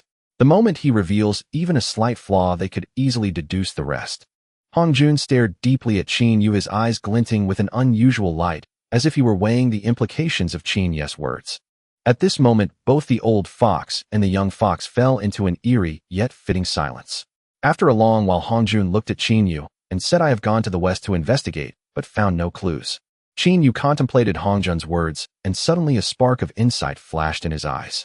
He suddenly remembered that in the latter stages of the Dao Demon conflict, Luo Ho's extermination sword formation was broken by Hongjun, and in a fit of rage, he detonated the entire western spiritual veins and swore a demonic oath against the Dao. Since Hongjun was the ultimate beneficiary of the Dao Demon conflict, he bore this causal burden, ultimately granting 2 holy positions in the West to repay the cause. Qin Yu's mind raced, wondering how to remind Hongjun of this matter. If he were to speak it directly, would he not raise suspicion? After all, what he spoke of had yet to happen. Perhaps noticing Qin Yu's strange expression, Hongjun continued, Did you think of something, young friend? Qin Yu snapped back to reality and said, Elder, I was thinking, if the demon clan's formation takes shape, how should we respond? Hongjun replied without hesitation, If Luo Ho truly intends to harm the wilderness, then I will certainly unite with fellow Taoists to stop it. We cannot allow Luo Ho to destroy the wilderness. Qin Yu asked, but what if the demon ancestor becomes desperate? Could he resort to some crazy means to retaliate against you, Elder? Hongjun was taken aback, then smiled and said, You worry too much. I believe Luo Ho would not resort to such actions. Qin Yu replied solemnly, Elder, to my knowledge, the demon ancestor possesses a supreme, innate spiritual treasure, the 12-petaled extermination Black Lotus. Hongjun narrowed his eyes, gazing intently at Qin Yu, as if contemplating something. Thinking that Hongjun did not believe him, Qin Yu took out 2 Black Lotus fragments and placed them before Hongjun, saying, Elder, I am not speaking falsely. These are remnants I obtained after slaying the demon beasts that pursued me here. They are derived from the 12-petaled Black Lotus. You can see that for yourself, Elder. Hongjun glanced at them, then nodded, saying, I know that Luo Ho possesses this spiritual treasure.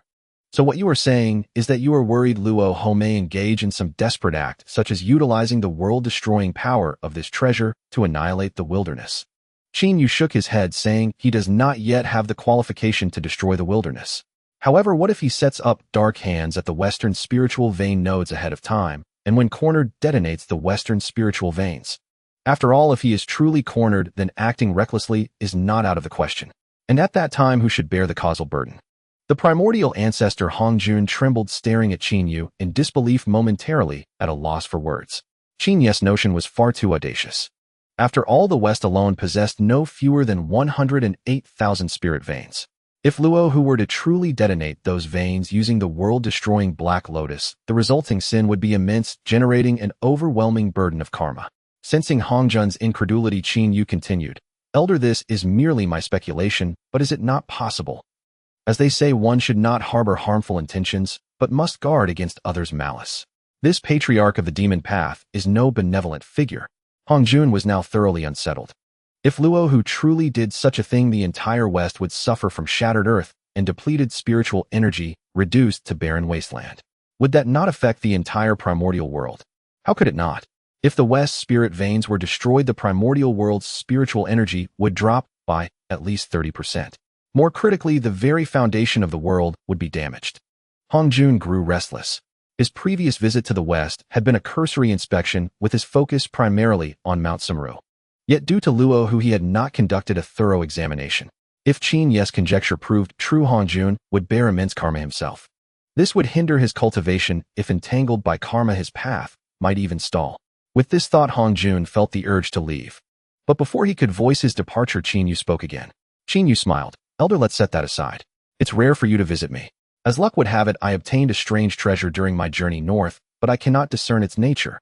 I would like you to examine it and advise whether I should refine it." With that, he produced a jade box emanating cold vapor and placed it before Hongjun. As Qin Yu brought out the box, Hongjun felt a treasure within him tremble twice, as if eagerly anticipating the object before him. A sharp light flashed in Hongjun's eyes. Only something connected to that treasure could stir it. So what the young man was showing him, could it be? Hongjun's heart stirred with excitement, apprehension, and elation. Ever since acquiring that treasure, he had scoured the primordial world for its remaining fragments. He had traversed nearly the entire world, gathering many fine items, yet the treasure remained incomplete. Of course, he had never been certain he could restore it. But each additional fragment strengthened the artifact's essence, did it not? Yes, that treasure was none other than the Jade Die of Creation. And what Qin Yu presented was a fragment of the Ice Law's Jade Die of Creation acquired from his plunder of corpses.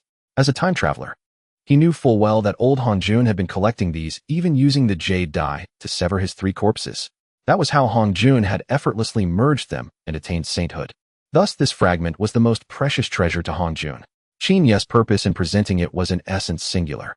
"Qin Yu, I yearn to advance." Hongjun steadied himself, picked up the jade box, and opened it to examine the contents. Indeed, it is a fragment of the Jade Die of Creation. Hongjun, usually composed, now nearly shouted this in his mind. Qin Yu smiled faintly. No matter how well Hongjun concealed his emotions, his dazed stare at the fragment betrayed his state of mind. Qin Yu spoke. "Elder, this object is of little use to me. I cultivate the path of thunder and follow the law of lightning. Though this jade fragment contains the ice law, it holds no benefit for me." He paused, noting Hongjun's regained composure, and gazed, then added, "I wish to give this to you." Hongjun's eyes glittered as he stared at Qin Yu in silence. Qin Yu returned his gaze, equally mute. After a moment, Hongjun said, "This object is indeed useful to me. I feel unworthy to accept such a gift from you. If you have any requests, speak freely." Qin Yu shook his head and smiled. "Elder, you're being too formal. We agreed earlier that when you decide to take disciples, I would become your student. Since we will be master and disciple, isn't it natural for a disciple to offer a gift to his teacher?" Hongjun looked at Qin Yu without speaking. In the primordial world, the bond between master and disciple carried heavy karma. Their fortunes and misfortunes were intertwined. If a disciple committed heinous acts, the master would also be affected. Consider the obstinate Tongtian Jiaozhu during the investiture calamity, who boasted of his myriad immortals. But what were his disciples like? A motley mix of quality and vice. Those wicked disciples were the root cause of the 3 pure ones' rift. It was those evildoers who dissipated the Jie sect's already precarious fortune. Even the good disciples were foolishly manipulated, leading to the sect's ruin and the calamity. After long deliberation, Hongjun finally spoke. "I understand your intentions, young friend. I did promise that if I took disciples, I would accept you if you wished." He paused, then said, "How about this? Today I will take you as an outer disciple. When I formally accept disciples in the future, I will make you a direct disciple." You know that I have no such intention now, but fate has brought us together. Qin Yu quickly replied, Master, I am willing.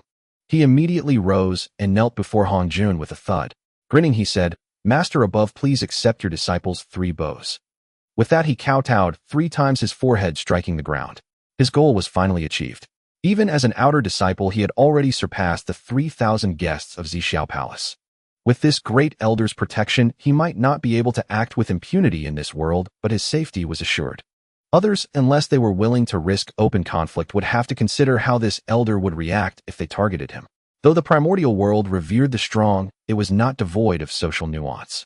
Qin Yu suddenly wondered if he had already become Hong Jun's disciple when he escorted the simple-minded dragon back to the East Sea. Would the dragon clan have dared to send only a steward from the dragon mother's palace to receive him? Ancestor Hong Jun gazed at Qin Yu, making no move to stop him from kneeling and kowtowing. Since he had already decided to accept him as a disciple, even if only a nominal one, he was still his disciple, was he not? Moreover, the reason he did not accept him as a direct disciple was merely a vague premonition that the time for taking disciples had not yet come. When the opportune moment for taking disciples arrived, this little one would make a fine disciple indeed. Furthermore, this little one possessed an extraordinary origin and a keen mind, making him no less than an excellent disciple. With this thought, Ancestor Hong Jun waved his hand, and a surge of spiritual energy lifted Qin Yu to his feet. He looked at Qin Yu and said, In my sect there are no strict rules. Since you have bowed to me as your master, do not bring shame upon me.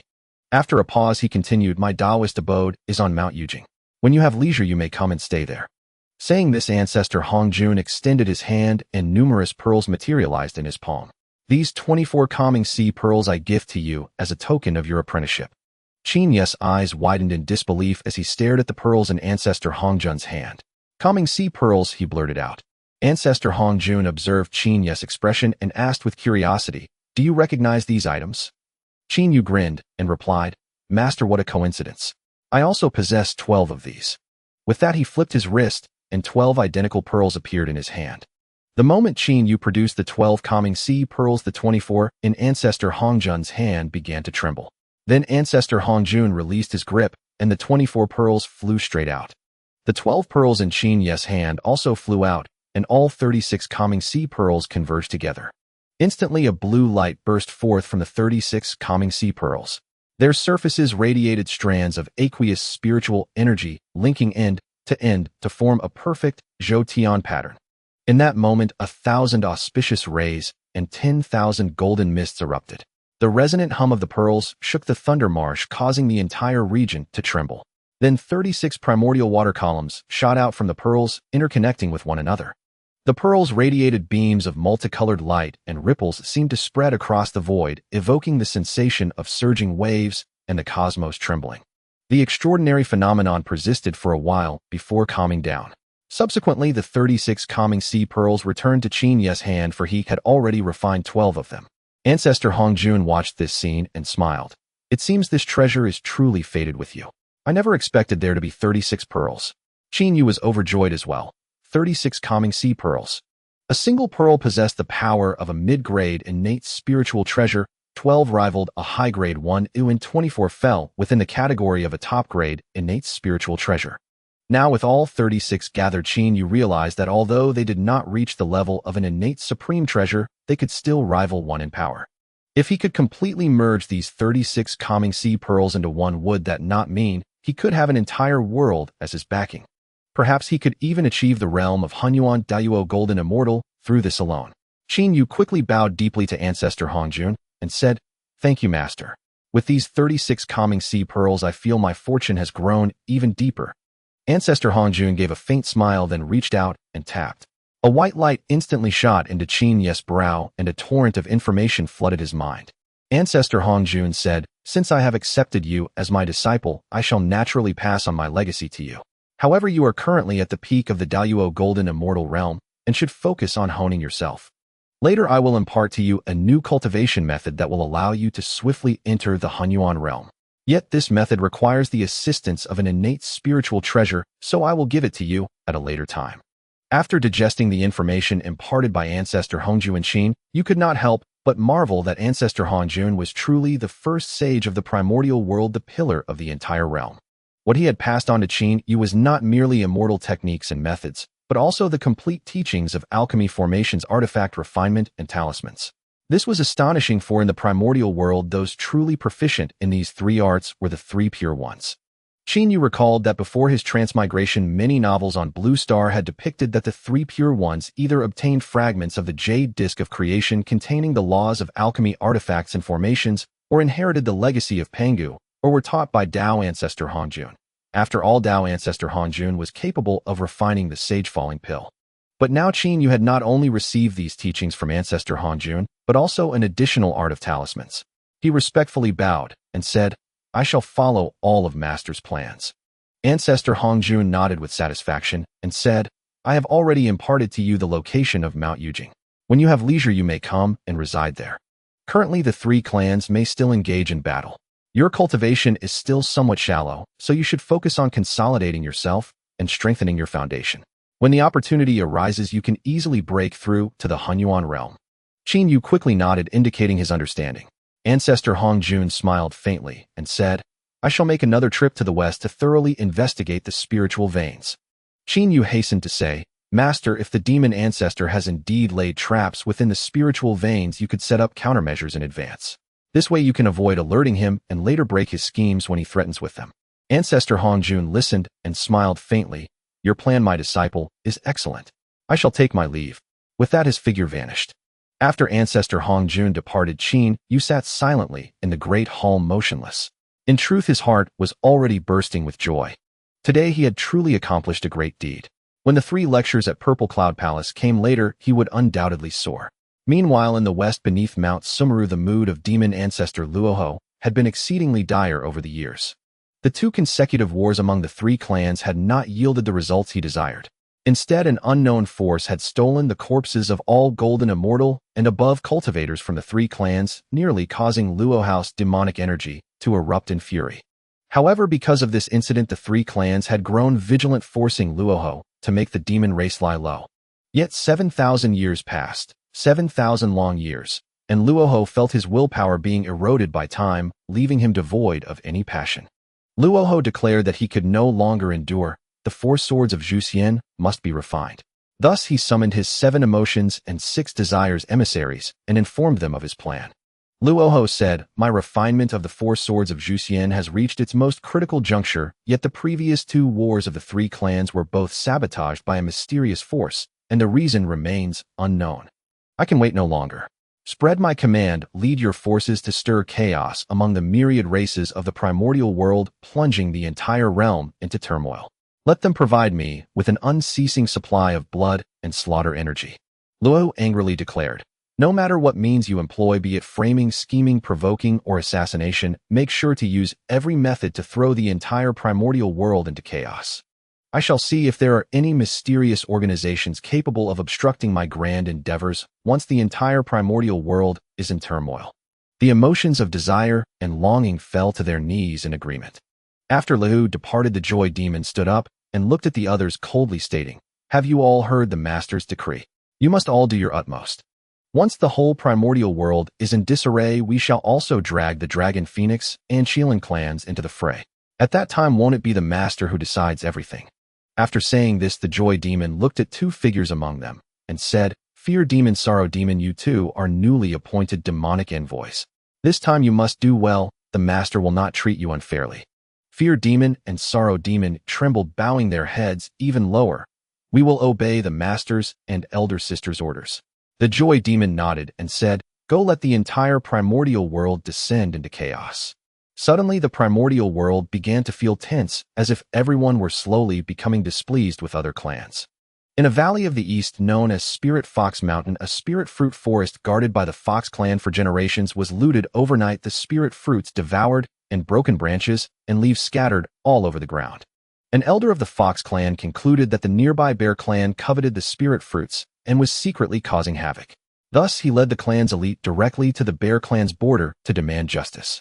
The Bear clan, known for their fierce and straightforward nature, refused to yield to the unfounded accusations made by the Fox clan, who came in a furious uproar without distinguishing right from wrong.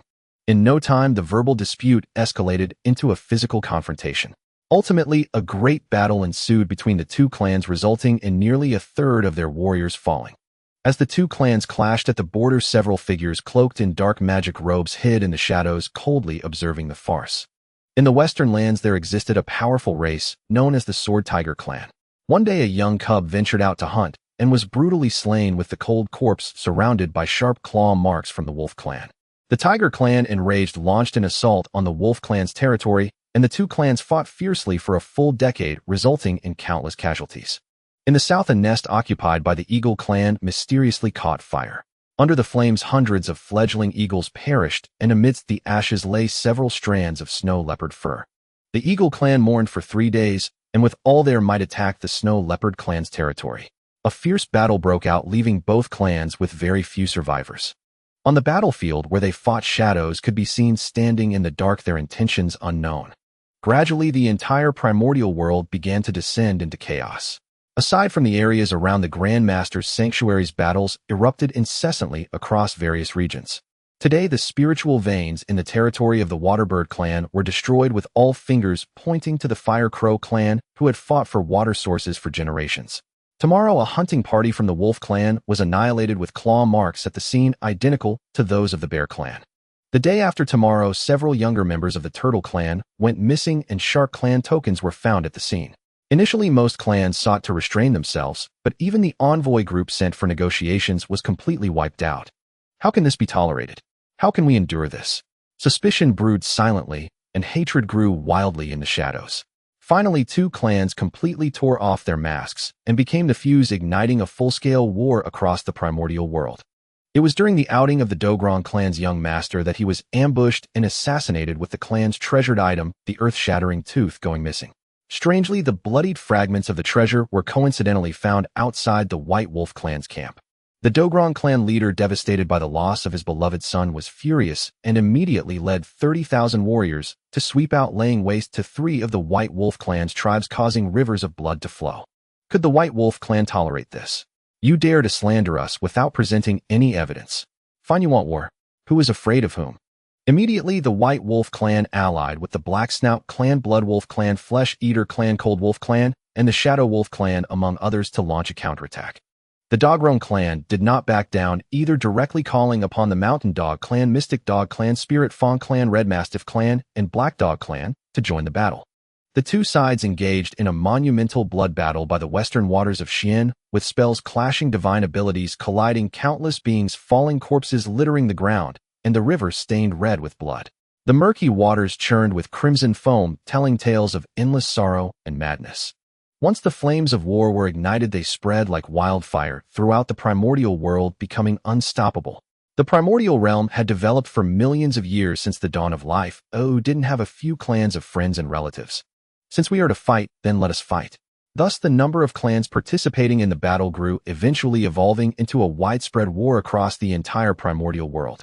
Gradually, it was no longer a war between certain clans, but transformed into a grand conflict among the avian clans, terrestrial beasts, and scaled creatures. The avian clans accused the terrestrial beast clans of secretly killing their young, leading to a shocking aerial battle in the southern plains of the primordial world, with over 400 participating clans and 20 billion combatants. Eagles soared through the sky, diving down to rip apart the backs of terrestrial beasts. Mighty tigers and lions roamed the land, leaping to sever the wings of the avians. Heaven and earth, mountains and valleys, all became battlegrounds, with corpses piling up like mountains, the stench of blood lingering for miles, replacing the once fragrant aura of spiritual energy. The scaled clans also jumped into the fray, claiming that the avian and terrestrial beast clans had ambushed their young. Thus, a monumental battle erupted on the western coast, surpassing even the number of participants in the previous conflict involving the Dragon Phoenix and Shilin clans. More than 1,200 clans participated, with the number of combatants exceeding 18 billion. Though the scaled clans held an advantage along the coast, they still suffered significant losses at the hands of the avians and terrestrial beasts. The Turtle clan, Shark clan, Whale clan, along with the Swordfish clan, Crab clan, Shrimp clan, and even some 2-clawed and 3-clawed pseudo-dragon clans all joined the battle. The avians and terrestrial beasts were not faring well either, as many of their powerful warriors were also slain. As more and more clans joined the fight, the entire primordial world began to emanate a sinister aura, with the skies turning a shade of gray, as if calamity were descending. The flames of war spread like a plague to every corner of the primordial world. The once vibrant land lay in ruins, the air thick with a nauseating mix of gunpowder and blood. Countless beings perished in the fires of war, and the cultivation resources and innate spiritual objects accumulated during peaceful times became the bait for contention on the battlefield, driving the clans into deeper madness. The instigator of all this, Imozu Luvu, watched as the four swords of Zujin and Shumi Mountain emitted increasingly ferocious and powerful auras, laughing crazily in delight. It felt as refreshing as sipping an ice-cold soda on a scorching summer day, rejuvenating from head to toe. Luahu declared that this was the most satisfying moment he had experienced in 10,000 years. More terrifying still, the flames of war had long since surpassed the scope of ordinary clans, spreading instead toward the three largest tribes of the entire primordial wilderness. The first to be engulfed was the Qin clan, sovereign of all beasts. The reason was simple: the chieftain of the Mad Ape clan sought aid from the Qin clan, hoping they could mediate the inexplicable conflict between the Mad Apes and the Fire Apes. The primordial Qin knew full well that war had erupted across the primordial wilderness. As the emperor of all beasts, he had secretly dispatched investigators, yet they returned empty-handed. Thus, when a subordinate clan sought his help, the primordial Qin sent a golden Qin at the early primordial chaos realm, leading a 20-strong enforcement team of Qilins. Even the golden Qin at the early primordial chaos realm believed this was merely a formality. He thought that by showing up and reprimanding both sides equally, the conflict between the two clans would be resolved. Yet the unexpected occurred. The golden Qin led his team to the Mad Ape clan and summoned the chieftain of the Fire Ape clan. But within less than an hour, the entire territory of the Mad Ape clan was ambushed by the Serpent Dragon clan, which surged forth from a great river bordering their lands. Leading the assault were two four-clawed flood dragons. Thus, a brutal battle ensued. The Mad Ape clan was annihilated, and all those brought by the Fire Ape chieftain perished. Even the golden Qin at the early primordial chaos realm and his 20 golden immortal Qin enforcers were utterly wiped out. This enraged the primordial Qin. But before his fury could subside, similar incidents were reported from the Phoenix and Dragon clans. Conflicts among subordinate races arose. When mediators were sent, they were annihilated by other clans. Among the avian tribes, the Wind Oriole and Fire Magpie clans were locked in strife, preparing for a war of total extermination. News of this reached the upper echelons of the Phoenix clan. With the threat of genocide looming, the Phoenix high ranks could no longer stand idle. They swiftly reported to Primordial Phoenix, who promptly dispatched a Fire Phoenix at the mid-primordial chaos realm, leading a mediation team toward the battlefield. Yet they were ambushed and slain by a team led by a Qilin-like creature from a collateral branch of the Qilin clan. Among the scaled tribes, the Crocodile Turtle and Crocodile clans were at odds. The Crocodile Turtle clan's sacred treasure was stolen by the Crocodile clan. After 3 rounds of fruitless negotiations, the Crocodile chieftain claimed he had bought the artifact with 30 million mid-grade spirit stones. The Crocodile Turtle chieftain, however, insisted it was stolen, their most precious heirloom. Unable to reach an accord, the two clans resorted to war. When the Dragon clan's High Council heard the news, they hastily dispatched a 7-clawed golden dragon at the late primordial chaos realm, leading a mediation team. But the two clans had chosen the southern reaches of the West Sea as their battlefield. Before the dragon mediation team could even arrive, they were slaughtered by a team led by 2 late primordial chaos rockbirds from the Phoenix clan. Thus, the leaders of the 3 great clans sensed an ominous undercurrent. And before they could react, even greater chaos erupted across the primordial wilderness. This time, even the collateral branches of the 3 clans were not spared. The entire primordial wilderness descended into madness, battlefields everywhere suffused with malevolent energy. Now few places remained tranquil. After the departure of Patriarch Hongju, and Qin Yu composed himself and decided to venture out once more. He visited Xuanwu and Ao Shui, chatting with them. He discovered that Xuanwu had reached the peak of the Tai Golden Immortal Realm, on the verge of advancing to primordial chaos. Ao Shui lagged behind only at the peak of the Golden Immortal Realm, likely due to lacking a superior Dragon clan cultivation technique. After a moment's thought, Qin Yu produced a manual and handed it to Ao Shui. It was the very technique given to him by the simpleton dragon, the Dragon Origin Body Tempering Art. Ao Shui was stunned upon receiving it, for she recognized the manual. It was a technique reserved for the Dragon clan's high echelons and direct bloodline disciples, one that led straight to the primordial chaos realm. Though she was the daughter of the ancestral dragon, her mother had been a mere handmaiden. Thus, despite possessing the ancestral dragon's bloodline, Ao Shui was not favored within the clan. She had never been allowed to cultivate the profound Dragon clan arts. The only technique she had practiced was a relatively ordinary one, the water dragon art. Even reaching the primordial chaos realm with that technique would have marked her as exceptionally talented. Ao Shui looked at Qin Yu and said hurriedly, "My lord, this technique, you wish for me to cultivate it. But I am unworthy." Qin Yu rolled his eyes. "I gave it to you, so take it. What does worthy have to do with anything? In my domain, there are none of those ridiculous Dragon Clan rules. I'm not of the Dragon Clan." Ao Shui hesitated. "But my lord, if I cultivate this technique, it might bring trouble upon you." Qin Yu flicked her forehead impatiently, earning a yelp of pain. "I'm not afraid, so why should you be? The Dragon Clan, are they so mighty? Let the ancestral dragon come and cause me trouble if he dares. I have my own backing. Do you know who my master is? My master is Patriarch Hanjun." Xuanwu stared at Qin Yu in astonishment. "Is that the senior who visited you? Is he stronger than the ancestral dragon?" Ao Shui explained, "Brother Xuanwu, this Patriarch Hanjun is the most supreme power in the primordial wilderness. I once heard within the Dragon Clan that during the Great War against the ancient beasts, Patriarch Hanjun battled the Beast Emperor Shini and ultimately slew him, saving the primordial wilderness from devastation." Qin Yu's eyes widened. Wait, during the beast calamity, although Old Man Hanjun was formidable, he had joined forces with Liu to fight Shini, hadn't he? How did it become a solo battle? Suddenly Qin Yu burst into laughter. So this was the root of the discord between Old Man Hong and that unlucky wretch Liu. Haha, how hilarious. Luohu really got the short end of the stick, seeing through it, but not speaking of it, especially when it came to his own master. Qin Yu grinned. "So little girl, cultivate this. With such a powerful backer, do you think the ancestral dragon would dare trouble me?" Ao Shui nodded firmly. "Yes, my lord.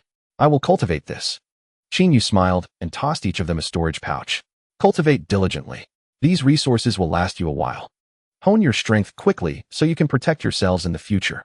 With that, Qin Yu transformed into a bolt of lightning and departed the immortal estate. He intended to continue his travels across the primordial wilderness. His speed was immense. He wished to see the western lands, but rather than a straight path, he veered southward. After all, he had no desire to plunge headlong into the Qilin clan's territory. What if a primordial chaos realm Qilin took a dislike to him and attacked directly? Qin Yu was relatively fast, so after leaving the Thunder Marsh, he headed south all the way. The primordial wilderness was vast beyond measure. No matter how swift his speed, he could not traverse hundreds of millions of li in an instant. Thus he flew while observing, witnessing the devastation of the primordial wilderness, the suffering of myriad races, and the horror of the Great Tribulation. Indeed, although the primordial wilderness had already endured the beast tribulation, the living beings there still did not know the term tribulation. The concept of tribulation was only spread after Patriarch Hanjun attained sainthood and delivered his third sermon at the Purple Firmament Palace. That day, as Qin Yu was leisurely flying through the air, he suddenly heard a brazen laugh from below. "Little Firebird, go ahead and scream. Scream all you want, it won't do you any good. Today you die?" Qin Yu was startled. Scream all you want. Who was so bold as to utter such words in the primordial wilderness? Did they not know one of the cardinal rules of villains? Once you say scream all you want, someone will inevitably come to the rescue. Curious, he extended his divine sense and saw a group of over 20 beastkin led by 2 mid-Tai stage gray wolves surrounding a young girl at the early Tai stage, flames rising from her body. The girl appeared to be only 8 or 9 years old, yet her features were delicate. This reminded Qin Yu of the tale of the wolf and the little girl in red. At that moment, the little girl stared solemnly at the 2 gray wolves, uttering not a word. Qin Yu narrowed his eyes. As he flew, he had seen flames of war spreading across the primordial wilderness, but the girl looked no older than 8 or 9. How could these creatures bring themselves to harm her? Well, Qin Yu's scarce sympathy had been stirred once more. Besides, the little bundle was so adorable, and those beastkin were clearly villains. No mistake there. So Qin Yu flashed down to the ground. In an instant, he stood beside the little girl and addressed the 2 gray wolves who called for me. "I am the one who comes when you scream." The 2 wolves were startled by his sudden appearance. When they heard his words, one of them trembled. That very wolf had spoken the words earlier, and now by sheer coincidence someone had answered. Qin Yu smirked and continued, "Well, who called? I'm here now." The other wolf glared fiercely at Qin Yu and snarled, "Boy, don't ask for trouble. Haven't you heard? We serve under Commander Mo Han of the Qilin clan." Qin Yu nodded and said, "And then?" The wolf was taken aback, then roared, "Since you seek death, you shall die alongside this little firebird." Qin Yu glanced at the little girl and chuckled, "You were the ones who called me, and now you say I'm the one causing trouble. That's just too much." With that, he raised his hand, and black lightning coalesced in his palm. He flicked it forth, piercing the head of the Taistige wolf that had spoken, then ricocheting to strike the wolf who had uttered the infamous words before zigzagging through the air to slay all 20-odd beastkin. He clapped his hands and said, "A bunch of idiots. Don't you know villains die from talking too much?" The little girl then spoke, "Big brother, thank you for saving me. If not for you, little vermilion bird would have died here." Qin Yu waved his hand about to speak when he froze. Wait, what did she call herself? Little vermilion bird. Vermilion bird. Good heavens. Out for a stroll, and head stumbled upon the vermilion bird. That was too incredible. He looked at the girl and asked uncertainly, "You say your name is Vermilion Bird?" The girl nodded and looked at him with curiosity. "Big brother, do you know me?" Qin Yu studied her. Well, it was hard to tell since she was in human form. Qin Yu asked, "Are you of the true Phoenix lineage of the Phoenix clan?" The girl nodded, then shook her head. Qin Yu thought, what now? Should I make a confused face? The girl then said, "I was indeed born in the immortal fire volcano. Strictly speaking, I am also a member of the Phoenix clan. But I am not of Yuan Feng's direct bloodline. Rather, I am the transformation of a wisp of primordial essence born from the mutation of Nanming Lihua. That is why I am called Vermilion Bird." Qin Yu understood.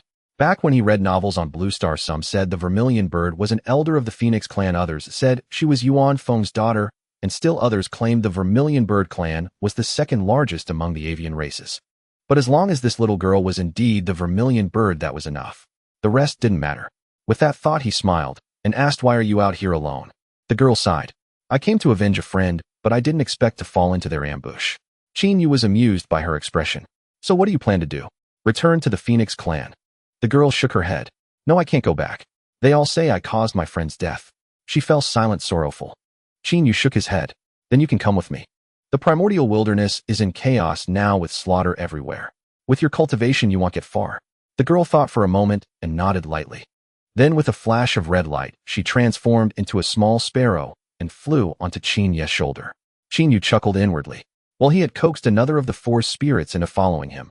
Only the white tiger remained.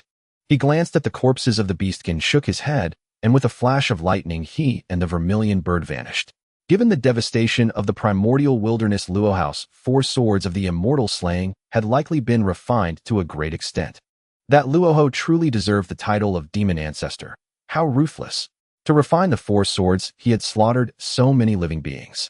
At that moment, deep beneath Mount Sumeru in the West, Luoho, whom Qin Yu had just mentioned, sat below the altar. Watching the unceasing tide of blood and baleful qi, he was in a state of exhilaration. On the altar before him hovered four spiritual treasures: the immortal slaying sword, the soul slaying sword, the entrapment sword, and the termination sword. The malevolent aura emanating from their blades seemed capable of tearing the heavens asunder. Nourished by endless baleful qi, they trembled and hummed, emitting sword howls that could shatter one's spirit. Luoho watched the four swords and periodically cast a spell seal into the altar as the baleful qi flowed unceasingly into the blades. The aura of the four swords grew steadily, as if their power was about to erupt at any moment. Gazing at the swords, the demon ancestor muttered to himself, "Not enough, not enough. Too few beings of the primordial wilderness have died. When the three clans wage war again, the immortal slaying sword formation will surely be completed. Then I will rule the entire primordial wilderness. Hongjun, I will slay you with a single stroke." Qin Yu, accompanied by Zhu Ke, continued his journey towards the west. This time his purpose was clear. He was seeking the Baihu. Once he found it, he would have gathered all four sacred beasts. I wonder if gathering them all will allow me to summon the Pangu great god. Well, that's overthinking it. As for the Qinglong, all I need to do is bring Ao Qing back once I return. After all, the Dragon clan will eventually go to war with the Phoenix clan and the Qilin clan. One could say that the odds of survival for those remaining are extremely slim.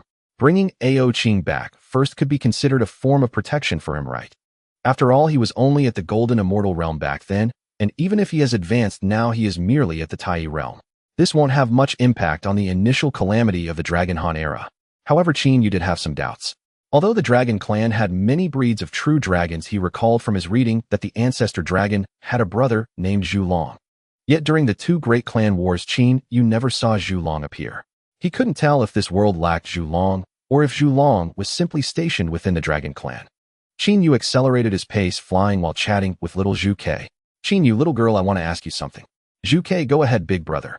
Qin Yu, who is Yuan Feng's husband? Zhu Ke, Yuan Feng doesn't have a husband. Qin Yu, then how did Feng Yu Jiuqiu come about? Zhu Ke, what do you mean by Feng Yu Jiuqiu? Qin Yu, Isn't it said that Yuan Feng gave birth to 9 children? Jin Feng Kai Feng, Hor Feng Shui Huang Lan Fu Kong, Ke Da Peng Lei Niao, and Da Feng. Zhu Ke Kong Ke. Da Peng. I've never seen them. Qin Yu. How is that possible? Zhu Ke. The others you mentioned exist, but not all of them are Yuan Feng's children. They each belong to their respective clans, but overall they belong to the main lineage of the Phoenix clan. Qin Yu. Oh, okay. So who is Yuan Feng's husband? Zhu Ke. Yuan Feng doesn't have a husband, big brother. Qin Yu. Alright, it's truly peculiar that Yuan Feng gave birth by herself. Zhu Ke. Big brother, what are you talking about? Qin Yu. Nothing. Let's go play in the West. Zhu Ke. Sure, big brother. At this moment Qin Yu thought that Kong Xian and Da Peng probably hadn't been born yet. He remembered that these two should hatch after the initial calamity of the Dragon Han era ended. He wondered how long it would take. Whom should I take on a disciple?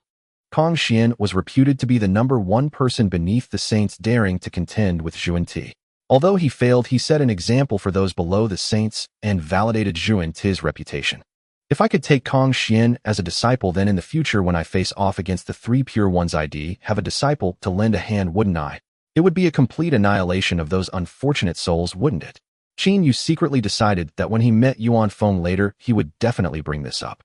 One day as Qin Yu flew over a forest in the west, he was suddenly drawn to a particular spot because he sensed numerous tail-level auras there. It was a valley filled with flowers, a river, waterfalls, and pools. The scenery was quite beautiful. However, outside the valley there were unexpectedly no less than 10 Tai auras concealed. Qin Yu found it strange. Did a powerful being reside here? And they even had 10 tail-level guards. Quite a significant setup.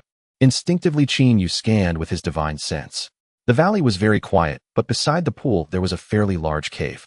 Qin Yu's divine sense swept into the cave. Although it was beside the pool, the cave was relatively dry, equipped with stone beds, stone tables, stone chairs, and other living necessities showing signs of habitation.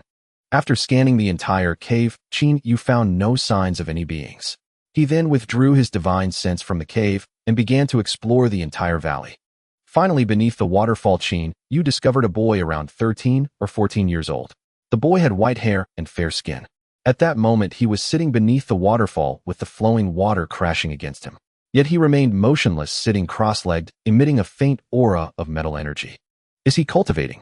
Qin Yu's divine sense swept over and discovered that this boy had reached the peak of the golden immortal realm. Hey, he seems to be a promising candidate. Qin Yu didn't pay much attention. He withdrew his divine sense from the valley and directed it outside. Tisk tisk, 10 tail-level experts surrounding a valley with only one boy inside. This plot clearly has a story. As his divine sense drew closer, he heard one of them say to another, "Sai, I don't know when this will end. We've been here for 1,000 years. Another replied, "What can we do? This is the order from the clan leader. We can only comply." By the way, is this kid really the clan leader's offspring? In our tiger clan, the clan leader is a golden tiger, but this child has white skin. Another person said, "Watch your words, are you seeking death? This young master is the clan leader's illegitimate son. If you dare to spread rumors, be careful the clan leader doesn't kill you." The first person scoffed, saying, "Our clan leader's wife is the legitimate daughter of the Fire Tiger clan, the second largest clan in our tiger clan. Our young master has a pure golden tiger bloodline. Oh, how could he possibly compare to some unknown white tiger?" Another person sighed, saying, "Who can deny that? The clan leader is afraid this child will be killed by the Fire Tiger clan, which is why he placed him in such a remote location for us to guard. But honestly, I want to go back too. I miss my family Hua." The first person replied, "I miss Xiao Tao and Chun Hua too. Sai, it's been a full 1,000 years since we've seen them." The other continued, just wait. In another 4,000 years we can change shifts and go back then." When Qin Yu heard this conversation, a look of astonishment flashed in his eyes. Golden tiger, fire tiger, white tiger. He knew that the golden tiger was the leader of the tiger clan among the great beasts of the wilderness, embodying the principles of metal with extraordinary combat abilities. If it weren't for the Qilin clan's pressure, Qin Yu figured this one could directly become the king of all beasts. But does he only have one wife? Is this a case of having a fierce tiger at home transforming into a bronchitis? Nonsense. When did the wilderness start trending monogamy? Just look at the ancestor dragon. His first wife is the earth dragon among the 4 dragons of heaven and earth. And what about the starting Qilin? Did he have fewer wives? Yet he still lives comfortably. So this little fellow inside is the golden tiger clan leader's secret child. The legendary rich man's illegitimate son. Oh my, is it supposed to be this explosive? This is the wilderness. How could such a shocking scoop exist? This golden tiger, a mighty Hunyuan powerhouse, was actually well intimidated by his wife. Qin Yu suddenly found it amusing. Was the next step going to be a drama where the noble wife sends assassins after the illegitimate child who then trains hard, eventually stages a fierce confrontation and becomes the pride of the tiger clan? Suddenly Qin Yu froze. Wait, what did those two guards just say? White-skinned tiger. What kind of tiger was that? The entire tiger clan revered the golden tiger as the supreme being. There was seldom talk of any white-skinned tiger. White-skinned tiger, white skin, white tiger. Qin Yu's eyes widened. So this youth could possibly be the white tiger, one of the four spirits. With that thought, Qin Yu immediately became energized. If this truly was the white tiger, then he probably wouldn't refuse too much if Qin Yu wanted to take him away, would he? Thus Qin Yu concealed his aura and flew directly toward the valley. After all, he was at the peak of the Deluo realm. How could a few mere Tai guards detect him? Qin Yu stood by the waterfall gazing at the white-haired youth. Since the youth was still cultivating, Qin Yu did not disturb him. With a wave of his hand, a table and chairs appeared on the grass by the waterfall. As soon as Qin Yu produced the furniture, little vermilion bird transformed into human form, crossed her legs, and sat down to Qin Yu's left. Qin Yu brewed himself a cup of tea and prepared a large glass of spirit fruit juice for little vermilion bird, handing it to her. The aroma of the juice caught her attention, her eyes lit up, and with a cheerful cry she lowered her head and began to drink. The sound of her cheers startled the white-haired youth. He abruptly opened his eyes and saw Qin Yu and little vermilion bird by the waterfall. Because he didn't recognize them, the young man remained cautious. He quickly withdrew his cultivation rose and stepped aside, watching Qin Yu and the girl warily. Qin Yu smiled and said, "Little one, would you like to come over and have a cup of tea?" The youth remained silent, merely fixing Qin Yu with a vigilant stare. Qin Yu paid it no mind and simply placed a cup of iced tea on the seat opposite him. Perhaps sensing that Qin Yu meant no harm, the youth relaxed his guard slightly. After a moment's hesitation, he came over and sat down. Qin Yu chuckled and said, "Let me introduce myself. My name is Qin Yu. I came here today to discuss something with you." A flicker of surprise passed through the youth's eyes, but he replied calmly, "Know me?" Qin Yu shook his head. "No, I don't. But I did come here specifically to find you." The youth was taken aback, a hint of suspicion in his eyes. Qin Yu smiled. He knew his words sounded rather abrupt.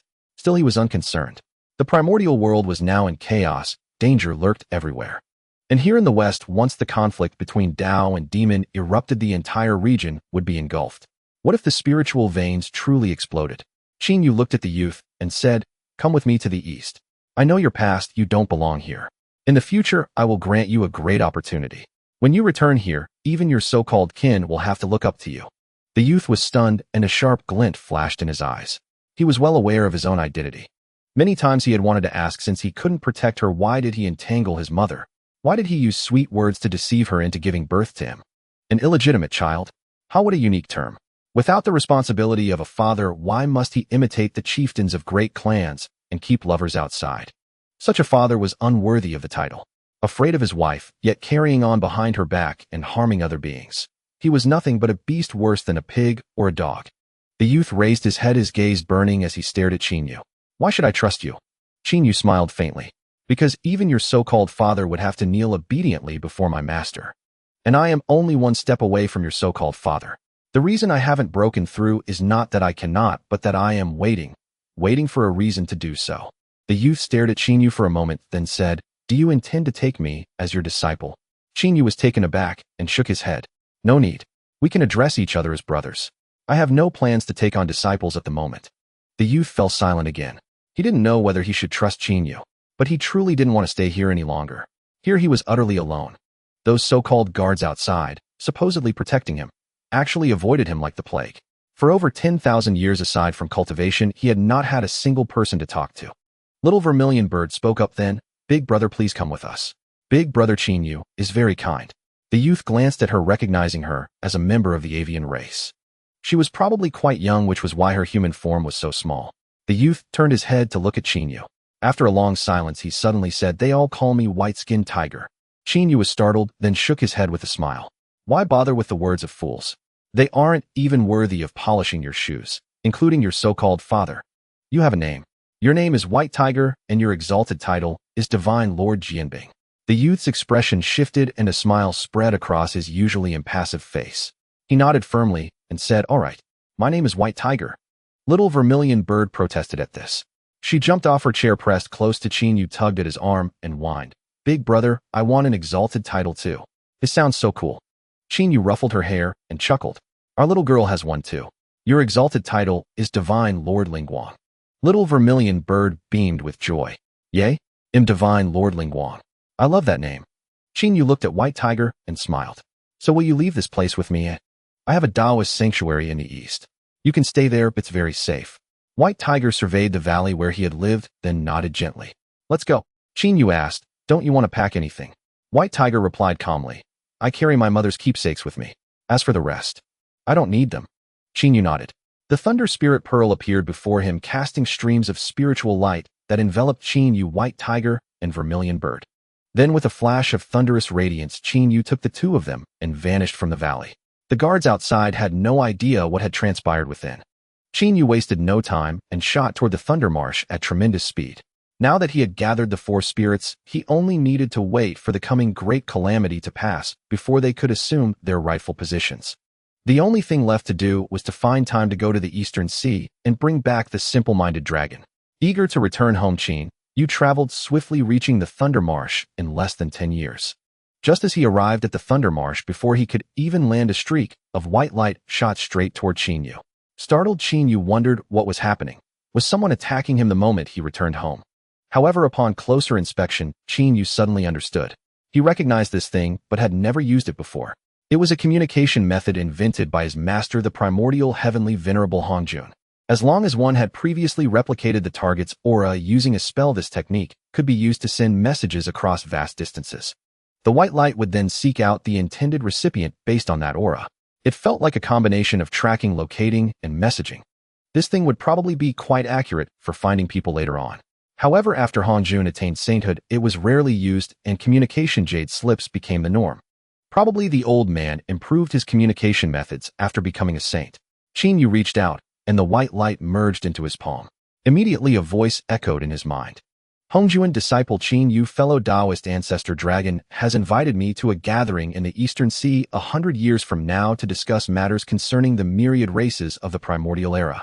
I intend to bring you along to meet those fellow Taoists and get acquainted.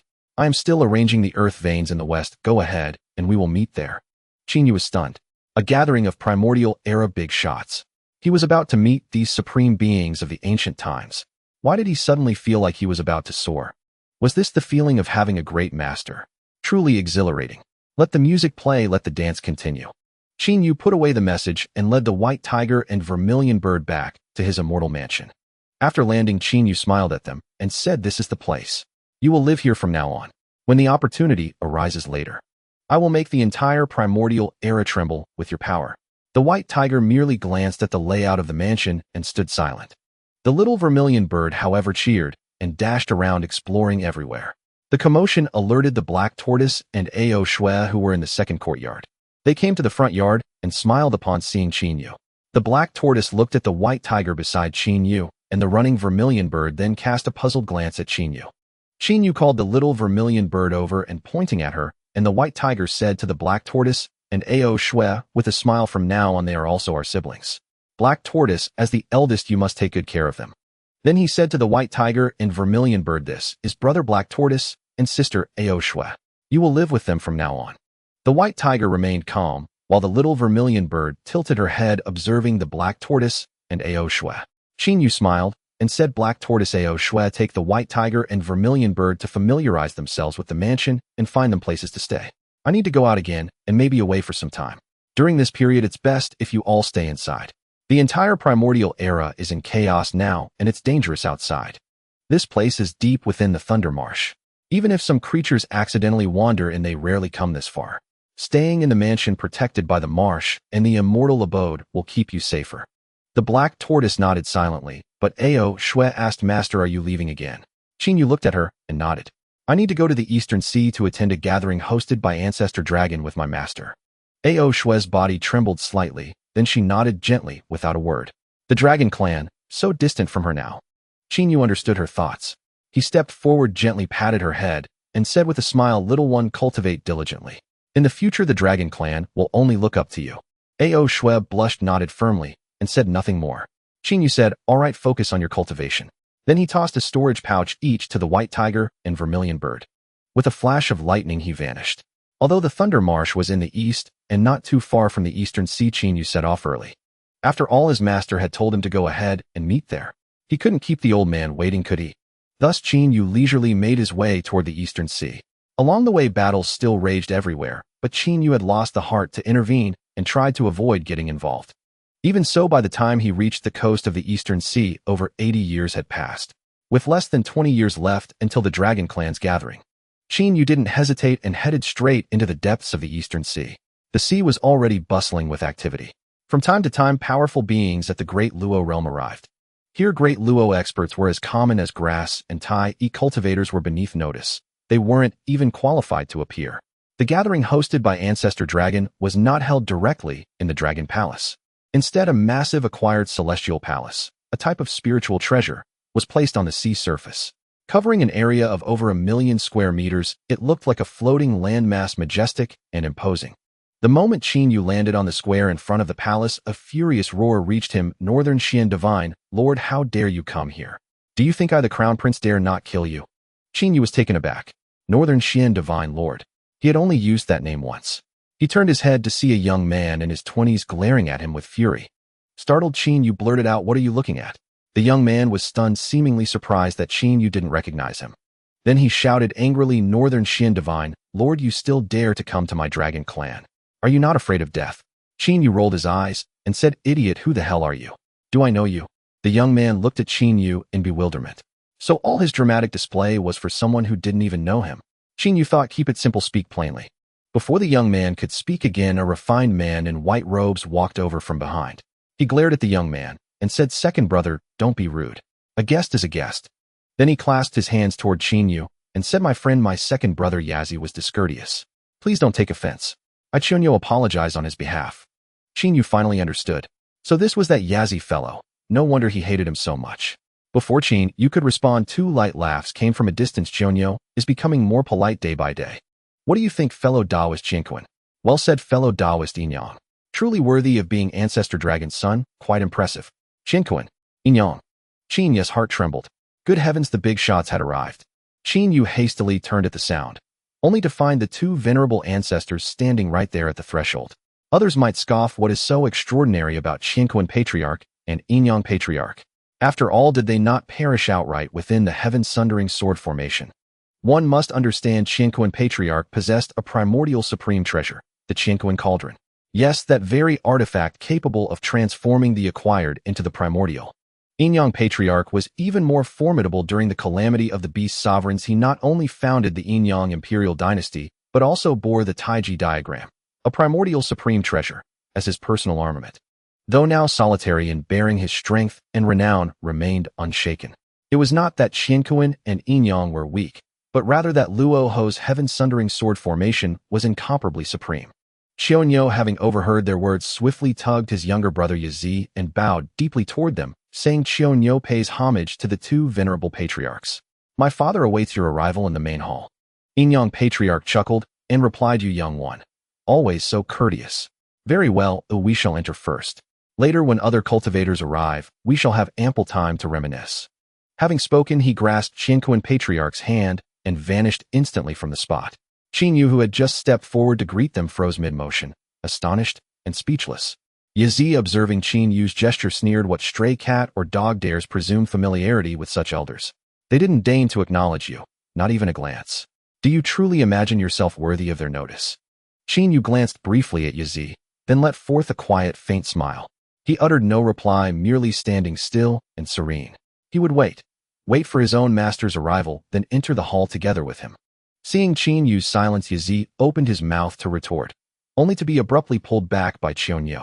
With a gentle smile toward Qin Yu, Qian Yu said, "My friend, please forgive this misunderstanding. I shall take him away at once." He then shot Yazi a sharp warning glance before leading him away. Qian Yu was no fool. As eldest among the 9 dragon sons, he sensed the profound composure emanating from Qin Yu. Thus he refused to needlessly forge an enemy for the dragon clan, even if this adversary had yet to attain the profound unity realm. When his master failed to appear, Qin Yu wandered idly and unexpectedly encountered the simple-minded dragon. They exchanged only a few words. Qin Yu handed him a jade token instructing him to seek Xuan Wu and the others in the Thunder Marsh. The simple-minded dragon accepted with delight. Thereafter Qin Yu resumed his vigil for Hongjun Patriarch's arrival. In truth, he waited scarcely 3 years before Hongjun Patriarch appeared, accompanied by an elder whose brow bore a willow branch. Qin Yu's heart stirred instantly. He recognized the elder at once Yang Mei Patriarch.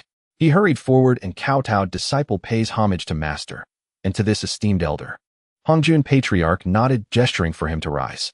Beside him Yang Mei Patriarch spoke, "So my friend, you have taken a disciple after all."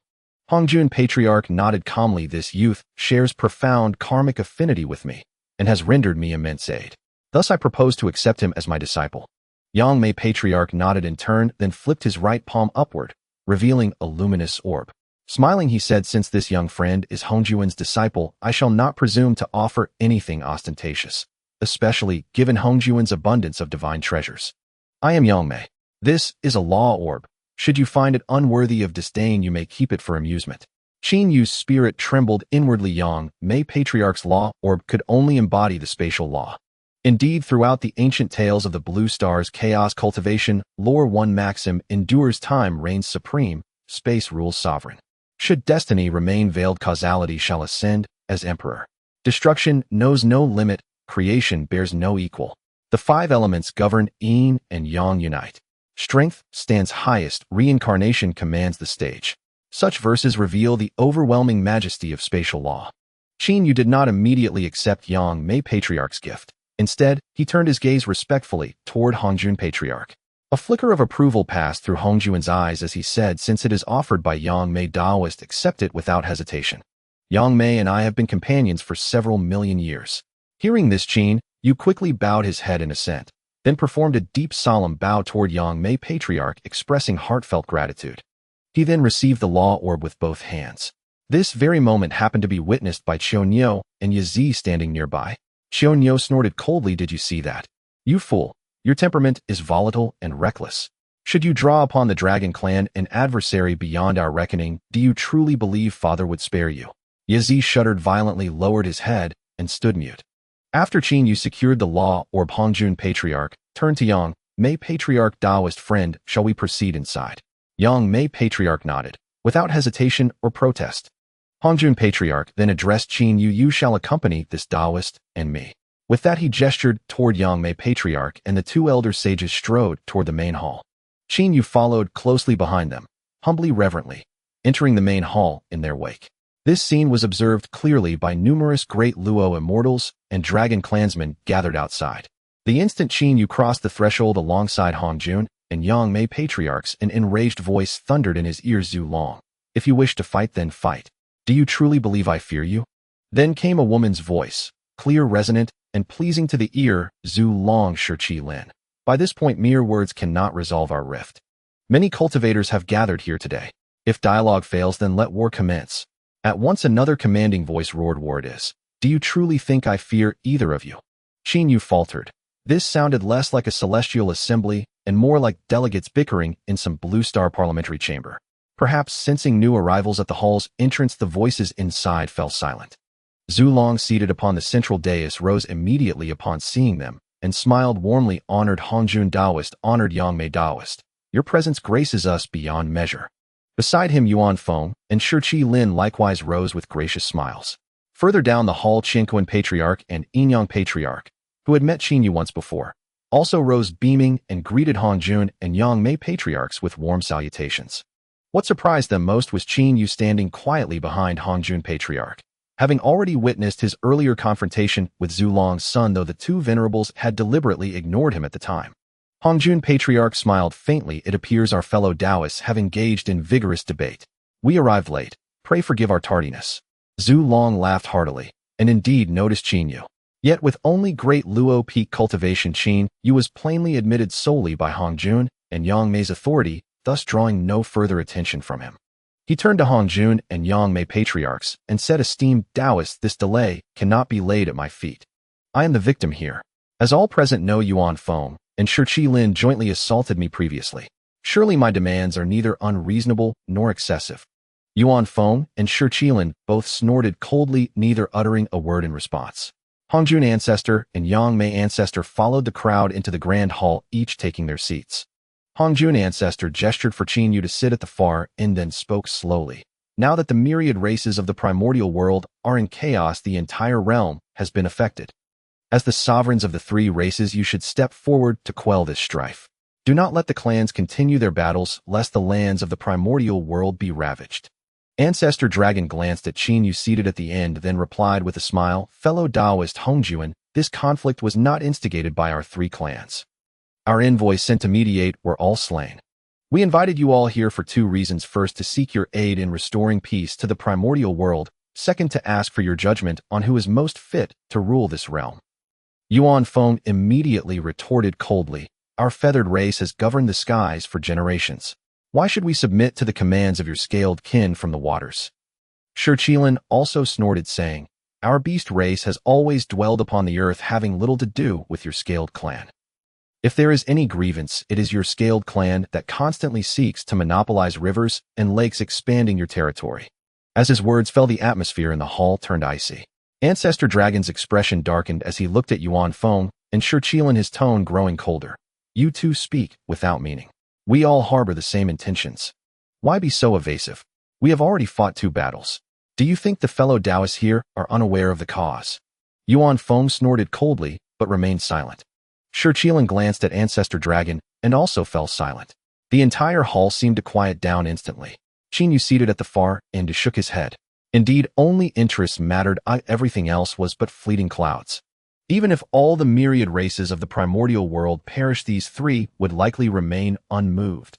Perhaps noticing Qin Yu's shake of the head, Yuan Feng, seated to his upper left, suddenly spoke, "Fellow Taoist, Hongjuan, fellow Taoist, Young may I ask who this young friend accompanying you is?" Hongjuan Ancestor glanced at Yuan Feng, then seeing everyone's attention on him, said, "This is my newly accepted disciple. As it happens, fellow Taoist Ancestor Dragon invited us, so I brought him along to broaden his horizons." Upon hearing this, Qin Yu quickly rose and bowed respectfully to the assembly, saying, "This junior Qin Yu pays respects to all esteemed seniors." Before anyone else could speak, Shi Qilin asked, "Young man, I saw you sigh and shake your head. Do you have any insights on this matter?" Qin Yu was taken aback. Damn, was he being dragged into this? What insights could he have? Could he say the three of them were being played for fools? He had helped them several times, but they still wouldn't listen. Qin Yu stole a glance at Hongjuan Ancestor, only to find him calmly sipping tea, not looking his way. A faint smile crept across Qin Yu's face. Well, that old fox was quite sly. After a pause, Qin Yu spoke. "Esteemed seniors, I have a question. What exactly sparked the great war among your three clans?" Ancestor Dragon, Yuan Feng, and Shi Qilin were all momentarily stunned. What had sparked the war? It had been so long ago that even they seemed to have forgotten. Qin Yu continued, "Another question, when did you three first conceive the ambition to dominate the primordial world?" The three leaders exchanged glances, but remained silent. However, Qin Yu's words displeased them. They had been evasive, yet he had bluntly exposed their intentions. Was he doing it on purpose? Qin Yu pressed on, "Have you ever considered that the war among your clans might merely serve another's purpose? If your clans suffer heavy losses, what will you do?" Well, that was even more direct. But Qin Yu thought to himself, I'm not wrong. Luo Ho must be laughing his head off. And here you three are still foolishly contending. At that moment, the expressions of Ancestor Dragon, Yuan Feng, and Shi Qilin shifted. After the Second Great War, the bodies of their golden, immortal level and above direct descendants had yet to be found. Though traces of a 5-clawed thunder dragon, a fire phoenix, and an ink Qilin had been seen mourning at the battlefield, their whereabouts afterward remained unknown. In essence, the three clans had suffered a great unspoken loss. Qin Yu's words made the three leaders bristle with irritation. It was as if Qin Yu was telling them, "What are you so proud of? You've lost so many clansmen, and their bodies can't even be found." Yuan Feng narrowed his eyes, staring at Qin Yu, and said, "Do you mean to say that we three have been manipulated?" Shi Qilin sneered, "In all the primordial world, what force dares to manipulate our three clans?" His arrogant words caused the expressions of the seated ancestors to darken. Perhaps realizing his mistake, Shi Qilin turned to Qin Yu and said, "Young man, focus your efforts on cultivation. Do not dwell on idle thoughts. If any force truly sought to harm our clans, do you think we would not see through it?" Hongjuan Ancestor's eyes narrowed at this, but he said nothing. Qin Yu raised an eyebrow. What an idiot. He really thought he was something special. Yuan Feng, perhaps feeling Shi Qilin's words were too harsh, interjected, "Young friend, do not overthink. Our three clans are mighty in the primordial world. Even if a force wished to use us, they would think twice. Otherwise, the wrath of our clans is not something anyone can easily bear." At that point, Ancestor Dragon added, Boy, think before you speak. Do not disgrace fellow Taoist Hong Jun in public. If any force truly tried to use our clans, we would annihilate them and their entire lineage in an instant. After a pause, Ancestor Dragon continued, focus on your cultivation. The primordial world is not as you perceive it with your current cultivation level. When you truly grow enough to touch the deepest secrets, you will understand why our 3 clans are the supreme powers of this realm and why all others bow before us. Do not envy our dominance. At these words, Qin Yu's expression turned icy. Enough. Let it all burn. It was futile to reason with those destined for doom. So be it, he would say no more. At this moment, the expressions of Qin Ancestor and Yin Ancestor also soured. Had they been summoned to mediate or to witness arrogant boasts? Hong Jun Ancestor cast a faint glance at Ancestor Dragon and said, fellow Taoist, my disciple is young and does not grasp the current situation. Please do not take offense. As for your current predicament, I have no solution. Forgive me. Yang Mei Ancestor echoed. I too can offer no help. Hong Jun Ancestor bowed to the 3 and said, then I shall take my leave. With a glance at Qin Yu, the young man understood and followed him out. Yang Mei Ancestor and the other 2 exchanged looks before also departing. What happened next in the hall was beyond Qin Yu's knowledge. He only knew that the 3 clans had begun to mobilize their troops, and this time all the myriad races of the primordial world were involved. It seemed that the 3rd clan war was about to commence. Hong Jun did not allow Qin Yu to return, instead he instructed him to watch the battle alongside him. Qin Yu readily agreed. This time he did not plan to sneak onto the battlefield to steal corpses. After the last incident, it was only natural for the 3 clans to be on guard.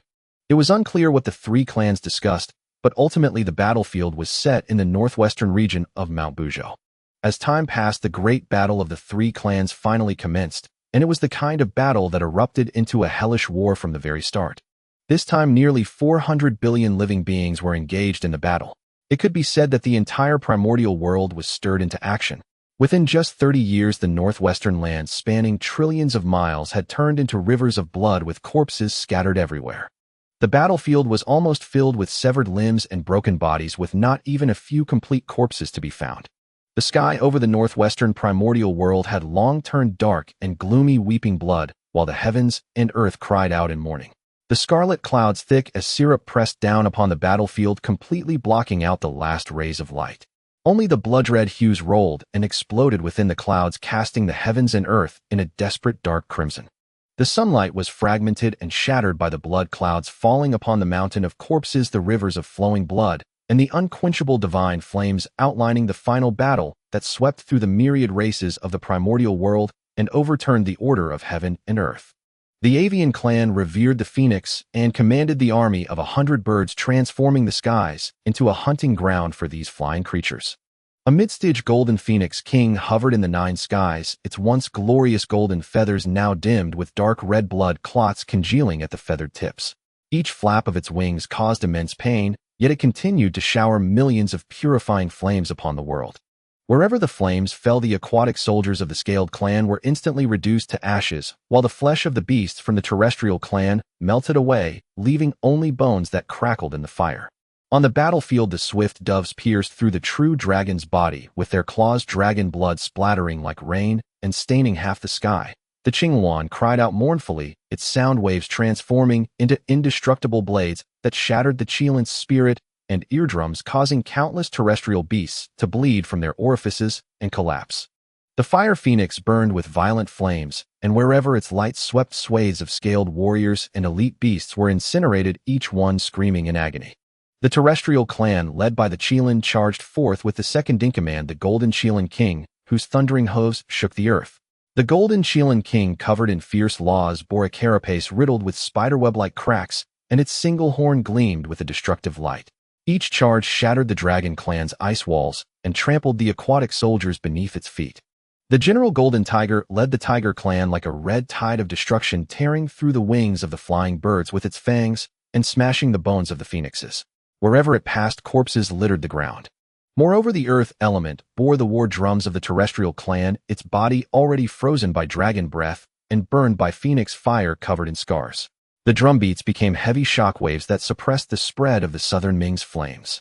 The Scaled Clan, primarily led by the Dragon Clan, was currently commanded by the Earth Dragon, channeling the waters from the 4 seas and 9 heavens to converge in the northwestern primordial world, transforming it into an endless ocean that completely submerged the lowlands.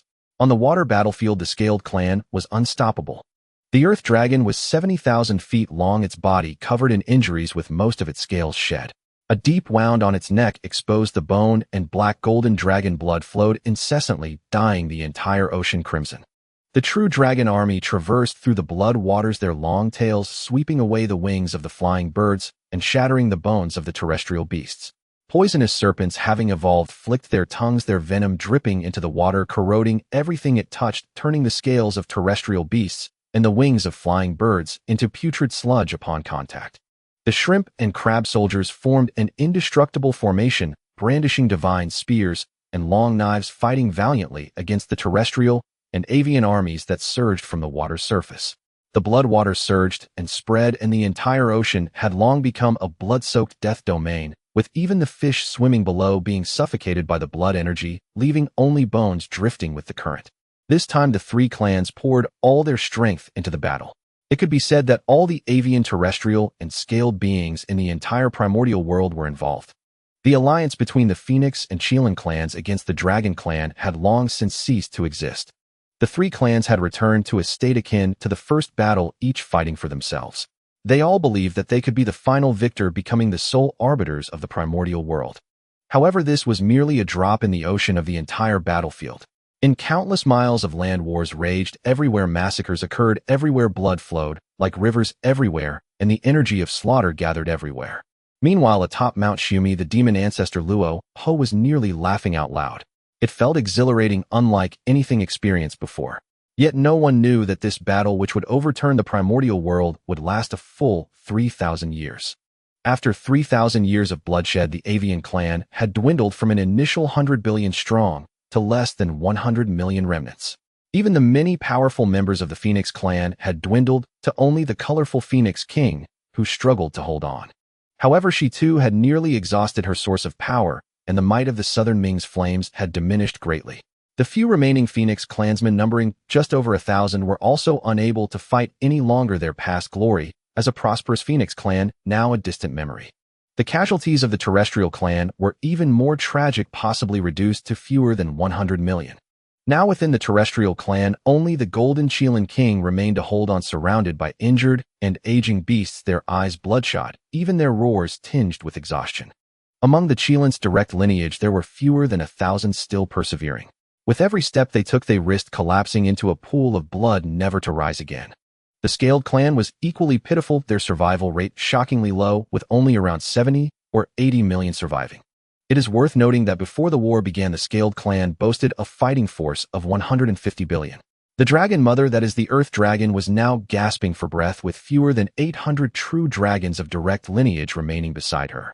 Their eyes were blood-red, fiercely glaring at the remnants of the Phoenix and Qin clans, yet they were also utterly exhausted, seemingly unable to continue fighting.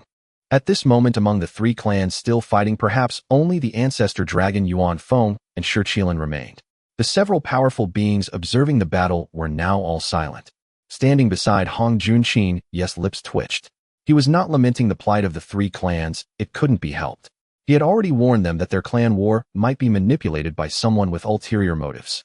However, the ancestor dragon Yuan Feng and Shi Qilin all disdainfully mocked him, believing this junior was merely alarmist, even ridiculing him for overestimating his abilities, envious of their profound cultivation and powerful race capable of becoming the overlords of the primordial world.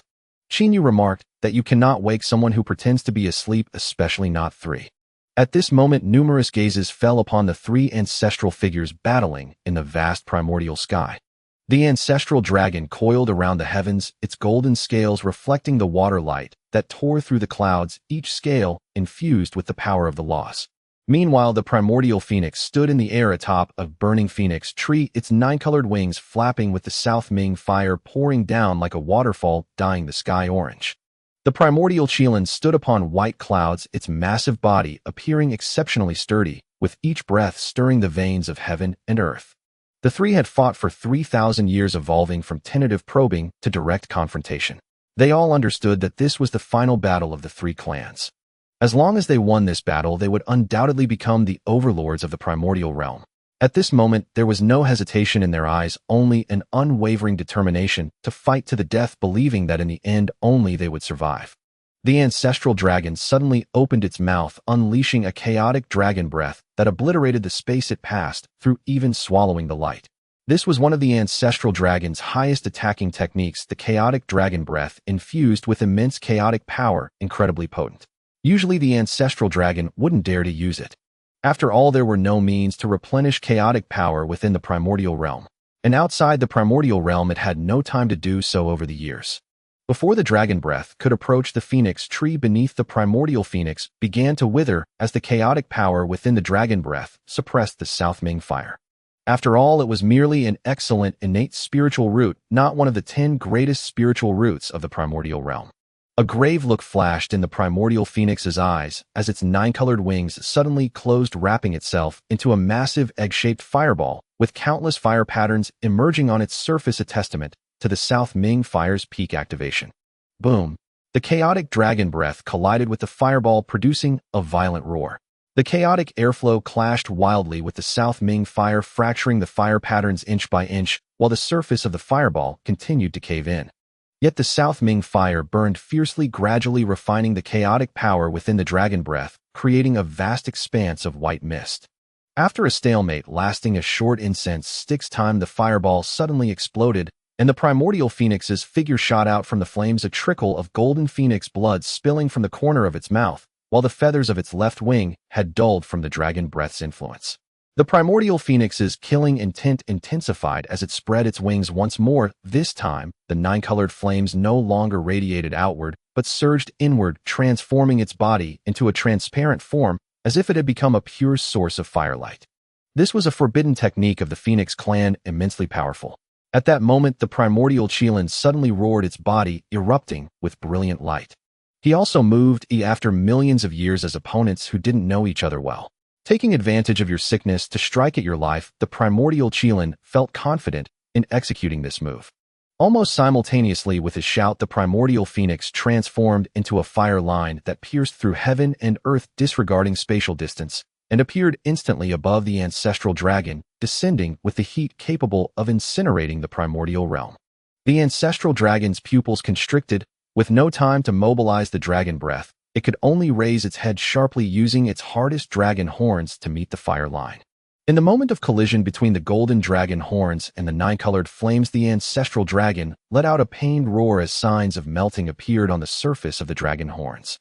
The intense heat spread along the horns, causing the scales on its neck to crackle and emit wisps of green smoke. At the same time as the primordial Qilin moved, countless yellowish stone spikes appeared around its body, shooting towards the ancestral dragon. Its target was the exposed abdomen of the ancestral dragon, revealed due to the defense against the primordial phoenix's attack. Here was the ancestral dragon's most vulnerable point. As soon as the primordial Qilin struck, the ancestral dragon understood its intention. With a furious roar, the ancestral dragon violently twisted its body, swinging its tail towards the stone spikes. The collision between the golden dragon tail and the many stone spikes unleashed an energy shock comparable to a star collision. The ancestral dragon was sent back 100 feet, shedding dozens of scales from its dragon tail, revealing flesh seeping with golden dragon blood beneath. The primordial Qilin also let out a muffled grunt, though it was a ranged attack. The backlash was still quite strong. The ancestral dragon was completely enraged, its dragon might surging temporarily, pushing back the primordial phoenix's flames and turning its focus towards the primordial Qilin. It opened its mouth and spat out a bead, which was the ancestral dragon's greatest treasure, the ancestral dragon pearl. The ancestral dragon pearl, carrying violent energy, struck towards the primordial Qilin. The primordial Qilin's expression changed as it hurriedly opened its mouth to unleash a large seal to meet the ancestral dragon pearl, the treasure of the Qilin clan, the Qilin seal. However, it was ultimately too slow compared to the ancestral dragon. Although the Qilin seal blocked the ancestral dragon pearl's strike, it also sent the primordial Qilin retreating diagonally for several thousand feet. At this moment, the primordial Qilin's expression suddenly changed, because coincidentally the direction it retreated towards was right near the primordial phoenix. At this moment, the primordial phoenix's second wave of ultimate move was finally ready. A violent golden-orange flame erupted from its body, and its wings transformed into pure crimson golden hues. In the primordial phoenix's eyes burned two undying flames. With a flap of its wings, all the orange South Ming fire scattered across the plain suddenly reversed. Meanwhile, from the sky the sun star also rained down golden flames. Upon contact, they converged into a two-colored river of fire that spanned heaven and earth. The primordial phoenix let out a fierce cry. The river of fire turned and surged towards the primordial Qilin. The primordial Qilin roared, having no choice but to summon the Qilin seal to meet it. The Qilin phantom on the seal roared, and waves of yellowish energy erupted, barely managing to repel the encroaching river of fire, but the seal itself had turned a bright red, clearly unable to hold on for long. Then the river of fire split from the other end, turning towards the ancestral dragon. The ancestral dragon cursed inwardly, realizing that the primordial phoenix had merged the true fire of the sun with the South Ming fire, exponentially increasing its power. No longer holding back, it summoned both the chaotic dragon breath and the ancestral dragon pearl, simultaneously intertwining them into a chaotic barrier in front of it. The river of fire crashed against the barrier, producing a sizzling sound, looking as if it might shatter at any moment. Thus the three maintained this stance for 9 days. On the morning of the 9th day, the ancestral dragon's chaotic dragon breath finally ran out, leaving only the ancestral dragon pearl still sustaining. Its massive body was covered in burns and cracks, golden dragon blood falling like rain, and even its proudest dragon horn had broken off. Yet it still coiled in midair, its dragon eyes fixed firmly on its opponent, its aura undiminished. The cost of the primordial phoenix's forbidden technique was evident. Its body had shrunk significantly, clearly suffering from excessive depletion of its essence.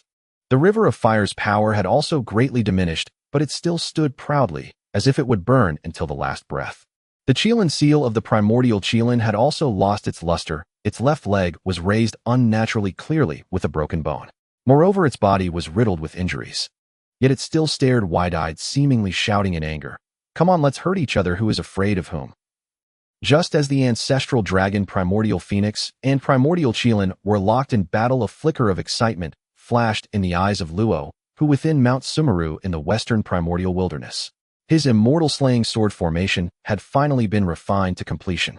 Yet seeing the endless torrent of blood and carnage still surging forth, Luo, who did not cease the absorption of the 4 immortal slaying swords. Instead, he continued to form hand seals, hastening their devouring. "Soon it will be soon," Luo who murmured.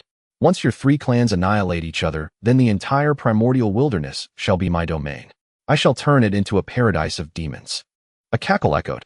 At that moment, the 7 emotions and 6 desires envoys had all returned to Mount Sumeru, kneeling silently outside the cave where Luo who dwelt. They awaited the moment their master would descend upon the primordial wilderness. Time ticked by just as the ancestral dragon primordial phoenix and primordial Qilin, having unleashed their ultimate techniques, stood panting and glaring at each other. Suddenly, a thick pillar of demonic qi shot forth from beneath Mount Sumeru, hurtling violently toward the heavens. In its wake, a vast dark cloud converged over the entire western primordial wilderness. This ominous phenomenon caused the primordial wilderness to tremble several times. The observing Dao ancestor Hongjun and the others changed expressions, their gazes fixed on the west. At that moment, a resonant Dao chant spread across the battlefield. Neither bronze, iron, nor steel beneath Mount Sumeru calamities glow. Countless blood sacrifices forge the path. Demons tread the world, shaking the primordial wilds. For swords span the sky, severing the Tao. The array rises in the west, heaven and earth perish. Severing the ages, striking fear in all immortals. Where the blade points, all beings mourn. Immortal Slayer, sharp, Soul Slayer, deadly Trapping Slayer casts crimson light everywhere. Oblivion Slayer changes with infinite subtlety, staining the myriad beings of the primordial wilderness in blood. Qin Yu suddenly paused, turning to Dao ancestor Hongjun, and spoke, "Master the spiritual veins of the West." Dao ancestor Hongjun furrowed his brow slightly without turning back, replying calmly, "I exerted my utmost power, but only managed to sever 10,000 spiritual veins in the West." Time waits for no one. Qin Yu fell silent. Was the destruction of the Western continent's spiritual veins truly irreversible? Why did a sudden sense of frustration well up within him? At that moment, a wild laugh echoed. "I, Luo, who emerged today with the 4 immortal slaying swords. All beings of the primordial wilderness prostrate at my feet may find a sliver of hope for survival. From this moment onward, the primordial wilderness answers to me." Feeling the oppressive pressure from the towering demonic pillar in the west, and hearing the arrogant words of demon ancestor Luo, who the expressions of ancestor Qin Yu and ancestor Yin and even ancestor Yang darkened. At that moment, the ancestral dragon Primordial Phoenix and Primordial Qilin also stared toward the west with grave faces. After their prolonged battle, they were already spent shadows of their former selves. Yet this sudden upheaval caught them off guard. Demon ancestor Luo, who, of course they knew him, fellow powerhouses who had weathered the beast calamity, how could they not recognize him? At the last gathering, the ancestral dragon had sent an invitation, but Luo, who had utterly ignored him. However, the three clans possessed their own pride, and this was no longer the age of beast dynasties and chaos. Now this world belonged to the three clans. The ancestral dragon snorted coldly, bellowing, "Luo, who cease your insolence. As long as I am here, how dare you wreak havoc upon the primordial wilderness?" Luo's sneering voice drifted over. "Old worm, do you truly believe you, that foolish bird, and that mongrel dog can stand against me? Yet I must thank you, you imbeciles of the three clans. Without you, how could I have successfully refined these four immortal slaying swords? Ha ha ha ha." Luo's words stunned the three clan patriarchs. Then they suddenly recalled what Qin Yu had said in the Grand Hall. Had they truly been manipulated?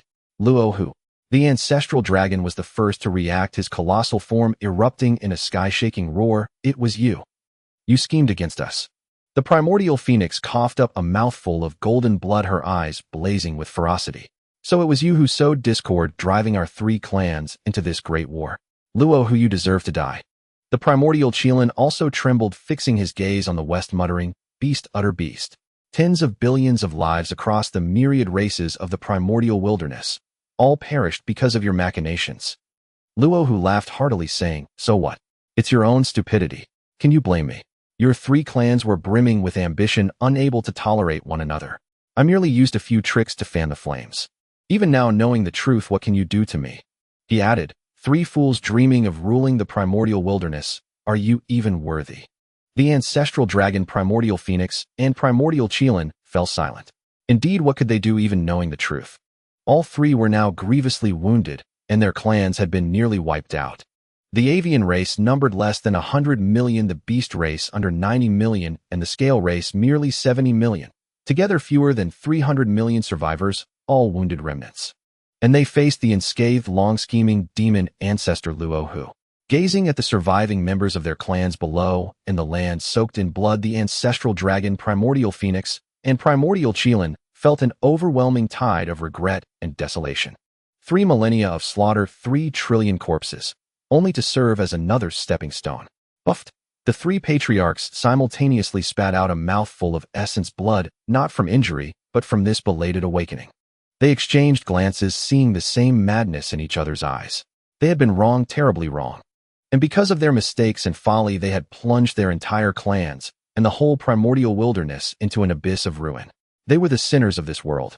Luo, who, the ancestral dragon's voice was hoarse, yet carried an unyielding resolve. "Even if my dragon clan is reduced to a single soldier, I will make you pay for this heinous crime."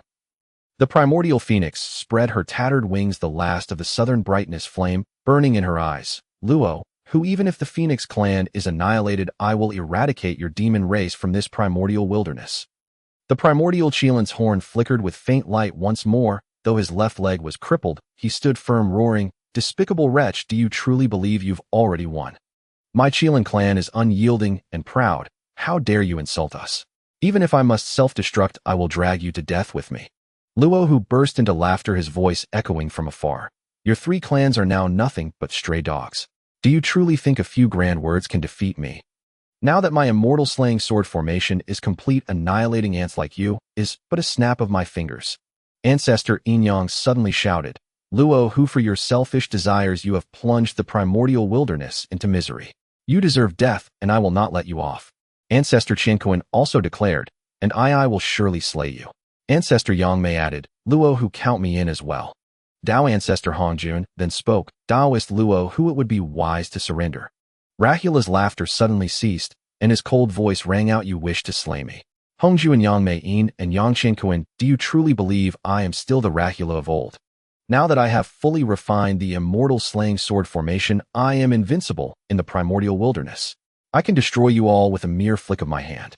Ancestral Dragon, Primordial Phoenix, and Primal Qilin exchanged glances, then simultaneously shouted to the remaining members of their 3 clans below, warriors, take a moment to rest, then marched to Mount Sumeru to annihilate the demon race. The surviving beings below all shuddered and began to recover. They had heard the distant conversation clearly and were filled with a burning rage. All of this had been orchestrated by the demon race. Though demon ancestor Rahula was immensely powerful and beyond their ability to defeat, that did not mean all demons were equally formidable. If they could not defeat the elder, could they not at least slay the younger? A mere 1,000,000 demons. Even with their own forces grievously depleted, they still had nearly 300 million warriors at their disposal. How could the 1,000,000 demons compare to that? After the many beings had recuperated for a while, they surged madly toward Mount Sumeru under the leadership of Ancestral Dragon, Primordial Phoenix, and Primal Qilin. When Rahula saw that the 3 clans' armies were indeed advancing toward him, his expression shifted.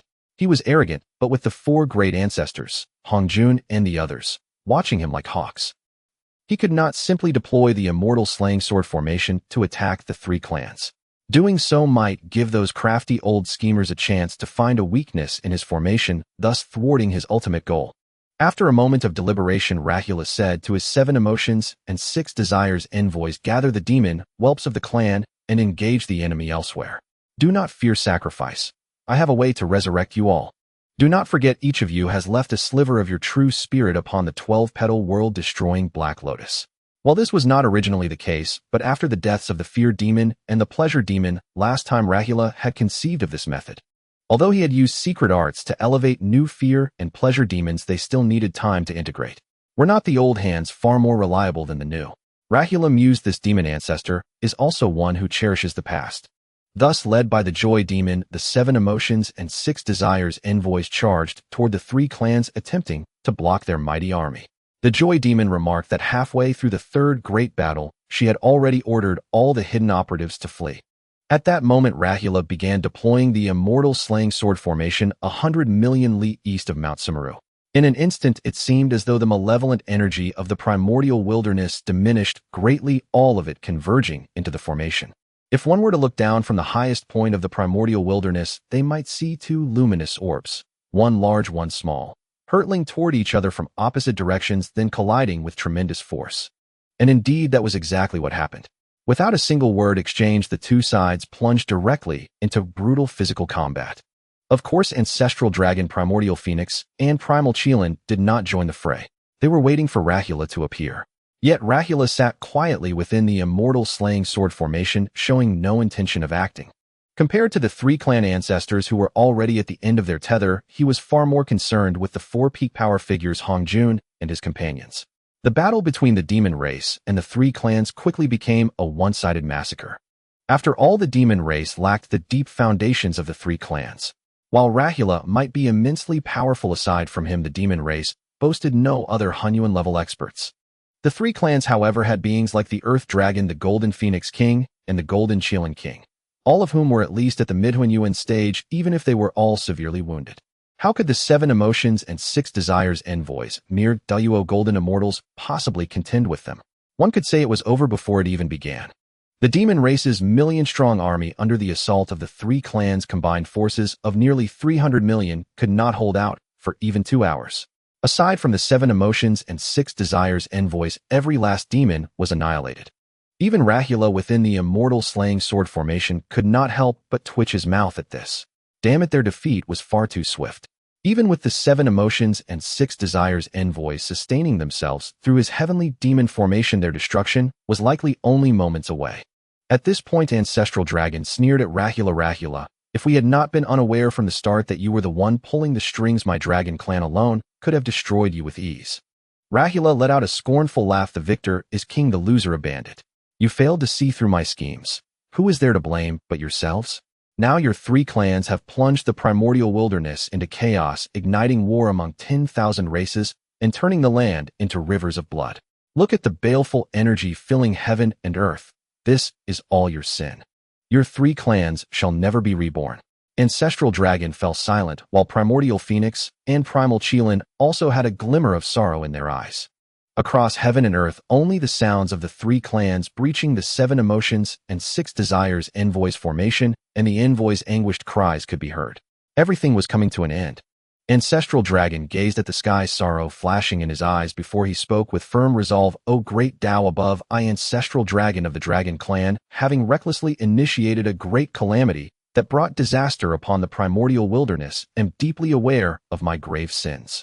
I vow to seal the 4 seas with my crippled body, command the Dragon Clan to retreat into the seas, regulate the waterways of the primordial wilderness, and cease all strife. May the great Tao bear witness. Primordial Phoenix glanced in the direction of Qin Yu, her lips moving slightly. Then, drawing a deep breath, she declared, O great Tao above, I, Primordial Phoenix of the Phoenix Clan, having recklessly initiated a great calamity that brought disaster upon the primordial wilderness, am deeply aware of my grave sins. I vow to seal the southern immortal volcano with my crippled body, stabilize the earth veins, regulate the fiery energies of the primordial wilderness, command the Phoenix Clan to retreat into the immortal volcano, and cease all strife. May the great Tao bear witness. Primal Qilin also swore an oath. O great Tao above, I, Primal Qilin of the Qilin Clan, having recklessly initiated a great calamity that brought disaster upon the primordial wilderness, am deeply aware of my grave sins. I vow to seal the great earth of the primordial wilderness with my crippled body, regulate the terrestrial veins of the primordial wilderness. The Qilin Clan shall withdraw from the struggle for supremacy, becoming mere beasts of auspice. Henceforth, where no auspice is born, no Qilin shall appear. May the great Tao bear witness. Boom, boom, boom. As the 3 vows were uttered, the black clouds in the sky began to churn, occasionally emitting streaks of purple light. In that instant, heaven and earth trembled. In the blink of an eye, the figures of the 3 ancestors vanished. Likewise, all the true dragons, true phoenixes, and pure-blooded Qilins disappeared without a trace. It seemed that the great Tao had acknowledged the vows of the 3 ancestors and descended upon the primordial wilderness to send the direct bloodlines of the 3 clans back to their sanctuaries. The remaining beings of the 10,000 races also fled, distancing themselves from the western lands. The primordial wilderness, once thick with the aura of blood and slaughter, gradually began to clear. It appeared as though the great calamity had passed. But had it truly passed? Yes and no. With the fall of the 3 clans, the Dragonhan primordial calamity had indeed come to an end. Yet at this very moment, the calamity instigated by demon ancestor Rahula still raged on, although Rahula was now left with little more than his own solitary self. His immortal slaying sword formation remained as formidable as ever. And now Ancestor Hongju and Ancestor Yangmei, Ancestor Yin and Yang and Ancestor Qinquan had arrived outside the formation, their faces grave as they stared at the great array. Yangmei Patriarch gazed at the grand formation before him, a flicker of solemnity in his eyes. He said, This sword formation seems to possess tremendous power. Hongjun Patriarch nodded. Since fellow Taoist Luhu is so confident as this formation emerges, it must have its unique features. We must proceed with caution. Yinyang Patriarch sneered. In this primordial wilderness, what formation could possibly instill fear in the 4 of us breaking it together, no matter how formidable? Qinquan Patriarch stroked his beard and chuckled. Fellow Taoist, Yinyang speaks true. With our combined efforts, we shall surely shatter that scoundrel Luhu's formation. Qin Yu, listening intently from the side, felt utterly speechless. Qin Yu thought, 2 arrogant fools, no wonder they ended up dead. A pair of conceited idiots. Hongjun Patriarch pondered briefly, then said to Qin Yu, Disciple, we 4 shall enter the formation to break it. Stay here and be safe. Qin Yu nodded lightly. Master, and you 3 seniors, please take great care. Hongjun Patriarch and the other 3 nodded, then stepped into the immortal slaying sword formation. Once inside, the formation's interior revealed itself before their eyes. 4 immortal swords, each imbued with the true essence of annihilation, stood guard at the 4 cardinal directions. The immortal slaying sword rent space. With its edge, the soul slaying sword dyed the skies with blood. The entrapment slaying sword locked heaven and earth with murky chi, and the extinction slaying sword quelled all life with deathly stillness. At the formation's center, demon ancestor Lu stood atop the 12-grade black lotus of annihilation, wielding a long spear, the very Godslayer spear once owned by the Beast Emperor Shini. A flicker of realization passed through Hongjun Patriarch's eyes. So Lu had acquired the Godslayer spear. No wonder he couldn't find it after slaying the Beast Emperor. Shini, assuming the treasure had fled on its own. Luahu gazed at the 4 and laughed heartily. 4 fellow Taoists, I have little to offer in welcome. Let this immortal slaying sword formation see you off to your dissolution. Fellow Taoist Lu, you stirred conflicts among the 3 clans, leading to the deaths of hundreds of billions of beings, and forged this murderous formation. Heaven and earth cannot tolerate such deeds. Hong Jun's voice rang out calmly. Luohu cackled eerily as the black lotus spun, causing the four swords to hum in unison. Hongjuan dropped that sanctimonious act. It sickens me. Back in the Beast Wars you played the same game. But in the end, who contributed the most? You're nothing but a petty opportunist. Yang Mei Patriarch frowned. Luohu, spare us your divisive words. This time you have gone too far. Luohu sneered. Yang Mei, still so arrogant. Do you truly believe that just because you wield the so-called space law, one of the 10 great laws, I would fear you? My immortal slaying sword formation will surely destroy you. Without waiting for Yin and Qin Patriarchs to speak, Lu brandished the Godslayer spear, and the formation sprang into motion. The four immortal swords transformed into beams of light, each darting toward one of the four patriarchs, trapping them within four separate killing domains. Hongjun Patriarch was drawn into the eastern killing domain by the immortal slaying sword. Annihilation runes flickered endlessly on its blade, and wherever it passed, even space fractured. Hongjun's gaze turned grave as a long banner appeared in his hand, the Pangu banner from the dawn of creation. Strands of chaotic sword chi cascaded from its surface, clashing against the immortal slaying sword with a crisp metallic ring. Hongjun, meet your doom. Luhis' voice echoed from the formation's core. The Godslayer spear suddenly tore through space, its tip brimming with deathly energy aimed at Hongjun's back. The strike came without warning, yet carried immense power. But Hongjun Patriarch seemed prepared. He swung the Pangu banner backward, conjuring a chaotic storm that barely deflected the spear. However, the immortal slaying sword seized the moment to slash down fiercely at him. A glint of sharp light flashed in Hongjun Patriarch's eyes as a white cloud emerged from his body, the celestial cloud of all heavens. The immortal slaying sword struck it, but caused no ripple. In the southern killing domain, Yang Mei Patriarch was contending with the soul-slaying sword. The soul-slaying sword, wreathed in layers of baleful chi, lunged at Yang Mei Patriarch. Yet Yang Mei Patriarch remained utterly unperturbed. His form flickered through space, moving as if strolling leisurely, drifting through the void itself. Each strike of the soul-slaying sword missed its mark. Yang Mei, old friend, your space law is indeed peculiar, but that is all. Luhis' figure suddenly appeared beside the soul-slaying sword. The 12-grade Black Lotus shot out 12 beams of black light, sealing the space around Yang Mei Patriarch. The black light carried a binding law, turning the space as viscous as mud. Yang Mei Patriarch's teleportation abruptly slowed. Seizing the opportunity, the soul-slaying sword swung toward him. Yang Mei Patriarch raised a hand, producing a willow branch that blocked the sword's attack. Luohu sneered and thrust the Godslayer spear. Yang Mei Patriarch's expression turned grim as he unleashed his space law with explosive force. Suddenly, Luohu felt himself growing ever more distant from Yang Mei Patriarch. Space secret art, a world apart. In the western killing domain, the entrapment slaying sword was the most insidious, its blade surrounded by endless blood chi that could corrupt a cultivator's essence, slowing their spiritual energy flow. Above Yin Patriarch, a Taiji diagram spun rapidly with black and white chi constantly purging the murky air, forming a yin-yang barrier. This was the supreme treasure, the Taiji diagram. But the blood chi of the entrapment slaying sword clung like a persistent ailment, soon covering the barrier with black spots as its light dimmed. Yin-yang, you waste, take this from your demon ancestor. Luohu appeared suddenly, thrusting the Godslayer spear at Yin Patriarch. Yin Patriarch's face paled. This wretched creature was launching a sneak attack. He quickly formed hand seals, pouring all his power into the Taiji diagram, cold sweat beading on his forehead. At that moment, the entrapment slaying sword trailing crimson light struck, first hitting the barrier and punching a bullseyed hole before the Godslayer spear could reach. The Godslayer spear then slithered through the hole like a viper, its tip aimed at Yin Patriarch's brow. Startled, Yin Patriarch recoiled as another Yin chart flew from his body, barely blocking the spear. The spear struck the chart with a dull thud. The yin-yang chart flew back, and Yin Patriarch spat a mouthful of blood, his aura weakening. In the northern killing domain, the extinction-slaying sword brimmed with dense, baleful chi. Where it passed, it seemed to sever all life. Before Qin Patriarch floated a grand tripod with 3 legs and 2 handles adorned with sun, moon, and stars. The supreme treasure, Qin tripod.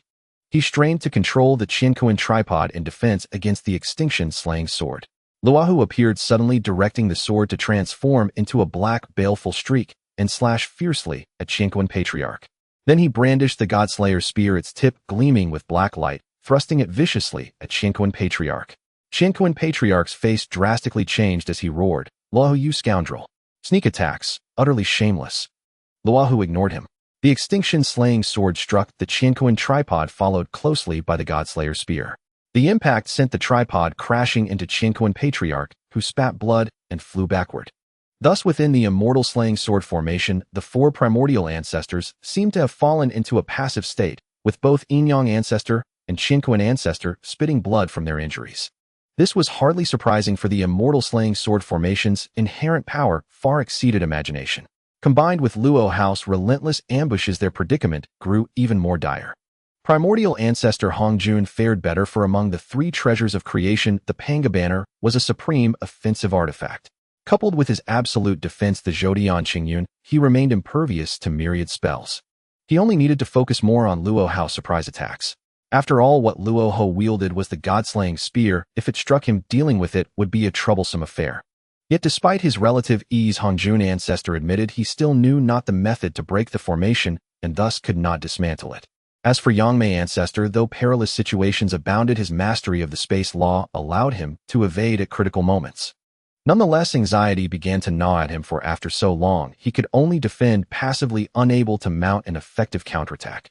A flicker of gravity passed through Yangmei ancestor's eyes as ripples of space law emanated from him, carrying his voice outward. Daoist, Hongjuan Daoist, Yin-Yang Daoist Qinquan, how fare you? His voice spread, yet no response came. Yangmei ancestor's heart sank. This time, they were truly fighting alone. Yin-Yang ancestor was in great distress. The ambush had left him with severe injuries. Coupled with the constant assault of the blood fiend aura from the soul-entrapping sword, and despite the protection of the Taiji diagram, he lacked a powerful offensive artifact. He attempted to purify the blood aura through the principle of yin-yang mutual generation, only to find that Luo Ho had tempered it with demonic qi, allowing it to devour yin-yang energies and grow stronger. Old fool, give up. Your Taiji diagram will soon be mine. Tisk, one of the three treasures of creation, he'll gladly accept it. Luo House voice dripped with temptation as the god-slaying spear thrust from a cunning angle. He despised yin-yang and Qinquan ancestors, especially yin-yang. This fellow had once established a dynasty and wielded vast power, yet always looked down on him. Qinquan ancestor, being yin-yang's close friend, echoed his sentiments like a yes-man. Even now, with the dynasty fallen, these two wretches still found fault whenever they met. Now that he had this chance, how could he let them slip away? Yin-Yang ancestor roared, channeling all his spiritual energy into the Taiji diagram. The black and white qi suddenly reversed, and the diagram transformed into a golden bridge, forcing the god-slaying spear to retreat temporarily. Yet a shadow of unease crept into his heart. Qinquan ancestor fared even worse. The sword of oblivion relentlessly hacked at him, and despite the protection of the Qinquan cauldron, a primordial treasure, Luo House frequent strikes left him in a state of utter frustration. Moreover, he was the weakest among the four ancestors. Even with a primordial treasure in hand, he could not bridge that gap. Finally, in a moment of carelessness, Luo Ho struck him with the spear, causing him to spit out another mouthful of blood. He crashed heavily onto the ground, growing even more listless. At this moment, all four ancestors felt overwhelmed. Luo House formation was too bizarre. It allowed him to single-handedly fight all four of them. Entrapped in another's formation, who could guarantee they would emerge unscathed? Or for that matter, who could guarantee they would not die within? The longer time passed, the more baleful qi the immortal slaying sword formation absorbed, growing in power. The attacks from the four immortal swords grew stronger, threatening to breach their defenses. Add to that the treacherous ambushes of demon ancestor Luo Ho, and they were caught off guard. By now, Yin-Yang and Qinquan ancestors had blood staining their chests. Their injuries grew ever more severe. Even the Taiji diagram and Qinquan cauldron appeared dim and lackluster. Now do you see my might? Luo Ho stood at the formation's core, laughing wildly, his voice clear to the four ancestors. What are you four so proud of? You look down on me. Now you'll still die by my hand. I'll kill those two wastes, Yin-Yang and Qinquan first, then come for Hongjun and Yangmei. Today you are doomed to perish. I have spoken, and no one can change that. Gaha. Outside the formation, Qin Yu's expression was equally grave. Though he knew the outcome, that the unlucky Yin-Yang and Qinquan ancestors would self-destruct within the formation. Standing idly outside, merely waiting for the result, seemed to lack any sense of participation. More importantly, if he did not act, how could he earn favor in Hongjun ancestors' eyes? Then when the conflict between Dao and Demon ended, what part would he have played? There were only a few strands of Hongmeng purple qi, and they all seemed to have owners. Even if he became Hongjun's disciple, what would he gain? Without sainthood, one is but an ant. These words were not mere rhetoric. So what could he do? Qin Yu's mind raced, searching for any trump card that could leave his mark on this conflict between Tao and Demon, and also help Hongjun Ancestor and the others. Suddenly a flash of inspiration struck him as he recalled the dream he had when he first transmigrated. Back then, Pangu, unable to act while holding up the heavens, had emitted the first Tao sound in the world, repelling the rampaging remnants of the fiend gods.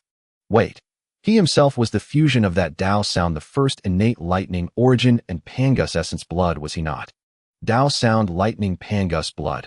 He was the embodiment of the greatest justice in the primordial world. Then could this baleful, immortal slaying sword formation be considered an evil entity? Would it be restrained by him? Without hesitation, Qin Yu began to mobilize the origin within his body, unleashing a divine ability he had never used since his transformation, the lightning Dharma body and the lightning spear. Meanwhile, within the formation, Yin and Qin ancestors wore expressions of madness, die at the hands of the contemptible Luo Ho. In their dreams, they would rather self-destruct than be killed by Luo Ho. Thus, in a fit of frenzy, the two ancestors channeled their very origin and charged without hesitation toward the soul-entrapping sword and the sword of oblivion, detonating themselves with a violent explosion. Outside the formation, Qin Yu's colossal Dharma body stood tall, crackling with lightning. In his hand, he held a lightning spear shimmering with 9 different kinds of lightning. The Dharma body hurled the spear fiercely at the formation, while both the body and Qin Yu simultaneously opened their mouths and let out a thunderous cry. Ja. The self-destruction of Yin ancestor and Qin ancestor caught Luo Hu somewhat off guard. This explosion was an unexpected turn of events. After all, these were 2 Hunyuan-level powerhouses detonating themselves. How could the formation remain entirely unaffected? First, after Yin ancestor's self-destruction, a vast surge of Yin and Yang energies expanded outward, crashing against the Xianxian sword. Struck by the explosive force, the sword began to tremble. This tremor caused the entire immortal slaying sword formation to stall for an instant, its power diminishing by 30%. Then came Qin ancestor. The shockwave from his self-destruction surged toward the Juexian sword, blasting it backward and significantly eroding its baleful aura. Instantly, the entire immortal slaying sword formation quaked. Outside the formation, Qin Yu sensed the fluctuations and the weakening of the array. A glint of sharp light flashed in his eyes as he immediately understood. This was the result of Yin ancestor and Qin ancestor's sacrifice. Thus he manifested his divine Dharma body, thrust his spear forward, and bellowed the sound Ja. When the thunder spear struck the immortal slaying sword formation, the power of thunder violently infused the array. The moment the thunder, imbued with pure Yang energy, contacted the formation's baleful aura, the malevolent energy began to dissipate instantly. In but a moment, a breach opened in the sword formation. Meanwhile, Qin Yu's cry of Ja exploded resoundingly within the immortal slaying sword formation. It was the primal Tao sound of the Primordial Era, inherently suppressing all that was dark and evil, further empowered by the thunder. Suddenly, the entire immortal slaying sword formation seemed frozen in place. The baleful aura within ceased all movement. Within the formation, only the rampaging thunder and the resonant, powerful cry of Ja remained. To Qin Yu's surprise, a massive tripod cauldron adorned with engravings of the sun, moon, and stars flew out from the breach in the formation. Qin Yu's heart jolted. With swift hands, he caught the cauldron and quickly stored it within his Xianling space. Unbeknownst to Qin Yu, the area he had struck was precisely the domain of the Juexian sword. The Qin cauldron, sent flying by Qin ancestors' self-destruction, happened to drift out through the opening Qin Yu had created and was thus claimed by him. Qin Yu thought to himself, what a massive gain this time. Meanwhile, within the formation, ancestor Hongjuan, stirred by the Tao sound, quickly analyzed the current state of the entire array. Seizing this opportunity, he manifested the 3 flowers atop his head, 3 12-petal blossoms as exquisite as the finest works of art in the world. Then 3 Taoists leaped down from the 3 flowers, each bearing a striking resemblance to ancestor Hongjun. These were the 3 corpses, good, evil, and self, manifested through Hongjun's signature technique of severing the 3 corpses. Once emerged, each corpse bore a fragment of the jade butterfly of creation, which cast a gentle creative light to protect them. They then swiftly headed toward the domains of the Luxian sword, Xianxian sword, and Juexian sword. Due to the self-destruction of Yin and Qin ancestors combined with the rampaging thunder and the Tao sound, the entire immortal slaying sword formation was effectively in a state of stasis. Moreover, the locations of the 4 immortal swords array foundations were now clearly visible. Strike while the iron is hot, seize the chance to finish him off. That was Hong Jun's truest intention. The white-robed good corpse rushed into the Luxian sword domain and directly grabbed the Luxian sword. The sword struggled a few times, but was ultimately seized by the white-robed figure. The black-robed evil corpse dashed into the Xianxian sword domain and fiercely grasped for the Xianxian sword. The sword launched an attack, but it was blocked by the creative light of the jade butterfly of creation. Subsequently, it too was taken by the black-robed evil corpse. The gray-robed self-corpse entered the Jueshian sword domain, which was the most severely damaged area of the immortal slaying sword formation. Since Qin Yu's attack had also penetrated the formation from this point, the self-corpse effortlessly claimed the Jueshian sword. It was only then that Luo who finally snapped out of the trance induced by the Dao sound. One could hardly blame him for his sluggish reaction, for this was originally Pangu's method for dealing with the remnants of the 3,000 chaos demon gods. Moreover, as a cultivator of the demonic path, he was inherently suppressed by such pure yang forces which dulled his responses. Luo, who was now both shocked and enraged, he could already sense the entire formation collapsing. After all three of the four immortal swords serving as the array's foundation had been seized, only the Juxian sword remained in the Juxian sword domain, its power already diminished by more than half. The immortal slaying sword formation was in essence broken. Gazing at the three corpse Taoists who had returned to Hong Jun's side, Luo Hu's eyes flashed with astonishment, as this was his first encounter with such beings. Ancestor Hong Jun spoke calmly. Taoist Luo, who you have lost. Hong Jun, I will fight you to the death. Luo, who utterly enraged, raised his god-slaying spear and thrust it toward Ancestor Hong Jun. But before Luo who could reach Hong Jun, a spatial blade slashed fiercely from the side. Luo Hu's momentum stalled. It was too late to dodge. Forced to rely on his 12-petal calamity-banishing Black Lotus, which emitted streaks of spiritual light in a desperate attempt to block the attack, he continued his thrust toward Hong Jun. However, he was struck simultaneously by the spatial blade and a chaotic sword energy. Unexpectedly, the Black Lotus spiritual light failed to stop the spatial blade. Both the spatial blade and the chaotic sword energy slammed into Luo Hu. He immediately coughed up a mouthful of blood, his entire being wilting. Yet propping himself up with the god-slaying spear, he refused to fall. Hong Jun then ordered the self-corpse to seize the Juxian sword as well. The immortal slaying sword formation was completely broken. At the same time, the panting figure of Qin Yu was revealed. Seeing the residual thunder energy still lingering on Qin Yu, Luo Hu's eyes narrowed, and he roared in fury. It was you, you little bastard. The thunder and that Dao sound. Both were your doing, weren't they? You dare sabotage my plans. Are you courting death? Qin Yu looked at the two deep wounds on Luo Hu and shrugged helplessly. Well, what's done is done, let's not dwell on it. After all, Lord Demon Ancestor has schemed so much, what goes around comes around, right? Luo Hu stared at Qin Yu, his killing intent almost tangible. Qin Yu rubbed his nose and muttered, good thing you don't know, I was the one who sabotaged the Demon Clan's plan to kill Fire Phoenix and little Ao Qing. Otherwise, you'd probably tear me apart limb from limb. However, the unfortunate lad underestimated the prowess of a Hunyuan-level being. His words were clearly heard by Luo Hu. Luo Hu could no longer contain himself. So that was why his long-laid plans had yielded no results. The root cause was right here. Luo Hu hurled the god-slaying spear with all his might, bellowing, little bastard, I'll kill you. No one present anticipated Luo Hu's sudden attack. The spear pierced Qin Yu's chest and pinned him violently to the ground. Qin Yu coughed up blood and fell into a severe coma. The Godslayer spear, reputed to be capable of slaying even saints, was formed from the stem of the Chaos Green Lotus. As the foremost lethal treasure of the primordial world, when it pierced Qin Yu, it was no ordinary stab. The inherent killing force within it surged through the spear shaft, pouring violently into Qin Yu's body. Before losing consciousness, only one thought lingered in Qin Yu's mind. Damn, I was far too complacent. The heavenly lord of the Wei Hongjuan was stunned. The newly arrived Yang Mei was equally shocked, and even Luo Ho himself was taken aback. Perhaps neither Hongjun nor Yang Mei had expected Luo Ho to attack a junior. After a moment of stupefaction, Luo Ho burst into laughter. Haha, is he dead? Dead is good. A mere mongrel who dared to disrupt my plans. He deserved to die. Yet as Luo Ho reveled in his triumph, two figures beside him began to unleash their formidable auras. The heavenly lord of the Wei Hongjuan was furious, profoundly furious. Qin Yu was his disciple, albeit only a nominal one for now, but he had truly regarded him as a personal disciple. Moreover, Qin Yu had been instrumental in breaking the immortal killing sword formation. Yet now he had failed to protect him, allowing Luo Ho to wound, or perhaps even kill him.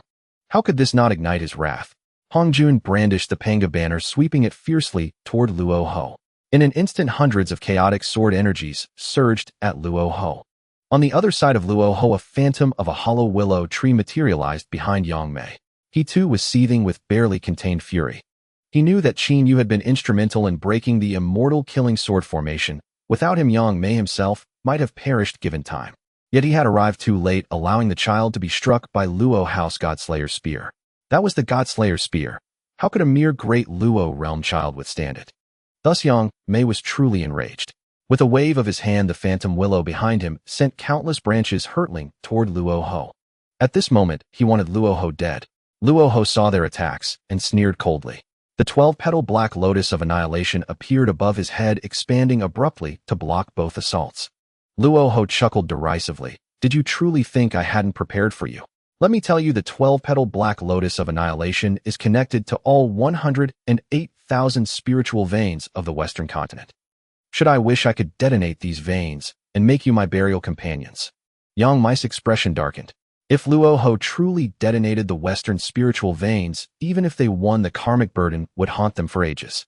But Hongjun merely gazed coldly at the demon ancestor Luo Ho, swinging the Pangu banner repeatedly. Thousands of chaotic sword energies thundered toward Luo Ho. Though his 3 corpses had already informed him that Qin Yu was not dead, this was his first acknowledged disciple wounded so grievously by Luo Ho. If he could not make Luo Ho pay with his life, how could his Tao heart remain at peace? Yang Mei opened his mouth as if to speak, but ultimately fell silent. Let it be, let it be. He would indulge his old friend in this madness. Thus he activated the laws of his body. The phantom willow behind him extended countless branches imbued with spatial power, thrusting toward Luo Ho. Luo Ho's expression shifted. He hadn't expected Hongjun and Yang Mei to still dare attack him, unafraid of him detonating the Western spiritual veins. Yet it was clear they were not joking.